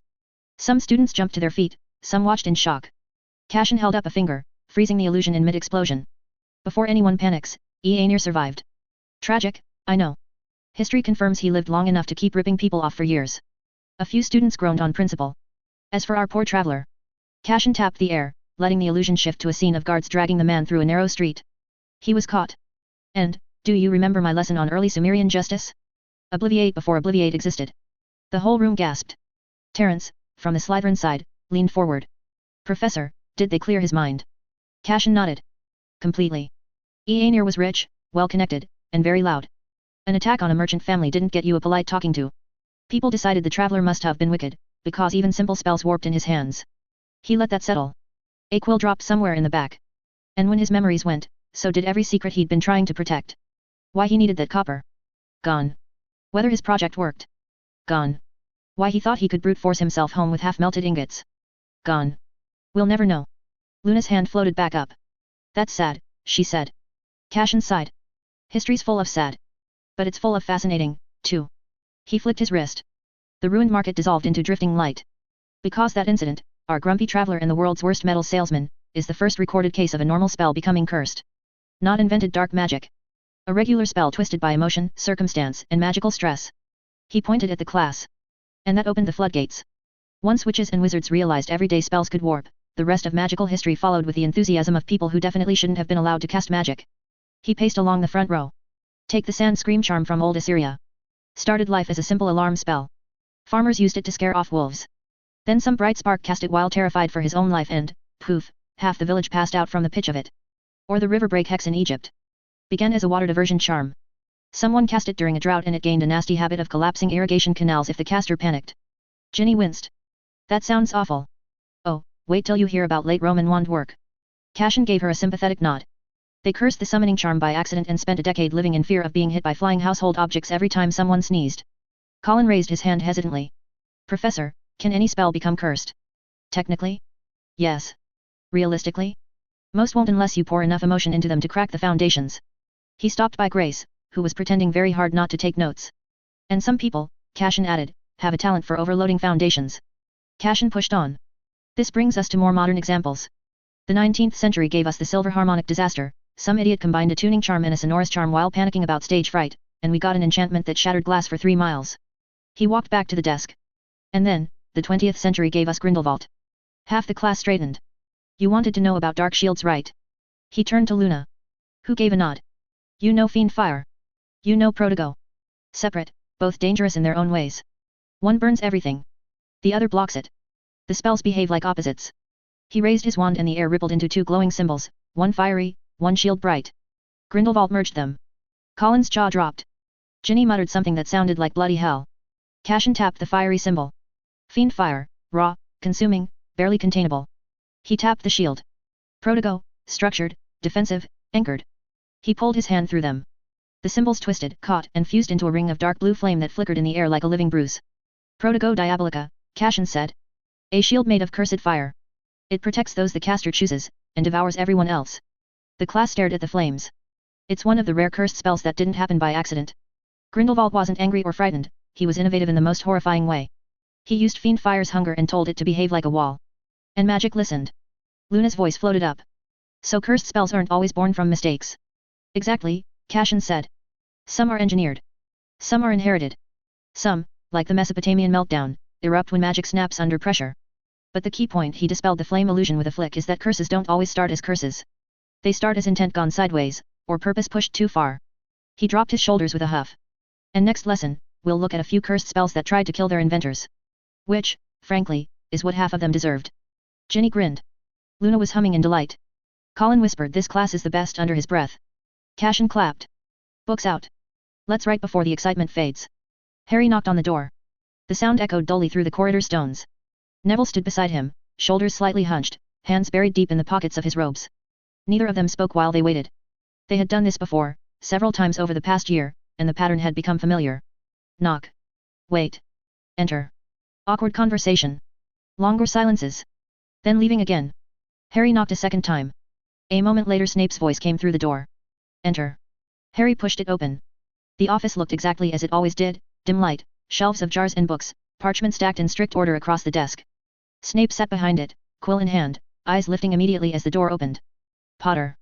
His gaze slid to the side. Longbottom. Neville nodded slightly. Professor. Harry closed the door behind them. Snape set the quill aside. You're here again, he said slowly, with no appointment and, I assume, no academic purpose. Harry dragged one of the chairs out from the desk. The legs scraped softly against the stone floor. Probably on purpose. That's about right. Snape's lip curled faintly. Neville pulled the other chair over and sat down beside Harry. They waited in silence until it started to become awkward.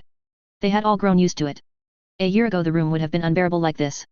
A year ago Harry might have drawn his wand the moment he stepped inside. Because a year ago the truth had landed on him like a collapsing wall. Snape had carried the prophecy to Voldemort. A handful of overheard words in a tavern had turned into the deaths of James and Lily Potter. And it had almost ended Neville Longbottom's parents the same way. Except Cashin had changed that part of the story. Neville's parents were alive now. Whole again. Harry's were still dead. That part hadn't changed. At first Harry had wanted something simple, a clear villain, someone to blame. Then Cashin had told him the rest. Snape hadn't known who the prophecy concerned. Not the Potters. Not the Longbottoms. Not Harry. Not Neville. Just a fragment of a prophecy and a foolish young man eager to gain favor with a monster. Prophecies, Cashin had said, were rarely clean things. Most of them fulfilled themselves the moment someone believed in them. Harry had spent a year thinking about that. Snape watched him carefully. If you're here, he said eventually, to recreate the experience of sitting silently you could have just waited for the class. Harry shrugged. I wanted something more private. Snape's eyebrow rose. Neville coughed into his fist to hide a smile. Harry leaned forward slightly. I wanted to ask you something. Snape's posture stiffened almost imperceptibly. He knew what had come next. Potter's questions were mostly about her. That statement has never once preceded a pleasant conversation. Probably won't start today, Harry said. Snape waited. Harry rubbed the back of his neck. It's about my mum. Snape went still. Like someone bracing against a blow they had expected but hoped not to receive. Neville noticed it too. He leaned back a little in his chair. Lately, he's mostly there to be there. He noticed Harry wasn't thrilled to be alone with Snape, and he also knew Ron and Hermione couldn't take that space. What about her? Snape asked eventually. Harry hesitated, choosing his words carefully. I realized something, he said. Everyone who tells me about her, they knew her later. Snape said nothing. Sirius and Remus knew her at school, Harry continued. But they were my dad's friends. Their stories always end with him being brilliant and heroic. Snape's mouth tightened. My aunt hates magic, Harry went on. So anything she says about Mum comes out with jealousy underneath it. Harry spread his hands slightly. You knew her before all of that. Snape stared at him for a long moment. So you thought I was the best person to reminisce about Lily Evans? His tone was close to discomfort. Harry nodded. If you don't mind. Snape looked down at the desk. His fingers pressed together, knuckles widening slightly. For several seconds he didn't speak. When he finally did, his voice was tight. She lived 2 streets from mine. Harry blinked. In Cokeworth? Yes. Snape's gaze remained on the desk as he spoke. Your aunt and she were walking along the river path when I first approached them. Neville shifted slightly. Approached them. Snape gave him a glance. Petunia Evans had taken something from her sister and was holding it above her head, he said. Lily was attempting to retrieve it by climbing a tree. Harry huffed quietly. That sounds like Aunt Petunia. Snape ignored the comment. She fell, he continued. Badly. Harry frowned. Was she hurt? No. Snape paused. She stood up, brushed the dirt from her knees, and began asking me how I knew she was magical. Harry leaned forward slightly. She wasn't scared of being different. No, Snape said simply. She was curious. Neville got up and walked over toward the shelves behind Harry, glancing at the titles without really reading them. What was she like? Harry asked. Snape huffed slowly through his nose. Persistent, he said. That sounds good. Snape's gaze sharpened. It was exhausting. Harry smiled faintly. She asked questions constantly, Snape continued. About magic, about Hogwarts, about anything she didn't understand. If an answer didn't satisfy her, she asked again. Harry tilted his head. Snape squinted. James Potter's face, Lily Evans' eyes. But something else was there too. Snape looked away first. Neville leaned against the bookshelf. Gran says she's the most talented witch of her time. She was, he said quietly. Even before formal training. Magic came easily to her. What did she want to do when she grew up? Harry asked after a bit of silence. Snape's jaw shifted slightly. For a time, he said, she spoke about becoming a healer. Harry nodded slowly. She disliked seeing people hurt, Snape said. She believed most problems could be solved if someone cared enough to try. Harry glanced down at his hands. That's what Sirius said too. Snape's fingers curled slightly against the desk. She had an unfortunate tendency to, he continued, believe people could improve. My dad, Harry said. Snape's eyes flicked up. Yes. Harry sighed softly. I've seen the memories. Snape studied him carefully. You accept that more easily than I expected. Harry shrugged. People told me my dad was perfect for most of my life. He rubbed the back of his neck again. Turns out he was just a teenager who could be a right git. Neville snorted quietly from the shelf. Snape's mouth twitched, though it wasn't quite a smile. He was, Snape said dryly, remarkably confident that the world existed for his amusement. Did he grow out of it? Harry asked. Eventually, Snape admitted reluctantly. Harry looked up. Professor. Snape's eyes moved back to him. I know you didn't know who it was about, Harry added. Prophecy. That ignorance, Snape said with a whisper, does not absolve me. Harry didn't argue. You told Dumbledore, he said. You tried to stop it. Snape's jaw tightened. I was too late. Neville shifted quietly. Harry sighed. For a long time, he said, I thought I hated you. Snape didn't react. That would have been understandable. Harry shook his head. Professor ROC said something that stuck with me. Snape looked up slightly. Prophecies only matter because people believe them. Harry added, then shook his head with a huff. Voldemort believed it, he said. So he made it happen. Snape said nothing. Harry leaned back in the chair. I'm still angry sometimes, he admitted. Snape nodded. That too is understandable. Harry hesitated, then asked quietly, do you miss her? Snape froze. He almost said always or every day but he kept it between his sealed lips. Instead, he said, yes. Just that. Harry looked at him carefully. Snape's gaze had moved away again, toward the window. I suspect, Snape added after a moment, that's unlikely to change. Harry nodded. I wish I'd known her. Snape's voice, when he spoke again, was softer than Harry had ever heard it when he said, "You do resemble her in one respect." Harry raised an eyebrow. "How?" "You ask too many questions," Snape said. Harry laughed quietly. "Yet. I do that." He stood, pushing the chair back. Neville followed. Harry paused at the door. "One last thing." Snape closed his eyes briefly, as though preparing himself. "Yes, Potter." "What was her favorite flower?" Snape blinked in surprise. "Why?" Harry shrugged. "Just wondering." "Lilies," Snape said quietly. "And petunias." Harry smiled slightly. "That figures." Neville opened the door. They stepped out into the corridor. Inside the office, Snape remained seated. His gaze rested on the empty chair across from his desk. For years speaking Lily Evans' name had felt like reopening a wound that never quite healed. Tonight it felt different. Still painful. Still uncomfortable. But for the first time in a very long while. It also felt honest. And the boy with her eyes had listened. Hermione had taken over one of the round tables in the club room. Parchment covered half of it. Ink bottles sat between stacks of letters. Daphne lounged to her right, Astoria beside her with a neat pile of sorted envelopes. Ginny had claimed the chair across from Hermione and kept nudging a letter open with the end of her wand. Luna sat sideways on her chair with her legs tucked up, reading a page upside down and humming softly. A wooden plaque hung on the wall behind them. HEART. House Elf-Abuse Reduction Task Force. When the club started, it had been a handful of students sitting round a table arguing about elf contracts and kitchen conditions. They wrote letters. They drafted proposals that nobody outside Hogwarts expected to read. Then Cashin got involved. He didn't take over the club. He never did that with student projects. Instead he sent their papers to people who actually mattered. He pushed a draft into the Wisengamot with enough historical precedent that half the chamber had to take it seriously. The law passed before the school year ended. Magical Britain added monitoring charms to the Wardnet. The same magical infrastructure that tracked underage magic now flagged harm done to house elves. Investigators followed. Fines landed fast. Repeat offenders lost household licenses. The credit went to the students. Cashin insisted on that. Now their work reached outside the castle. Ginny waved a letter in the air. "You've got another one from Beaux Batons." Hermione held out a hand. "Which student this time?" "Gabrielle." Hermione huffed with a smile. Fleur Delacour had spent a year at Hogwarts during the tournament. She joined several club meetings out of curiosity. She asked questions about contracts and magical consent, then quietly copied half their framework before she went back. Beaux Batons now ran its own organization. Astoria leaned forward slightly. "That's quick." "Fleur moves quickly," Hermione said. Luna tilted her head. "She has very persuasive cheekbones." Ginny snorted. Daphne leaned over. "What are they calling theirs?" Hermione checked the heading. "COEUR." Ginny blinked. "That sounds much more elegant than ours." Luna smiled. "Ours has heart." Hermione pretended not to grin at that. She slid the letter into a new stack. "That's not the only one." She tapped another envelope. "Dumstrang." Daphne raised a brow. "That one surprises me." "Me too," Hermione admitted. Crumb too had attended their meetings while he stayed at Hogwarts during the tournament. He rarely spoke. Mostly he watched Hermione argue with Ron and occasionally corrected a translation when they quoted Eastern European magical law. When he returned to Dumstrang, the school changed leadership soon after. Karkaroff fled. Without him, the faculty loosened. Crumb used the moment.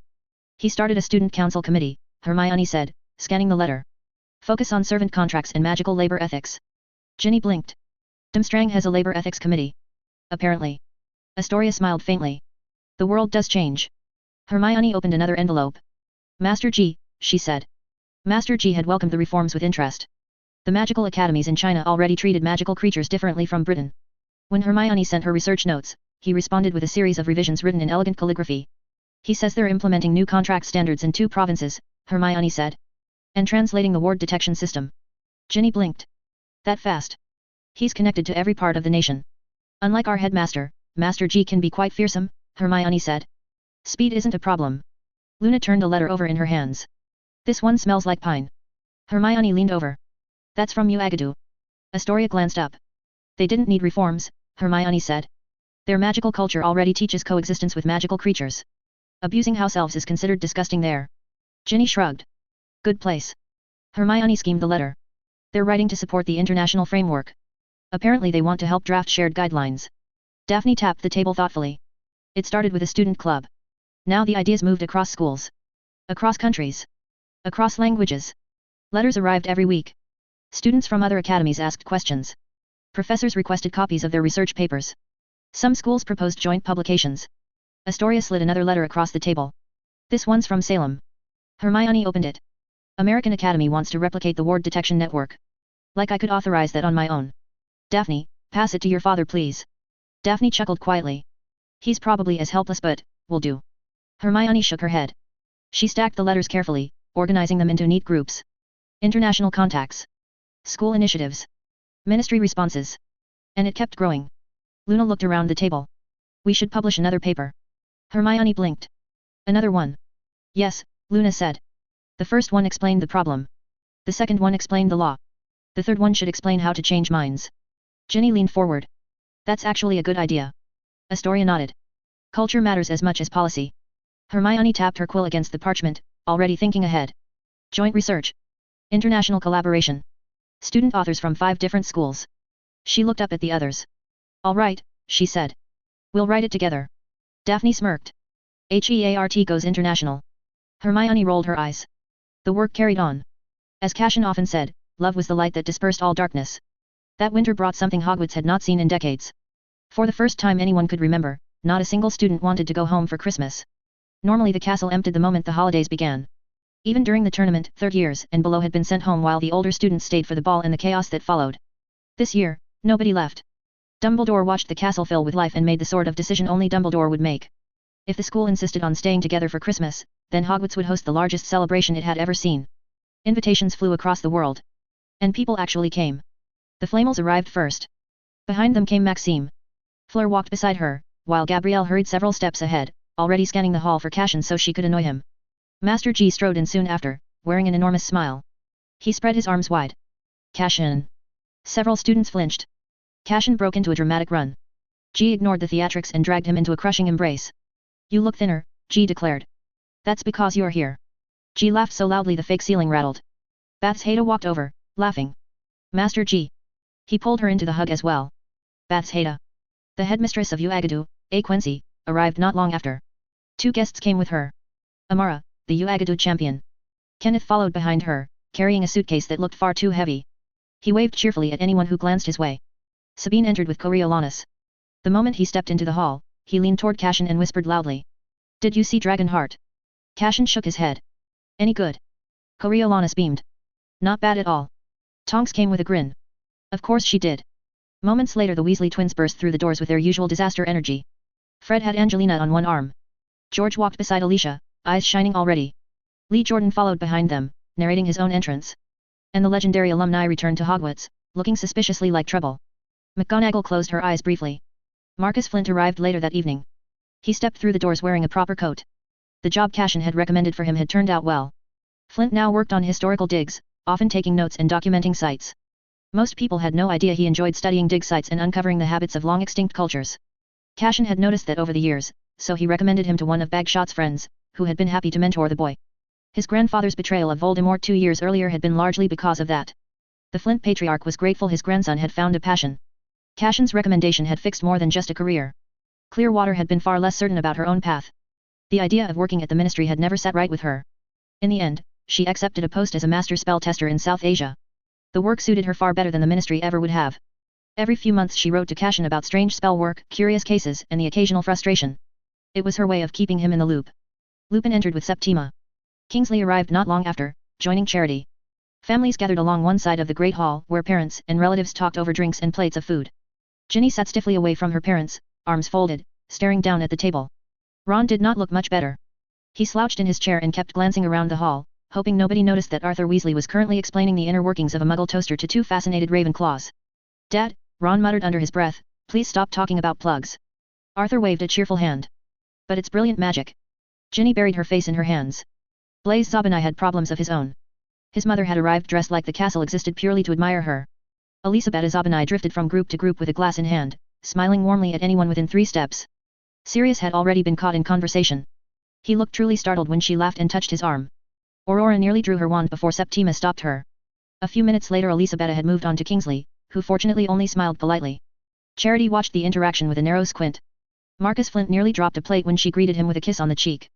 Blaise sat with his back perfectly straight, staring at the far wall like a man hoping to become furniture. Cashin leaned against one of the pillars, watching the entire circus while trying not to laugh. Teenagers pretending they had never met their parents before. Parents pretending their children had not been embarrassing them since birth. Fascinating, he murmured.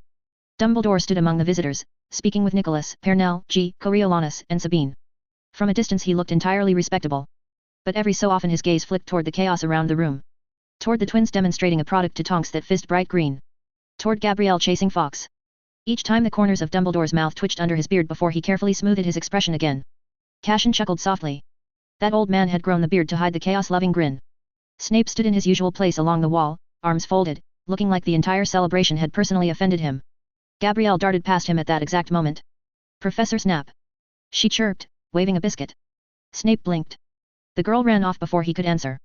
Fred and George saw the exchange and nearly choked on their drinks. Gabrielle then spotted Cashin across the hall and immediately changed direction at full speed. Cashin watched her approach with one eyebrow raised. Started the school, yet? Gabrielle planted her hands on her hips and stuck her tongue out at him. I did. Cashin hummed like he was considering something deeply tragic. Poor Maxime. She's got a troll in her school. Gabrielle's eyes narrowed. I'm not. You're a troll. Fleur arrived just in time to hear that. She stepped beside her sister and rested a hand lightly on Gabrielle's shoulder. Gabrielle, she said calmly, don't insult your elders. Cashin waved a lazy hand. Let her. She's copying insults anyway. Hardly offensive. Gabrielle flushed bright red. I can do much better in French. Cashin laughed, pushing himself off the pillar. I don't understand French, so go ahead. Do your best. Gabrielle didn't even hesitate. She launched into a rapid stream of French that poured out of her like a machine gun. The words came fast with full of dramatic gestures and exaggerated expressions. Several nearby students turned to stare. Fred leaned sideways toward George. Is she swearing? George squinted thoughtfully. Hard to tell. Sounds professional though. Lee tilted his head. Pretty sure she just compared him to a moldy baguette. Angelina snorted into her drink. Cashin stood there listening with complete calm, nodding occasionally like someone reviewing a lecture. He said when she paused for breath. Excellent pronunciation. Gabrielle blinked. You understood, didn't you? Cashin laughed, then answered in smooth, effortless French. Every word of it. Gabrielle froze. The color in her face rose so fast it looked like someone had cast a warming charm on her cheeks.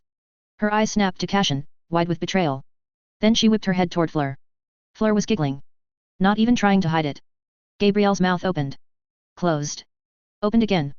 Cashin folded his arms, thoroughly pleased with himself. Very creative, by the way, he continued in French. Comparing me to a grumpy old. Lee clutched his chest. The betrayal. The drama. 10 out of 10 entertainment. Cashin switched back to English. And I'll be telling your mother, of course. Gabrielle's eyes widened in pure horror. You wouldn't. Cashin's smile grew more wicked. Oh, I absolutely would. Gabrielle gasped like someone had stabbed her dignity. Then she spun around and bolted across the hall. Bully! She shouted while running. Several people turned to watch her sprint straight toward the Flamels. Pernell looked up just in time to see a small blonde blur racing at her with righteous fury. Bath's Haida arrived beside Cashin just as Gabrielle launched into a loud, outraged complaint in French while Pernell tried, and failed, to hide her smile. Bath's Haida shook her head slowly. Really? Cashin leaned back against the pillar again, laughing harder now. You heard her, he said. I'm apparently a slug brain. Bath's Haida pressed her lips together, sighing. You baited an 11-year-old. She started it, Cashin said immediately. Bath's Haida snorted. Gabrielle was now gesturing wildly in Cashin's direction while speaking rapid-fire French. Nicholas leaned over slightly. What did he do this time? Pernell giggled. Oh, nothing unusual. Fred appeared suddenly at Cashin's side like a man drawn by chaos. Professor R, quick question. That sounds dangerous already. Cashin glanced at him. Go bother your brother Percy. The twins lit up instantly, both wearing identical expressions of wicked inspiration. They didn't even answer, just vanished into the crowd together. Cashin watched them go inside like a man who had just released 2 trained ferrets into a chicken coop. Someone should warn Percy, Bath's Haida murmured. Cashin tilted his head. Why ruin the surprise? Percy had only just entered, adjusting his glasses and already looking nervous. Cashin shook his head. Poor Percy. Cedric had settled near Harry and the others, with Cho tucked against one side and a drink in the other hand. Harry leaned on the table beside him. Enjoying peace. Cedric smiled. If by peace you mean people asking what I'm exactly doing every 5 minutes, then yes. Cho rolled her eyes. You could always say you're becoming a mysterious wanderer, she suggested. Ron snorted. Yet. Carry a cloak. Speak in riddles. Cedric looked thoughtful. That might actually reduce the questions. Hermione shook her head. Or increase them. Theo Knott sat comfortably in a chair that he had somehow dragged over without anyone noticing. Diggory as a wandering sage, Theo said thoughtfully. I give it 3 weeks before someone asks him to bless a goat. 4, said Pansy. Tracy shrugged. Depends on the goat. Susan was trying very hard not to laugh. Hannah failed completely. Harry glanced around the table. When did this become a Slytherin Hufflepuff Alliance meeting? Theo gestured vaguely. Shared survival instincts. Also, Daphne said, none of us wanted to stand near the twins. Everyone instinctively looked across the hall. Fred and George were currently whispering to Kenneth. Kenneth nodded very seriously. Ron groaned. Oh no. Ginny followed his gaze and immediately understood. Oh no. Luna tilted her head dreamily. I think they're planning something with glitter. Hermione frowned. Why glitter? Because glitter spreads, Luna said calmly. It's very difficult to remove once released. Ron looked horrified. That's wicked. Fred clapped Kenneth on the back. You're doing Merlin's work. Cho followed their gaze. Should we stop them? Theo considered that. No, he said. Meanwhile Neville had spotted something else entirely. He leaned toward Harry. Is Professor Snape hiding behind that pillar? Harry squinted. Snape was indeed standing half behind a column, clearly trying to avoid being dragged into any conversations. Astoria smirked. Smart man. Pansy rolled her eyes. Please. He's just avoiding Blaze's mother. Daphne nodded. Fair. Hermione was still watching the twins. This is going to end badly. Luna smiled faintly. Oh, definitely. Kenneth finished the charm Fred had shown him. Nothing happened. He looked confused. Fred frowned dramatically. George scratched his chin. Might need a bit more enthusiasm. Kenneth nodded seriously. Okay. He raised his wand again. Percy Weasley suddenly froze. Everyone nearby stepped away instinctively. Why, Percy said carefully, do I suddenly feel like someone is aiming a wand at me? His shoulders went rigid. His eyes widened slowly behind his glasses. A bright pink flash shot across the hall. It missed Percy completely. Instead it smacked straight into a floating blur that had just swooped down behind a group of students. Peeves. The poltergeist jerked midair like someone had yanked his tail. For half a second he just hovered there, blinking. Then the spell triggered. Peeves exploded in a burst of pink confetti. Streamers wrapped around his head. Glitter clung to his coat. A paper party hat appeared on his head with a loud pop. The great hall went silent. Peeves slowly looked down at himself. Then up. His face twisted. Who did that? Fred collapsed laughing. George grabbed the table to stay upright. Lee pointed dramatically. Direct hit. Kenneth lowered his wand slowly. That wasn't Percy. Peeves spotted him immediately. His eyes narrowed into dangerous slits. Oh you little wand-waggling wallaby. He zoomed across the hall and stopped inches from Kenneth's face. You confetti-cursed cabbage. Kenneth blinked politely. Sorry. Peeves puffed up like an angry balloon. Sorry? Sorry. He shook glitter everywhere. I was about to drop 3 buckets of frog spawn on the Ravenclaws. He pointed accusingly. Now look at me. I look like a birthday cake. Fred wheezed. You do. George was laughing on the ground. Peeves whipped around toward them. I know you two stinkers helped. Lee held up both hands. Allegedly. Peeves began spinning in the air, shrieking. Oh you'll pay for this. Pay with pies. Pay with slime. Pay with spectacularly humiliating trousers. He pointed dramatically at Kenneth again. You especially, Towler. I'll haunt your socks. I'll curse your shoelaces. I'll replace your pudding with turnips. Kenneth looked really alarmed. Not pudding. Peeves cackled wickedly. Yes pudding. Then he spun upside down and zoomed toward the ceiling. But not before shouting one last promise across the hall. Revenge for Peeves. He vanished through the rafters, trailing glitter. For a moment the hall was quiet. Then Fred slapped Kenneth on the back. Brilliant work. George nodded. You've made an enemy for life. Suddenly an armor behind them exploded. The helmet popped off. The gauntlets began clapping. And the entire suit started singing loudly in a baritone voice. We wish you a Merry Christmas. Unexpected entry from the left. Lee announced. Students started laughing. Percy stared at the armor in absolute horror. What is that? The armor clapped harder. We wish you a Merry Christmas. McGonagall's voice cut across the hall. Mr. Towler. Kenneth jumped. Yes, Professor. McGonagall stood with her arms folded, staring at the singing armor. Why? Kenneth raised his hands. That wasn't me. I only glittered Peeves. Though, that's an accident too. I was aiming for Percy. Fred whispered helpfully, festive spirit. McGonagall closed her eyes. Behind her Snape looked like he had just discovered a new reason to hate humanity. The armor kept singing. And a Happy New Year.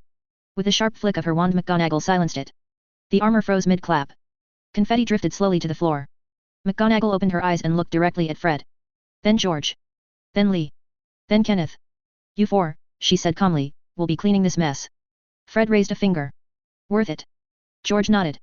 No regrets. Lee saluted. Okay. Amara walked and dragged Kenneth away. As soon as he saw her, Kenneth's face split wide with a smile. Percy looked like he might actually scream. Ginny patted his shoulder. Cheer up, Percy. He looked at her slowly. I hate this family. Tonks had slipped behind one of the pillars by then, shoulders shaking as she tried to stifle laughter. A snort escaped her anyway. She clapped a hand over her mouth. Cashin stepped around the pillar. Tonks froze. He leaned one shoulder against the stone and looked at her with complete calm. I know it's you. Tonks slowly lowered her hand. You saw that? Cashin raised an eyebrow. You've been laughing like a broken kettle for 30 seconds. Tonks grinned. Had to take that opening. Her nose was slightly too long. Cashin flicked it with a finger. It snapped back to normal with a soft pop. Honestly, he said, this is what you do with your training. Tonks shrugged. I used it responsibly. Cashin rubbed his temple. You're an aura now. Tonks grinned wider. Best job perk. No homework. Cashin shook his head slowly. I regret everything. Across the hall the laughter kept rolling. The hall stayed loud. People talking. Students laughing. Old friends greeting each other. Someone near the Ravenclaw table had started arguing about spell theory with Master G and was losing badly. It looked like a proper celebration. But Cashin could feel it. Bath's Haida could too. That tension sitting under everything. They both knew what it was. Call it intuition. Call it paranoia. The Marauder was moving. Somewhere out there things were already shifting. Maybe Dumbledore wanted the castle to breathe before everything began. Maybe he wanted people laughing in the halls while they still could. Or maybe he simply understood something most of them preferred to ignore. The dreaded day was coming. G slid close to Cashin, his eyes on the students. It's coming, he said. Cashin sighed. Yeah, and I don't think we can stop it. G's shoulders dropped a little. Someone had started singing near the Hufflepuff table, a loose, slightly off-key carol that 3 Ravenclaws were trying to correct and 1 Gryffindor was actively ruining. G watched them for a moment. I'm responsible, he said quietly. He was my teacher. Don't. Cashin shook his head. You did everything you could. The bastard just doesn't stay dead. G let out a huff, somewhere between a laugh and a resignation. They stood in silence for a bit. Someone's levitating snowflakes, dropping them in Percy Weasley's hair. Percy hadn't noticed yet. The twins had, and were waiting. Then G asked, if his plan is to release whatever's lying under that cursed temple and destroy the world, what does he actually want from that? Cashin glanced at him. I could still believe it, G continued, if he wanted to control it. He was always obsessed with phoenixes. Nirvana. Rebirth. That would make sense. He paused. But if he just wants to tear it open and let it loose, what's the goal? What does he get from that? Cashin didn't answer. That was the question he and Bath's Haida kept circling. Control made sense. A man obsessed with all that crap could motivate himself to rebuild the world after it was burnt to ashes, that was what he actually said to Betel too. If he wanted to reach into the veil and pull something out on a leash, that fit the man they knew. But the other possibility didn't make sense at all. It was hard to reason around. If Marauder didn't want control, if he really wanted the thing released without constraint, then the question wasn't what he stood to gain. It was whether gain was even part of it. I don't know, Cashin said. G looked at him. He hadn't expected an answer, but the weight in his chest still seemed to settle heavier. I've been going back and forth on it, Cashin said with a sigh. But there's another version of it. Which is? That he's been alive too long, Cashin said. That something in him broke somewhere along the way, and what's left isn't interested in building anything. Some people get to a point where they don't want power over what comes next. They just want the next thing to come. G was quiet for a moment. You think he's given up? Not given up. Cashin frowned. More like, tipped over. There's a version of obsession that starts as hunger and ends as something else entirely. He's been chasing this for centuries. If the answer kept slipping through his hands long enough, the chase might have become the point. He paused. Or the destruction might have become the point. G's jaw tightened. That's worse. Yet. Because you can negotiate with someone who wants something, G said. You can't negotiate with someone who just wants to watch it end. Cashin didn't disagree. Some people just wanted the world to burn, and you couldn't reason with those sorts of people. The carol had gotten worse. Neville had somehow been pulled into it. He looked mortified but was still singing, which Cashin respected enormously. We're missing something, Cashin said. There's a piece of this we haven't found yet. His history, what actually happened to him, where the Phoenix fixation started. Something in there explains which version this is. G nodded slowly. Grindelwald mentioned the valley. He did. Cashin crossed his arms. And Marauder's been circling it for decades, failing to find the entrance. He's after the valley. So maybe control after all. Maybe. Cashin exhaled. Or maybe he's waiting until there's nothing left worth protecting. G looked at him. That's a grim read. I'm a historian, Cashin said. We're professionally grim. The carol ended in a dramatic finish. Several students applauded. One first year started another one immediately. McGonagall put her glass down and looked at the ceiling. G watched them, expression unreadable. Whatever his reason, G said finally, we'll be at the center of it. Cashin smiled without much warmth. We usually are. G rubbed the back of his neck, then he shook his head. I believe his obsession is the valley. It has to be, he said. That place stayed hidden for millennia. Most scholars treated it like a story people told each other when they ran out of better explanations. The Dark King somehow found the entrance centuries ago and dragged Betel out of it, and after that it went quiet again. Disappeared. He glanced at Cashin. Marauder has spent decades chasing things tied to rebirth, ancient magic, and sealed horrors. A place like that would sit in his mind like a splinter. I think he's hunting it. Cashin hummed thoughtfully. You think the valley shows itself if the creature shows up? He asked. G's mouth tightened. It was split once before, he said. Sealed apart. Body from soul. Whatever ritual did that, it wasn't ordinary magic. Something with authority over it. Something older. He paused. I doubt any force short of the valley itself could manage a separation like that. Cashin shifted his weight against the pillar, eyes narrowing slightly as he turned that over. Right, he said after a moment. So picture the sequence. Creature wakes. Valley stirs. Door opens. Marauder strolls in smiling like he's been invited. G pressed his lips. Something like that. Percy Weasley finally noticed the snowflakes in his hair, which by now had turned the red almost white. The twins burst into applause before he even looked up. Percy glared at them, which only encouraged them more. Cashin glanced that way and shook his head faintly. Perfect timing, he muttered. Then he looked back at G. So you say if that valley is the origin point people claim it is, Cashin said, the birthplace of magic and all that dramatic nonsense, and whatever sealed that thing away the first time probably came from there too. G nodded. Exactly that. Cashin scratched his jaw. Joy. People drifted up from the feast in small clusters, guided quietly by McGonagall and Flitwick. Teachers took the seats nearest the desk out of habit. The order gathered near the windows and mantel. A few of the visiting masters remained standing. Hagrid squeezed into one at the back, knees almost level with his chest. Arthur and Molly sat near the door, speaking in low voices. Kingsley stayed on his feet by the fireplace, watching the room. Dumbledore remained behind his desk, waiting for the room to settle. When the last chair scraped into place and the door clicked shut, Cashin grinned. If someone drops a curse in here the world loses 3 centuries of magical expertise in one go. Nicholas and several others rolled their eyes. Bath's Haida jabbed him. Cashin chuckled, I'm behaving. I'm sorry to interrupt your evening. Dumbledore began. That earned a few polite nods. Nobody believed the apology. Something is coming, he said. Arthur Weasley leaned forward slightly. Coming, how? Dumbledore folded his hands together. I wish I had a simpler answer. Molly's expression tightened. Hagrid grumbled. We talking about trouble, Professor? Yes, Dumbledore said. Sirius huffed. Right. That clears things up. Aurora nudged him lightly with an elbow. Dumbledore continued before the room could spiral into speculation. There are matters moving beyond this castle. Ancient ones. We've seen signs of them for some time. Is this about the Dark Lord? McGonagall asked. Dumbledore took a deep breath. I'm afraid this goes beyond Voldemort. A few people shifted when he said the name. Old habit. For some it still carried a sting. For others, those who had fought him, studied him, outlived him, it felt almost small. Dumbledore continued. This concerns something far larger. I would not say this lightly. Even Grindelwald never held power on this scale. The room went quiet. You're saying worse than him? Maxime asked. Yes. Dumbledore rested both hands on the desk. In the coming days, perhaps tomorrow, perhaps months from now, perhaps even a year, something will happen that will affect every corner of this planet. He glanced around the room, studying the faces gathered there. Old friends. Companions. Scholars, fighters, teachers, students. This war will not be against a single Dark Lord. That earned a murmur. I cannot ask any of you to fight in what may come, he said. The danger sits well beyond anything I've faced before. Flitwick's brows rose at that. Because I also know we may not have another choice. Silence again. Sprout, near the fireplace, cleared her throat. You're asking people to stand against a threat you can't even describe. She said. Dumbledore let out a breath. Yes. Hagrid scratched his beard.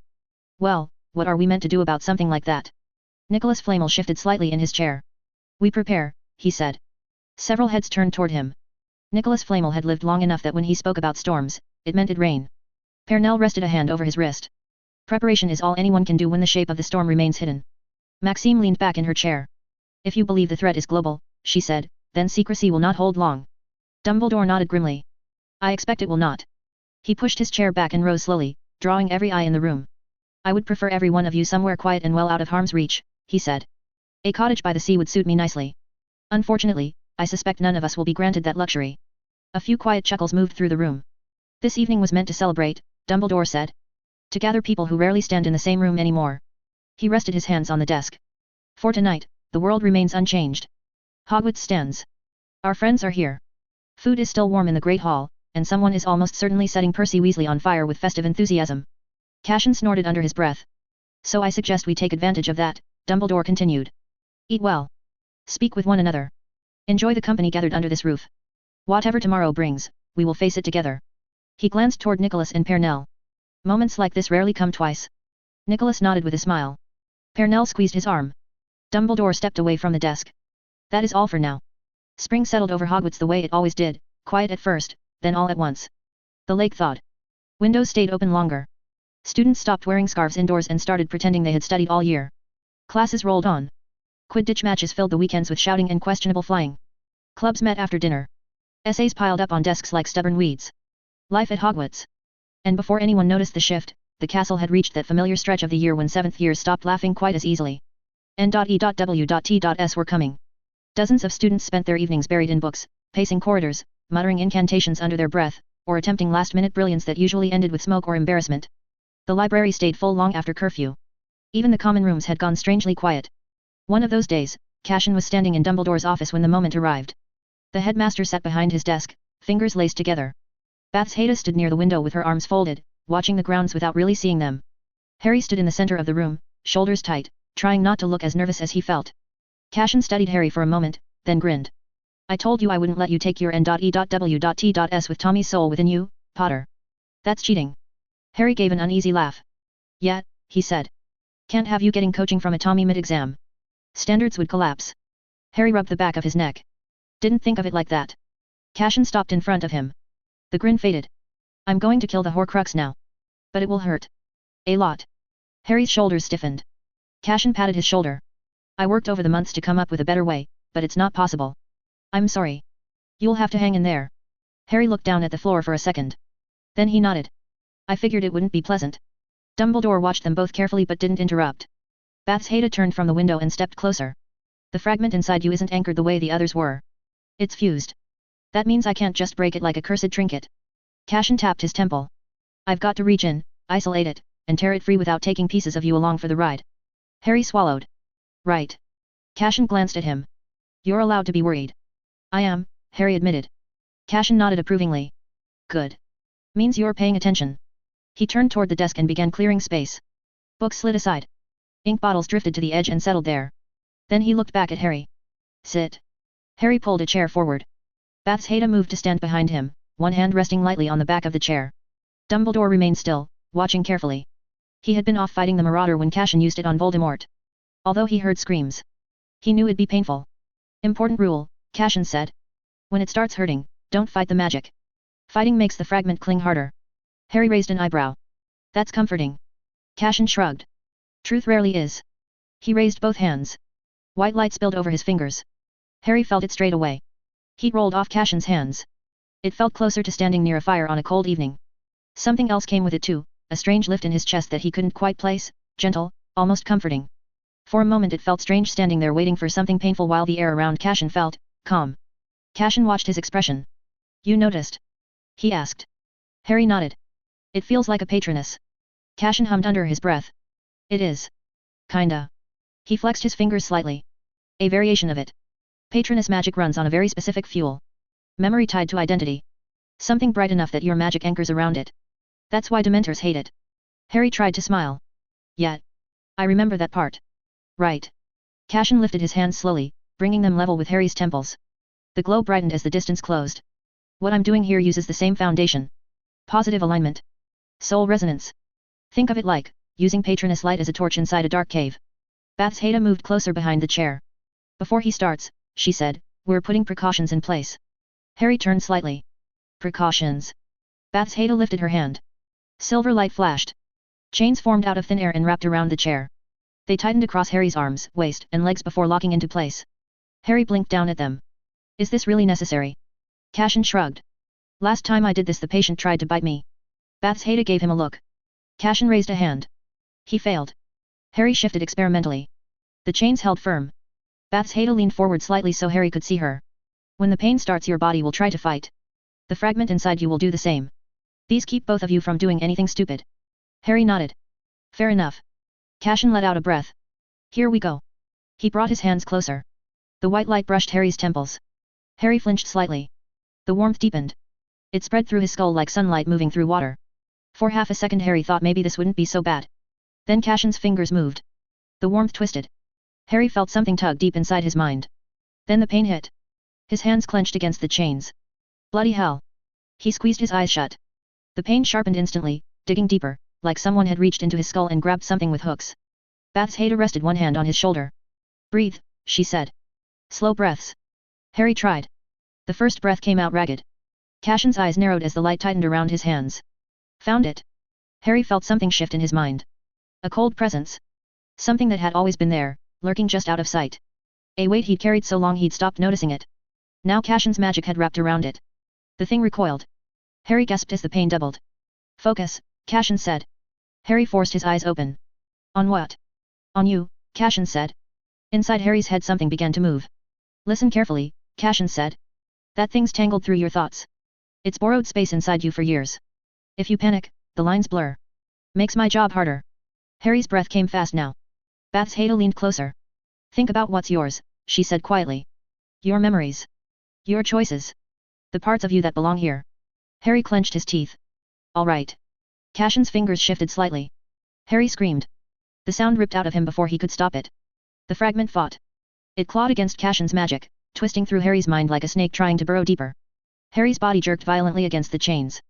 Bath's Haida tightened her grip on his shoulder. Harry. Stay with us. Harry gasped. Images flickered through his mind. Cold laughter. Green light. A voice whispering through corridors of memory. The presence pushed back. Harry felt it trying to flood through his thoughts. Cashin's voice cut through the chaos. Push it away. Harry clenched his jaw. How? Separate it, Cashin said. Find the parts that aren't you. Bath's Haida nodded. The anger that feels wrong. The cold. The voice that never belonged to you. Harry focused. The pain burned through his skull but he forced himself to think. His parents. Ron. Hermione. Neville. Ginny. Luna. Cashin. Sirius. Dumbledore. Quidditch matches. The castle. The first time he cast a Patronus. Those things felt bright and warm. Then there was the other side. The hatred that wasn't his. The hunger for power. The voice that spoke in the back of his mind. Harry latched onto that difference. That part, Cashin said. Hold it there. Harry gritted his teeth. I see it. Cashin nodded. Good lad. Inside Harry's head the fragment twisted wildly. A broken cry tore out of him as Cashin began pulling. The sensation felt impossible to describe. Something tearing loose from the center of his mind. Something old and furious. The fragment shrieked in a voice Harry could almost hear. His whole body shook violently against the chains. He forced his thoughts to stay anchored. Ron laughing. Hermione arguing. Neville teaching him about plants. Ginny flying past him on a broom. Car rides with Sirius. Classes with Cashin. The burrow in summer. The smell of the castle kitchens. Within Harry's mind something shifted. At first it felt like a flicker in the darkness. Then the shapes formed. White light gathered inside him, pushing through the pressure Cashin's magic had already forced into the fragment. 3 figures emerged. A snake, a doe, and behind her came a stag.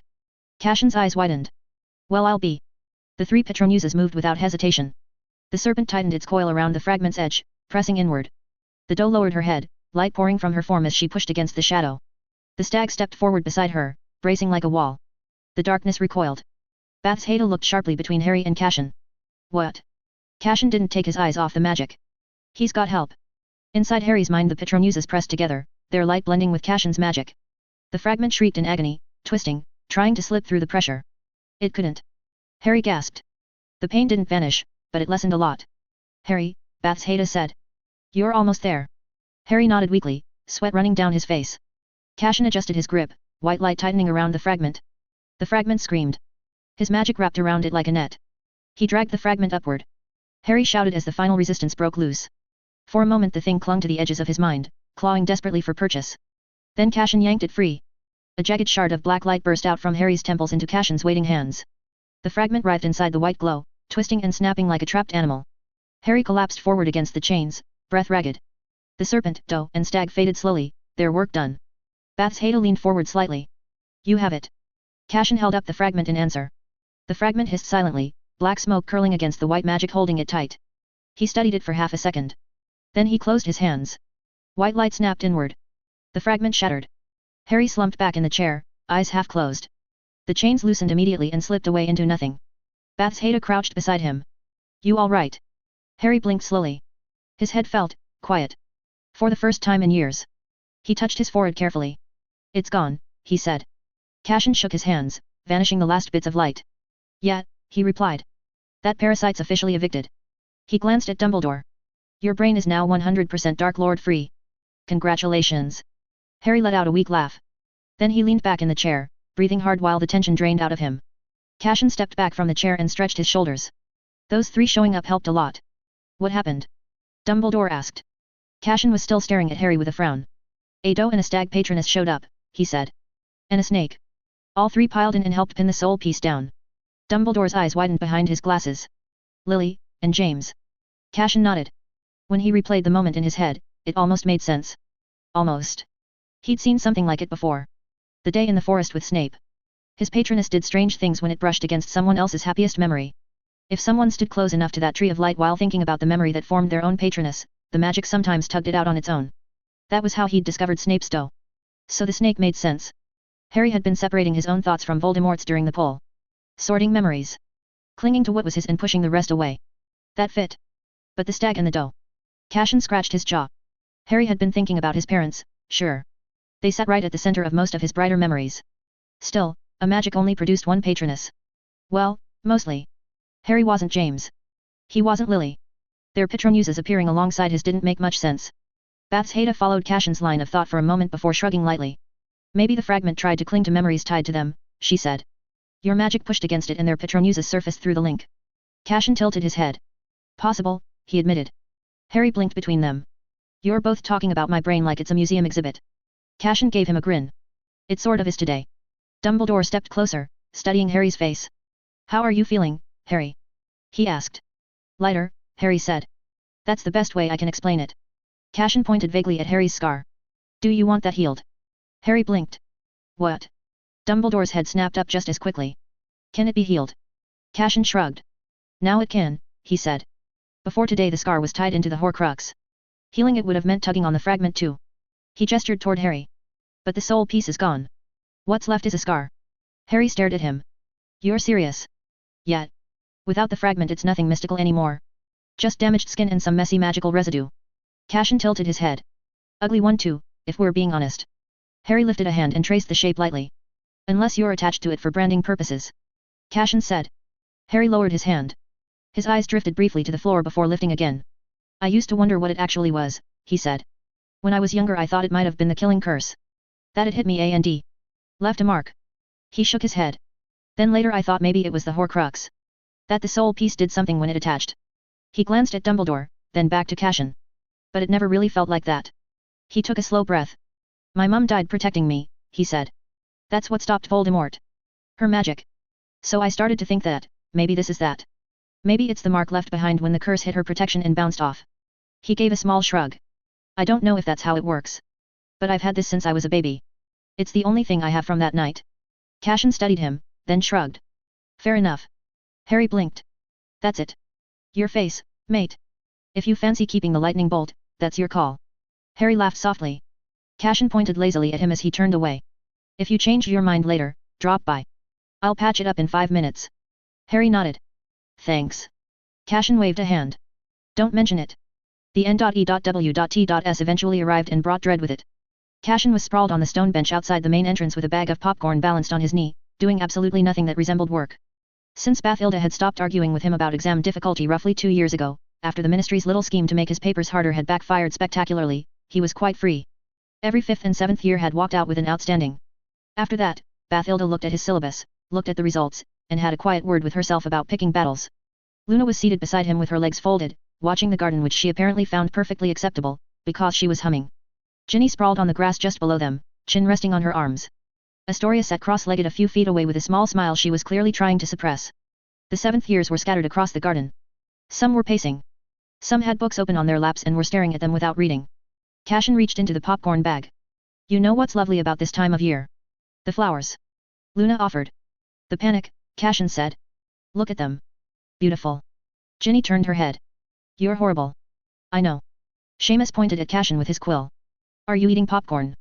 No, Cashin said, eating popcorn. Seamus stared at him for a moment, then turned back to his notes with the energy of someone who had decided not to engage with that. Dean leaned over from the bench beside Seamus. Sir, you could at least pretend to be anxious for us. I could, Cashin agreed. I won't, but I could. Ron pulled his arm off his face. Easy for you to say. You're not the one sitting the exam. Correct, Cashin said. That's why I'm eating popcorn and you're sweating. Ron scowled at the sky. Brilliant. Thanks for that. Hermione didn't look up from her book. Ron, stop talking to him. He's doing it on purpose. Am I? Cashin said. Hermione turned a page. Draco, sitting further along the garden wall, had been pretending he hadn't noticed them. He had, clearly, because he'd gone slightly stiffer in the last few minutes. He said, with the air of someone who refused to look over, "Do you have nothing better to do?" "I had a full schedule," Cashin said. "Cleared it just for this." Astoria pressed her lips together to keep from laughing. Pansy folded her arms and didn't say anything, which was suspicious. Theo sat slightly apart with his book held up like a shield. He'd already figured out engaging was a trap. Luna reached over and took a small handful of popcorn. "I think the garden feels quite tense today." "Like a pulled bowstring," Cashin said pleasantly. Astoria turned to Cashin. "Were you this calm before your N.E.W.T.S?" Draco didn't even look up from his notes. He bought them off. Why wouldn't he be calm? The garden went quiet suddenly. Blaise looked up from his book. Daphne's quill stopped moving. Tracy stared at Draco. Pansy turned her head slowly. Hannah and Susan exchanged a glance. Even Ernie Macmillan looked up from his essay. "He did what?" Blaise said. Cashin pointed at Draco. "That's a secret." Draco snickered into his notes. Harry twisted round to stare at Cashin. "Hang on. I remember that. Sirius told me once. Said you bought your O.W.L.S and N.E.W.T.S both. I thought he was winding me up." "He was," Cashin said. "Mostly." "Mostly," Ron repeated, sitting upright now. Hermione finally put her book down. Cashin reached into the popcorn bag. "In my defense, the examiner was very reasonable." "You can't buy ministry exams," Hermione said. "No," Cashin agreed. "You can't. I'm charming and rich." Several people looked at Draco. He shrugged. "It's true." "How is that true?" Ron sat up fully now, all pretense of studying abandoned. "You're the best teacher in this school." Cashin ate another piece of popcorn and said nothing. "He couldn't light his wand," Draco said. "My father spent months trying to work out what happened. Lost half his hair over it." Cashin looked pleased. That's his fault. He was very stressed." Seamus leaned forward on his elbows. "Sir. You couldn't light your wand. And now you split killing curses with 2 fingers." Cashin tilted his head. "People change. That's a transformation. Evolution. Ascension even." Seamus gestured broadly. "That's a caterpillar becoming a dragon." "Caterpillars would make beautiful dragons," Luna said. Pansy looked at Draco. "Your father really couldn't explain it." "Nobody could," Draco said. He asked around. Nobody had seen anything like it. The laziest student goes from barely scraping acceptable in anything to he gave a vague gesture toward Cashin. "Whatever that is." Cashin lifted the popcorn bag in a small salute. "You were lazy?" Terry Boot asked, sounding truly baffled. "Or you actually couldn't do it?" "Both," Draco answered before Cashin could. Cashin looked at him. "My father gave a very thorough account." Draco added with a shrug. Anthony Goldstein had his quill hovering over his parchment but wasn't writing anything. "So when you graduated, you just paid for the results." "It was a different time," Cashin said. "That's not an answer," Hermione said. "It's an answer," Cashin said. "It's just not the one you want." Harry was still watching Draco. And nobody questioned it. The ministry just let it go. "Money smooths most things," Draco said simply. Blaise nodded, as though that needed no further explanation. Ron looked between all of them. "So you graduated with top marks you didn't earn." "Bought," Cashin corrected pleasantly. "Money is a skill, Weasley. And then somehow became, you." Cashin considered this. "When you put it like that it does sound strange." "It is strange," Ron said. Susan had put her book down entirely. "How does that happen?" "Really?" Cashin glanced at them, then at the rest of the garden, taking in the various expressions of outrage, disbelief, and sheer bewilderment. He leaned back on the bench. "You lot are supposed to be revising." "We are revising," Seamus said. "This is relevant. Motivation. The man who bought his N.E.W.T.S is now our most useful teacher. Meaning the exams mean nothing and we should all relax." "That's not what this means," Hermione said firmly. "It could mean that." "It doesn't." Cashin shook his head slowly. Ginny was grinning into the grass. Luna held out her hand toward the popcorn bag without looking at him. He passed it over. "Did you know?" Neville asked. "That you'd get better at it?" Cashin looked at him. "No," he said. Draco flipped a page in his notes. "Father said the most irritating part was that there was no warning. No gradual improvement during school. No sign of anything. And then one day there was." "What happened to you?" Harry asked. Cashin shrugged. "One day I stepped in front of a crowd to teach, and it changed my life." No one said anything for a beat. Then everyone just stared at him. "That's it." Seamus said. "That's it." Ron squinted. "You went from buying your N.E.W.T.S to fighting multiple Death Eaters." "Pretty much." Hermione folded her arms. "That doesn't make any sense." "I know," Cashin said. "And yet. There has to be more to it than that," Harry said. Neville tilted his head. "Teaching. Magic through teaching, Cashin said. When you explain something properly, really pull it apart and lay it out for someone who's never seen it before, you start understanding it differently yourself. You stop performing it and start actually knowing it. Seamus pointed his quill. So you taught yourself by teaching other people? More or less. That's mental, Dean said. The garden was quiet for a moment. A few seventh years exchanged glances. I'm telling the truth, Cashin said, and nobody believes me. Tragic. It's not that we don't believe you, Hermione said carefully. It's that it's not a satisfying answer. Most true things aren't, Cashin said. He took the popcorn bag back from Luna and settled against the bench again. Right, he said. Enough about me. You lot have an exam this afternoon. The collective groan that followed was almost musical. The next few days blurred together in a haze of exams, parchment, and exhausted seventh years staggering out of classrooms like survivors of a minor war.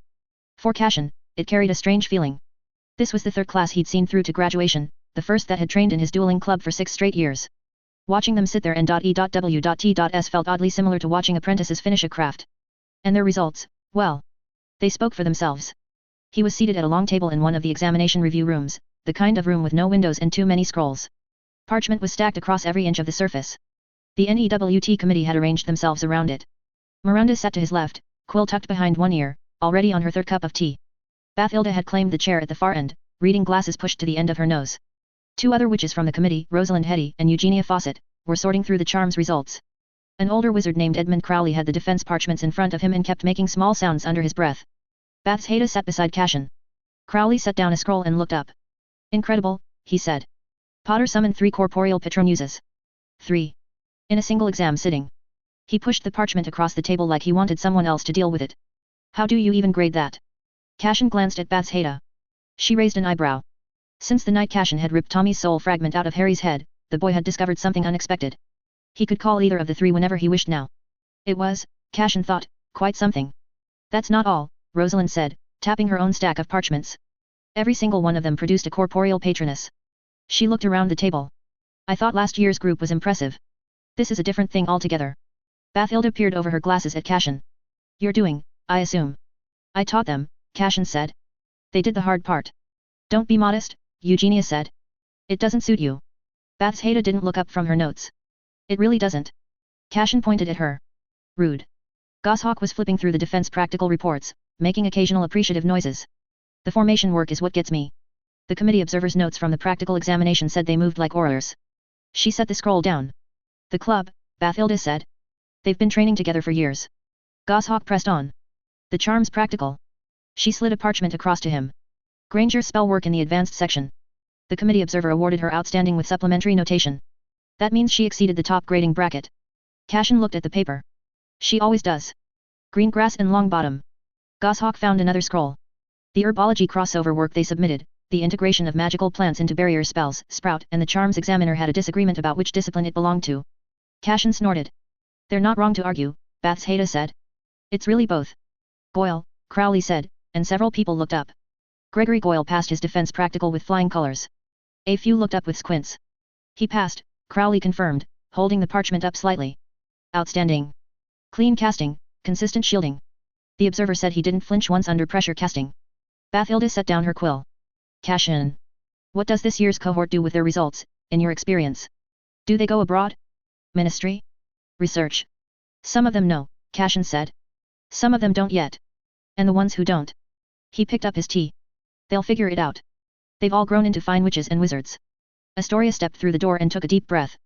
The room was full already. Her father stood near the window with her mother, Belladonna. Daphne was at the back with Neville. Nicholas and Pernell occupied the chairs nearest to Dumbledore. Miranda stood near the window. Beside her were Fleur and Selina. Bathilda stood to the right of Cashin. And there was a snake draped across the back of Cashin's chair. A large one. It lifted its head when Astoria walked in. Xenophilius Lovegood was near the fireplace, looking mildly delighted about everything. Luna sat on the windowsill beside him, holding a mug with both hands. Cashin was at the center of it, leaning back against his desk with his arms crossed, looking like a man who'd organized a gathering and was already reconsidering the wisdom of it. Ah, he said. Right. Everyone's here. Astoria's mother stood immediately. Astoria. Her father gave a reassuring smile. She took the empty chair between her mother and Daphne. Daphne reached over and squeezed her hand. Cashin unfolded his arms.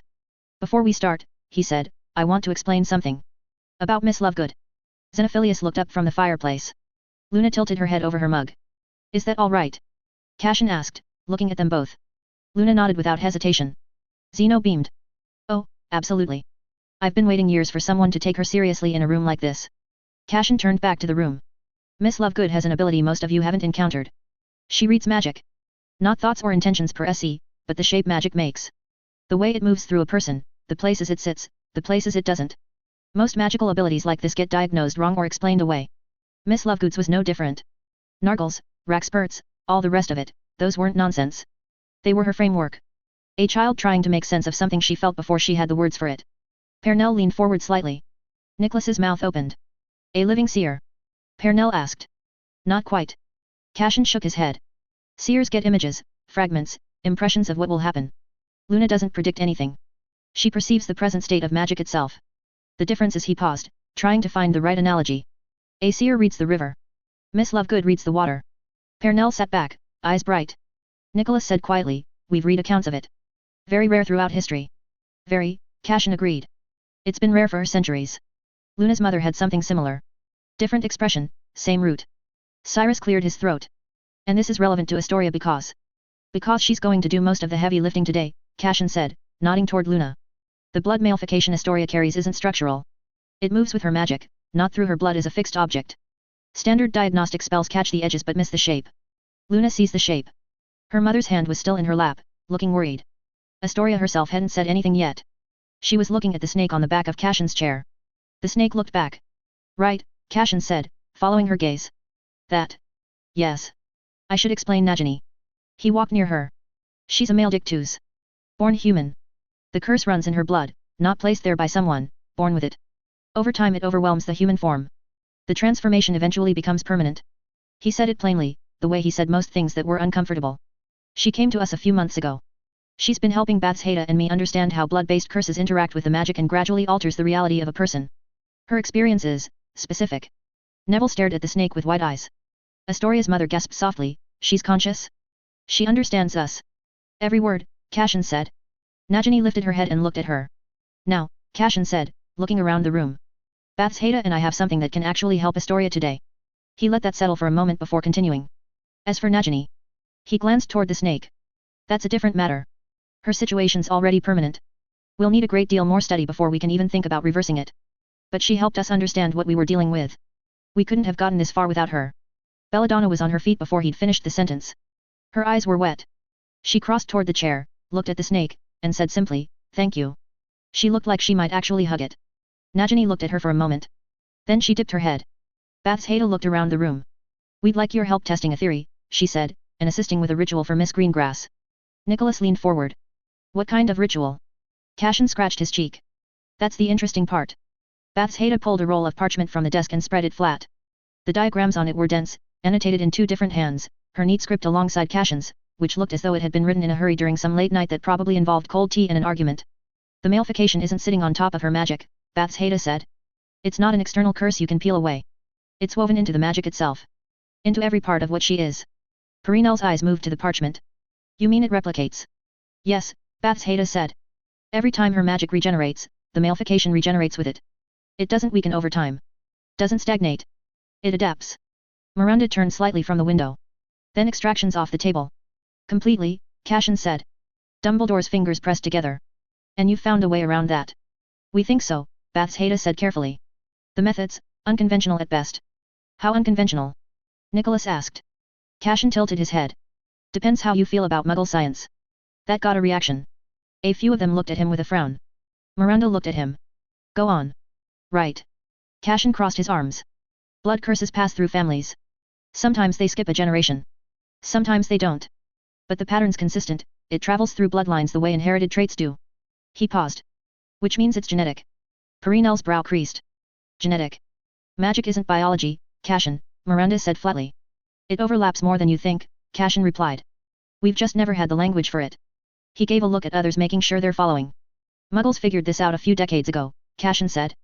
Every living thing, humans included, carries information about itself inside every single cell. Instructions. A blueprint. They called it DNA. He glanced around the dumbfounded faces. Think of it like a scroll. Except instead of one scroll in one place, there are millions of identical copies, one inside every cell in your body. Dumbledore was watching him with that expression he wore when something was new but not unwelcome. And the malefication, Pernell said slowly, is written into the scroll. Into every copy of it, Cashin said. That's why you can't extract it. There's nothing to extract. It's part of the text. Nicholas sat back. Ah. You'd have to rewrite it. Cashin pointed at him. Exactly. Are we certain, Dumbledore said slowly, that what you propose alters only the affliction, and not the essence of the person it resides within? If we do it right, Cashin said. Yes. Cyrus Greengrass asked quietly, is that really possible? Muggles are working on it. Cashin said. They're still early, they've mapped parts of the blueprint but they haven't cracked editing it yet. They've got something called CRISPR, which is essentially a tool that can find a specific piece of the text and cut it out. He glanced at Baths Haida. We adapted the concept. Miranda moved closer to the parchment. You're talking about a magical equivalent. A ritual that does the same job, Baths Haida said. Find the malefication at the root, in the instruction that keeps producing it. And rewrite that instruction. Pernell looked at Nicholas. Nicholas spoke carefully. Has this been attempted before? Not exactly, Cashin admitted. The theory's borrowed. The application's ours. Miranda gave him a flat look. He gave her a mild one back. Dumbledore cleared his throat lightly. How did you arrive at this? The CRISPR framework. Cashin scratched the back of his neck. I was reading Muggle medical research. Lost my magic for a bit 2 years ago as you all know, had a lot of time on my hands and not much else to do. Ran across the concept. Sat with it for months. He shrugged. Then Nagini came to us. Watching how her malefication worked, how it distributed itself, that's when it clicked. Her situation's permanent, the transformation's already complete. But Astoria's hasn't finished yet. The window's still open. Belladonna's hands tightened in her lap. Pernell looked at the parchment again. The ritual itself, walk us through the structure. Baths Haida stepped closer to the desk and pointed at the first diagram. We use Miss Lovegood as a lens. She reads the shape of the malefication, where it sits in Astoria's magic, how it's distributed. That gives us a target. Without her, we'd be working blind, Cashin added. Then? Nicholas asked. Then we build a containment lattice, Baths Haida said. Not to hold the malefication in but to hold it still. Long enough to work on it. The malefication adapts constantly. The moment it senses pressure, it shifts. The lattice stops that. Pernell leaned forward. What anchors the lattice? Several things, Baths Haida said. That's partly why we needed people in this room. Dumbledore's eyes moved between them. You need combined magical input. Strong, varied input, Cashin said. The lattice has to match the complexity of what we're holding. 1 or 2 people can't hold it stable long enough. The malefication will adapt around them. Miranda folded her arms. And once it's still. We introduce the correction, Baths Haida said. A sequence, it has to be precise. We're not destroying the malefication so much as overriding the part of her magic that keeps generating it. Silence again. A long one. Then Nicholas said, if the sequence is wrong. Cashin didn't look away from him. The malefication accelerates. Cyrus stood up from his chair. Cashin held a hand up. Which is why we're here with this many people in the room, and why we're not doing anything today without your questions answered and your agreement given. Nobody is rushing this. Cyrus looked at Astoria. Astoria was watching Cashin. She hadn't moved since Baths Haida had started explaining. How precise does the sequence need to be? Pernell asked. Very, Baths Haida said. We've run calculations for 3 months. Nagini helped us map the distribution pattern. The sequence accounts for how Astoria's specific malefication has been behaving, not a generic version. Hers. Pernell was quiet for a moment. Then she turned back to the parchment, and this time her expression had shifted into something closer to professional interest. Show me the containment structure, she said. Baths Haida pointed to the second diagram. Miranda moved closer to look. Dumbledore stood from his chair and came to the desk. Nicholas followed. The discussion stretched well past midnight that first evening, and then resumed the following afternoon after everyone had slept and eaten and, in Cashin's case, consumed an amount of tea that alarmed even Baths Haida. Miranda worked through Astoria's malefication in a separate corner with Fleur and Selena, the 3 of them crowded around the diagnostic parchment Baths Haida had prepared. Miranda ran every standard test first, then a few others that weren't standard at all, cross-referencing the results against the diagram Cashin had drawn. Selena flagged 2 anomalies. Fleur caught a third. They called Miranda over, pointed, argued quietly for a few minutes, then agreed that Cashin and Bathshida's mapping was accurate. The malefication sat exactly where the diagram said it did, distributed across Astoria's body in a pattern that would have been invisible to anyone who didn't know what to look for. Miranda made a note and passed it along. Nicholas and Pernell took the ritual itself apart piece by piece. They didn't rush it. Pernell was the one who went straight for the containment lattice, pulling the parchment close and working through the structure with a quill and a cup of tea that she kept forgetting to drink. Nicholas focused on the correction sequence, sitting back and walking Cashin through each step aloud, testing whether the logic held from end to end. It did, mostly. There was one section where the sequencing had an edge case neither Cashin nor Baths Haida had anticipated, and Nicholas caught it in about 12 minutes, which was mortifying. Cashin crossed his arms and said nothing while Nicholas explained it. Baths Haida took notes. They adjusted the sequence accordingly, and Nicholas didn't say anything more about it. Cyrus and Belladonna read through the whole process separately, asking questions as they went. Cyrus wanted to understand each stage in full before moving to the next. Belladonna was less concerned with the mechanics and more concerned with Astoria herself, asking things like what she'd feel during the lattice, whether the correction would hurt, how long she'd need to recover. Cashin answered everything they asked, and when he didn't know, he said so plainly. Luna sat with Astoria through most of it. At one point Cyrus asked her directly what she could actually see in Astoria's magic, and Luna thought about it for a moment before answering that it looked like a thread that had been spun into the wrong color and then woven so deep into the cloth you couldn't pull it free without unpicking the whole thing. She said the correction, from what she could feel of the plan, should work more like replacing the thread before it got woven in, except in reverse, which was strange, but magic often was. By the second afternoon they'd gone through enough of it that the room had shifted from guarded to something more workable. Miranda sat down. Nicholas stopped referring to his notes. Pernell refilled her tea. Astoria's parents looked at each other. We agree, Cyrus said. Belladonna nodded. They set up in the evening, when the castle was quiet and the corridors outside had gone still. The furniture in the office had been pushed to the walls. The rug had been rolled back. Bathsheba had drawn the containment structure on the floor in charmed chalk that glowed faintly blue when the light hit it. Astoria sat in the center of it on a low chair that Cashin had brought in from somewhere. She was wearing plain robes. Daphne stood near the wall with Neville, far enough back not to interfere with anything. Nagini had coiled herself in the corner. Luna stood just inside the ring, a few feet from Astoria, eyes half closed. Cashin finished checking the chalk lines, straightened up, and looked at Pernell. Ready? When you are, she said. He glanced at Astoria. She looked back at him. Scared? He asked. Yes, she said. Good, he said. Don't fight it. If something feels off, say so. He moved to his position at the edge of the circle with Bathsheba. Nicholas took his, then Pernell, then Miranda, then Fleur, and Selena. Dumbledore stood opposite Cashin, hands at his sides. Luna, Cashin said. Luna breathed out slowly. I've got her, she said. The chalk lines brightened. Cashin raised both hands, and the white light began to build. The containment lattice rose upward from the chalk in arcs, filaments of magic that locked together overhead like the ribs of a lantern. Then the others added their magic to it, and the lattice thickened. Cashin felt it stabilize under the combined magic. The malefication inside Astoria stirred almost immediately, pressing against the walls of the lattice. Holding, Pernell said. Confirmed, Nicholas said. Cashin focused on the correction sequence.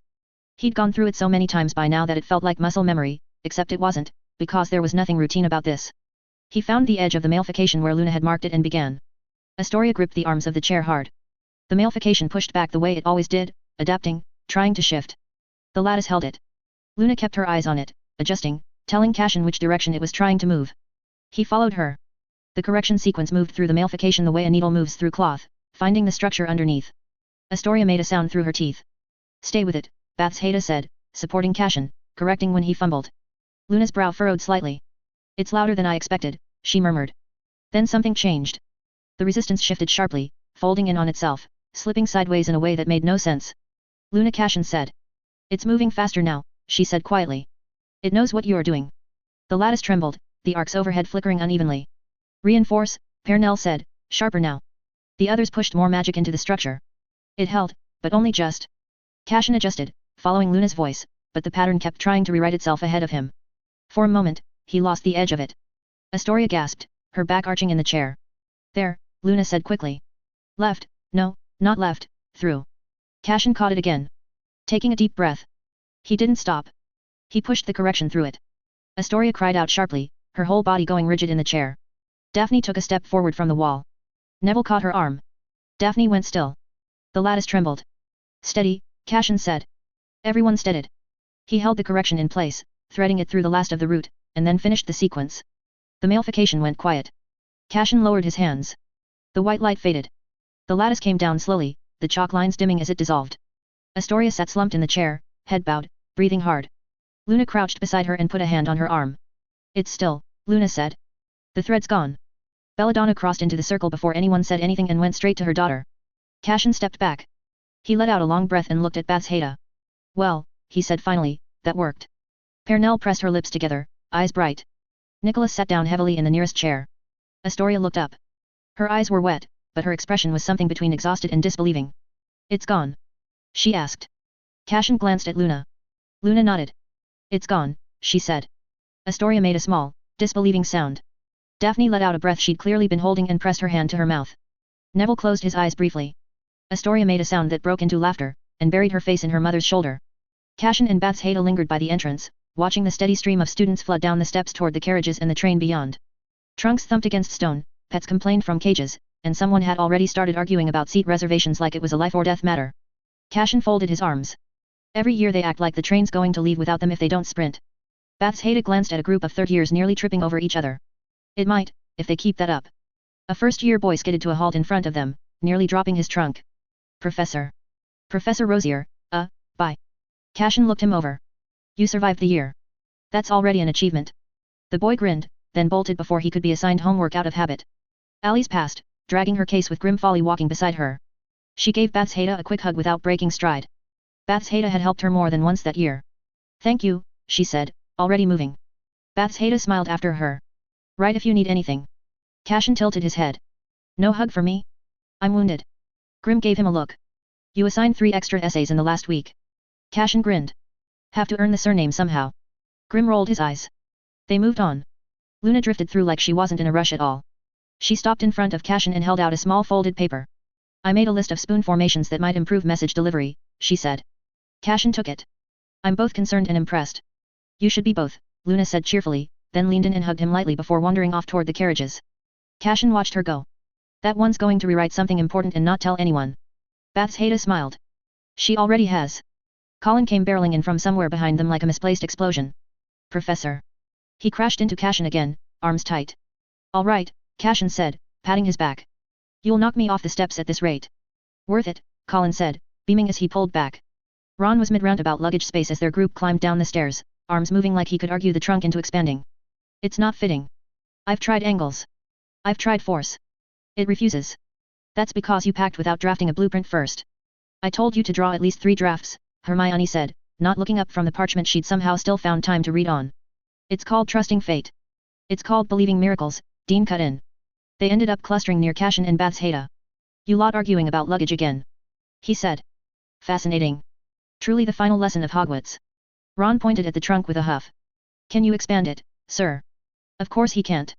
It's against the law, Hermione replied. Cashin nodded. I'm with Granger. Ron looked betrayed. You're meant to support me. I support good decisions, Cashin said. This isn't one of them. Seamus snorted. Lavender laughed outright. Neville stepped forward, hands stuffed in his pockets. Sir. Cashin looked him over. Longbottom. Neville huffed a small laugh. Thanks. For, the plant thing. And the rest. You kept at it, Cashin said. That's what matters. Neville nodded, then glanced at Bathsheba. Both of you. Bathsheba smiled. You'll do well. Reckon I might, he said, and shoulders squared. Lavender stopped in front of Cashin. If I manage the potion over summer, I'm writing to brag. Do that and make it insufferably detailed, Cashin said. Otherwise I'll assume you gave up and took up knitting. I could do both, she shot back. Ambitious. Parvati leaned in and hugged Bathsheba. Thank you. For not letting us panic every 5 minutes. Seamus pushed forward, dragging Dean with him. Sir, Seamus said, if I accidentally set something on fire. When, Dean cut in. When I set something on fire, I'll say it was part of advanced training. Cashin nodded. Make sure you sound confident. People believe anything if you say it like that. Dean grinned. We've learned from the best. I'll deny everything. Hermione approached. She hesitated a second, then straightened. Professors, she said, we've been lucky to have you both, really lucky. Cashin grinned, no extra points. She huffed, then turned to Bathsheba and hugged her. Thank you. Bathsheba squeezed her shoulder. Aim high. I will. Ron stuck out a hand. Cashin took it. Thanks, Ron said. For, not making everything worse. High praise, Cashin said. Harry stepped forward, swallowing. Before you removed it, it was always there. Like I was one mistake away from losing control. His jaw tightened slightly. It's gone now. You didn't just help us, he said. You gave me, freedom. In my own head. He hesitated, then stepped forward and pulled Cashin into a quick, firm hug. Cashin gave a pat on his shoulder. Good. Don't waste it. Thanks. Harry stepped back, glancing once at Bathsheba. Both of you, he added. Then he turned before it became something harder to leave. Try not to let the place fall apart. Draco's mouth twitched. I expect it returned the same way. Not letting you lot in, ever.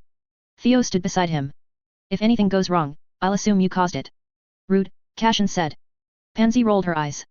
He absolutely did. She stepped in and hugged Bathsheba. Take care of him. I'll try, Bathsheba said. You fail, Pansy replied, then smirked at Cashin. Don't get boring. I'll do my worst. Millicent gave Bathsheba a hug that lasted a second longer than most, then stepped back without a word. Tracy pointed her finger at Cashin. When I end up in trouble. I didn't get your owl, he said. She grinned. Thought so. Daphne stood a little apart, watching the rest before stepping forward. Can't imagine Hogwarts without you two. Not only the classes, everything you've done for us. Daphne. Astoria's voice came from behind her, a little breathless as she hurried to catch up. She stopped just short of them, cheeks flushed. She looked between Cashin and Bathsheba like she wasn't entirely sure how to begin. She steadied herself, then stepped forward and hugged her. She turned and did the same to Cashin. Thank you, she said into his shoulder. Cashin rested a hand lightly against her back. Take care, okay. She pulled back, smiling bright. I will. Cashin grinned, tell your father to reward us. Daphne rolled her eyes. At the back, Crab and Goyle hovered like they'd been pushed forward and regretted it. Crab started. Goyle looked at him. Yet. Cashin waited. Crab scratched his neck. Thanks. Goyle nodded. Yet. For not, writing us off. Cashin studied them, then jerked his chin. You didn't make it easy. They both gave a rough laugh. The group started to drift after that. Bits of it breaking away toward the gates, then pausing, then moving again. Someone laughed too loudly. Someone else doubled back to grab a forgotten bag. A few looked up at the castle without saying anything. Cashin watched them go, hands back in his pockets. Off you go, he called. Try not to wreck anything important. Define important. Seamus shouted back. Not my problem anymore. Cashin replied. A few groans, a few laughs. Then they were moving properly, down the steps, through the gates, toward whatever came next. Bathsheba stood beside him, eyes misty. Cashin glanced at the emptying steps, then back at the castle doors. Right, he said. That's that. He slipped his hand into hers. Bathsheba didn't let go of his hand. So, we split here? She asked, eyes flicking from him to the emptying grounds and back again. Cashin turned her hand over in both of his, thumb pressing lightly against her knuckles. We don't have a choice, he said. You and I are the only ones who can work Yrsa's runes properly. Greece and Yucatan are both stirring. If we don't move now, we'll be late to both. Her grip tightened. Marauder's already out there, she said. What happens if you run into him alone? Cashin let out a breath through his nose. I'm less worried about him. That earned him a look. He tilted his head slightly, searching for the right way to put it and not finding one he liked. That thing under the temples. He said. Baths, it doesn't fit in words. When the seals break, when the memory comes back. He shook his head. You'll feel it before you understand it. Her jaw tightened. We seal it again, she said. Yeah, Cashin corrected. That's the job. Keep it buried. Keep the world ignorant enough to survive another century. She stepped closer. You're still not answering the question. He gave her a look. Which one? What happens if you meet Marauder? Cashin shrugged lightly. Then we talk. That's not funny. I'm not joking. Cashin added, quieter, if he wanted me dead, he'd have tried already. That's not how he's playing this. He wants something from me, every time he looks at me, I can see greed. That doesn't make it better. Wind moved across the steps, catching the last scraps of noise from the students below. The grounds felt too big all of a sudden.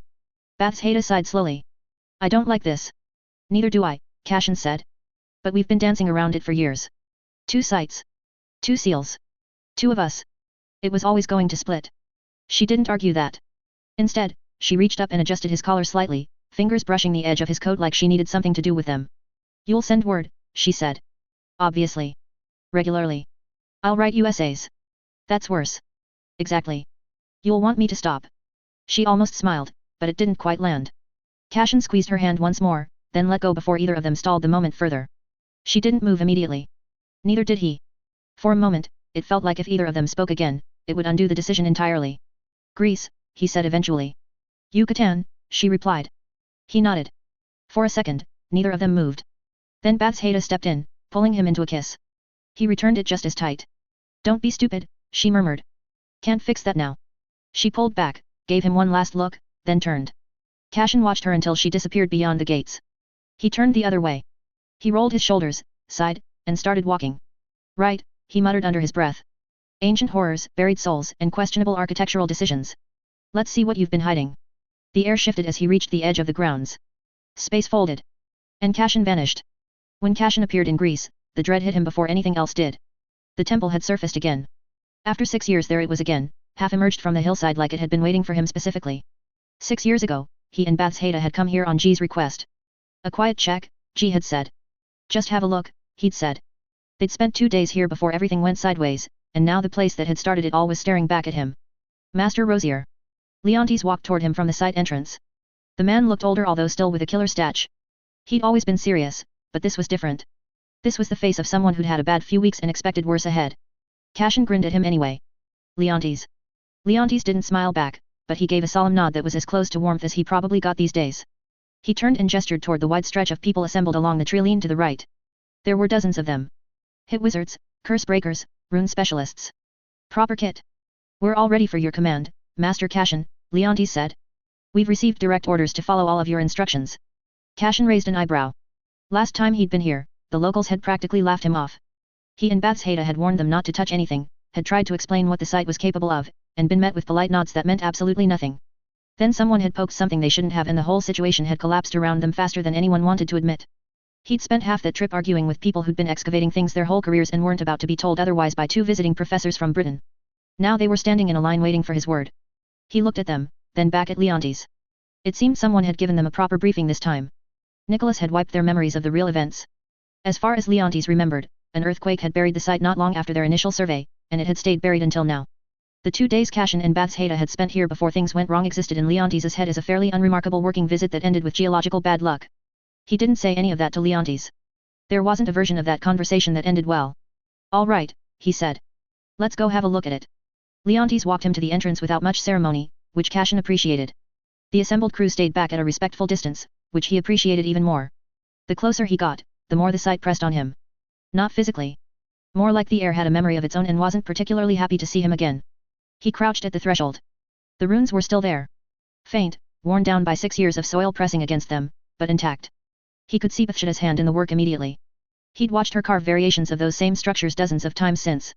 6 years ago, standing in roughly the same spot, he'd understood maybe a third of what Bathsheba had carved here. He'd recognized the structural framework, the general intent of the layering, but the finer grammar of it had been mostly beyond him. Runes hadn't been his subject. He could read the broad strokes and miss everything that mattered. He'd spent years sitting across from Bathsheba while she worked, asking questions she sometimes answered and sometimes deflected depending on how patient she was feeling. He'd read her papers, argued with her about application theory, and somewhere along the way absorbed enough to follow the actual logic of what she built rather than just the surface of it. And then there was the cheat. Between those 2 things, he could read this now. Properly read it. He stopped at a section near the corner of the entrance arch. Yersa's runes. Most runic traditions had a kind of visible logic to them, a structure you could trace once you knew the grammar. Yersa's didn't read like that. It coiled back on itself, layered meaning over meaning in a way that looked almost decorative until you understood that every ornamental curve was load-bearing. Strip one element and the whole thing shifted. He straightened and walked through the entrance, reading the full sequence. The containment lattice was intact. The ward anchors at the base of the arch were holding. The deeper binding, the one that sat underneath all the surface structure and did the actual work of keeping the interior sealed, was still active. He stepped back with a frown. If Marauder had done this, if he was the one who'd dragged the temple back up out of the ground, then he'd managed to undo Nicholas's concealment without touching what Bathsheba had put here. Whether that was because he couldn't break it or because he hadn't tried yet, Cashin couldn't say for certain. But the runes were whole. The seals were holding. Nothing had been forced. That was interesting. Leontes appeared at his shoulder. Is something wrong with them? No, Cashin said. Whatever Marauder wanted from this place, he hadn't managed to get inside. Or he'd chosen not to try, which was a different problem entirely. Was it even worth sealing the place again? Last time, the wards had been worn down to almost nothing. Thousands of years of soil and pressure had ground them thin before anyone ever showed up. An overeager Greek team with more credentials than patience had done the rest. But this time the runes were intact. Bathsheba's work held. So Marauder surfaced the temple and then, what? Stood outside and looked at it. That didn't make any sense. If Marauder couldn't break the wards or had chosen not to, then he hadn't come here for what was inside. He'd come here to be seen coming here. To pull attention south while something else moved. The Yucatan site. Cashin's stomach dropped a little at that. Had Marauder surfaced this place as a distraction? Pull the keepers, pull the curse breakers, pull Cashin himself down to Greece while the real move happened somewhere else entirely? Bathsheba was there. What if she encountered Marauder? He pushed that aside. If something had happened to her, he'd have felt it. But the veil. Marauder's actual goal had always been the veil. Then the temples might have been scenery from the start. Smoke. Greece surfaced, everyone scrambles south. Yucatan stirs, someone else scrambles west. And meanwhile Marauder walks through a door nobody's watching. If he was right about the creature, if the thing that had been split apart millennia ago by that artifact, then the veil breaking would reunite whatever had been kept separate, body from soul, and whatever the temples had been built to contain. He wasn't confident the temples would hold through that. He wasn't confident anything would. A cluster of the Greek team had broken from the trilene and were talking in whispers behind him, clearly not intending to be overheard and equally clearly not trying that hard. A woman in crimson robes stood at the center of it, arms folded. He recognized her. Jenna. She'd been here 6 years ago, younger then, more reckless too. Why are we waiting on a foreign historian? She said. This is a Greek site. We've been excavating for 3 weeks. Someone beside her murmured agreement.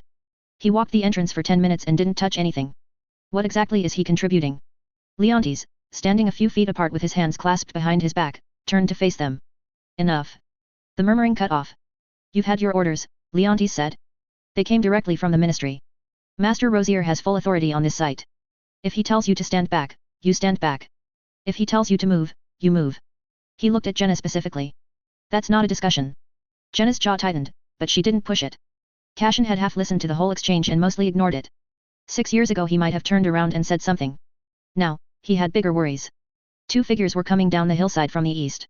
Edavan came first, her veil catching the wind. Ada followed with his beard braided. He was muttering at the terrain. He did that everywhere. He squinted at Cashin. How is it, kid? Good to see you too, Cashin said with a grin. He looked at Edavan. Charming as always, he said. She rolled her eyes. You've read it? Ada asked without looking up. Yet. Cashin crossed his arms. The runes are holding. Edavan turned from the arch. So it stays. That's what I'm thinking. Cashin shrugged. No point reburying it. Better to keep it open, ward the exterior properly, and put people on it. Ada straightened. You want it guarded? Yet. Put a proper watch on it. Cashin glanced toward the assembled team along the treeline. Leontes has the people. Ada scuffed the dirt near the base of the arch with his boot. You're not staying. I need to get back to Britain. Cashin glanced toward the hillside, then back. Something's sitting wrong with me about the whole thing. Ada gave him a look. You think this was a distraction? I think it might have been, Cashin said. The timing's a bit too neat. Greece surfaces right when we're already watching 3 other things move. Either Marauder wanted us looking south, or he's testing which sites we prioritize. Either way, we're here now, Edavan said. Exactly. So you take the site. I'll head back. He looked between them. You've both worked with the rune structure before. You know what to look for. Ada tugged at his beard. We'll set a proper watch rotation. 3 shifts. Edavan gave a nod. I'll draft the exterior ward scheme tonight. Don't let anyone poke at the interior binding, Cashin said.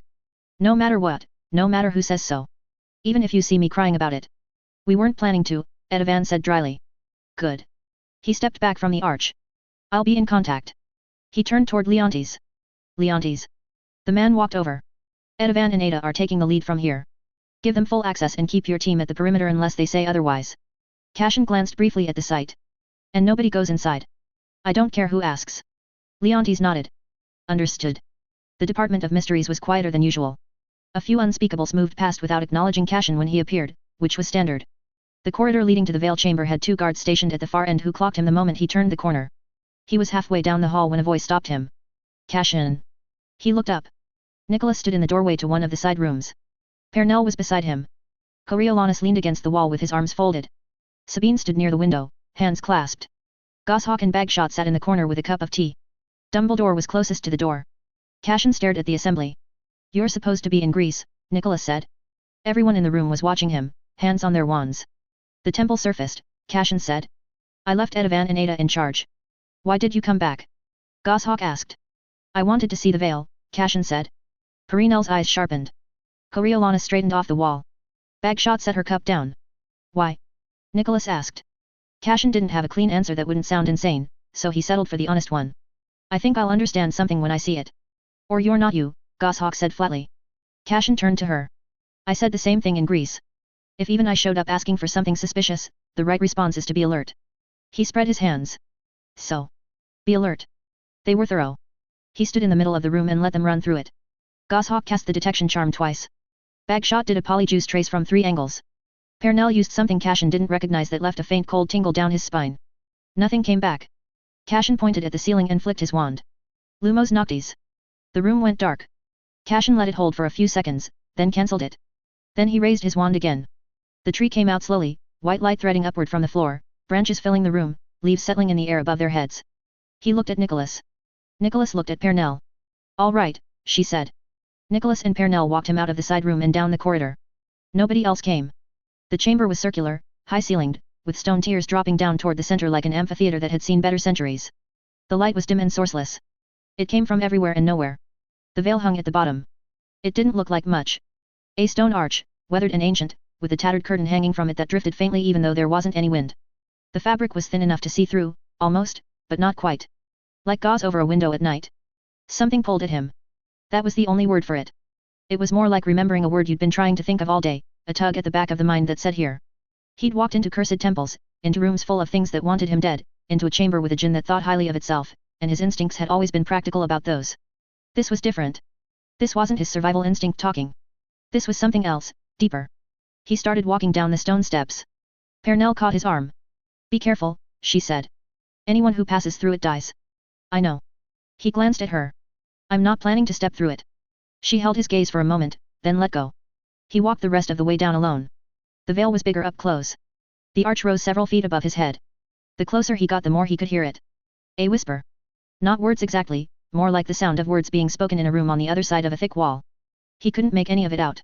He stood there listening and felt the pull again, stronger now, sitting just behind his sternum. He lifted his hand. Pernell said something from above. Nicholas put a hand on her arm. Cashin touched the edge of the arch. The stone was cold under his fingers. Ancient cold, the kind that went right down to the bone. The whispering sharpened immediately. His vision shifted. The chamber was gone. The stone, the dim sourceless light, Nicholas and Pernell watching from above, all of it had stepped back to somewhere behind him. He was standing in a place that wasn't quite a place. A woman was there. He couldn't see her properly, but he could hear her. Her voice was soft and unhurried, and it went straight through him. He knew that voice. He didn't know where or how, but he knew that voice. She spoke again and this time he caught something. Remember. Cashin froze. Remember. 3 years ago, when his magic was gone, he'd spent that year teaching the spells he'd created himself to students and the visions had started. A white tree. A woman in the first one, gone before he could look properly. And then the tree, every time after, saying the same thing. Remember. Remember. He'd thought he understood it eventually. That the magic had never actually left, that intent and belief were the whole point, that he'd been performing spells his entire life without really knowing what he was doing. He'd been fairly confident about that conclusion he'd arrived at the time. He wasn't now, standing here with the same word coming from a voice he couldn't quite place, a voice that felt like something he should know but couldn't catch hold of. What? He said. What am I supposed to remember? The woman didn't answer. Remember what? Then the world peeled back and something else took its place. A forest so green it hurt to look at directly, saturated to the point of unreality. Light came through the canopy. He was standing at the edge of it, just inside the treeline, and the first thing he noticed was the smell. Rain on old bark. Something sweet underneath it. The forest was breathing. Somewhere high above him something called out, and something else answered further away. Branches creaked like they were talking to each other, like the whole canopy was mid-conversation and he'd just walked into it. Things lived here. He could feel that more than see it. Something shifted in the undergrowth to his left. A shape passed between 2 trees ahead of him, pale and enormous. He caught the shape of antlers, gone before his eyes could settle. A pair of phoenixes crossed overhead. Bigger than any other he had ever seen. Their wings threw a shadow across the forest floor. The trees thinned as the ground rose slightly, and then he came through the last of the canopy and stopped. The clearing was enormous. And at the center of it was the tree. He'd seen it before. A version of it, anyway. In the visions, in the magic that had come back to him piece by piece during that year. It was vast. Ancient and pale, bark the color of birch but smoother, almost luminous, like the wood itself was lit from somewhere inside. The roots ran out across the clearing in every direction and disappeared into the earth, and where they emerged again further out, flowers grew along them in long unbroken lines, white and gold. The branches spread so high and so wide that the canopy of the tree was its own sky. Things lived up there. Phoenixes nested in the upper reaches. Other things he couldn't name. The whole tree hummed continuously. The woman was at the base of it. She was barefoot. She moved around the tree the way someone might move around something they loved, with attention and familiarity, touching the bark briefly as she passed, reaching up without stretching to brush her fingers along a low branch, the way you'd greet a person. Her feet were silent on the root-crossed ground. None of it was performative. She wasn't doing it for him. She was simply there, and he was watching. Above her, a phoenix drifted down and landed on a branch directly overhead, folding its wings. A second one followed. Then 2 more, higher up, and they began an overlapping call that moved through the clearing, and the forest behind him answered it, and for a moment everything was connected to everything else and it was the most alive he'd ever felt standing still. Then one of the branches went black. He didn't notice it immediately. It was a single branch, high up, on the left side of the canopy, and the darkness spread along it slowly. The bark simply stopped being what it was and became something wrong-looking, dull, a patch of absence in the middle of all that light. The phoenix on the branch above it took off without a sound. The woman's hand stilled on the trunk. The second branch went the same way. Then a third. It moved down through the canopy, spreading from the affected branches to the ones below and beside them, and where it spread the light changed. The luminous pale bark dulled. The flowers along the roots on that side of the tree closed, petals drawing inward. The moss beneath them went grey at the edges. One of the phoenixes, a smaller one, lower in the canopy, didn't fly away in time. As the darkness reached it, it changed. The white of its light flickered. Went out. Came back darker, the gold underneath it turned to something closer to nothing recognizable. Its call shifted. What came out sounded wrong, like a note played flat, and when it lifted off the branch and circled the clearing, the shadow moving beneath it didn't match the light. The other creatures at the edge of the clearing began to react. Not all of them managed to flee. Some of them turned toward the shadow the blackened branches cast, and they changed too, gradually. The woman's hands, still pressed against the bark, were trembling. She pulled her hands from the bark and turned to face the blackened side of the tree, and Cashin saw her expression for the first time. She wore the face of someone who had known this was coming and had been dreading it anyway. Her hands came up, carving sigils into the air. They came out of her fingers in trails of pale gold light, spiraling outward from a central point, layering over each other in patterns that overlapped without cancelling, each one feeding into the next. The tree responded. The bark on the healthy side of the trunk brightened, the luminescence inside it flooding upward through the branches, and where the light reached the edge of the black it pushed. The darkness didn't retreat, but it slowed, the spreading stuttering, held back by the pressure of whatever the tree was pouring into the boundary between them. The woman kept drawing. The sigils multiplied, a constellation of them hanging in the air around her, orbiting the trunk at different heights, and each one she added strengthened the whole structure. The golden light they cast fell across the roots and the flowers and the moss and made everything it touched look more itself, more present, more real. For a moment it seemed like it might hold. The black stalled at the boundary. One of the higher branches cleared, pale bark reasserting itself, light pushing through as though the tree were remembering what it was. The darkness had been spreading outward along the branches. Now it contracted. Pulled back slightly and then drove downward instead, pushing along the trunk toward the root system below. The woman saw it. She shifted her position, drawing new sigils lower, redirecting the structure she'd built, and the tree answered her, light flooding downward now, running along the roots in bright lines, flowers opening along them as the warmth reached them.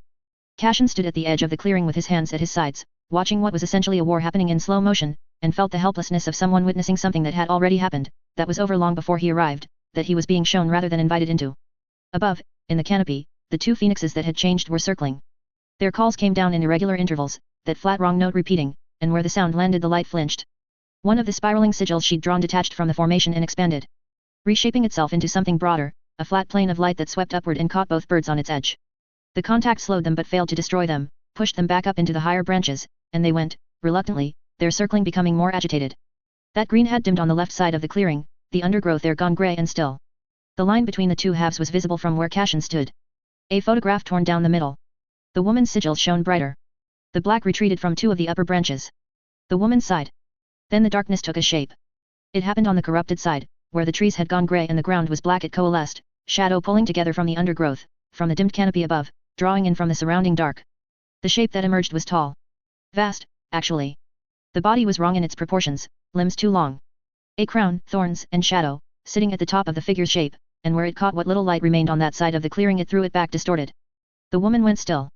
The formation she'd built rotated slowly around the trunk, maintaining the boundary she'd carved between the healthy side of the tree and the dark, but her hands had dropped to her sides and she was looking at the creature across the clearing with an expression Cashin had no word for. Recognition, maybe. The specific grief of someone looking at something that used to be different. The creature stood at the tree and the darkness pooled outward from it, spreading across the ground in waves, and where each wave reached, the clearing shrank. The boundary the woman's sigils were holding bent inward under the pressure, and Cashin could see the effort it was costing the tree to maintain it. The light in the bark was dimmer now. Half the forest was gone. He understood that now.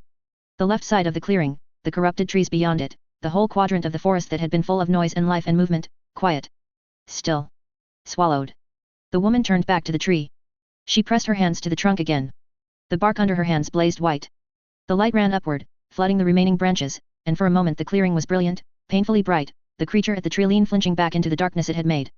Then the roots began to move. They pulled themselves up from the earth, the largest ones first, rising in arcs above the ground and then bending, shaping, the ends of them finding each other and locking together. What emerged was an arch, enormous, formed from the living roots of the tree, rising above the woman's head and curving over into a frame. Cashin stared at it. He knew that shape. He'd just had his hand on it, standing in a circular chamber in the Department of Mysteries with Nicholas and Pernell watching from above. He took a step forward before he could stop himself. It did nothing. The distance didn't change. The woman stepped back from the trunk and faced the arch. She raised both hands to her mouth, and breathed.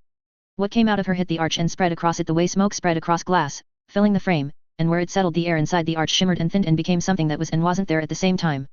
The veil. The creature stirred at the tree lean. It moved forward, and the ground under it went black with each step, and the darkness rolled ahead of it across the clearing floor. The woman's sigils flared against it, the formation she'd built throwing light in every direction, but the pressure was immense now, the boundary bending visibly. The creature was enormous up close. The crown above it caught the light from the veil and twisted it, and the shadows it cast fell in all directions, multiple and contradictory, as though it existed in several places at once. The woman stepped aside.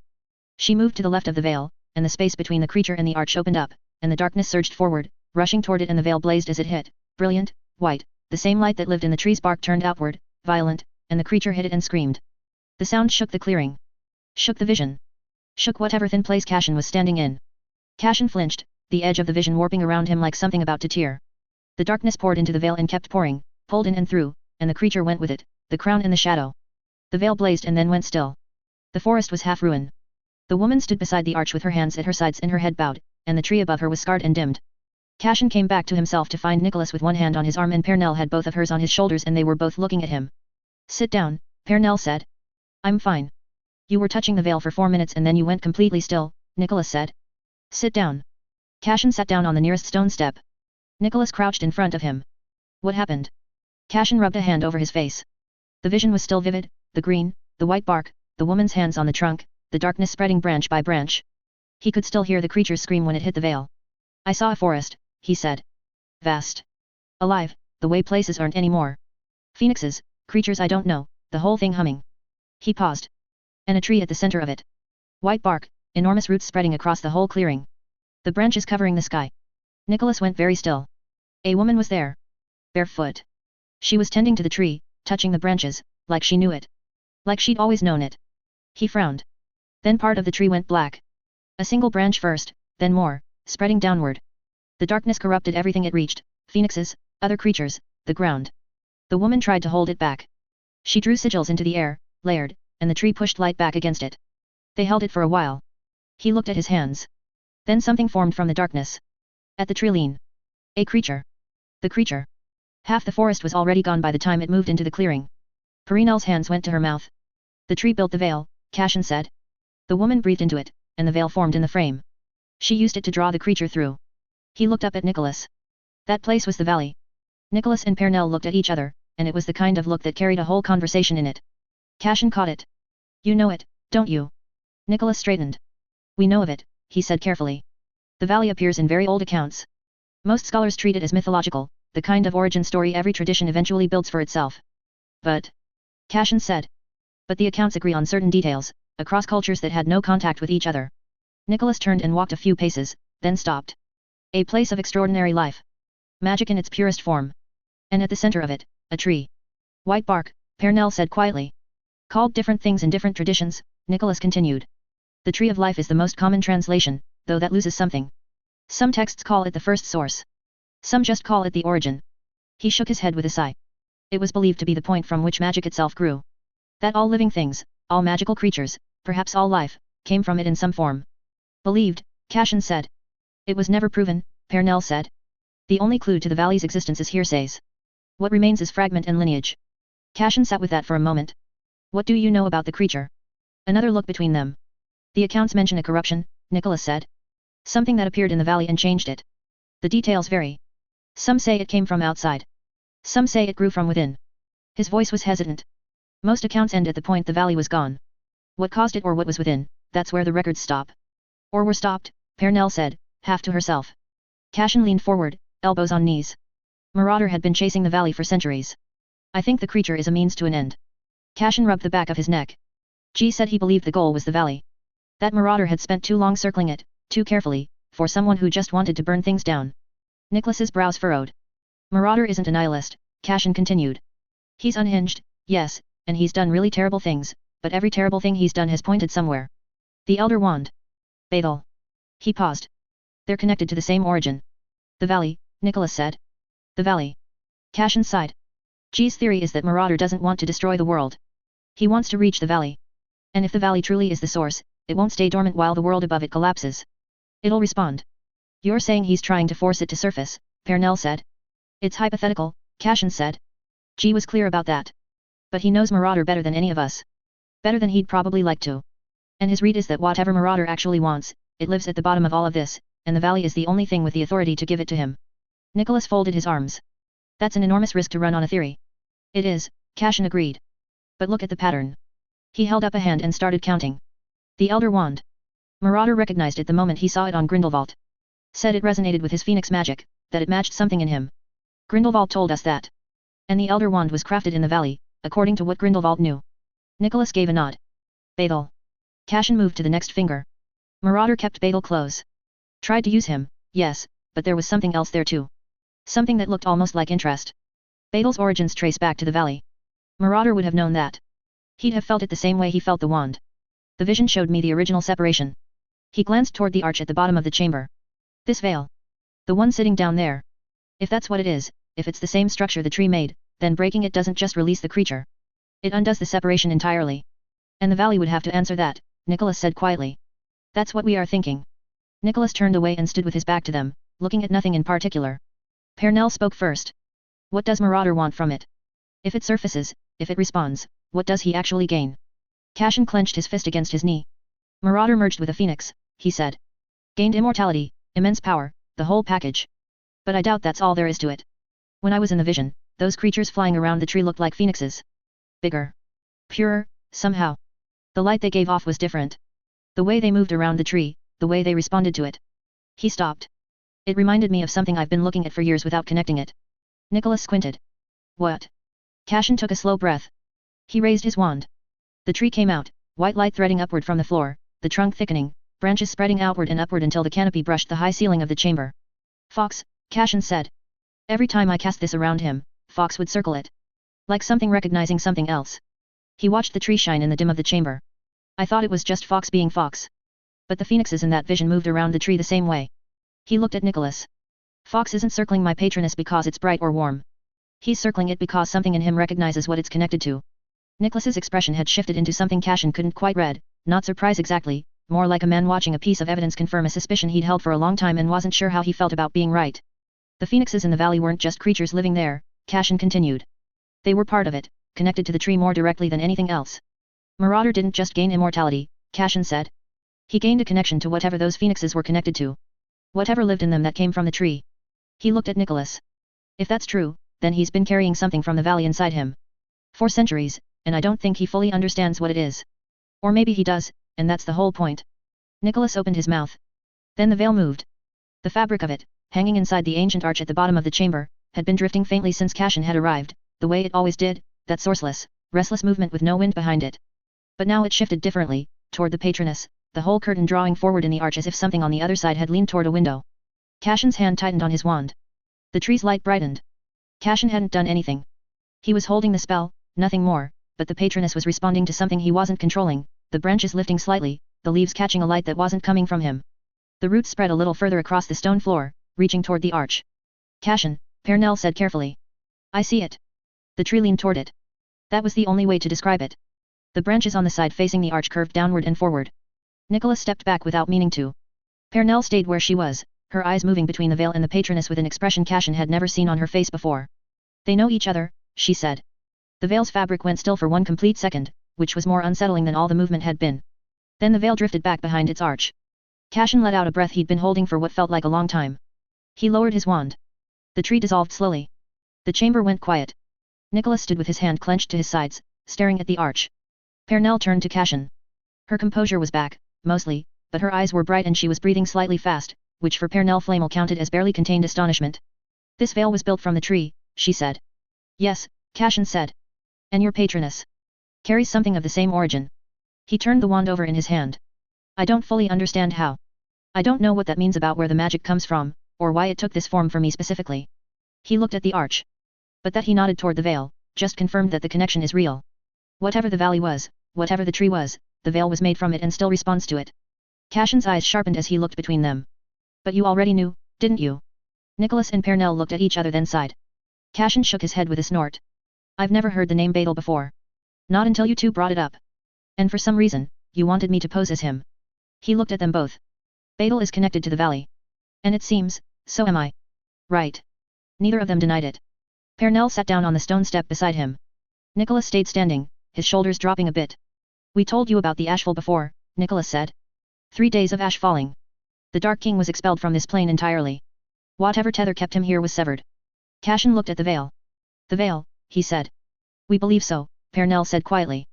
Cashin sat with that for a moment, the vision still running behind his eyes. The woman. The tree. The creature screaming as it was drawn through the frame. The veil blazing and then going still. What happened to the valley after? He asked. Gone, Nicholas spread his hands slightly. What remained was the veil. And a world that slowly forgot what had generated it. Cashin rubbed his temple. And Badal. We don't know what became of the sovereign after the ashfall, Pernell said carefully. The accounts stopped there. Whether he survived, whether the valley's closing took him with it, whether he simply chose to disappear. She shook her head. Nothing reliable. Cashin turned the wand over in his hand, thinking. So when you told me to pose as him, to use that name, you were working on the assumption that Badal's connection to the valley was something Marauder would recognize and respond to. Yes, Nicholas said. Because Marauder would feel it, Cashin said. The same way he felt the Elder Wand. The same way Fox circles my patroness. He looked up. You thought whatever connection I have to the valley would be enough to make the performance credible. It wasn't a performance we were asking you to give, Pernell said. We believed the connection was real. Cashin stared at her. We still do, she added. He opened his mouth, then closed it again. A dozen questions arrived at once and he had to sort through them to find the one that mattered most. How do you know Alfork Morn? He asked. Was he always your spy within the Covenant? Nicholas and Pernell both went still. Cashin watched their faces. Pernell spoke first. Cashin. Alfork Morn is older than Nicholas and I. Centuries older, Nicholas confirmed. He was already ancient when we created the Philosopher's Stone. We'd barely understood what we'd made when he found us. He sat down slowly on the step above Cashin's. He came without warning. He knew things about the stone that we hadn't told anyone. Things we'd barely told to each other. And he sat down across from us and told us about Badal. Everything we know about the ashfall came from him, Pernell said. The valley, the sovereign, the Dark King. He was the source of most of it. He was there, Cashin. Not in the way historians reconstruct events. He was physically present for it. He was there for the ashfall, Cashin repeated, shocked. Two of them nodded. He told us, Pernell said slowly, that he'd been looking for us for a long time. That he'd known we would eventually exist, and that when we did, he'd been instructed to find us. Something cold moved through Cashin's chest. Instructed, he said. By whom? Nicholas's voice came out quiet. By Badal. Cashin stopped breathing for a moment. Badal told Alfork, he said, to find you. Before you were born. Before the Philosopher's Stone existed. Before any of this. Before any record of us existed, yes, Nicholas said. Cashin stood up. He needed to move, needed to do something with the feeling working its way up through him, because sitting still with it was impossible. Alfork told you, he said, pacing 2 steps and stopping. That the sovereign of the ashfall knew, at some point before the valley closed, that 2 alchemists would eventually create the Philosopher's Stone. And that when they did, Alfork was to find them. And tell them what he knew. Yes, Pernell said. And then, Cashin continued, those 2 alchemists would eventually find someone else. Someone connected to the valley in a way they'd recognize. And they'd need to know who that person was, what that person carried, before things moved too far forward. Neither of them confirmed it. But it was already quite obvious from their expressions. Cashin pressed both hands against the side of his head, not from pain, just from the pressure of trying to hold the shape of what he was looking at without it sliding away. Badal had planned for this. Planned across an incomprehensible span of time, before Flamels existed, before the stone existed, before any of the pieces of this were in place. He'd looked forward from the moment of the ashfall, from the moment the valley closed, and he'd left instructions for a man he trusted to carry them across centuries until the right moment arrived. He knew, Cashin said. It seems so, Nicholas said. He knew the creature would eventually get out, Cashin said. Or try to. He knew someone would try to break the veil. He knew it would matter, eventually, that someone carrying the same connection he did would be standing here. He looked at the arch. He built contingencies. Across centuries. Into the lives of people who didn't exist yet. Pernell stood up beside him. He didn't leave instructions about what to do, she said. He only left instructions about who to find. Alfork's mandate was to reach us, tell us what he knew, and make sure we understood that when the connection showed itself again, we recognized it. Cashin stood in the dim chamber of the Department of Mysteries with the veil drifting faintly behind its arch, and felt the full weight of what he was standing inside. A structure built before his existence, designed around a connection he'd arrived with and hadn't chosen, pointing at a problem older than anything in his 2 lives combined. What did Alfork say, Cashin asked, when you told him you'd found me? Perinel's expression softened. He cried, she said simply. He'd been waiting a very long time. Cashin let out a long, uneven breath. Right, he said. So Badal knew I was coming. And he made sure the people who needed to recognize me would be in place when I got here. He turned back to Nicholas and Pernell. The question is whether he knew what I'm supposed to do when I get there. Nicholas held his gaze. We think that part, he said, he left to you. All you have to do, Cashin, is to remember. Bath's Haida stepped through the Port Kea landing point and immediately regretted not dressing lighter. The jungle hit her like a warm wet cloth across the face. She adjusted her bag on her shoulder and looked around. The site was different from 2 years ago. Quieter, for one. The dig equipment was gone, the tents reduced to a handful of working shelters clustered near the treeline. The local warders had expanded the perimeter wards considerably, she could feel them from here, layered and careful, the kind of work that had been added to over time rather than thrown up in a hurry. She approved. Sul-Al was waiting at the edge of the outer ward line, arms folded, watching her cross the clearing. Professor babbling. Elder Sul-Al. Bathsheba stopped beside her and looked toward the pyramid. What happened? Sul-Al turned and walked without answering straight away. Bathsheba fell into step beside her. The old keeper let out a breath. Greece temple must have been unearthed. Itza is restless. Bathsheba's steps slowed. She glanced toward the pyramid, though the canopy blocked most of it from here. The humming she'd felt on arrival made more sense now. Not the ambient magic of an old site. Something reactive, responding to a disturbance somewhere else entirely. Her left ring finger pulsed faintly. She pressed her thumb against it without thinking. The rune there was warm. Cashin was alive and, probably, being insufferably competent somewhere else. She let the breath go and kept walking. How long has it been restless? She asked. 4 days, Sul-Al said. The outer wards held. Your spiral anchors didn't shift. But the stone itself started resonating 2 nights ago. The frequency's wrong for the seal. Wrong how?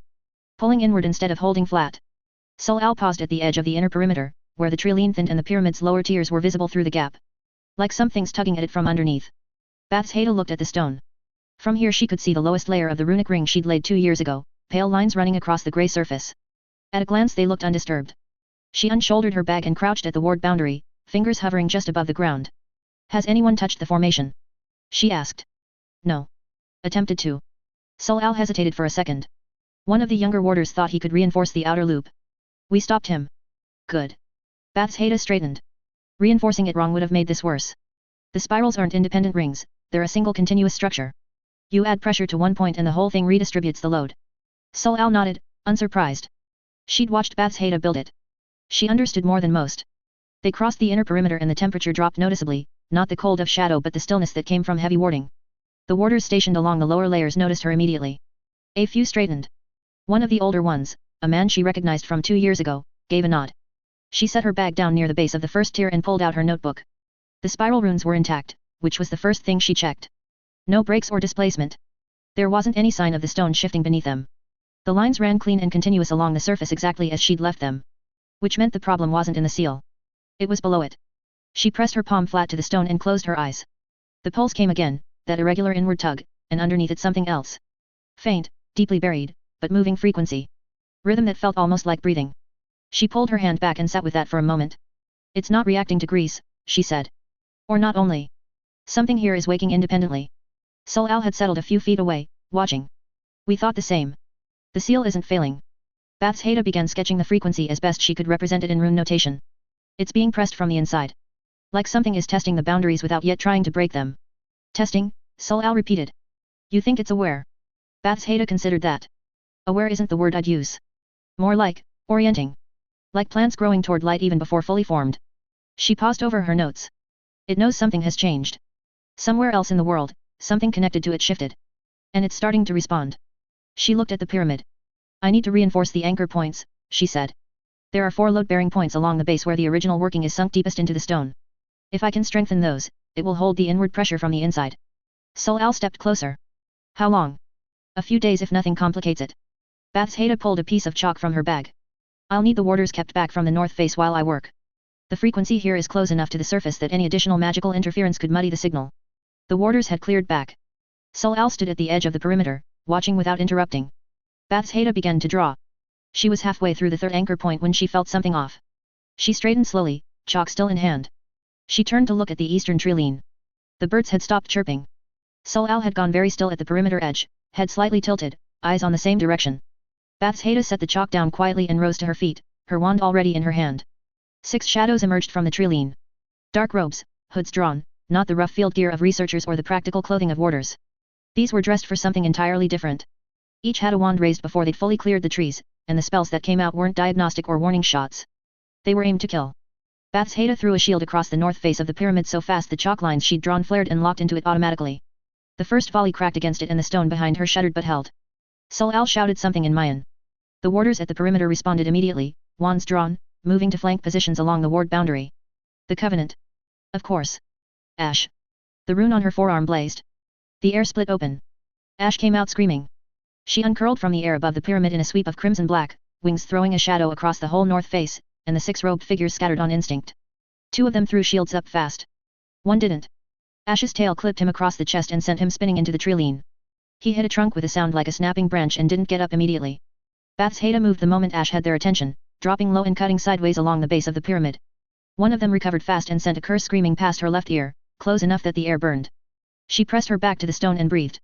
Sol-Al ordered others into the battle formation. The warders split into two flanking lines, the senior ones driving forward while the younger pair fell back to guard the outer wards. Good instincts. Keep them from the seal first, worry about winning second. A bolt of compressed dark magic tore through the clearing and one of the young warders went down hard, shield shattered, arm folded. His partner dragged him back behind the ward line, both of them out of the fight. Bath's Haida swore under her breath. She raised her wand and murmured. The darkness came out fast, swallowing the light in a 10-foot radius around her position. Lumos Noctis, eating everything it touched. She heard one of them shout in surprise and another curse sharply in a language she didn't recognize. She was already moving before they could adjust. She stepped left along the pyramid base, silent in the darkness, and pressed her palm to the ground, raising four rough shapes from the dirt, human-sized, head and shoulders, scattered at angles across the clearing. They wouldn't fool anyone up close. But it would do. She threw a voice illusion into the air above the false shapes and listened. 3 of them responded to the decoys. Spells cracked out rapidly. She felt the directions. 2 had gone wide, circling to flank. One of the flanking pairs was already halfway to the wards, going for the seal directly. Ash hit him from above, driving him backward with her snout buried in his chest. He fired straight at her face. The blast caught her jaw and she recoiled with a sound that shook the clearing, smoke curling from her scales, but she didn't go down. She snapped, and he scrambled backward off and dropped hard to the ground below. He got up. That was the problem with these 6. They didn't go down easily. Sol-Al had engaged the 2 who'd broken toward the outer perimeter. She fought like someone who had been fighting since before half the people here were born. She turned a killing curse with a ward so dense it physically displaced air and sent a retaliatory chain of binding work at the first figure that would have stopped a charging centaur. He tore through it. It slowed him. She used the 2 seconds it bought to get Keeper Teo in position to hit him from the side. Teo's spell, something dark and fast from a tradition Bath's Haida didn't fully know, punched through the figure's guard and dropped him to one knee. First real damage on that side. But the second one had Sol-Al pinned behind her own ward and was methodically dismantling it, layer by layer. Bath's Haida turned back to her own problem. 2 of the remaining figures had spread wide, one on each side, classic bracketing. She was between them and the pyramid behind her was not a position she could hold. She needed space. She moved toward the clearing's center, drawing them with her, and raised her wand. Arrow spicula. The air compressed in front of her and then 3 bolts of pure pressure shrieked out in a fan. The left figure threw herself sideways, the right one threw up a block, a good one, solid, the kind that would have been impenetrable from a standard casting. Her version hit harder than standard. The block fractured and the figure behind it staggered, arm thrown wide, guard broken for 2 seconds. The left figure came at her fast, closing the distance. At close range the enormous killing spells became a liability. The woman had to adjust and in the half second she took Bath's Haida shoved her elbow into the inside of her wand arm, a purely physical disruption, and the spell that fired went into the ground. The woman grabbed her by the robes and threw her. Bath's Haida hit the dirt, rolled, came up with blood in her mouth. Ash screamed overhead. She was keeping 2 of them occupied by the pyramid steps, taking hits that should have put her down and refusing to fall, but the scales on her left flank were dark and slick and she was favoring that side. She couldn't do this indefinitely. Teo shouted something and Bath's Haida looked up to see him go down, a curse hitting him in the back while his attention was on the figure Sol-Al had been fighting. He dropped and didn't move. The figure who'd hit him turned toward Sol-Al. 3 keepers left. 2 figures still mobile on that side. Bath's Haida got to her feet and wiped her mouth. Her arm ached from the throw. The figure who'd done it was already coming back at her, and the one she'd contained had broken free, the containment spell scattered across the ground in fragments. She was down to the last option she'd been avoiding because she wasn't sure it would work, and because Cashin had told her about it while laughing in that way that meant he was serious and pretending not to be. Technically birds, he'd said, if you go back far enough. Bath's Haida raised her wand and cast Avis. The magic went down instead of up, boring into the earth below the clearing, and she fed it pure intent, ancient, enormous, feathered, territorial, bird shapes from the part of history that had not yet learned to be small. The ground erupted. 3 of them came out. A shape that might have been a Carnotaurus, something like an Ankylosaurus only larger and angrier looking, and one that was mostly neck and head, moving with the kind of velocity that suggested it had opinions about being called into existence in a jungle clearing not far from the cause of its extinction. The figure coming at her ran straight into the neck and head one. She heard the impact from 10 feet away. The Ankylosaurus shape moved toward the pyramid steps and the 2 figures harassing Ash pulled back sharply, and for 1 second the whole clearing shifted as everyone on both sides took stock of what had just walked into the fight. Ash shrieked in approval. The remaining free figures rallied. They were regrouping near the trilene, which was the correct tactical choice, and Bath's Haida watched them do it without moving to stop them. She couldn't. Her arm hurt, her legs were shaking, and the conjured shapes wouldn't last more than another minute before the spell mass burned through. Sol-Al stepped up beside her, breathing hard. There was blood at her temple and her robe was torn from the shoulder but she was upright and her staff was steady. The 3 covenant figures stood together. The magic building around them. They were combining. Weaving their power into a single spell. Bath's Haida raised her wand. Sol-Al stepped up on her left. The remaining keeper, a middle-aged woman named Seetlali who'd been fighting on the eastern flank and had a burn across her collarbone that she was ignoring through sheer stubbornness, came up on the right. The combined casting launched. It came out as a single wave, a wall of compressed dark force rolling across the ground and air simultaneously, no gap above or below, nowhere to dodge to. Bathsheba threw everything she had into a shield. Salal snapped up beside it. Seetlali added her own. The three shields held for 1 second. Then broke. Bathsheba was thrown backward into the pyramid base. The stone hit her spine and she slid down it and sat for a moment unable to breathe, every nerve in her body screaming from the impact. Salal had been knocked sideways and was on her knees, one hand pressed to the earth, the other still somehow holding her staff. Seetlali was flat on her back and not moving. Ash screamed in dove. She hit the ground between Bathsheba and the advancing three, wings spread, standing over her like a wall. The figures slowed. One of them raised a wand. Ash turned her head toward him. The spell hit Ash in the chest and she staggered, one wing dropping, a sound coming out of her that Bathsheba felt in her own ribs. She didn't fall, only lowering her head. Ash, Bathsheba said, spitting blood. Go. Fly away. Ash didn't move. For the first time ever she disobeyed her. The three figures spread slightly, preparing to go around her. The one on the right was moving toward the pyramid steps. The anchor point. The north face. The one Bathsheba had been working on when they'd arrived. Bathsheba pushed herself upright against the stone and raised her wand. Her arm didn't want to cooperate. She forced it anyway. She had enough left for one more. Maybe two. Her eyes drifted to the rune on her ring finger. He was fighting too. She could feel it. Cashin's distress bled through the bond. He must have been battling at the Grease Temple too. Two fronts. Same war. But she knew that his distress had nothing to do with whatever he was facing in Grease Temple.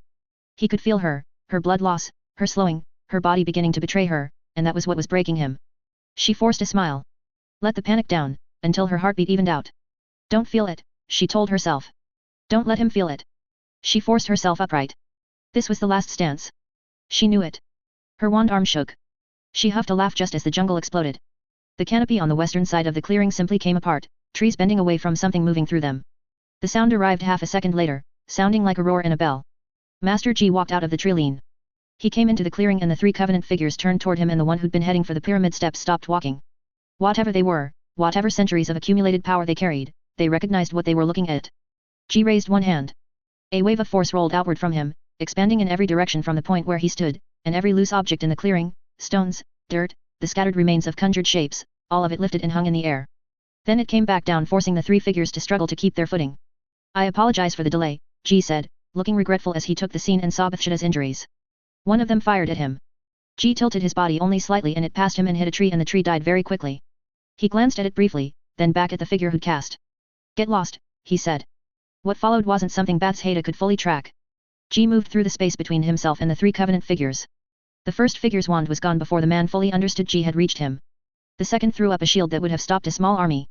Ji walked through it as if opening a door, and it came apart behind him. The third was the clever one. She turned and ran for the pyramid steps. She made it 4 steps up before Madame Maxime came around the corner of the eastern face. She looked at the Covenant Witch on the steps, looked at Bathsheba against the pyramid base, looked at Ash standing wounded in the clearing, and her expression went very still. Non, she said. The Covenant Witch fired at her. Maxime's shield absorbed it, returning the spell that hit the woman like a physical blow, lifting her off the steps entirely and slamming her on the ground 10 feet away where she lay making no attempt to get up. Then Hagrid arrived riding a great white dragon, enormous and scarred from snout to tail, scales the color of old bone, both eyes filmed over with white. It moved through the treeline, tracking by heat and sound and whatever older sense dragons ran on underneath those. It swung its head toward the clearing and the 2 remaining mobile Covenant figures. The figure G had disarmed bolted left. The other bolted right. They ran into Hagrid's other company. He'd brought the forest with him. A pack of hippogriffs burst through the treeline, wings half spread. Shapes followed in their wake. One hippogriff caught the first figure across the shoulders with a wing and he went down. A thestral stepped over him and bent to investigate. He didn't move. The second figure managed 3 curses at the grap horns, all 3 of which the grap horns absorbed with indifference, before another hippogriff landed directly in front of her forcing her to a stop. They looked at each other. The hippogriff looked deeply unimpressed. Hagrid looked around at the scene, at the bodies on the ground, at Bathsheba against the pyramid, at Ash with her damaged flank.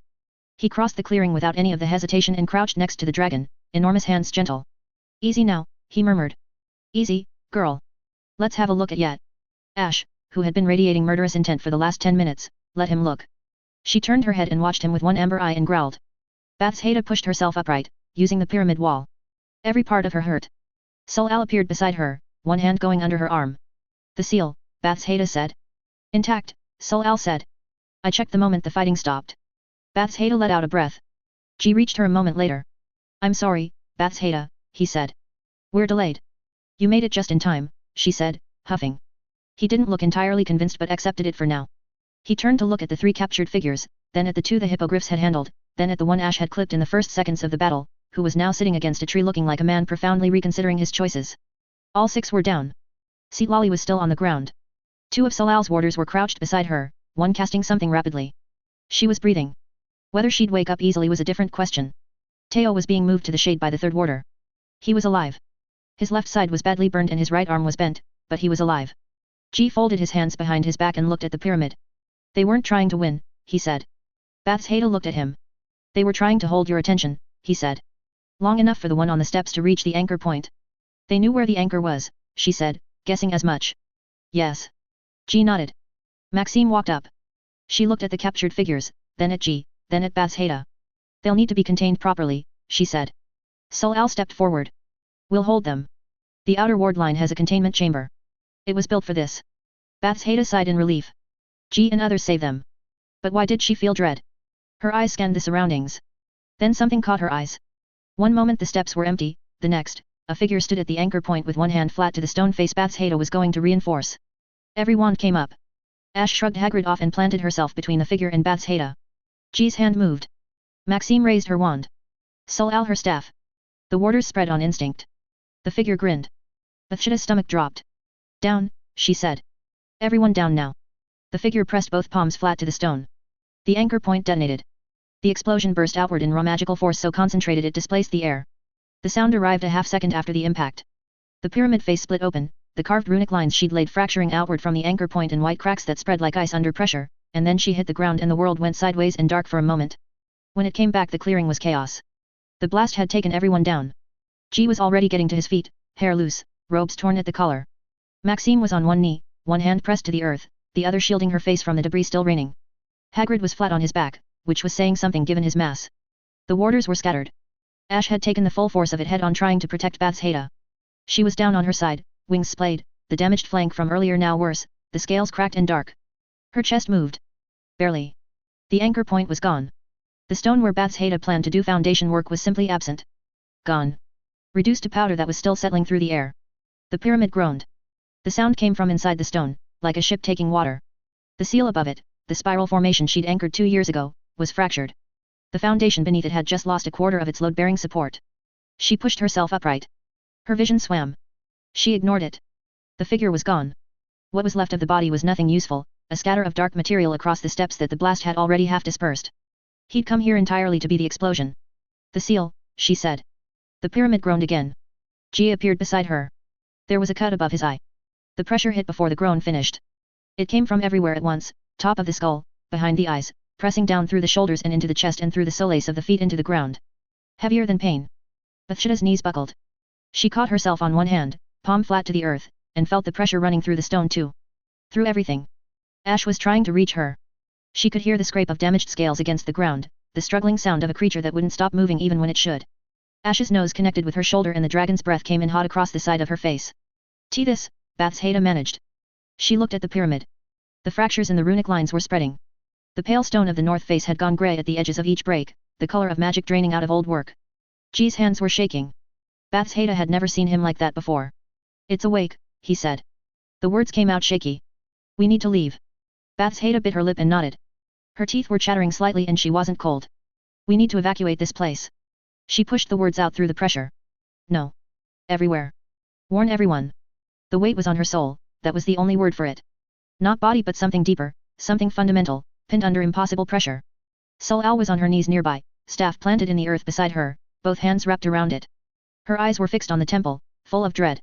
Seetlali, Solal called, voice strained. Get up. Seetlali, who was still on the ground, turned her head. She couldn't even lift her head. Maxime had one hand braced against the pyramid steps and was pulling herself upright by sheer stubbornness. Her other arm she held against her chest. Bathsheba saw something at the trilene. For a single second, she hoped it was help. They were white. Almost translucent, the color somewhere between pearl and ice. They came out of the trees slowly. More than a dozen. Bathsheba froze on the ground. She knew those creatures. Except for the color, the shape was exactly the same.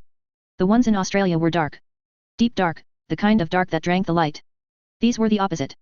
She'd never seen this color on these creatures. She didn't even know it was possible. Cashin said he'd seen 2 versions, suspecting a third. But... That's Ada. She hissed, beside her. I see them. Her wand was already up. Half the warders had theirs raised. Crawlers. The patroness dissolved the moment it delivered its 3 words. Grease. Now. Ada. Cashin looked at Nicholas and Pernell. There was more to say. But it wasn't the time. Go, Pernell said. The apparition cracked him out of the Department of Mysteries and across the continent. He landed on the hillside above the Greek temple site with his wand already in his hand, and he had about half a second to take in the scene before a killing curse screamed past his left ear and hit the rock face behind him. The sight was a disaster. 10 figures in dark robes were attacking. Hoods were down, faces visible and entirely unconcerned about being seen, which told Cashin plenty. They'd spread across the hillside in a loose formation that covered the temple entrance. Leontes was behind a collapsed section of the outer wall, one arm pressed to his chest, blood dark across his shoulder, firing back with the other. His shots were good, but he was losing ground. 2 of the Covenant figures were working toward his position, one drawing his attention while the other advanced.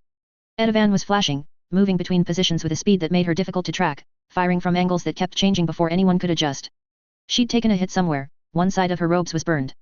Ada was at the temple entrance itself, both hands planted on the stone either side of the door, and whatever he was doing it was clearly the reason 10 heavily armed Covenant members had come here tonight. The ground around him was humming. The ward lines Edavan had laid across the entrance were shining bright. He was feeding everything he had into keeping the door shut. But he couldn't move. Which meant he couldn't defend himself. Which meant 2 of the Covenant figures were advancing directly toward him with nothing between them and him except the 2 local keepers who'd apparently arrived some time before Cashin, both of whom were fighting with the ferocity of people defending ground they considered sacred and personal. One of the keepers, a stocky woman with a short staff, had one of the Covenant figures locked in, neither side was winning. The other keeper, younger, faster, was buying Ada space by simply refusing to stand still long enough to be targeted properly. Cashin took all of this in the time it took him to get back to his feet. He raised his wand and fired at the figure advancing on Ada's left, hitting the man's shield from a direction he hadn't been watching and cracked it sideways. It didn't break. These were not people whose shields broke easily. But it staggered him and Cashin was already moving. The nearest one turned toward him. Rosier, the woman said. She sounded pleased. If you know my name, Cashin said, you know this is a bad idea. She fired at him.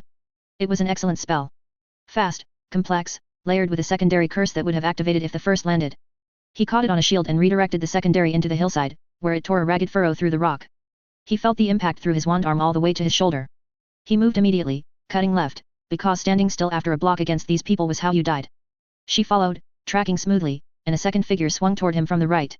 He waved and Lumos Noctis swept across the ground and ate the light and every wand glow in a 30-foot radius.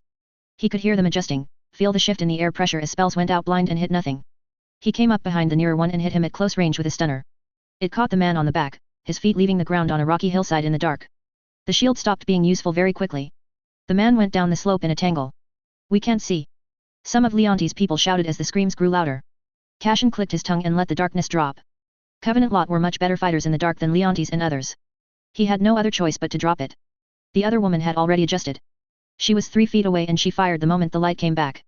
He got his wand up and the spells met in the middle and the air between them cracked and spat and neither of them gave ground. From above, Edavan dropped out of the air directly behind the woman. The woman twisted, firing backward without looking, and Edavan threw herself sideways and the spell went past her and Edavan came back in with something old and sharp that cut through the woman's rear guard like it wasn't there. The woman's deadlock on Cashin snapped. Thank you, he said. Edavan gave him a look that said don't mention it and was already moving again. Leontes shouted something. Cashin looked toward the wall. The 2 figures bracketing Leontes had peeled off toward the entrance. Toward Ada. The young keeper who'd been moving and drawing fire was fast, but he was between 2 targets now and he couldn't cover both directions and he knew it, and he chose Ada, planting himself in the path of the nearer figure and firing everything he had. The Covenant figure walked through it. Not unaffected, he staggered, took the hits, his guard flickered, but he walked through it, and the keeper's expression shifted just as the retaliatory spell picked him up and threw him into the temple wall with a sound that made Cashin's stomach turn. He didn't get up. Cashin fired at the figure from across the hillside. The shot hit. The figure turned toward him instead of Ada, which was something, and Cashin had bought maybe 5 seconds. To his left, the stocky woman keeper was on the ground. The Covenant which she'd been holding off was stepping over her. 7 Covenant members were still standing. 4 of them converging on the temple entrance. 2 on Cashin. 1 going for Leontes again. Leontes, one armed and bleeding, still behind the wall, still firing. Ada at the entrance, hands on stone, still holding. Edavan somewhere around, taking hits and not stopping. The rune on his finger pulsed again. Cashin blocked a curse on instinct, barely, the impact rattling up his arm. The rune ran warm, then warmer. Bath's Ada was hurt. He knew she was hurt. He'd known since the first pulse, when he first arrived. She was hurt and he was on a Greek hillside fighting people who didn't go down, and those two facts were sitting on opposite ends of his chest pulling in opposite directions. His jaw clenched. He fired back at the nearest figure, forcing the man sideways, and moved to close the gap between himself and Etivan. 4 of the Covenant had reached the temple entrance. Ada was still holding. The ground around his feet was cracked from the effort of it, stone fractured in a ring around him. His face was white and wet and his hands hadn't moved from the stone. One of the 4 at the entrance raised a wand and fired directly into the ward lines. The lines flared, held, and Ada's head snapped back like someone had hit him. He didn't let go. The second one fired immediately after. Then the third.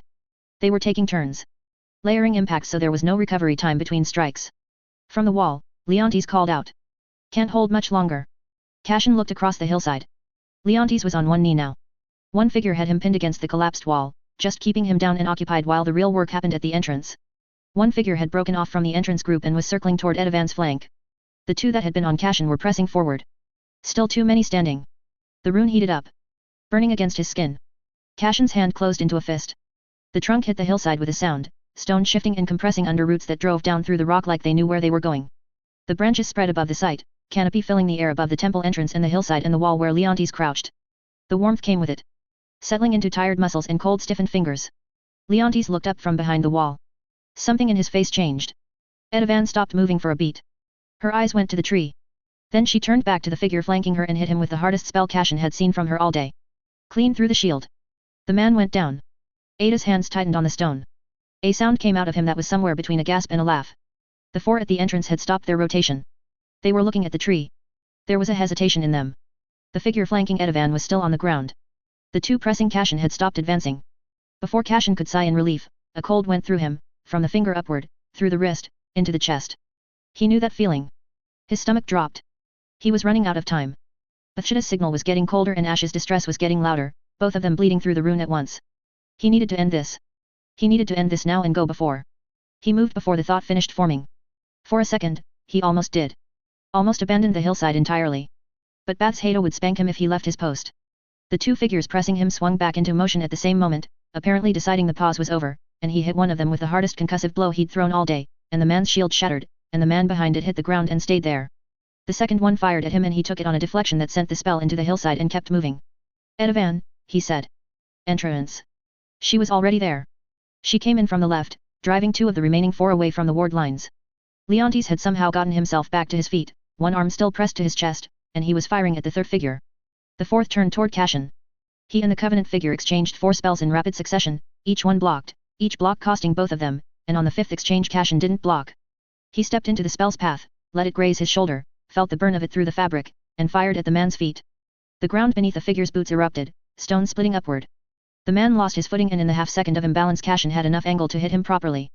The figure went down. 4 of the 10 were still standing.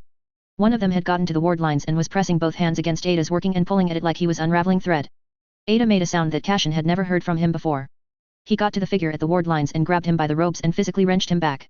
The man spun and slashed at him with a curse that opened a line across his forearm. Cashin brought his elbow into the man's throat, stepped through the follow-up, and planted his wand against the man's sternum and fired point blank. The man collapsed. The ward lines blazed as Ada forced them back into place, re-establishing what had been pulled loose. The temple entrance was sealed. The remaining 3 Covenant figures drew together near the lower slope, hesitant. They must have realized their attempts were futile. Ever since that tree appeared, Cashin's side got stronger, as if the tree was helping them. They looked at each other, deciding whether to attack and die for Marauder's cause or just fall back. Then a crack of phoenix flame split the air 10 feet behind the 3 figures. Marauder stepped through it. He looked at the hillside. At the bodies on the ground. At Cashin at the entrance. At the tree above the site. At the 3 Covenant figures standing in the middle of it all with nothing to show for 10 of them in however long they'd been here. 10, Marauder said. His voice was very quiet. I sent 10 of you. None of the 3 said anything. 10, he said again, to the 3 in front of him. And the door is still shut. We'll have words later.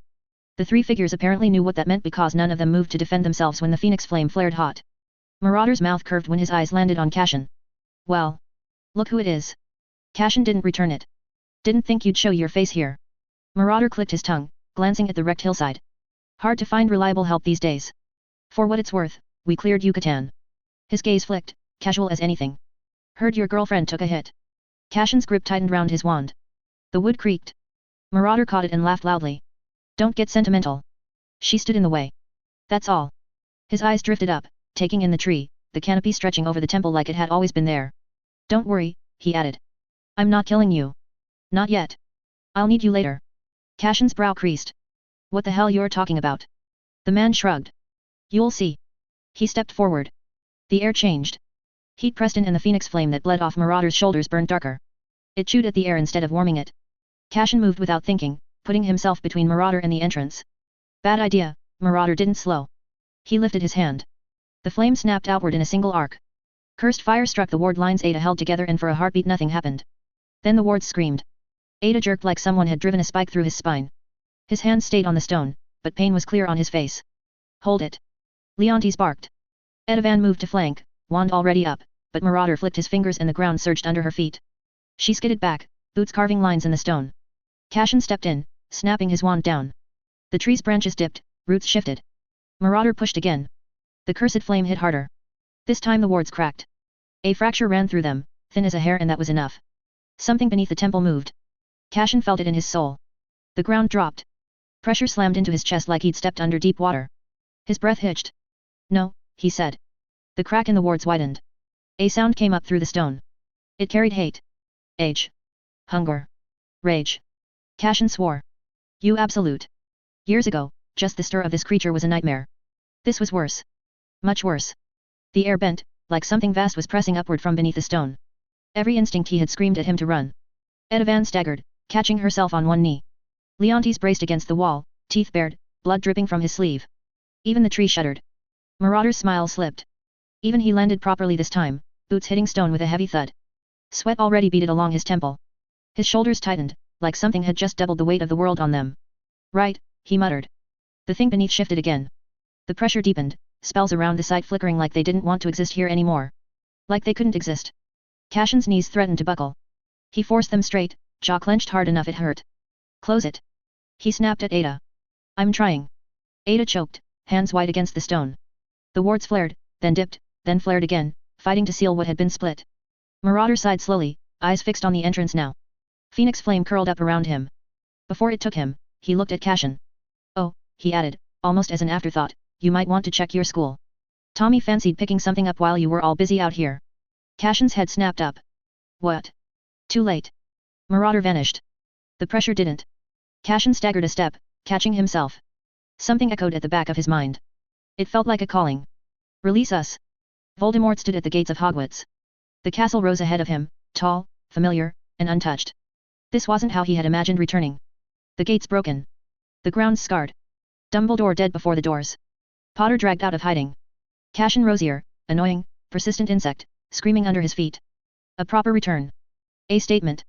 His fingers tightened around the wand. Not his wand. That damned Rosier stole his. This was just a temporary inconvenience. Marauder had kept his word at least.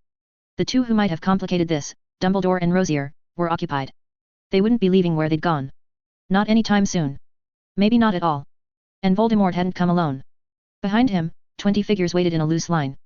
Not Covenant elites, but far beyond the rabble he'd once called followers. Reliable, for once. Voldemort stepped forward. The gates creaked open before him. He reached the main doors. Snape stood in the doorway, pale as ever, black robes hanging from him. He looked down at Voldemort with open contempt. I heard your lot were causing destruction elsewhere, he said. Did they not invite you? Voldemort's hand tightened around the borrowed wand. Of all the things he'd expected to find at the doors of Hogwarts, Severus Snape standing there with that voice, that particular tone, as if addressing someone mildly inconvenient rather than the Dark Lord, hadn't been among them. The 20 figures behind him held their positions. Voldemort's temple pulsed in anger. There was a time when this man knelt in front of him and wept, begging for Lily Evans' life while Voldemort decided whether the request was worth entertaining. He'd given Voldemort everything. Information. Access. Years of service passed off as loyalty while the man quietly rotted inside it. Voldemort had always known the loyalty was conditional. He'd used it anyway, because conditional loyalty, properly managed, was still useful. That version of Snape would have stepped aside the moment he arrived. Would have lowered his eyes and moved and said nothing worth hearing. This one was blocking the door. He could tolerate Rosier. Not with pleasure, but he could file the man away as a simpleton who didn't understand what power or fear was. He could respect Dumbledore, or had been able to, back before the Covenant had rearranged his understanding of what powerful actually looked like. Dumbledore had been the strongest wizard Voldemort knew, once. The ceiling. The standard. But Snape had never been either. Snape had been a tool. His first instinct was to press the dark mark. Make the man feel pain. Remind him what that mark on his arm meant. Except he already knew it wouldn't work. Rosier had tampered with the marks years ago. Flint had lied to his face and survived scrutiny that should have broken him. Someone had altered what the mark returned, laid a false signal over it so cleanly that Voldemort had accepted it as real. Rosier. If he had done it for Flint, Snape's mark was almost certainly dead as leverage. Voldemort might as well have been pressing on scar tissue. Which left only the man in front of him. Have you grown a spine, Severus? He asked. Snape's chin lifted slightly. He took it without flinching. I've had one for some time, Snape said. I simply had no reason to show it to you. Voldemort stepped forward. The 20 behind him shifted with him. Snape's eyes flicked over them. You came for something, Snape said. I came for what belongs to me, Voldemort said. Stand aside. Snape didn't move. There's nothing in this castle that belongs to you, he said. There never was. In another version of this conversation, Snape would already have been on the floor. Voldemort tilted his head. And what exactly do you think you're doing? Standing in a doorway. Buying time, Snape said. The honesty of it gave Voldemort pause. Snape wasn't pretending. He knew exactly what 20 wands behind Voldemort meant and said it anyway. For whom? Voldemort asked. Snape's eyes moved briefly toward the sky, toward the grounds, toward the castle behind him. Everyone who matters, he said. Voldemort's grip shifted on the wand. He could end this conversation in a second. Snape knew that as well as he did. He stood there anyway, arms loose at his sides, wand in hand but not raised. It wasn't stupidity. He'd made that mistake once, assuming this man's stillness came from weakness. He wouldn't make it again. Voldemort looked at him for a long moment. Move, he said. No, Snape said. Behind Voldemort, 20 figures raised their wands. The castle knows you're here, Snape said. The portraits have been talking since you cleared the gates. The elves know. McGonagall knows. He paused. You have perhaps a minute before this becomes far more complicated than a doorstep conversation. Voldemort's lip curled. A minute is more than enough. Somewhere inside the castle, a door opened. Then another. Footsteps moved quickly. People poured in from every corridor, stairwell, and side passage, filling the entrance hall in seconds. Harry, Ron, and Hermione came first. Ginny followed with Fred, George, and Lee. Neville took Harry's left with Daphne beside him. Draco and Theo the right, Blaise just behind. Pansy pulled a cluster of fifth years back behind the older students while Tracy held the rear. Luna drifted in with Astoria. McGonagall emerged from a side corridor. Flitwick vaulted onto a nearby plinth, Sprout at his shoulder.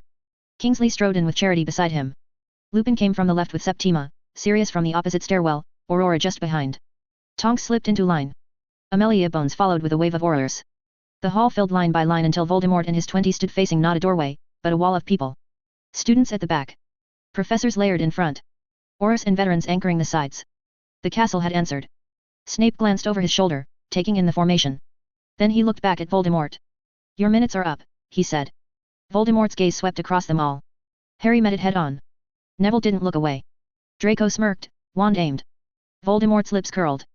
Kill them all, he hissed. The hall erupted. Voldemort didn't wait. He stepped forward into the first exchange. The shield line held for the others. It didn't hold for him. The barrier warped inward at the point of impact. Light bent and strained across it. The entire front line gave half a step, as if something enormous had leaned on the shield from the other side. Hold. Hermione snapped. The shield flared and cracked. Voldemort's eyes flicked across the line, already choosing where to press next. Spells tore through the air in blinding streaks, crossing, clashing, bursting apart in showers of fractured light against the stone walls. The first wave hit fast and loud, meant to overwhelm before anyone could think. The first row braced, wands raised. A second line stepped in behind them, overlapping shields into a curved barrier that caught the incoming volley. Light slammed into it, crackling across its surface, testing for weak points. There were none. Rotate. Theo snapped. The front line peeled back in halves. Fresh shields replaced them before the first layer even dropped. On the left flank, Kingsley moved with Charity. Their wands cut through the air, two of Voldemort's followers lifted off their feet and hit the ground hard enough to stay there. Push left, he said. Oris followed that order. Tonks came in from the opposite side, ducking under a streak of green that scorched the stone behind her. She didn't even glance back, already sending a binding curse that wrapped one attacker mid-step and slammed him flat. Bit sloppy, that, she muttered, already moving again. Down. Harry shouted. He was watching McGonagall, Flitwick, Snape, and Sprout battling Voldemort. Too late. A wave tore through the center. It hit like pressure given form, slamming into shields and bodies alike. Two students were thrown off their feet. The formation buckled inward for a heartbeat. Voldemort stepped through the gap. Flitwick snapped his wand up just in time. The counterspell hit mid-stride, diverting the follow-up strike into the ceiling where it exploded in a shower of stone. Close it. McGonagall barked. The line sealed again. Harry stepped around their battle, Ron at his shoulder, Dean and Seamus just behind. They advanced in bursts, cover, step, each movement backed by someone else. Now! Harry shouted. A volley answered him. 4 spells hit the same target in succession: shield crack, destabilize, break, stun. The man didn't even have time to recover between impacts before he dropped. Seamus grinned. Told you that works. Less talking, Hermione snapped from behind them, already redirecting another group. Right flank, Titan. Draco moved with that call. He didn't look back to check if they followed. Pansy was already calling instructions behind him. Stay behind the line. Don't be clever, she said. Blaze stepped in beside Draco, wand raised. Left side's drifting. I see it, Draco replied, and stepped forward. 2 sharp spells, forcing their opponent to shift his footing. Theo's line caught the opening immediately, a chain of hexes snapping into place like teeth closing. The man went down. Good, Theo said, already turning to the next. Neville didn't move with the others. He stood just behind the front line, one hand wrapped tight around the hilt of the sword of Gryffindor. The blade caught the light from the spells. The runes along the hilt pulsed faintly, reacting to the chaos. Neville swallowed, then stepped forward. A curse tore toward him. Steel met magic. The spell split, shearing around the blade and slamming into the walls behind him in 2 harmless streaks. Neville blinked. Right, he muttered. Should thank Professor R later for this. A second attacker lunged in, wand raised for a close strike. Neville stepped into it. The sword came up and caught the wand mid-swing. There was a sharp crack as wood snapped clean in 2. The man froze for half a second. That was enough. A stunner from behind Neville hit him square in the chest. Neville let out a breath.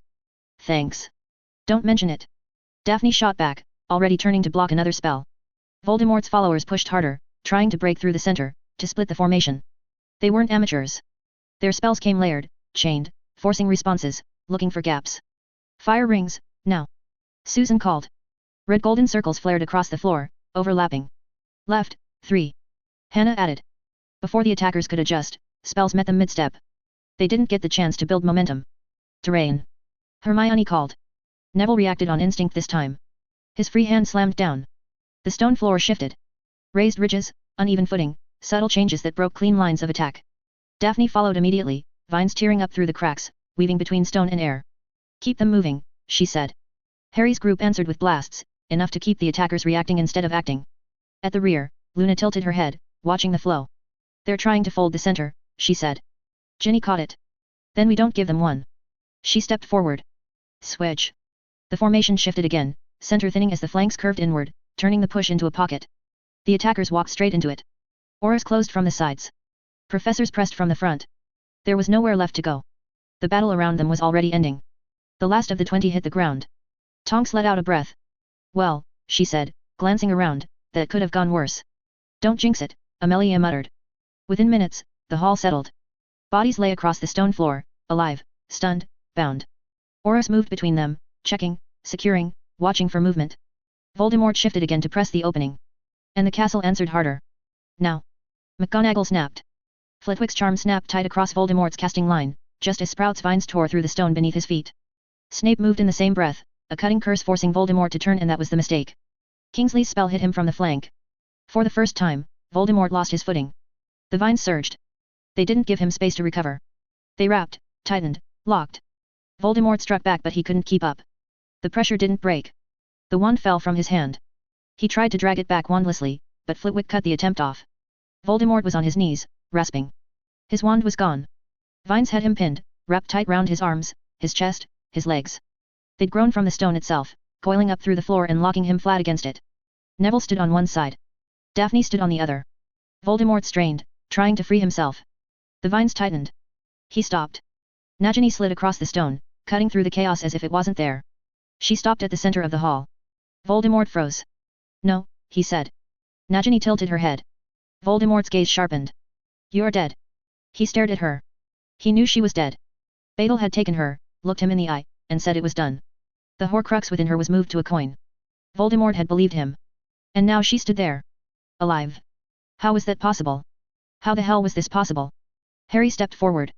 He walked through the line, past professors, past friends, until he stood a few paces from Voldemort. Voldemort looked up at him.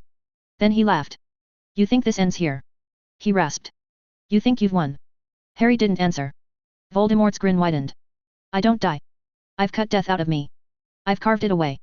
You can't. He stopped. Something shifted under his skin. His breath hitched. What is going on? Light spread out from him.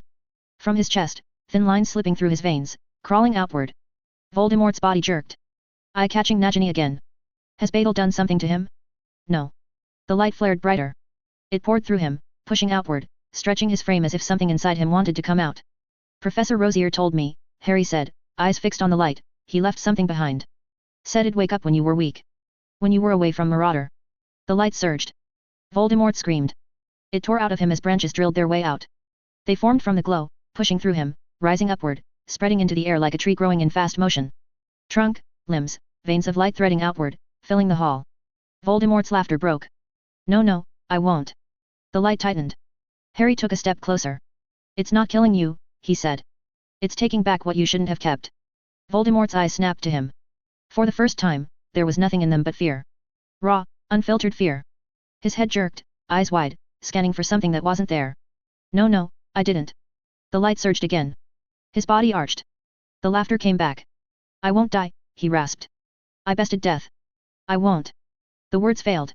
The tree blazed. For a heartbeat, the entire hall stood in white. Then, it was over. The light collapsed inward. The branches dissolved into nothing. The glow vanished. Voldemort's body hit the stone. Dead. Harry stood there a moment longer, watching. Then he sighed. Behind him, no one moved. They just stood there, looking at the place where something had finally taken its due. Cashin's knees buckled, and he hit the stone hard. The air felt heavy, like the atmosphere was trying to pin his chest into the dirt. He pushed against the ground, his arms shaking. Breathing felt like sucking air through wet wool. Deep under the ruined temple, something roared. It was as if the tectonic plates were grinding together. The hillside vibrated so hard his teeth rattled in his skull. Release us! Cashin flinched and swore under his breath. The words hadn't come through his ears. They bypassed his senses entirely, echoing right inside his head. He dragged himself up onto his elbows, squinting through the dust. Edavan was on her hands and knees, gasping for air. Leontes was slumped against a collapsed wall, clutching a bleeding arm. Ada lay still next to the fractured ward lines. Nobody was talking. Release us! Cashin squeezed his eyes shut. Shut up! Release us! The voice didn't belong to the monster waking up under the temple. That thing was just pure, mindless hate. This voice was different, chilling and expectant. Lord, release us! Cashin froze. His heart hammered against his ribs. Lord? He frantically searched for the source. His gaze swept past the fading wards and the ruined trees, looking for a telepath or some hidden Covenant member. Nothing. The hillside was empty. The voice pulsed again. It came from his own chest. Cashin swallowed a mouthful of dust. He pulled his focus back, dragging it inward. He pushed past his own frantic magic and his racing heart. Deep down, in a corner of his soul he usually ignored, he hit a wall of absolute, freezing cold. A sphere of pure darkness sat there. His breath hitched. He hovered at the edge of the dark, terrified to look closer. His mind churned with countless ideas. What was a ball of darkness doing in his chest? Was this some sort of cancer? If so, how the hell did it speak? Was this thing gaining ideas? He pushed inside anyway. The darkness rippled. Shapes moved in the gloom, gaunt, hollow outlines that lacked heat or breath. Ranks of black, towering figures stood in perfect silence, staring back at him. Cashin froze, staring at the familiar shapes. Fuck. He cursed in his mind, the word echoing within the darkness. Right, this was basically in him. Back in Australia, he'd stepped into Angarello's crumbling array because they needed an anchor. Stone doesn't forget, but the original anchors were gone, so he'd offered his own mind as the replacement. He knew his memory couldn't be wiped, so he thought he was just pinning the corners of the seal down. He hadn't realized he was turning his own soul into the damn jar. The night crawlers were living inside him.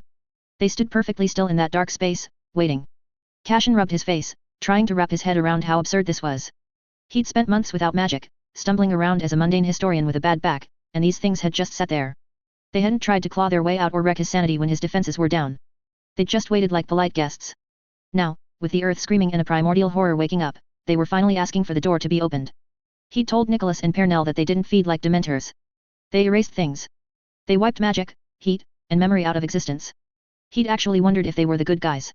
If the crown, the thing currently pushing through the Greek bedrock, fed on worship or history, the crawlers might have been built to starve it. A scorched earth containment protocol designed to erase the memory of the crown and strip its power.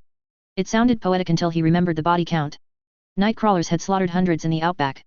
Blood crawlers tore druids to pieces. White crawlers butchered keepers in the Yucatan. Cashin paused. No. Those keepers had turned out to be Covenant spies, which was convenient. But the massacre in Australia wasn't a coincidence. You don't kill a whole region of innocent people just to redact a footnote. They couldn't be the good guys. Another roar shuddered through the bedrock, threatening to split the hill wide open. The pressure from the cracked wards felt like a physical weight on his skull. The thing underneath was ancient and furious, and it wanted to break everything. Lord, release us. The voice brushed his mind again, completely calm compared to the rage pouring out of the temple. They weren't asking to escape. They were asking to be deployed. They recognized the monster under the stone, and they wanted to do exactly what they were made for. Cashin shoved the pain aside and hauled his consciousness into the freezing dark. He didn't just peer in this time, he stepped right through the boundary. The transition dumped him into a lightless void, face to face with the nightmare he'd accidentally swallowed. What do you want? He yelled, his voice echoing in the empty space. What the hell are you? The shapes in the gloom solidified instantly. Rows of towering, hollow figures turned toward him in perfect unison. Then, without a sound, the entire front line dropped. The rows behind followed, a wave of shadows bowing their heads. They knelt in total submission, treating him like a king returning to his throne. The largest one, the alpha he'd encountered in Australia, stepped forward and lowered its massive head. Lord, let us help. The words vibrated in Cashin's bones, carrying a strange, hollow desperation that didn't match their monstrous look. Help. Cashin spat. Forgive me if I don't want to hand you the keys when your track record is just mass murder. The rot had spread, the creature replied. Its tone had no malice or regret. We cut the diseased thread to save the tapestry. The ones who bled carried the taint of the crown, knowingly or blindly. We are the erasure. We are the silence that follows the waking. Rot? Cashin's heart skipped a beat. Engarelu, tainted? The others too? That didn't make sense. It couldn't make sense. Everything they had done, every decision, had come from what they'd seen. That had been the truth. Hadn't it? The night crawlers were the first creatures Cashin had ever seen through the interface. The visions had come with Lumos Noctis, dark, suffocating and scary. He had felt it back then, deep in his bones. That had shaped everything after. He'd seen the night crawlers and labeled them as the ultimate evil. Dark. Destructive. Monstrous. He, Baths Haida, the Flamels, Ada, and Edavan had all looked at the carnage in Australia and reached the same conclusion: pity the humans, kill the ugly monsters. But the same interface had given him light. Cashin's breath hitched. That was impossible. It should have been impossible. He was the one who taught it, right? Once you used dark magic, you couldn't use light. Once you were tainted, light magic refused you. He had used Lumos Noctis for years. So why hadn't the light refused him? Then Engarelu, the others. A sick realization began to form. Were they dark? Were they something else entirely, something organized, hidden, like the Covenant? And if that was true? Cashin felt the ground beneath give way. Then what, exactly, had he and Flamel sealed away? He stared at the kneeling monster, the pieces finally clicking. They weren't a conquering army or a plague. They were an immune system. A terrifyingly efficient protocol designed to burn the village to stop an infection. And right now, the original disease was cracking the world. And the thing waking up under the temple? Cashin asked. It is the cancer we were shaped to devour, the crawler answered, lifting its head to meet his gaze. It breaks the world. We break it. But we cannot walk without your tether. You hold the gate, Lord.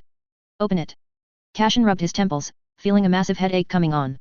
If he opened the gate, he'd unleash a horde of ancient monsters onto a battlefield where his friends were currently bleeding out. If he kept it shut, the horror under the stone would just crush them all anyway. Brilliant options all around. He felt like his skull was splitting. It wasn't just the physical pressure from the temple anymore, his own thoughts were turning into thick, sluggish sludge. The freezing cold of the void inside him started to numb his limbs and drag his consciousness into the dark. He was losing. The primordial rage was crushing his body, while the absolute stillness of the crawlers was drowning his soul. The more he questioned, the more he sank. Then, a sharp throb burned against his skin.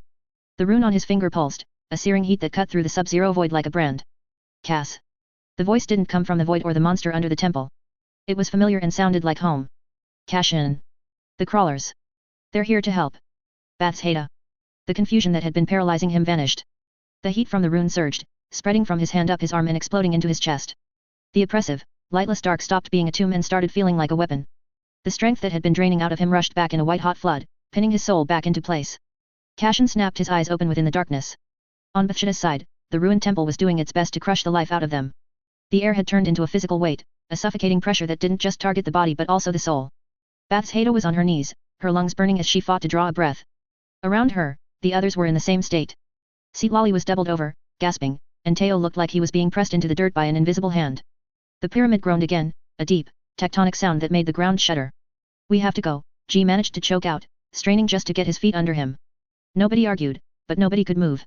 They were a broken cluster of bodies pinned to the clearing's edge. That was when Baths Haida saw something shifting at the trilene. For a single, desperate second, she hoped it was help. They were white, almost translucent, a color somewhere between pearl and ice. They emerged from the trees slowly, more than a dozen of them, gliding into the light. Baths Haida froze on the ground, her heart skipping a beat. She knew these creatures. Except for the color, the shape was exactly the same.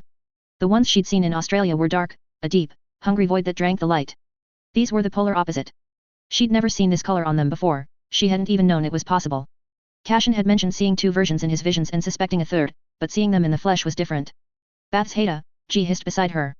I know, she whispered. Her wand was already up. Half the warders had theirs raised, knuckles white as they aimed at the approaching line. Crawlers. The creatures didn't move toward them, though. They simply stopped at the edge of the clearing, forming a perfect, silent ring that faced inward toward the pyramid. The space between the pale figures and the humans stayed exactly the same as when they'd first emerged from the shadows. The pressure shifted. It wasn't gone, but the weight on Bathshada's soul eased just a fraction, the way a heavy hand might loosen its grip without fully lifting. She realized, with a start, that she was breathing more easily than she had been 10 seconds ago. She looked at the ring of pale figures. They were just there, standing like statues between the pyramid and the world outside. She lowered her wand slowly. Don't fire, she said, her voice strained. Sul-Al looked at her sharply, her face tight with pain. What are you? Don't fire, Baths Hada repeated, firmer this time. Just wait. The pressure eased again. Another fraction. Then another. She watched them. Their attention, if that was even the right word for it, was directed entirely at the pyramid. They didn't care about the humans. They didn't care about Ash leaning against Hagrid, or the wounded keepers, or the captured Covenant members. Their entire focus was locked onto the thing stirring inside that stone. Oh, Baths Hada whispered. Sul-Al looked between her and the ring of creatures. What? They're not here for us. The pressure dropped enough that Seetlali finally let out a long, ragged breath. Teo raised his head from his chest and blinked at the sky, the crushing fog in his mind clearing just enough to see. The air was no longer full of stone. They helped us, Sul-Al said. It wasn't a question. Ji, standing a few feet away, turned his head toward her. Sul-Al's hands tightened on her staff. Guardians. Baths Hada looked back at the clearing, they were holding something enormous and awake at bay with nothing but their presence. Bathshada's hand went to the rune on her finger. It felt warm. Cashin needs to know, she murmured. He needs to know all of it. The Covenant. And the White Crawlers. She closed her eyes, sending her intent through the link. Cass. Crawlers. They're here to help. Cashin's eyes snapped open, fighting the absolute pressure that wanted him on the ground for every inch, his spine popping under the weight of the temple. His muscles screamed, straining against the literal tons of psychic weight. He reached inward and the blackness detonated. A shockwave of cold air rolled out from his chest. The night crawlers poured into the physical world. Cashin, get back. Edavan's voice was panicked as she noticed the creatures appear out of nowhere. She was pushing to stand, her wand hand shaking violently. Beside her, Ada had scrambled backward, his face drained of color. Don't. Cashin's voice was a rasping roar, raw from the dust. Lower your wands. Now. They'll kill us all. Ada yelled, his magic flaring. Cashin, they'll eat us all. They're the only thing keeping us alive. Cashin shouted back. The night crawlers didn't spare a glance for the shivering humans. They fanned out in a circle that encompassed the entire ruined hillside, turning toward the epicenter of the primordial roar beneath the stone. As they took their positions, the suffocating pressure that had been crushing Cashin's ribs began to drain away. The night crawlers stood like a ring of living black holes, their presence creating a vacuum that sucked the malice right out of the air. The thing under the temple screamed again, a sound that should have shattered their eardrums and liquefied their internal organs. But the sound hit the crawlers and simply vanished. For the first time since the hill had started to split, everyone could draw a full breath. The heavy, oily weight of the crown's presence was being peeled back, layer by layer, by the very monsters Cashin had spent a lifetime fearing. He looked at Edavan and Ada, who were still frozen, their wands half raised. Get up, Cashin said, turning to others, urging them to get moving. He glanced toward the collapsed wall. Leontes was still there, barely holding himself upright, his face streaked with blood and slack with disbelief. Around them, the locals who had made it through the first tremors stood frozen, staring at the towering, shapeless shadows of the night crawlers. No one spoke. They just watched, like their minds hadn't decided whether to break or not. Leontes. Take the others. Get out of the blast zone, Cashin barked. Leontes blinked, his hand still clamped over his mangled arm. Cashin, what are those things? What is happening to the temple? We have to stabilize the site, the wards. Forget the wards. Cashin's roar silenced the hillside. The temple is gone. The seal is broken. You need to get to the ministry. Use the mirrors, the flu, whatever you have. Send word to the Flamels, the ministries, the International Confederation. Everyone. Leontes stumbled back. What do I tell them? Who is the enemy? A curse breaker near the shattered column let out a shaky breath. Enemy? There's nothing to fight. Those things, what are they even made of? An Auror, wand raised but trembling, looked between Cashin and the crawlers. Did they come out of him? Who do we even warn? Someone else called out, panic rising. Athens? The ministry? This could still be localized. A curse breaker shook his head. Everyone who? Everyone. Cashin shouted. Tell them the threat isn't here anymore. It's everywhere. Tell them the creature is released. Move. He didn't wait for Leontes to respond. He watched as the survivors scrambled away, fleeing the freezing aura of the crawlers. Once the clearing was empty of anyone but the keepers, he slumped against a wall. Ada's eyes darted between Cashin and the nearest shadow giant. Brat, we can fix this. If we pull the warders from the nearby sectors, we can weave a temporary cage. We can patch the lines. We just need an hour, maybe less, to stabilize the temple. Edavan nodded. He's right. If we use the crawlers as an outer perimeter, we can channel the residual magic from the ruins into a new anchor. We've done it before, Cashin. We can pin it back down. Cashin looked at the two of them, shaking his head slowly. Marauder didn't just crack the wards. He leveled the temple. The stone, the physical focal point that held this thing for thousands of years, it's dust now. You can't patch a hole when the wall's gone. He gestured vaguely at the crawlers, who were leaning into the epicenter of the ruins, their bodies flickering as they gorged on the invisible corruption. If it was just the magic, I could have tethered it. But with the temple gone, that thing is gaining power. It's feeding on the reality of its own awakening. What is it? Edavan asked, her voice dropping to a whisper. She stepped closer. You recognized it, right? If we're going to fight it, we need to know what it is. No, Cashin said. Cashin, don't be a martyr, Ada snapped, his frustration finally breaking through the fear. Information is the only weapon we have left. If this is a primordial entity, there are records. There are counters. Give us a name so we can find a way to kill it. Cashin turned his gaze back to the hole in the world. You don't understand how it works, Cashin said quietly. This isn't a demon you can banish with a specific ritual. It's a conceptual parasite. It gains power by being remembered. It grows stronger every time a mind recognizes it, every time a voice speaks its name. He looked Ada directly in the eyes. The crawlers aren't just eating its magic. They're trying to erase the very idea of it. If I tell you what's down there, I'm giving it a bridge into your minds. I'm giving it a way to bypass the crawlers entirely. He wiped more blood from his nose. The longer the world stays ignorant of exactly what woke up today, the longer we have to find a way to starve it. We aren't here to solve the mystery anymore. We're delaying. Bathsheba leaned her back against the rough bark of a tree, cursing under her breath. Sul-Al was moving a glowing piece of ember over her ribs, the warmth of the stone knitting the internal bruising back together. A few steps away, Hagrid was hunched over Ash. He was working in tandem with his own dragon using pungent moss and rhythmic humming to soothe the deep gouges in Ash's scales. Easy now, girl, Hagrid grunted. You did brilliant. Just stay still. The crawlers, Bathsheba said, gesturing weakly toward the clearing they had just fled. Cashin thought, he thought they might not be the enemy. He was right, she whispered, wincing as Sul-Al pressed the ember harder against a stubborn fracture. We sealed the hounds while the wolf was already at the door. Sul-Al paused, her eyes narrowing. And these? The white ones? If the dark ones are the erasure, what is this lot doing? I have no idea, Bathsheba sighed. They aren't eating the magic or the memory. They're just, holding. Like the world is trying to split and they're the only things keeping it from tearing open. They seem to be acting as a physical dam for the entity's pressure. If the night crawlers are the ones who clear the ground, these are the ones who hold the line once the breach happens. She hesitated, then added more quietly, Cashin suspected the soul eatings 2 years ago were their doing. G's head snapped toward her. Soul eatings. Sul-Al sighed slowly, as if dredging something unpleasant from memory. 2 scholars. Covenant sympathizers, though we didn't know it at the time. Their souls were removed. Cleanly. No residue, no signature spell work. Just empty bodies. At first, Bathsheba continued, we thought someone had killed them to stop their research. A warning. G frowned. Ah. Evidence surfaced later. Sul-Al said. Coded correspondences, covenant ties. They were embedded. And some of the keepers argued, she murmured, that it wasn't murder at all. That the land itself intervened. That whatever guards these thresholds, recognized them as a threat. It's worse than we thought, Bathsheba said, her voice trembling. Her thumb rubbed the rune on her finger. Cashin just sent word. Marauder destroyed the temple in Greece. Completely leveled it. The silence that followed was heavy. Even Hagrid stopped his humming. The physical anchor is no more, G said, his voice dropping. You can't reseal the creature to nothing. It's too late for a local containment, Bathsheba said, struggling to find her footing despite Sul-Al's protests. She grabbed G's arm to steady herself. We have to alert everyone. Every ministry, every hidden enclave, every nation. The statute, Sul-Al whispered, her hand tightening on her staff. If this thing continues to rise, if the ground continues to split across 2 continents, we can't hide this from the non-magical world. It'll break the statute of secrecy within the hour. Let it break, Bathsheba snapped. If we don't get word out now, there won't be a world left to keep secrets from. Tell the keepers to ignite the signal fires. The silence is over. Everyone needs to know that the end is coming. No. It is already here. Nicholas and Pernell sat on the lowest tier of the stone benches, their faces draining of color with each report that came in. Beside them, Coriolanus and Sabine watched the shimmering fabric of the archway grimly. Miranda and Bathilda were huddled nearby, their wands resting across their knees.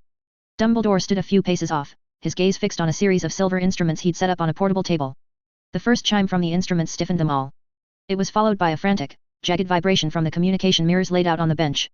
Greece is under heavy fire, Coriolanus said, his voice cracking the silence. He grabbed a mirror, the surface clouded with smoke and the frantic flashes of spell fire. The Covenant. They've breached the outer perimeter of the temple. Evadin is calling for a full mobilization. Yucatan too, Sabine added, her eyes fixed on a second glass. The keepers are being pushed back toward the pyramid. Where is G? Nicholas leaned forward, his hands trembling slightly. It's starting. They're trying to crack the foundations. Dumbledore's instruments spun so fast they became a silver blur before exploding into shards of metal. The temple in Greece is gone, Dumbledore said, his hand clenching around the white bond wand. And the pyramid in the jungle. Both anchors have been physically destroyed. Bathilda let out a sound. Destroyed? That's impossible. Those wards were layered over centuries. They didn't unpick the wards, Bathilda, Pernell said, sounding tired. They took the sledgehammer to the stone itself. Marauder's job no doubt. The mirrors suddenly went dark, then flickered back to life with a terrifying new image. In both locations, the smoke and dust weren't clearing. Instead, the light seemed to be getting sucked out of the world. What in Merlin's name are those? Goshawk stood up, her hand over her mouth. On the glass surfaces, towering, gaunt figures were unfolding from the shadows in Greece, while pearl-white specters emerged from the trees in the Yucatan. They looked like the end of the world. Crawlers, Nicholas whispered. The night crawlers from Australia. A&D. White ones. I've never heard of white ones. They're attacking the survivors, Bagshot said as she jumped to her feet. We have to send the keepers. We have to do something before they slaughter everyone left. Wait, Dumbledore stopped her. He stepped closer to the mirror showing Cassion's position in Greece. Look at their formation. They aren't hunting the keepers. They're circling the breach. The room went silent as they watched the dark figures in Greece lean into the roaring hole where the temple used to be.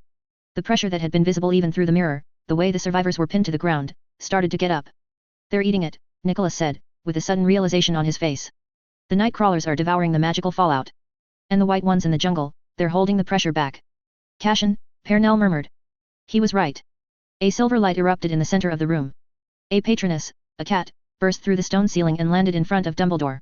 It spoke with McGonagall's voice. Albus, Hogwarts is under attack.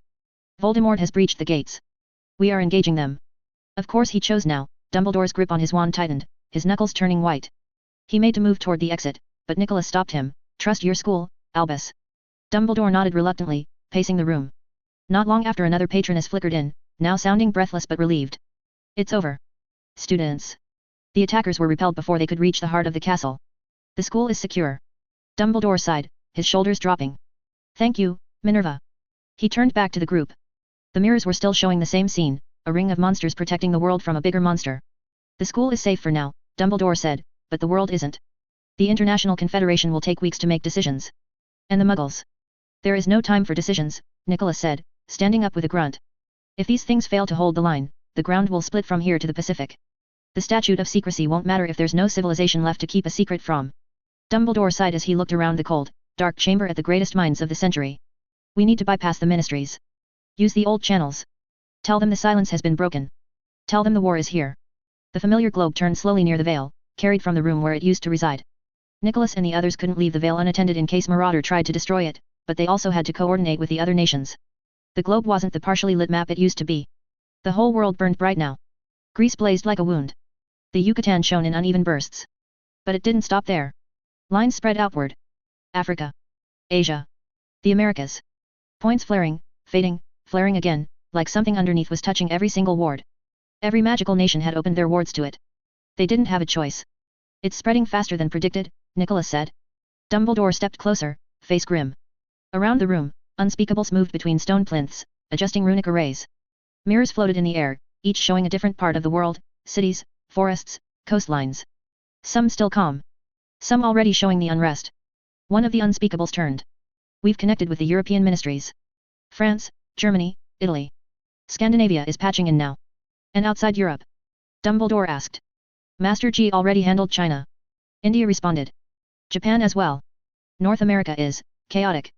Nicholas sighed. Expected. Cyrus Greengrass walked into the room. His expression tightened the moment he saw the globe. Already this bad, he said. This is just the beginning, Dumbledore replied. Cyrus dragged a hand down his face. We've begun contact with the Muggle government. The Queen and Prime Minister's been briefed. They're assembling an emergency council. Other nations are doing the same. You deal with them. We cannot spare time to ease their ridiculous paranoia. Nicholas said tersely. They're already asking if this is a magical problem, Cyrus said. And if it is, whether it can be contained by magical means. Pernell waved a hand, answer honestly. Cyrus looked at her. I intend to. He walked to another room where a computer screen was already filled with faces. It was isolated from magic for the time being to prevent them from malfunctioning. Phones rang and stopped and rang again. Papers shifted hands faster than anyone read them. A wall of monitors showed live feeds, satellite images, news broadcasts, raw footage from places that didn't look right anymore. Leaders filled the room. Presidents, prime ministers, generals, advisors. Some still in suits, some dragged in half-dressed, ties loose, jackets missing. A few hadn't bothered with appearances at all. We don't have time for introductions, Cyrus said. You've been told something is wrong. I'm here to tell you how wrong. An American general at the far end leaned forward. We've been told there was an incident. Multiple incidents. We're still verifying. No need, Cyrus cut in.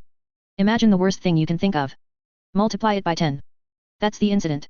Murmurs broke out. What? Someone demanded. Cyrus didn't hesitate. This is reality. The sooner you accept it, the sooner you can act. That didn't go down well. This is absurd, another voice snapped. We're dealing with geological instability, possibly weaponized. It isn't, said one of the other magical ministers, loud and tired. And if you keep framing it like that, you'll waste time we don't have. A French minister was already shaking his head. This doesn't track with anything we're seeing. A general tapped a pen against the table. Let's be clear. You're telling us this isn't natural, and it isn't technological. So what is it? Cyrus met his gaze. Something older than both. Someone laughed. You expect us to accept that? Cyrus didn't blink. I expect you to listen. He gestured toward the screens. The feed shifted showing Greece. That began as a contained site, he said. It isn't contained anymore. Another screen, Mexico. Jungle torn open. White shapes standing in a ring, barely visible through distortion. What are those? Someone asked. Cyrus didn't answer that. You're seeing early stage manifestation, he said instead. If it continues, you'll start seeing structural failure on a continental scale. A man near the center leaned back. And you're saying people can't stop it. Cyrus held his gaze.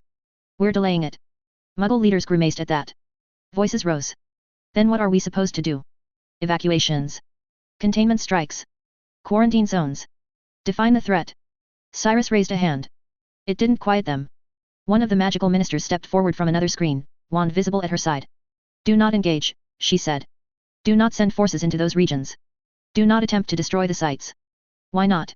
Because you'll make it worse. A few people exchanged looks. That's convenient, someone muttered. Cyrus's jaw tightened. You asked what to do. That's the answer. Pull back. Secure your populations.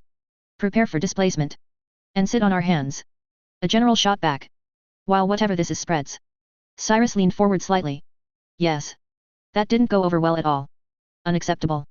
We can't just. Greece is already destabilizing. Mexico too. And we're supposed to do what? Watch. Cyrus huffed. If you strike those locations, you accelerate it. Another voice cut in, colder. We've trusted you before. We didn't even know something like this existed. Cyrus didn't flinch. Then consider this your introduction. Someone near the head of the table said, if this spreads beyond those regions. It will, Cyrus said. The man's lips pressed thin. Then we'll consider all options. Cyrus's eyes flicked to him. The man held his gaze. Cyrus straightened. We'll remain in contact. You'll get updates as we have them. He didn't wait for agreement. The magical ministers stepped back. The room didn't stay quiet long. The moment they vanished, voices broke out again, louder this time. They're hiding something. Of course they are. They're telling us to stand down while 2 regions collapse. Greece. Mexico. That's where it started. Then we contain it there. How? They all looked at each other for a beat. Then someone said, we've got options. Everyone knew what that meant. The general leaned forward. We nuke both sites. Hard. Full containment protocols. If this is some kind of breach, we handle it. A quieter voice, a UN advisor, cut in. Or we trigger something we don't understand. Or we destroy it before it spreads. And if they're right. The general's jaw set. Then we're already too late. Someone muttered, we should have dealt with their lot years ago. No one answered. Someone swore under his breath. Back in the Department of Mysteries, the globe spun faster. Dumbledore stood beside it, watching the world come alive in the worst possible way. Nicholas didn't look at him. They won't wait. No, Dumbledore said. His hand tightened slightly around his wand. Nicholas shook his head. We can't let them panic fire their way out of this. Nuclear weapons will tear the planet apart and do nothing to the thing we're dealing with. Coriolanus' jaw tightened. He glanced toward one of the floating screens, where the Muggle leaders were still arguing over grainy satellite feeds. Are we certain? He asked. I'm not as well versed in their warfare as Cashin, but I've seen enough movies to know those weapons aren't trivial. Sabine shook her head. Cashin already answered that. Nuclear force won't even kill a nightcrawler. They'll consume the damage and carry on. And those things are only holding the line. Whatever's underneath, it's worse. The room fell quiet for a beat. Dumbledore sighed slowly, eyes still on the spinning globe. Master, shall we proceed? Nicholas didn't hesitate. Contact every magical ministry still listening. We're initiating the good night spell. That landed heavier than anything else said so far. Around the chamber, movement stopped for half a second before snapping back twice as fast.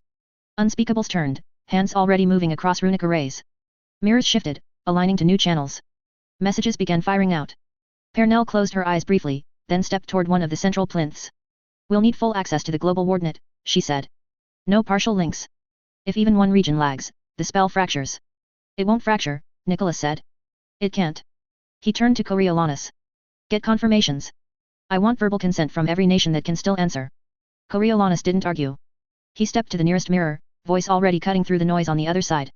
This is Coriolanus Rosier, sworn keeper of the Circle, High Marshal of the War Conclave, speaking under sovereign mandate. By my authority, all standing protocols are suspended. His gaze hardened, sweeping across the reflections. Initiate immediate confirmation of readiness for global ward integration. I want full synchronization across every nexus, every lay anchor, every protected boundary. Faces flickered into varying emotions. Some pale. Some furious. Some already understanding what was coming. A woman from the Scandinavian Council leaned forward. You're invoking it now. Yes. She didn't hesitate. We're ready. Another voice cut in from the east. India is aligned. Ward anchors are standing by. China confirms. Japan ready. Europe followed in staggered bursts. France. Germany. Italy. Britain already moving. Across the room, one of the unspeakables turned, voice tight. North America's fragmented. Some regions are on board, others are still, debating. Nicholas didn't even look at him. They don't get a vote anymore. Tie them in through the network. That's not protocol. It is now. The unspeakable swallowed and nodded, turning back to his station. An unspeakable looked at Nicholas. Once we start this, there's no clean way back. You'll be putting billions to sleep. Moving them without consent. Entire populations. Nicholas didn't answer. He just looked at the mirrors. Dumbledore rested a hand lightly against the edge of the globe. How long do we have once it begins? One of the mirrors flickered, then went dark entirely. Minutes, Pernell said. Maybe less in the unstable zones. Then we don't delay. Nicholas straightened. All channels, listen carefully. When the spell begins, you anchor your regions and hold them. No improvisation. If your line fails, people die. No one argued. Mirrors brightened. Runes flared to life across every surface. The air shimmered with layered magic, old and vast, something built long before any of them had been born and something new added very recently. Dumbledore lifted his wand. Around the world, others did the same. Nicholas spoke the first word. The globe hummed. And far beyond the Department of Mysteries, the world began to fall asleep. Cashin hauled Ada up by the arm, dragging him away from the center of the hellhole as he called for the others. Move. Edavan was already pushing herself upright, one hand braced against the rubble. Leontes staggered after them, still clutching his side, boots slipping on broken stone as the ground jolted again. The hill shuddered. The crawlers held the line, black forms braced in a wide ring, but the pressure still bled through. Each one hit like a weight dropped from above. Keep going, Cashin snapped, steering them away from the crater. Don't stop to admire the apocalypse. Ada stumbled, caught himself, then kept moving. You're very calm for someone standing on top of the end of the world. I'm not calm, Cashin said. I just don't fancy dying next to a hole that screams. The ground dipped under their feet like something beneath it had shifted its weight. Cracks spidered outward from the center, splitting through old stone, tearing through what remained of the temple's foundations. Behind them, the crawlers roared. The air bent around them, their forms flickering as they leaned harder into the breach. The scream rising from below hit them and vanished. Swallowed whole. For a moment, the pressure eased. Then it surged back twice as hard. Edavan sucked in a breath. It's pushing through them. Yeah, Cashin said. I noticed. He didn't look back again. Didn't want to really. He adjusted his grip on Ada and forced him over a fallen column. Faster, he said. Leontes barked a rough laugh behind them. We're trying. Another jolt shook their bones. The sound that followed was deeper. Like stone grinding against something that shouldn't exist. Cashin's teeth clenched. Right, he muttered. That's new. Don't like that. Edavan glanced at him. Can it reach us out here? Not yet, Cashin said, looking at crawlers. But I wouldn't hang about to test the range. They cleared the worst of the rubble and hit uneven ground, dirt, and broken roots instead of shattered stone. The air felt thinner here. Still heavy, but no longer crushing. Behind them, the hill groaned. A section of the temple's remains folded inward, collapsing into the breach like it had been pulled down. Ada glanced back despite himself. Don't, Cashin said. Ada froze for half a second, eyes widening at something in the pit. Cashin didn't turn. He grabbed the back of Ada's collar and yanked him forward hard enough to nearly drop him. I said don't. Ada stumbled, breath hitching. Something moved. That arm. I know. You didn't even look. I don't need to. Cashin stopped so abruptly Ada nearly ran into him. His wand was already up. Obliviate. The spell struck clean. Ada's eyes went glassy, the tension in his face dropping for a fraction of a second before it settled again. He blinked a few times, like he'd lost a thought mid-step and couldn't quite find it again. Edavan froze. Cashin. Leontes stared. What did you just? Cashin lowered his wand, jaw tight. He saw it. Ada frowned faintly, rubbing his temple. Saw, what? Exactly, Cashin said. Edavan stepped closer, anger flashing through the exhaustion. You wiped his memory in the middle of. Yes. Cashin cut across her. Because the thing down there isn't something you get to look at and walk away. Leontes swallowed. We've all been looking. No, Cashin said. You've been looking at the hole. The damage. The aftermath. He pointed back toward the crater without turning. He saw its arm. Edavan's grip tightened on her wand. And that's enough to. Yes. He met her eyes. You can't recognize it. You can't feel anything for it. Not fear, not awe, not curiosity. The moment your mind tries to latch onto what it is. He shook his head. That's how it gets stronger. Ada shifted, unsettled but unaware of why. You're all acting strange. Cashin stepped in, firm. Good. Stay that way. Don't think about it, don't look back, and don't try to be clever. He glanced between them all. From this point on, no one turns around. I mean it. Another tremor rolled through the ground. Cashin didn't wait. Run. They ran. Cashin could feel it even without looking. The pressure would spike, then dip, then spike again, like something massive was testing the boundary, pressing harder each time. Edavan stumbled. Cashin caught her by the elbow and helped her forward. They walked over the final rise and a town came into view. Leontes slowed. Wait. Others stopped, checking around to see if there was any danger. Leontes' eyes were locked to the town's empty streets. The place should have been alive. Even with the tremors, people would have been outside. Gathering, shouting, trying to understand what was happening. Instead. Nothing. Shops stood open. A chair lay knocked over outside a cafe.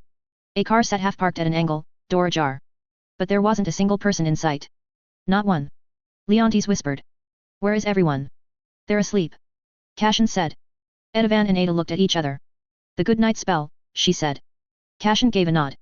Yet. What is that? Leontes asked. Others were also confused, looking at each other. Ada sighed, then explained what the spell was, and what probably happened. Leontes' eyes opened wide. They just put everyone under. Better than panicking people, Cashin said. They stood there for a moment too long. Then Cashin felt the sear of the rune on his finger. His hand clenched. Edavan noticed immediately. What is it? He sighed and turned back. I need to leave. Leontes blinked. What? You lot hold the perimeter.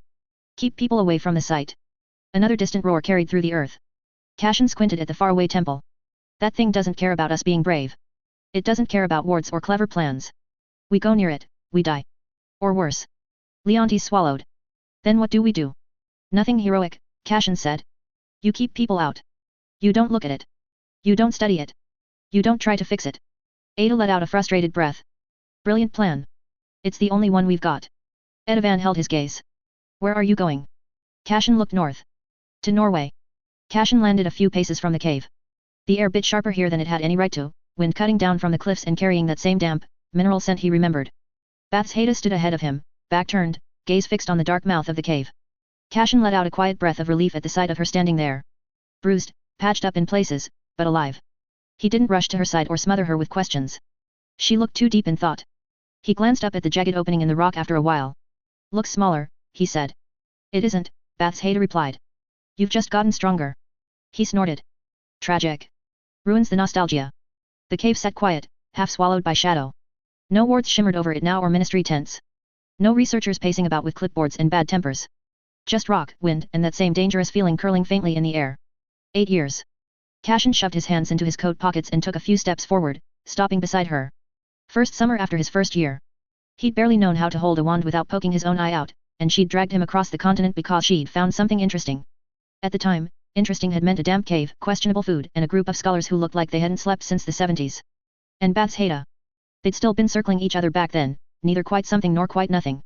There was a lot of talking, a little flirting, and enough awkward moments to fill an entire diary. Which, a couple of years later, they actually did. Not their brightest idea. That cursed diary nearly got him killed. Cashin glanced at the cave, lips twitching. It all started here. One of the researchers, Hilda, had screamed, then she dropped.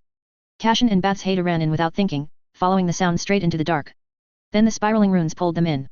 And the deeper they went, the more the markings stopped looking like carvings and started feeling like instructions. Spirals cut into the stone, guiding their steps whether they liked it or not. They followed. Of course they did. And then the cave folded. Stone shifted in on itself like something alive had decided to close its mouth. 1 second there was a path ahead of them, the next it was gone, sealed shut as if it had never existed. They'd made it out. Barely. The cave hadn't kept them, just, taken a look, maybe. Then let them go. We should have died in there, he said. We didn't. No thanks to my brilliant navigation skills. She turned to face him properly now. You got us out. Barely. You still did. Cashin held her gaze for a second, then looked away. Funny thing about that. What? He shrugged lightly. I don't remember half of it. Bath's Haida turned to look at him. Really? He tapped his temple. I remember the runes. The spiral. The collapse. He sighed. And then it gets hazy. She grinned. Your memory is immutable, and you say you don't remember. Cashin chuckled, spreading his arms slightly at his sides. What can I say? Some witch decided I was hers and kissed me. Fried part of my brain. She pushed him lightly. Hush. He caught her hand before she could pull away, fingers closing around hers, locking them together. They'd both learned later that Bath's Haida had walked out with more than near-death experience that day. First, she claimed him. You walked out of a collapsing cave and went, right, that's mine now. He said, grinning at her. You were already mine, she said. I just realized it. Bath's Haida also inherited memories of a certain ancient witch. It wasn't childhood or stray moments. More like knowledge. Fragments of understanding. Along with it came instinct, the kind you don't question because your body already decided before you caught up. And an ability. It took them years to realize what it actually was. Hermione's time turner was the start. Bath's Haida remembered both versions of a same moment. That wasn't how time was meant to behave. It didn't stop there. Later, when a djinn twisted time itself and dragged everything backward, most of them lost it and the world snapped back like nothing had happened. Bath's Haida didn't lose it. She remembered everything. And beyond all that was the worst divergence of all, the timeline where Cashin wasn't in it. He tightened his grip on her hand, thumb brushing over her knuckles. Why are we here, Baths? Her eyes stayed on the dark entrance. I felt a call, she said. I think, we can finally learn what this place hides. They stepped into the cave together, hand in hand, the dark swallowing them the same way it had years ago. Cashin glanced down the tunnel. Smells exactly as I remember. Damp rock and bad decisions. Bath's Haida didn't answer, her eyes tracking the curve of the passage. The ground dipped slightly. The first rune sat half buried under a thin layer of grit. He crouched, brushing it clear with his fingers. The line work was shaper. Same as before. Not worn at all. Hadn't aged a day since it was carved. As if it was freshly done. Still looks like it was carved yesterday, he said. Bath's Haida stepped closer, leaning in. It's an amazing rune work. It won't change in a few years. I was hoping ancient death caves might redecorate after 9 years, Cashin muttered. She ignored that, her gaze moving along the wall. More runes revealed themselves the deeper they went. Cashin straightened slowly. You feel that? Bath's Haida gave a small nod. It's guiding. Yet. I don't like it. You followed it last time. I was younger. Dumber. Slightly less handsome. She glanced at him. Debatable. He huffed, but his eyes stayed on the wall. The spiral tightened as they walked, lines curving inward, pulling their path with it. The cave narrowed, forcing them closer together. Their shoulders brushed, neither pulling away. They moved again, slower now. The air grew heavier, pressing in, though not enough to choke. A flicker of light appeared ahead. Cashin stopped. That was not their last time. Bathsheda's grip tightened slightly around his hand. No. They approached carefully. A torch burned in a notch in the wall. Cashin tilted his head. Someone's been keeping the place tidy. No one comes here, Bath's Haida said. Then something does. He stepped closer, studying it. The fire didn't react to his movement. Didn't even flicker in the draft. Not normal fire, he said. Obviously. He glanced at her. Always helpful, you. The chamber soon appeared. The walls curved up and away into shadow, carved rings circling inward toward the center. Same as before. But the pit. Cashin stopped at the edge. It wasn't dark anymore. Light moved inside it. Threads of pale glow drifting upward like something breathing under the surface. He frowned. That's new. Bath's Haida stepped beside him. The glow reflected in her eyes. Cashin glanced sideways and froze. For a split second, the runes were there again. On her. Faint lines edged along her cheek. Down her neck. The same pattern from the vision. The same. He blinked. Gone. Just her. Bathsheba didn't react. She was watching the pit, completely still. Cashin dragged a breath through his teeth. You seeing anything odd, or is that just me having a brilliant time? What kind of odd? You. Covered in ancient runes. Very dramatic. Very hot, which is something we should discuss later, but for now, scary. She turned her head slightly. No. Fantastic. He rubbed his face, then looked back into the pit. Cashin's eyes narrowed. Baths. The light surged. Both of them flinched. The glow shot upward in a thin spiral, stopping just short of the edge. It hovered, twisting in place. Then a whisper that pressed straight into the mind reverberated. Cashin stiffened. Bathsheba's fingers tightened in his. They. Marked 1 returns. As soon as Cashin heard the voice, somehow he knew it wasn't the woman from the storm that was carved into his memory with blood and wind and dragon fire. Who's asking? He said, squinting into the glow. The light in the pit stirred. A woman stepped out of the light. Her face was beautiful, runes threaded across her skin. But not carved like Yrsa's. These looked artificial. Not natural the way they had seemed on Yrsa. The woman raised her head, studying them. Then took a step forward. Her feet didn't quite touch the ground. I have waited, she said. Longer than your kind remembers how to count. Cashin let out a huff through his nose. Who are you? The woman paused. Then, like the answer was obvious, she said, I am a servant of Her Highness. Cashin blinked. And Her Highness would be. The woman looked at him in disbelief. Like he'd just asked what water was. You do not know. She said. Cashin spread a hand. I've been out of the loop. Enlighten me. Her Highness is the Lady of the Valley. Cashin looked at Bathsheba, then back at the spectral woman hovering over the pit. The Lady of the Valley, he repeated. He'd never heard the Lady of the Valley or if the valley had a woman. Then again, he kept seeing that woman in his dreams, the one standing by the great tree, her hands pressed to the bark as if holding the sky in place. Never heard of her. The woman clenched her fist. They erased her, she said through gritted teeth. They scrubbed her name from the scrolls and burned the tongues of those who spoke it. They turned her into a ghost before she was even dead. Cashin felt Bathsheba's hand tighten in his. Who did? She asked. The ones who wanted the prosperity to end, the spirit replied. The ones who found the crown's whispers more enticing than the lady's protection. As the people forgot her, her magic began to thin. Her voice became a whisper, then a memory, then nothing at all. And as her light vanished, the rot began to take root in the deep places.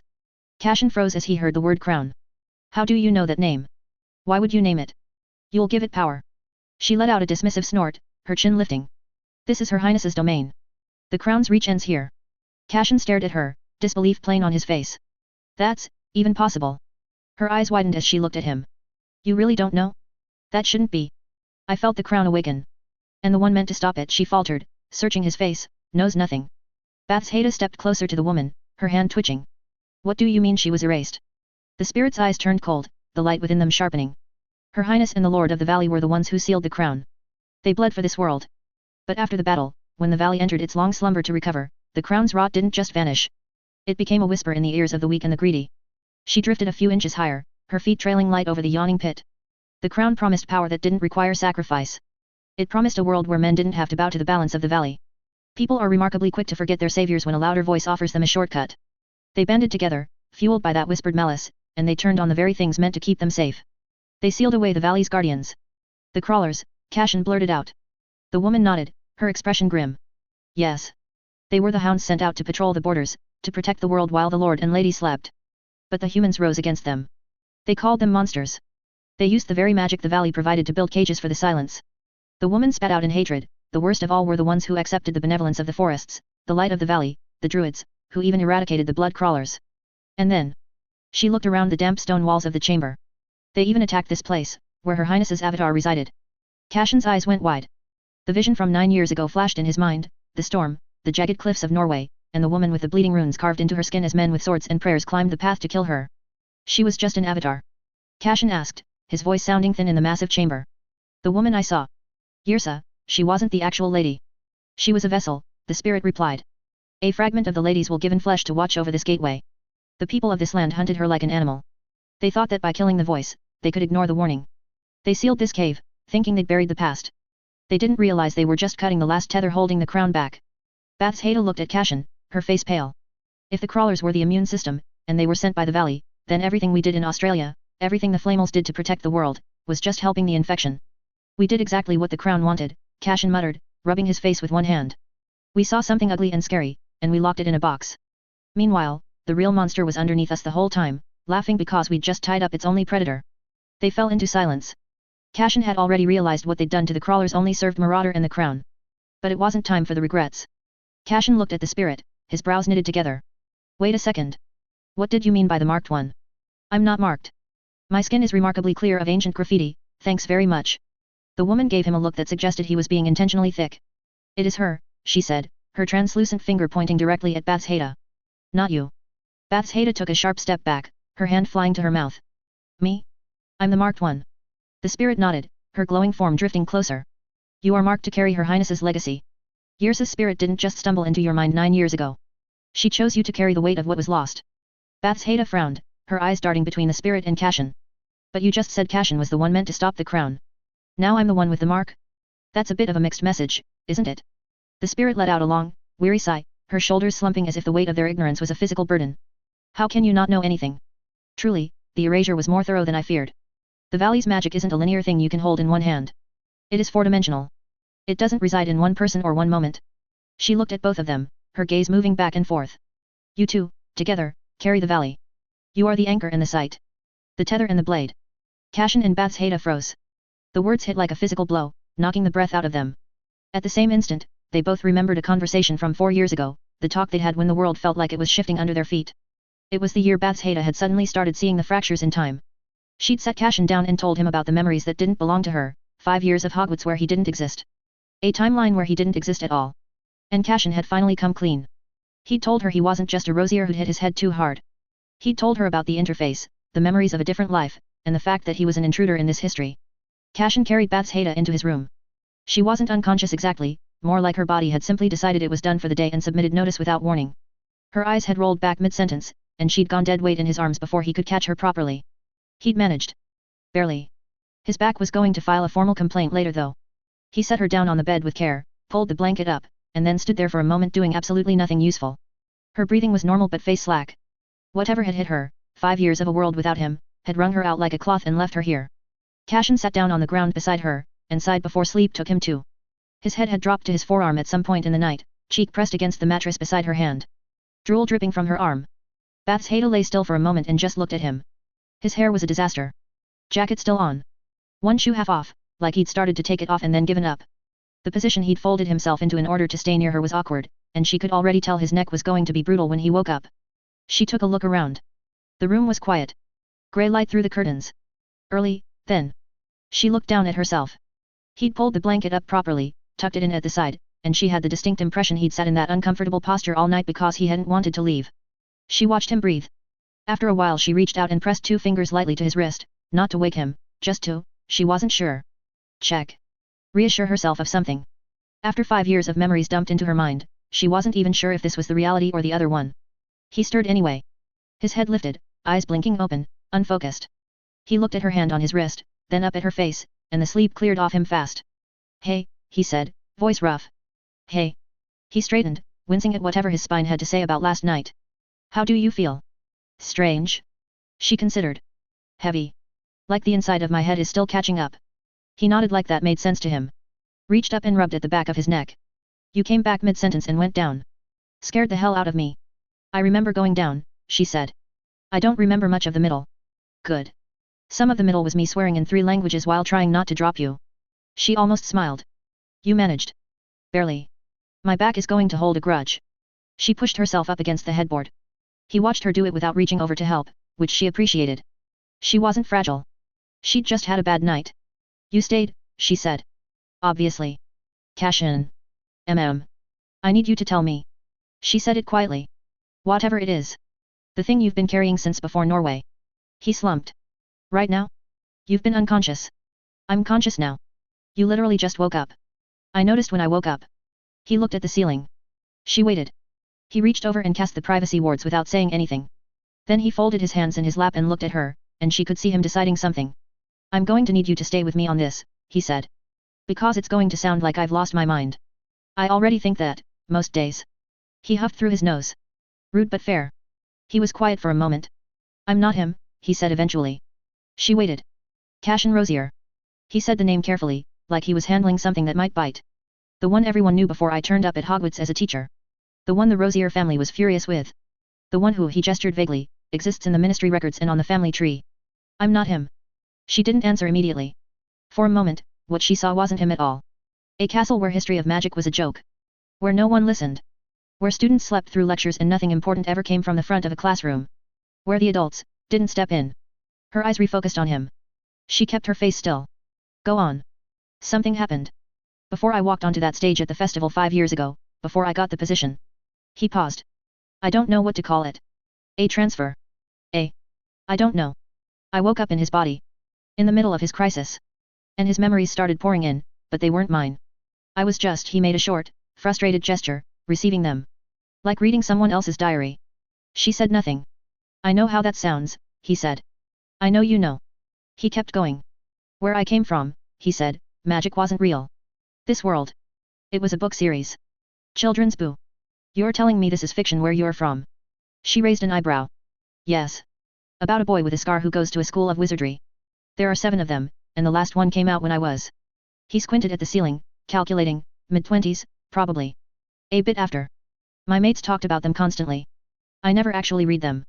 Of course you didn't. Bathsheba said with an eye roll. You ended up in them. Yes. He pointed at her. That's the bit. She was quiet for a moment. What did you do? Before. History teacher. He said it with a shrug. Without magic, that is. Which is muggle, non-magical, never mind, it doesn't matter.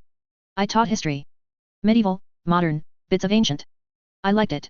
A slight pause. Some days I miss it. She gave him a look. The job, I mean, he said. Not the photocopier. The photocopier can stay dead. You liked teaching even then, she said. Well. Yes. Which is probably why the system works the way it does. For me, specifically. He rubbed his jaw. When I first woke up in old Cashin's body, there was an interface. Like a list in my head. All the spells, all marked as insufficient. And I worked out pretty quickly that when I taught them, properly taught them, to enough people, the mastery jumped. Completely. Sometimes unlocks older variants I've never studied. Her eyes opened a little, but she didn't say anything. That's how I got here, he said. That's how someone who had the magical ability of a slightly damp cork ended up being remotely competent. Not really talent. Just, an absurd amount of teaching. Bathsheba sat with that for a moment. So every time you stood in front of a classroom. I got better. Yes. He looked at her. I know. That's why you taught at any opportunity, she said slowly. Even when it was unnecessary. Even when anyone else would have avoided extra lessons or clubs. He nodded. I liked the teaching anyway. She managed to smile this time. The thing that makes this worse, he said, is that I don't actually know much about the books. I knew the main character's name. The Scar. Roughly what the villain was. My mates argued about the films at the pub sometimes and I'd nod along and contribute nothing. He spread his hands. That is the sum total of my foreknowledge of this world. Pub osmosis. And yet, here I am. He said it a little flatly. Figuring it out as I go. Which is less chosen one destined hero and more man who should have paid more attention at the pub. She noticed the tension in his jaw. He was casual about it, but there was something tight underneath it. He wasn't entirely comfortable. He was doing the thing he did when he was really uncertain, keeping the surface easy while the underneath worked hard. The memories, she said. You have his. The old Cashins, right? You know details from our school days. Yes. And I hate most of them. He said it simply. He was, not a good person. The things he did to the house elves alone. The way he treated he stopped. They're not mine. But you remember them. Yet. They're in there. I can access them. I just try not to. She pressed her lips together. Didn't say anything. I spent a while trying to undo what I could, he said, quieter. Quietly. Without making it obvious. Because I couldn't exactly explain why the family embarrassment had suddenly developed a conscience. She looked at him for a long moment. I didn't want to lie to you. He started, I wanted to tell you everything. I just, didn't know how without sounding completely mental. He took a deep breath. But now that you've seen it, it's not fair. I don't want to keep it from you. She sat silent for a while, then she pushed the blanket. You're a twat, she said. He blinked. Sorry. You've been walking around with this for, how many years? A few. Years, Cass. I was going to tell you. When? At my funeral. That's your being dramatic. I'm being accurate. She swung her legs over the edge of the bed. He leaned forward slightly like he was going to argue. She gave him a look that stopped him. Go put the kettle on. He stared at her. That's it. What did you want me to do, cry? I want tea. She stood. Go. He went. She found him in the small adjoining room, standing over the kettle with his arms folded, watching it like he was expecting answers from it, which was fair. Answers came with the tea. She sat at the small table and tucked her feet under her. He brought 2 mugs over, sat across from her, and pushed one toward her without saying anything. They sat for a moment. Pub osmosis, she said. Her gaze dropped into her tea, but she wasn't seeing it. First year went almost the same, with or without Cashin. Now it made sense, he simply had no idea what had happened. But the second year was different. A boy wasn't forced into a battle. A girl wasn't forced into guilt. Two of them made mistakes, and events followed the alternative, but, at least, students weren't forced to shoulder the responsibility. Compared to the first two, the third year was different altogether. A shack. A confrontation. Truth almost came to light and then lost to chaos. A man escaping. A lie surviving. She blinked. Then overlaid it with what she knew had happened. You. Arriving. Stopping it. Forcing the truth to hold. Her grip tightened, then she let out a breath. That's really the worst possible way to end up in a world. Believe me, I'm aware. He wrapped both hands around his mug. I spent the first 2 weeks really terrified I was going to get something wrong and cause a catastrophe. Did you? Probably. Smaller ones. He thought about it. I allowed Dumbledore to send the Slytherins into the dungeon when the troll was supposedly in the dungeon. His fault, technically, but, yes. I've contributed to several small disasters. She stared at him over her tea. Does it feel different? She asked. Being here instead of there. He considered it. It feels real, he said. I don't know if that makes it better or worse. Everything here is real. The magic is real. He stopped himself, something twitching at the corner of his mouth. This is real. She watched his face. I stopped thinking about it after the first year, he said. It's just, this is life now. I'm in it. She was quiet for a moment. The Norway cave, she said. Yes. What you saw there? The vision. He turned the mug in his hands. Yrsa. The storm. The runes. The name arriving in my head like I'd always known it. Like it was just a memory I remembered. That was one of the things that, he sighed, it's not just Earth memories and old Cashin's memories. There's other stuff in there. Older. From places. From spells. Some of it I can't explain at all. She said nothing, waiting. I saw her face on you, he said. In the cave. Just for a second. The runes. Same marks. I didn't mention it. Told myself it was the light. It wasn't. No. He paused. I know. She turned her mug in her hands, the same way he had. I felt it too, she said. I've told you that. I know. They sat with that for a moment. Outside, the castle was beginning to stir. Distant footsteps, somewhere far below. The light through the curtains had shifted. So, Bathsheba said. So, Cashin echoed. You're a transmigrated Muggle history teacher from a world where this is a children's book series, running on a magical teaching mechanic and several layers of incompatible memory, somehow muddling through. Yes. That's a very accurate summary. You're still a twat. I know. She reached across the table and flicked his ear. He flinched, rubbing it, and she pulled her hand back and curled it around her mug again. He smiled into his mug. She was already turning it over in her head, he could tell. The slight furrow between her brows, the way she'd gone quiet, that meant she wasn't done yet. She'd come back to it. Probably tonight, maybe tomorrow, maybe at 3 in the morning when she'd jab him awake to ask something she'd decided was urgent. And she'd flick him. Repeatedly. Various locations. He was mentally bracing for it already. But she was still here, sitting across from him with her tea, her hair still a mess from sleep, and that was the only thing that actually mattered. He'd missed his old life, occasionally. Not often, not with any real ache anymore, but it was there sometimes. He missed it the way you miss somewhere you've moved away from. Not enough to go back. He wouldn't trade this for anything. A laugh escaped him. Bathsheba glanced up. What? Just thinking. He set his mug down. Strange, really. You'll have to be more specific. He grinned. My interface and your ability. They're similar, but opposite. She tilted her head slightly. I pull from history, he said. Past, present, the shape of things through time. Patterns. What came before? You have the variations, different versions of the same moment, timelines that shouldn't coexist sitting side by side in your head. He shrugged. It's like we complete each other. She didn't answer. Her eyes unfocused and thinking. Then she flicked his forehead. Ow. Finish your tea. The light in the pit surged. You two, together, carry the valley. You are the anchor and the sight. The tether and the blade. Cashin felt Bathsheba's hand tighten in his.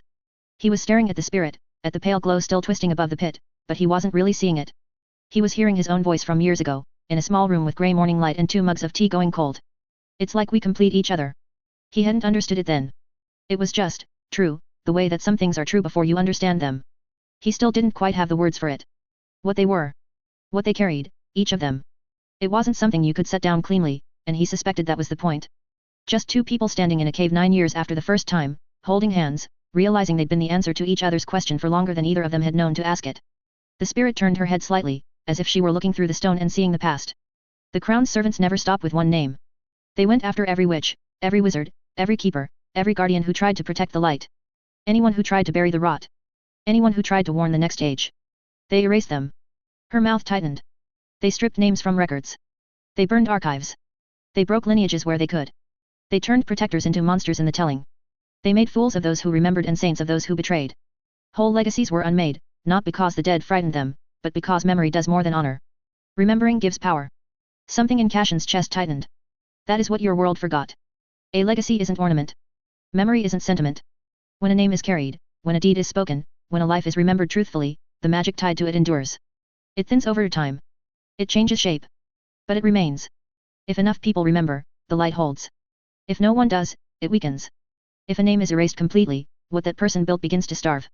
Bathshata's fingers pressed harder into his hand. That was how the light was diminished, the spirit said. Not all at once. Not in one grand fall. It was done slowly. A shrine buried. A ward neglected. A story twisted. A guardian locked away. A sovereign turned into myth. A lady turned into silence. Piece by piece, until the world no longer knew what it had lost. Cashin's mind moved before he could stop it. Coming to this world. The body. The panic. The void. Waking in rosier skin with another boy's life pouring into his head like a badly shelved archive collapsing all at once. Then the interface appearing in his mind with all the charm of a cruel joke. He'd thought that was the strangest thing that would ever happen to him. He'd been spectacularly wrong. The first true awakening he ever had. Dark light. Twisted lumos. The oldest variant perhaps, coming with a twisted memory, showing him crawlers moving through the vision like the dark itself had learned hunger. Back then, he'd looked at them and seen exactly what anyone would see if they had any sense at all.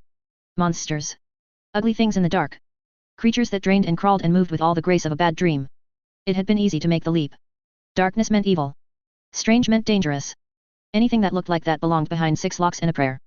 And now here he was, years later, standing in a cave while a dead servant of a forgotten lady calmly explained that he and half the magical world had helped chain the valley's own hounds because they'd been too stupid, too frightened, or too smug to ask the right question. His jaw clenched. He felt danger at the time. Something being wrong. Something holding him back from using Lumos Noctis, and up until today, up until night crawlers called from his mind, calling him Lord, asking to be released, asking to be useful, asking to help him, he'd thought the danger was them. Only now he understood. No, it wasn't the night crawlers causing the feeling, not at all. It was the realization that once they appeared, everything else would be so fucked. That was the danger he was feeling. Then Norway. First summer. Cold rock. Salt in the air. The spiral in the cave walls. Touching the wrong stone and seeing the woman on the cliff in the storm, runes cut into her body, men climbing toward her with only murder in their eyes. Yrsa. The name had fallen into his mouth as if it had been waiting there all along. Remembered. And then there was Bathshata. He turned slightly and looked at her now. He knew what he'd seen a few minutes ago when they walked in. He'd known it the first time too, even while he was busy convincing himself about lantern light and nerves. In that cave, all those years ago, he'd looked at her and seen the marks on her face and neck for a heartbeat, and because he hadn't known what else to do with it, he'd shoved it aside and called it a trick of the shadows. But it hadn't been that. His mind had been doing what it always did when it touched something old. It had recognized first and explained later. It had taken the image of Yrsa and laid it over Bathshata because somewhere under the panic and confusion and all the rubbish excuses he gave himself at the time, something in him already understood that the two things belonged to the same line. Third summer. Grease. That one came back like a fist to the ribs. The temple. The thing below it. The first real brush with the crown. Not fully risen. Thank gods for that. But enough. More than enough to scare the life out of him. And Bathshata had stood there and drawn those spiraling runes so easily, like writing in a language her hands had always known, even if her mind hadn't yet caught up, as though she'd been born with them. He remembered the look on Nicholas's face then.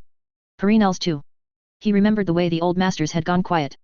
Then Nicholas had done the only thing left to do. He'd stripped the memory out. Temple. Seal. Crown. Gone from all of them, because that thing fed on remembrance and no one was daft enough to hand it a feast. Cashin had woken up with every bloody bit of it still there. At the time, that had frightened him more than the creature itself. If the crown drew strength from memory, then him remembering should have mattered. It should have broken something. It should have fed it. But it hadn't. The thing hadn't surged. The world hadn't cracked.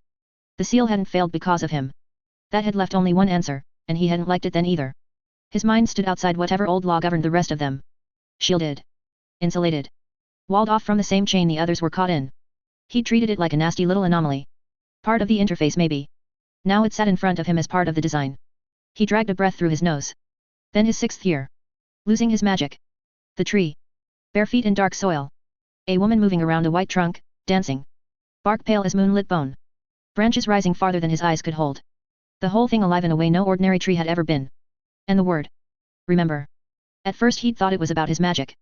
He'd just lost the bloody thing. It was the sort of answer a frightened man grabbed because it was close at hand and selfish enough to feel true. Remember your power. Remember what you are. Hold on to it and maybe you won't lose it again. But the word had kept coming. In later visions. In the tree. At the veil. In the strange turns of conversation with the Flamels. It had followed him until the first explanation gave up and crumbled. Remember. Bethel. The valley. The lady. The lord. The crown. He looked at the spirit again. He could see things differently now. The interface. The memory insulation. The way ancient magic appeared to him. The tree patroness. Fox circling it with recognition. The veil stirring. The Flamels waiting for something they themselves only half understood. All of it had been pressing toward this for years while he stumbled after it, swearing under his breath and pretending the next clue would somehow be less deranged than the last. Beside him, Bath's Haida had gone very still. He didn't need legilimency or prophecy or another cursed cave to know where her mind had gone. He could feel the same pattern moving through her, fitting itself together from the other side. My interface and your ability. They're similar, but opposite. Anchor and sight. Tether and blade. Bathsheda's thumb moved against the back of his hand. So that's what they were killing, he said. The spirit raised her head. The order that kept the rot at bay. He stared into the glowing pit. History always pretended ruin arrived in grand moments. One war. One traitor. One fire. One perfect fall scholars could circle in red ink and build a curriculum around. Real destruction was uglier than that. It happened over generations. It happened when enough people repeated the same lie until it sounded like tradition. It happened when fear got dressed up as common sense. When a protector became a monster because monsters were easier to cage. When a name stopped being said because saying it became dangerous, or embarrassing, or difficult to prove. He'd spent his old life teaching students that records lied. He'd spent this one walking through the proof. Bath's Haida looked from the spirit to the walls of the chamber and then back again. If they erased this much, she said, how did any of it survive? The spirit looked at Cashin, and for the first time, smiled. Because, she said, magic never forgets. The words hit him so hard he nearly swayed. For a moment the cave fell away. The pale glow in the pit, the stone under his boots, Bathsheda's hand in his, all of it vanished. Remember. The tree had said it. Remember. The veil had pressed it into him. Remember. The Flamels had circled it again and again, always looking at him as though he was one breath away from catching up. And now this. Magic never forgets. Cashin stared at the spirit, but his mind had already gone elsewhere, hauling old moments up so quickly they almost collided. Grease. Bath's Haida standing with chalk dust on her fingers and those spiraling runes still fresh around her, the seal forced shut, the thing below quiet again for the time being. Nicholas preparing to erase the memory out of every mind and reach because leaving it there was too dangerous. Bath's Haida had asked the obvious question. If he wiped it all, if he stripped the temple and the creature and the runes from their heads, what would happen to them? Wouldn't the runes weaken if she forgot them? Nicholas had smiled. Magic never forgets. Cashin's breath caught. Bloody gods, he said quietly. Bath's Haida looked at him at once. What? He dragged a hand over his mouth, eyes wide. That's it, he said. That's what he meant. That's what all of them meant. Cashin laughed under his breath, not because anything was funny, but because the answer had been standing in front of him for so long it was almost insulting. My interface, he murmured. Gods, of course. Bathsheda's brow drew together. Cass. He turned to her, speaking faster now, thought piling on thought. When I first woke up here, it looked like a list. A ridiculous list in my head, every spell marked incomplete, waiting for mastery. I thought it was built around teaching because that was the one thing that fit me. Useful. Neat. Horribly convenient. He shook his head. But that's not all it is. It never was. The light in the pit moved across Bathsheda's face as she watched him. I don't invent those ancient variations, he said. I don't pull them out of nowhere. I remember them. Or magic remembers them through me. His throat tightened. They were never gone in the first place. They were buried. Left behind. The world forgot them. Books forgot them. Teachers stopped passing them on. But the magic itself didn't. He could feel the whole thing turning now. The tree of origin. The first source. Life and magic springing from the same root. If that tree sat at the beginning of it all, then of course it remembered. A thing like that wouldn't think in dates and chapters and shelf marks the way people did. It would remember in current, in structure, in resonance. Every spell ever grown from it would still belong to it, however far removed. Every variation. Every old branch lopped off and called lost. Mind might forget. Magic didn't. That was what the tree had been trying to tell him from the start. Not remember your wand. Not remember your power. Not remember yourself in the narrow, frightened way he'd first assumed when his magic was ripped away and panic made everything smaller and more personal. Remember what the magic already knows. His throat went dry. His mind didn't forget either. Other minds could be cut open, cleaned out, reset, made safe. His couldn't. His thoughts sat outside whatever old chain bound the rest of them. He remembered when no one else did. He held what should have vanished. He carried spell echoes, visions, names, patterns, whole fragments of buried history that refused to leave him even when they left everyone else. That's why Greece didn't feed on you. She mumbled. He looked at her sharply. She took a breath. The crown drew power from memory, from fear, from being carried in the wrong kind of mind. But you remembering didn't strengthen it, because your mind doesn't work like that. It's sealed off. It holds the truth without handing it over. Yes, he said, and the word came out rough. Yes, that's it.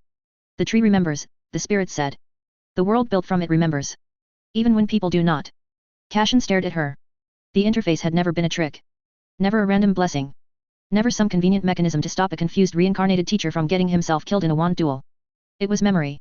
It was the tree's memory reaching him in the only way his mind could bear. He taught a spell, and magic answered because it recognized the act. Teaching. Passing on. Carrying forward. That was what memory did when it refused to die. Pass. Root. Branch. Bloom again in another hand. That was why the ancient variations came through teaching and not power. Why mastery arrived when others learned. Why the list in his head only moved when knowledge was shared. It wasn't rewarding him. It was responding to the oldest law there was. Magic lived by being carried. His breath shook. He laughed, then looked down at his hand as though he might find bark under the skin. Bloody hell, he murmured. I thought I was dragging history out of the dark. He looked back up, the full force of it landing at last. It's the other way round. The magic's been dragging me. Bathsheba was too busy following the same line, and he could see it in her face now, in the stillness behind her eyes. The runes, she said. That's why they come so easily when they shouldn't. Not because I learned them somewhere and forgot. Because the magic still knows them, even when I don't. Yes. The mark. Her free hand rose to her own throat. The mark didn't need my mind to carry it. It was already there. In the magic. Cashin nodded slowly. And the valley, she said. The valley wasn't gone in the simple way ruins were gone. It hadn't vanished. It had been starved, buried, cut out of records, names, bloodlines, songs, stone, everything people could reach. But if magic never forgot, then the valley had never truly disappeared. Its memory still lived in the world that had grown from it. In spells. In creatures. In wards. In old branches people called dead because they no longer knew the tree they came from. And him.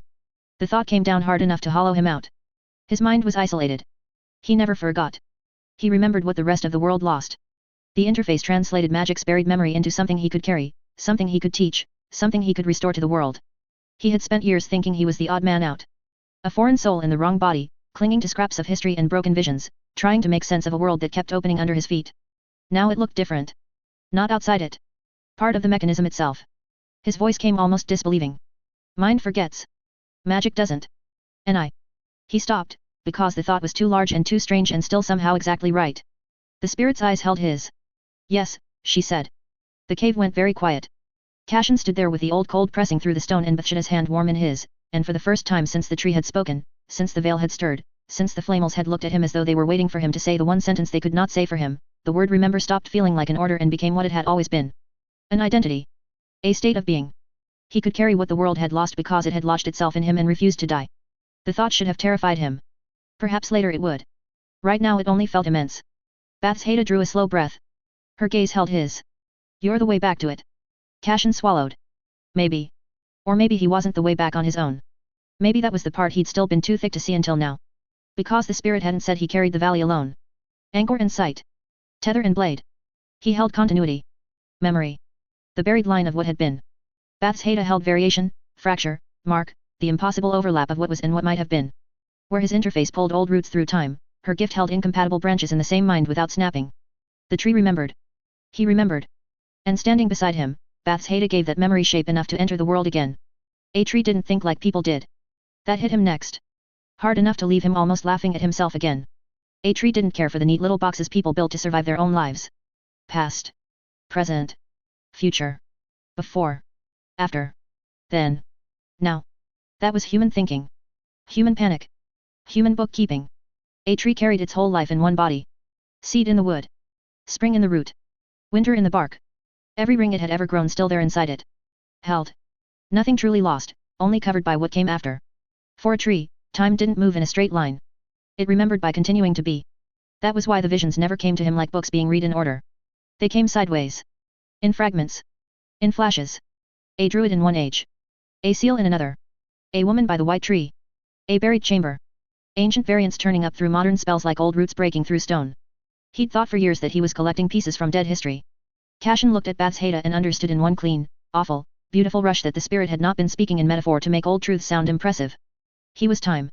Not in the grand, ridiculous sense of ruling it. Nothing so dramatic. But he carried its memory. Its depth. Its continuity. The old branches. The buried rings.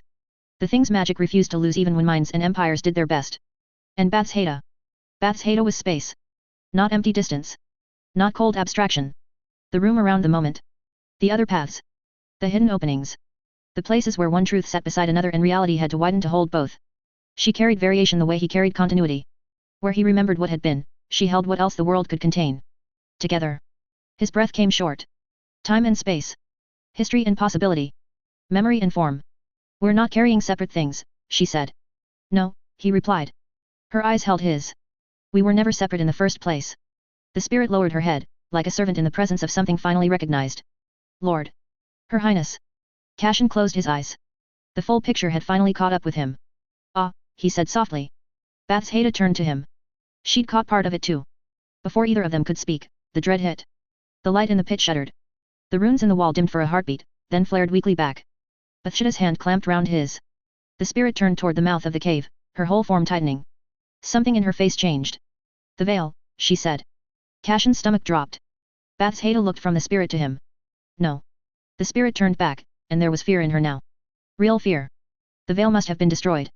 If the veil had fallen. Cashin swore under his breath.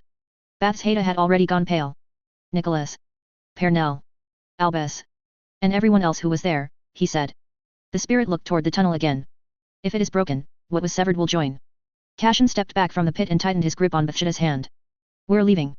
She was already moving with him. Behind them, the pale light in the pit and the spirit's glow thinned like a flame caught in wind.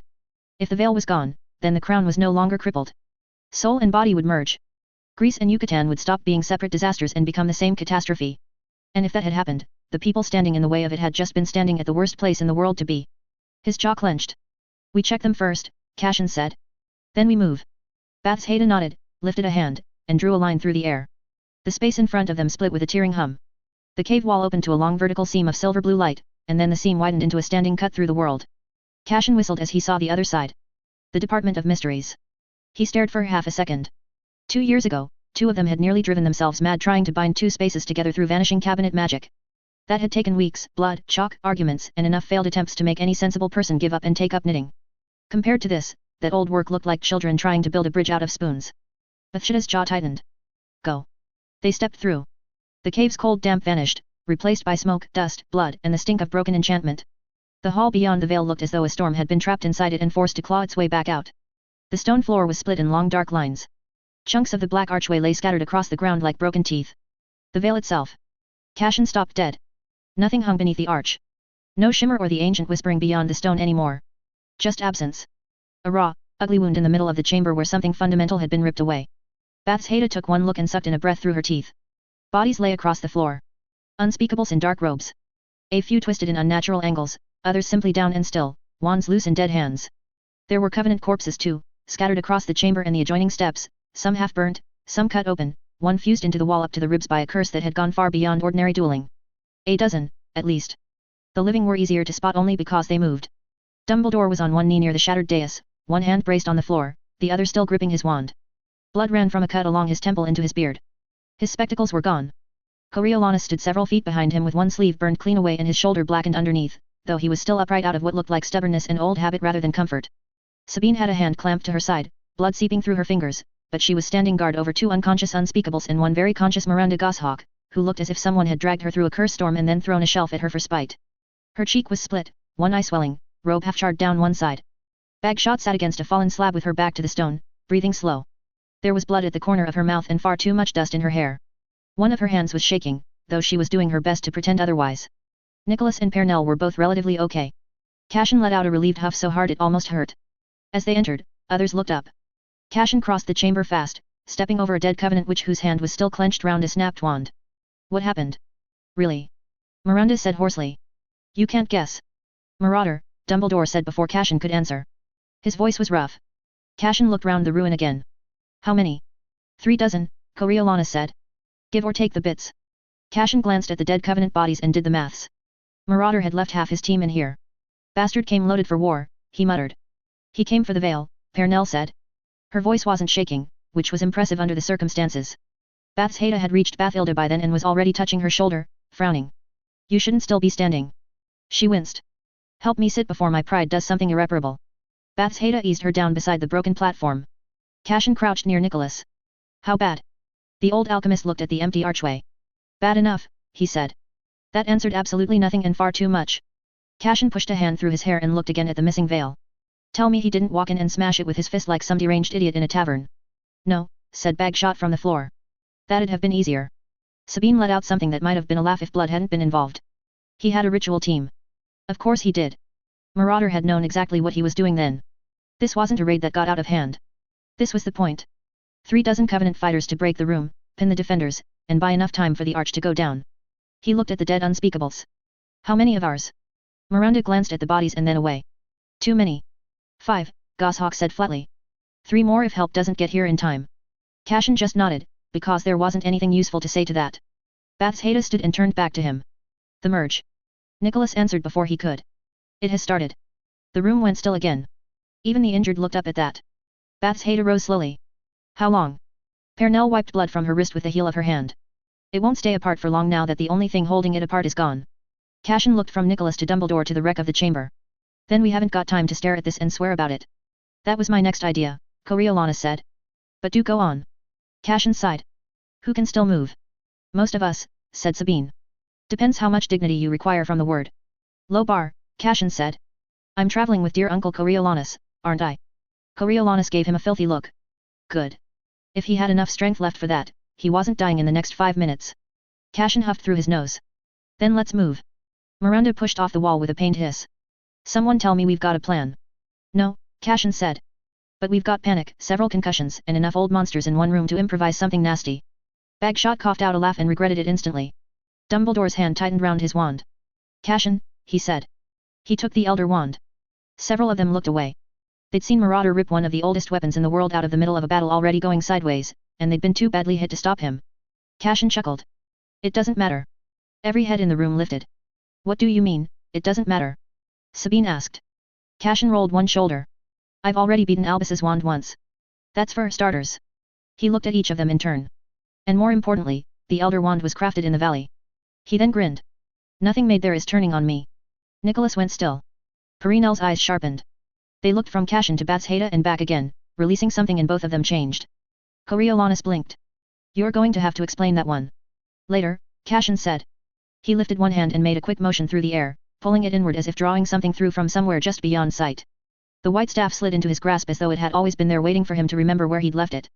A breath caught somewhere in the room. Bathilda was the only one who didn't flinch. 2 years ago, the goblins at Gringotts had handed it to him without explanation. They'd said only that when the time came, he would understand. He understood now. Magic rolled off him the moment his fingers closed round it. The whole room reacted. It pressed through cracked stone and blood and smoke and snapped wards, and every scrap of old enchantment still clinging to the chamber reared up in answer. Coriolanus actually took a step back. Dumbledore's eyes widened. Then everyone froze. The burns along Coriolanus's shoulder began to knit shut. The blackened skin lightened, torn flesh drawing together before the eye could catch up. Sabine's hand jerked away from her side as the blood under her fingers slowed, then stopped. The split in Miranda's cheek closed in a thin bright line and vanished. Dust slid from Bagshot's hair as she pushed herself upright, coughing once in astonishment instead of pain. Even Dumbledore's cut temple sealed over, the blood drying where it had been. Miranda touched her face and went still. Sabine stared at her own side. Coriolanus looked down at his shoulder, then back at Cashin. Nicholas took one step forward. That's... He stopped there, because for once even Nicholas Flamel didn't seem keen to hope aloud what it might be. Miranda blurted out. Gods. The elder wand had come from the valley. So had this. No. Not really. This staff was beyond that. Marauder thought he had stolen the source of the valley, but the elder wand could never grant access. Cashin lifted the staff, and the air split again. This time it opened onto the temple in Greece. He tightened his grip. Let's go. Cashin and Bathilda stepped through the gate only to see the temple in Greece had changed. The first thing that hit them was the pressure. It came down over the stones and over the people crossing onto them, and the whole place sagged under it. Coriolanus stopped half astride in as if he'd walked into deep water. Sabine's shoulders dropped. Miranda's face went blank for a second from the sheer effort of holding her thoughts together. Even Nicholas' breath caught. The pressure sat on every mind in the ruin and then harder. Cashin felt the shift in them. The lag. The drag. The way their bodies were still willing but their thoughts had started moving through mud. These were old monsters, old masters, people who had lived through wars and things that never made it into books, and even they were straining under it already. Ahead of them, the temple had split open further than it had before. The old stone rings lay broken around the chamber mouth. Dust hung over the steps in a faint haze, glowing where the light caught it. At the center, on the highest surviving slab, stood the thing that had once been only half awake. Now it was whole. The crown had risen into a body that looked as though someone had taught a ruin how to stand. It was too tall by a head and a half.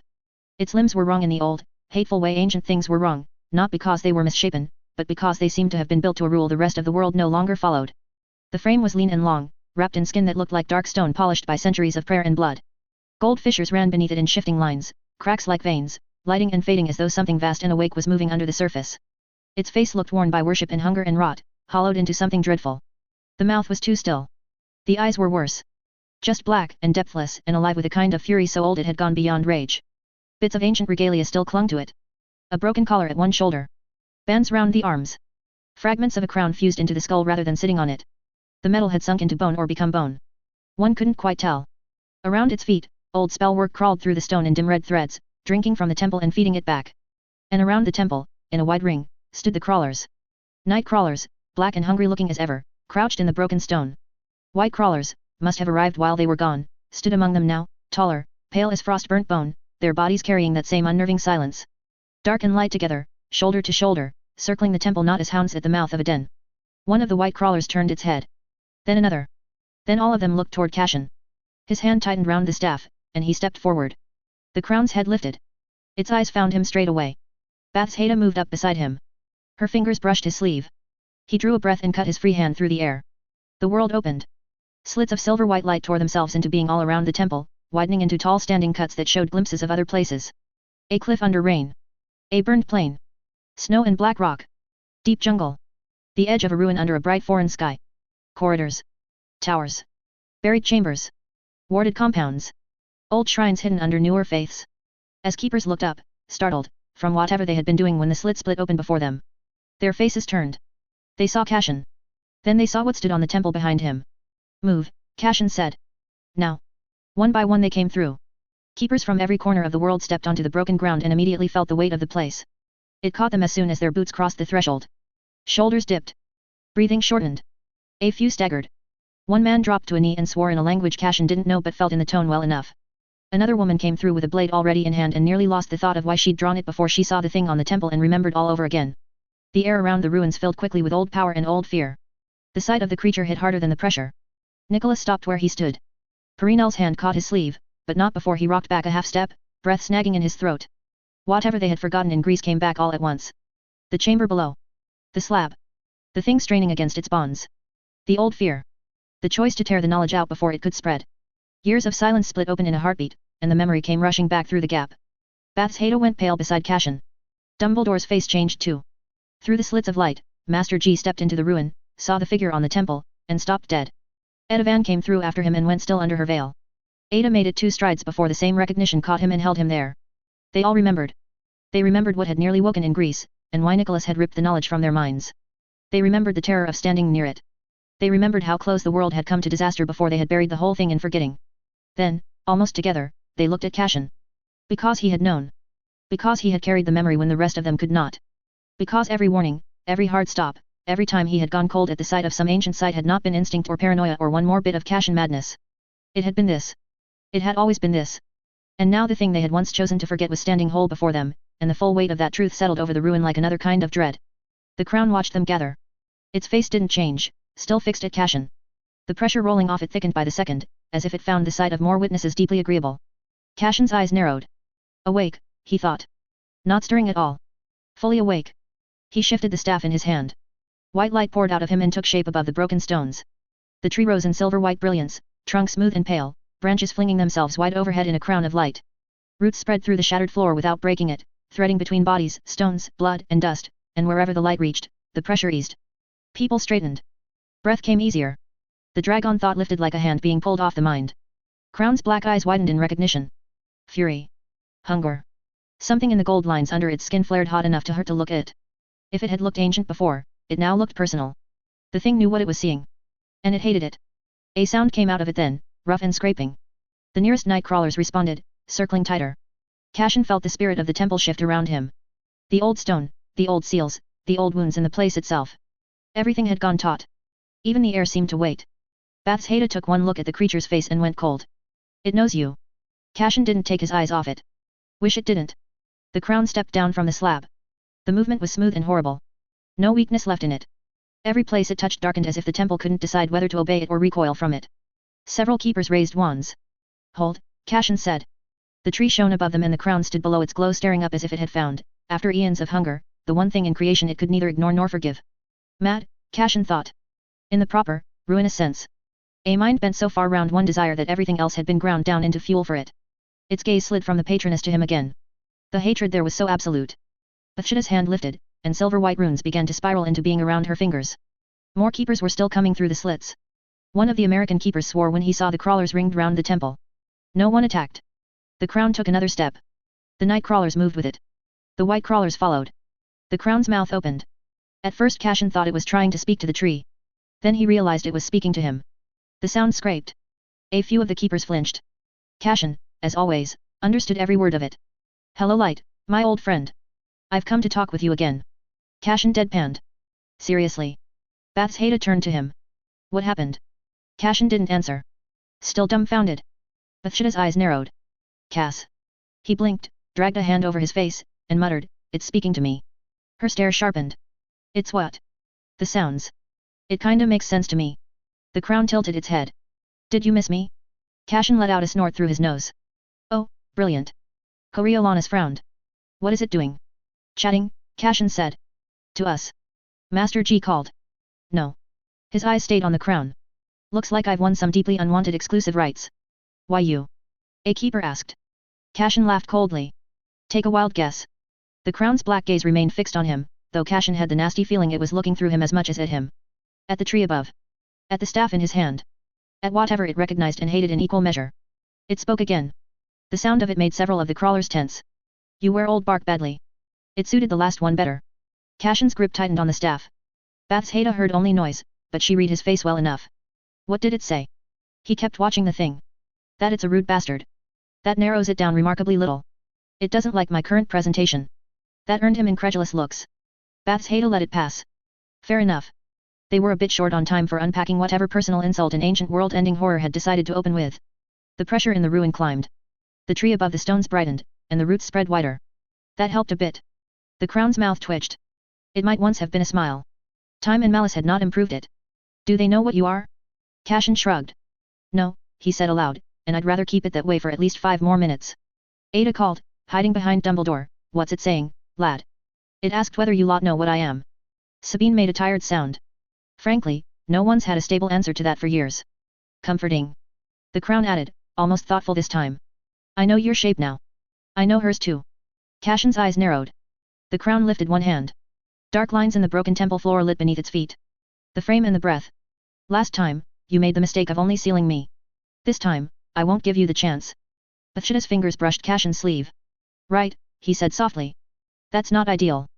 Coriolanus called over, would this be a marvelous time to ask what it's saying, or should I wait until the apocalypse becomes less theatrical? It understands more than I'd like, Cashin said. Marvelous. Hate that. The crown's gaze slid briefly to Bathsheba. The runes around her fingers brightened in answer. The marked one. You should have died in the cave. Bathsheba didn't need translation for the way Cashin's shoulders stiffened. It mentioned me, she said. It thinks Norway should have finished the job. Her mouth tightened. Pity. Cashin chuckled. The crown's eyes returned to his. And you? Little memory in borrowed flesh. You took too long to wake. Cass. It's just yupping. The crown halted. Cashin had the vile sense that the thing was deciding what to do with them. Whether to kill or play. Then it spoke again, and this time the mockery fell away. Send them away. Cashin went still. The crown's black gaze didn't move. This is older than their bones. Send them away, and I may let the world keep its skin a little longer. Cashin stared back. You arrogant prick. Bathsheba glanced at him. Threat. Yes. Useful one. No. Bathsheba lifted her hand. Are we still talking, then, or would now be the part where I start drawing things in the air until it regrets being born? Cashin's eyes stayed on the crown. Give me 30 seconds. He took a step forward. The crown watched him come and didn't move. Cashin could feel the others behind him, waiting for some signal. Some plan. Some sign he hadn't completely lost his head now that the ancient horror had apparently decided to single him out for a private conversation. Truthfully, he wasn't certain the distinction between private conversation and attempted cosmic humiliation had held for the last 5 minutes. Still, if the thing wanted to talk, he could use that. Right, he called. You opened with melodrama and moved on to insults. Is there a third act, or are you stalling because having a body again hasn't improved your confidence? The Crown's mouth twitched. I am deciding whether to kill you first or last. Cashin nodded slowly. Fair enough. I've had staff meetings like that. Pernell muttered, Cashin. I'm buying time. You're being annoying. Bathsheba said, rolling her eyes. That too. The Crown's gaze sharpened. For the first time since it had started speaking, the mockery in it was gone. You are not the original, it said. You wear the right shape badly. You carry scraps. Memory. Echo. Pattern. But you are not him. You are hardly a fraction of what he was, and she. Its eyes shifted to Bathsheba. She is a vessel. A marked shell. Useful, yes. Necessary, perhaps. But unfinished. Both of you are late. Cashin didn't move. The Crown kept looking at him. You think delay favors you. It does not. I am patient in ways you have not yet learned to fear. I can give you a century. 2. 10.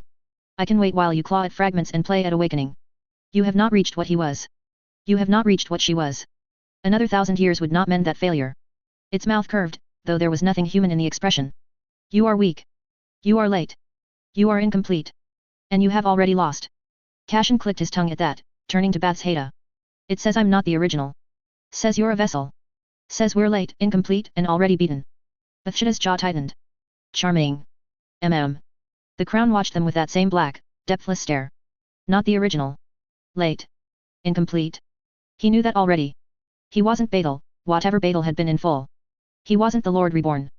He was himself. A teacher from another world in borrowed flesh, carrying too much memory and not enough explanation. Bathsheba wasn't some neat return of a dead queen either. She was Bathsheba. Herself, stubborn and brilliant and carrying marks older than memory through a life that had once been perfectly ordinary. The Crown was wrong if it thought that made them lesser. But it wasn't guessing wildly either. It had seen enough. I watched your kind bury the truth many times, it said. I watched them erase their saviors and chain their guardians. You think this age is different because you have found names for a few old pieces? Because you carry a staff and a tree shape and a woman with borrowed marks? Its gaze moved over the roots of light, then returned to him. You have not awakened fully. You have not remembered enough. You stand in front of me half-made and call it resistance. Bathsheba squeezed his hand. Cass. I know. The Crown's attention snapped to the touch. Its stare lingered on her hand, on the runes spiraling round her knuckles, on the line of her shoulders as she stepped into place beside him instead of behind. There. That is the shape of it. You cling to one another because alone you break. Cashin almost laughed at that, though there wasn't much humor in it. Bit rich, he said aloud. Coming from a thing that had to stitch its soul back into its own carcass before it could stand upright. The Crown's head tilted. It spoke again, and this time the words came colder. You confuse reunion with dependence. I was divided by force. You are divided by nature. Cashin's eyes narrowed. The pressure round the temple increased again. More keepers were still stepping through the slits he had opened, though those arrivals slowed now, each of them pausing at the edge of the roots of light and taking in the thing on the high stone with faces that all found, in different languages, the same conclusion. This was bad. Very bad. The Crown had noticed them too, though it gave them little more than a glance. Bring as many as you like, it said. They are tinder. Witnesses. Noise around the edge of a matter that belongs to older powers than any of them can touch. You think defiance changes the arithmetic? It does not. The old balance is gone. The valley was starved. The names were cut loose. The line weakened. Even now, with all your little revelations, you are still standing in the ruins of a defeat you came too late to prevent. Cashin's expression flattened. Funny thing about historians, he said. We get quite stubborn when ruins start talking down to us. A few of the nearer keepers let out breaths that might have been laughter. The Crown didn't laugh. Its eyes fixed on him.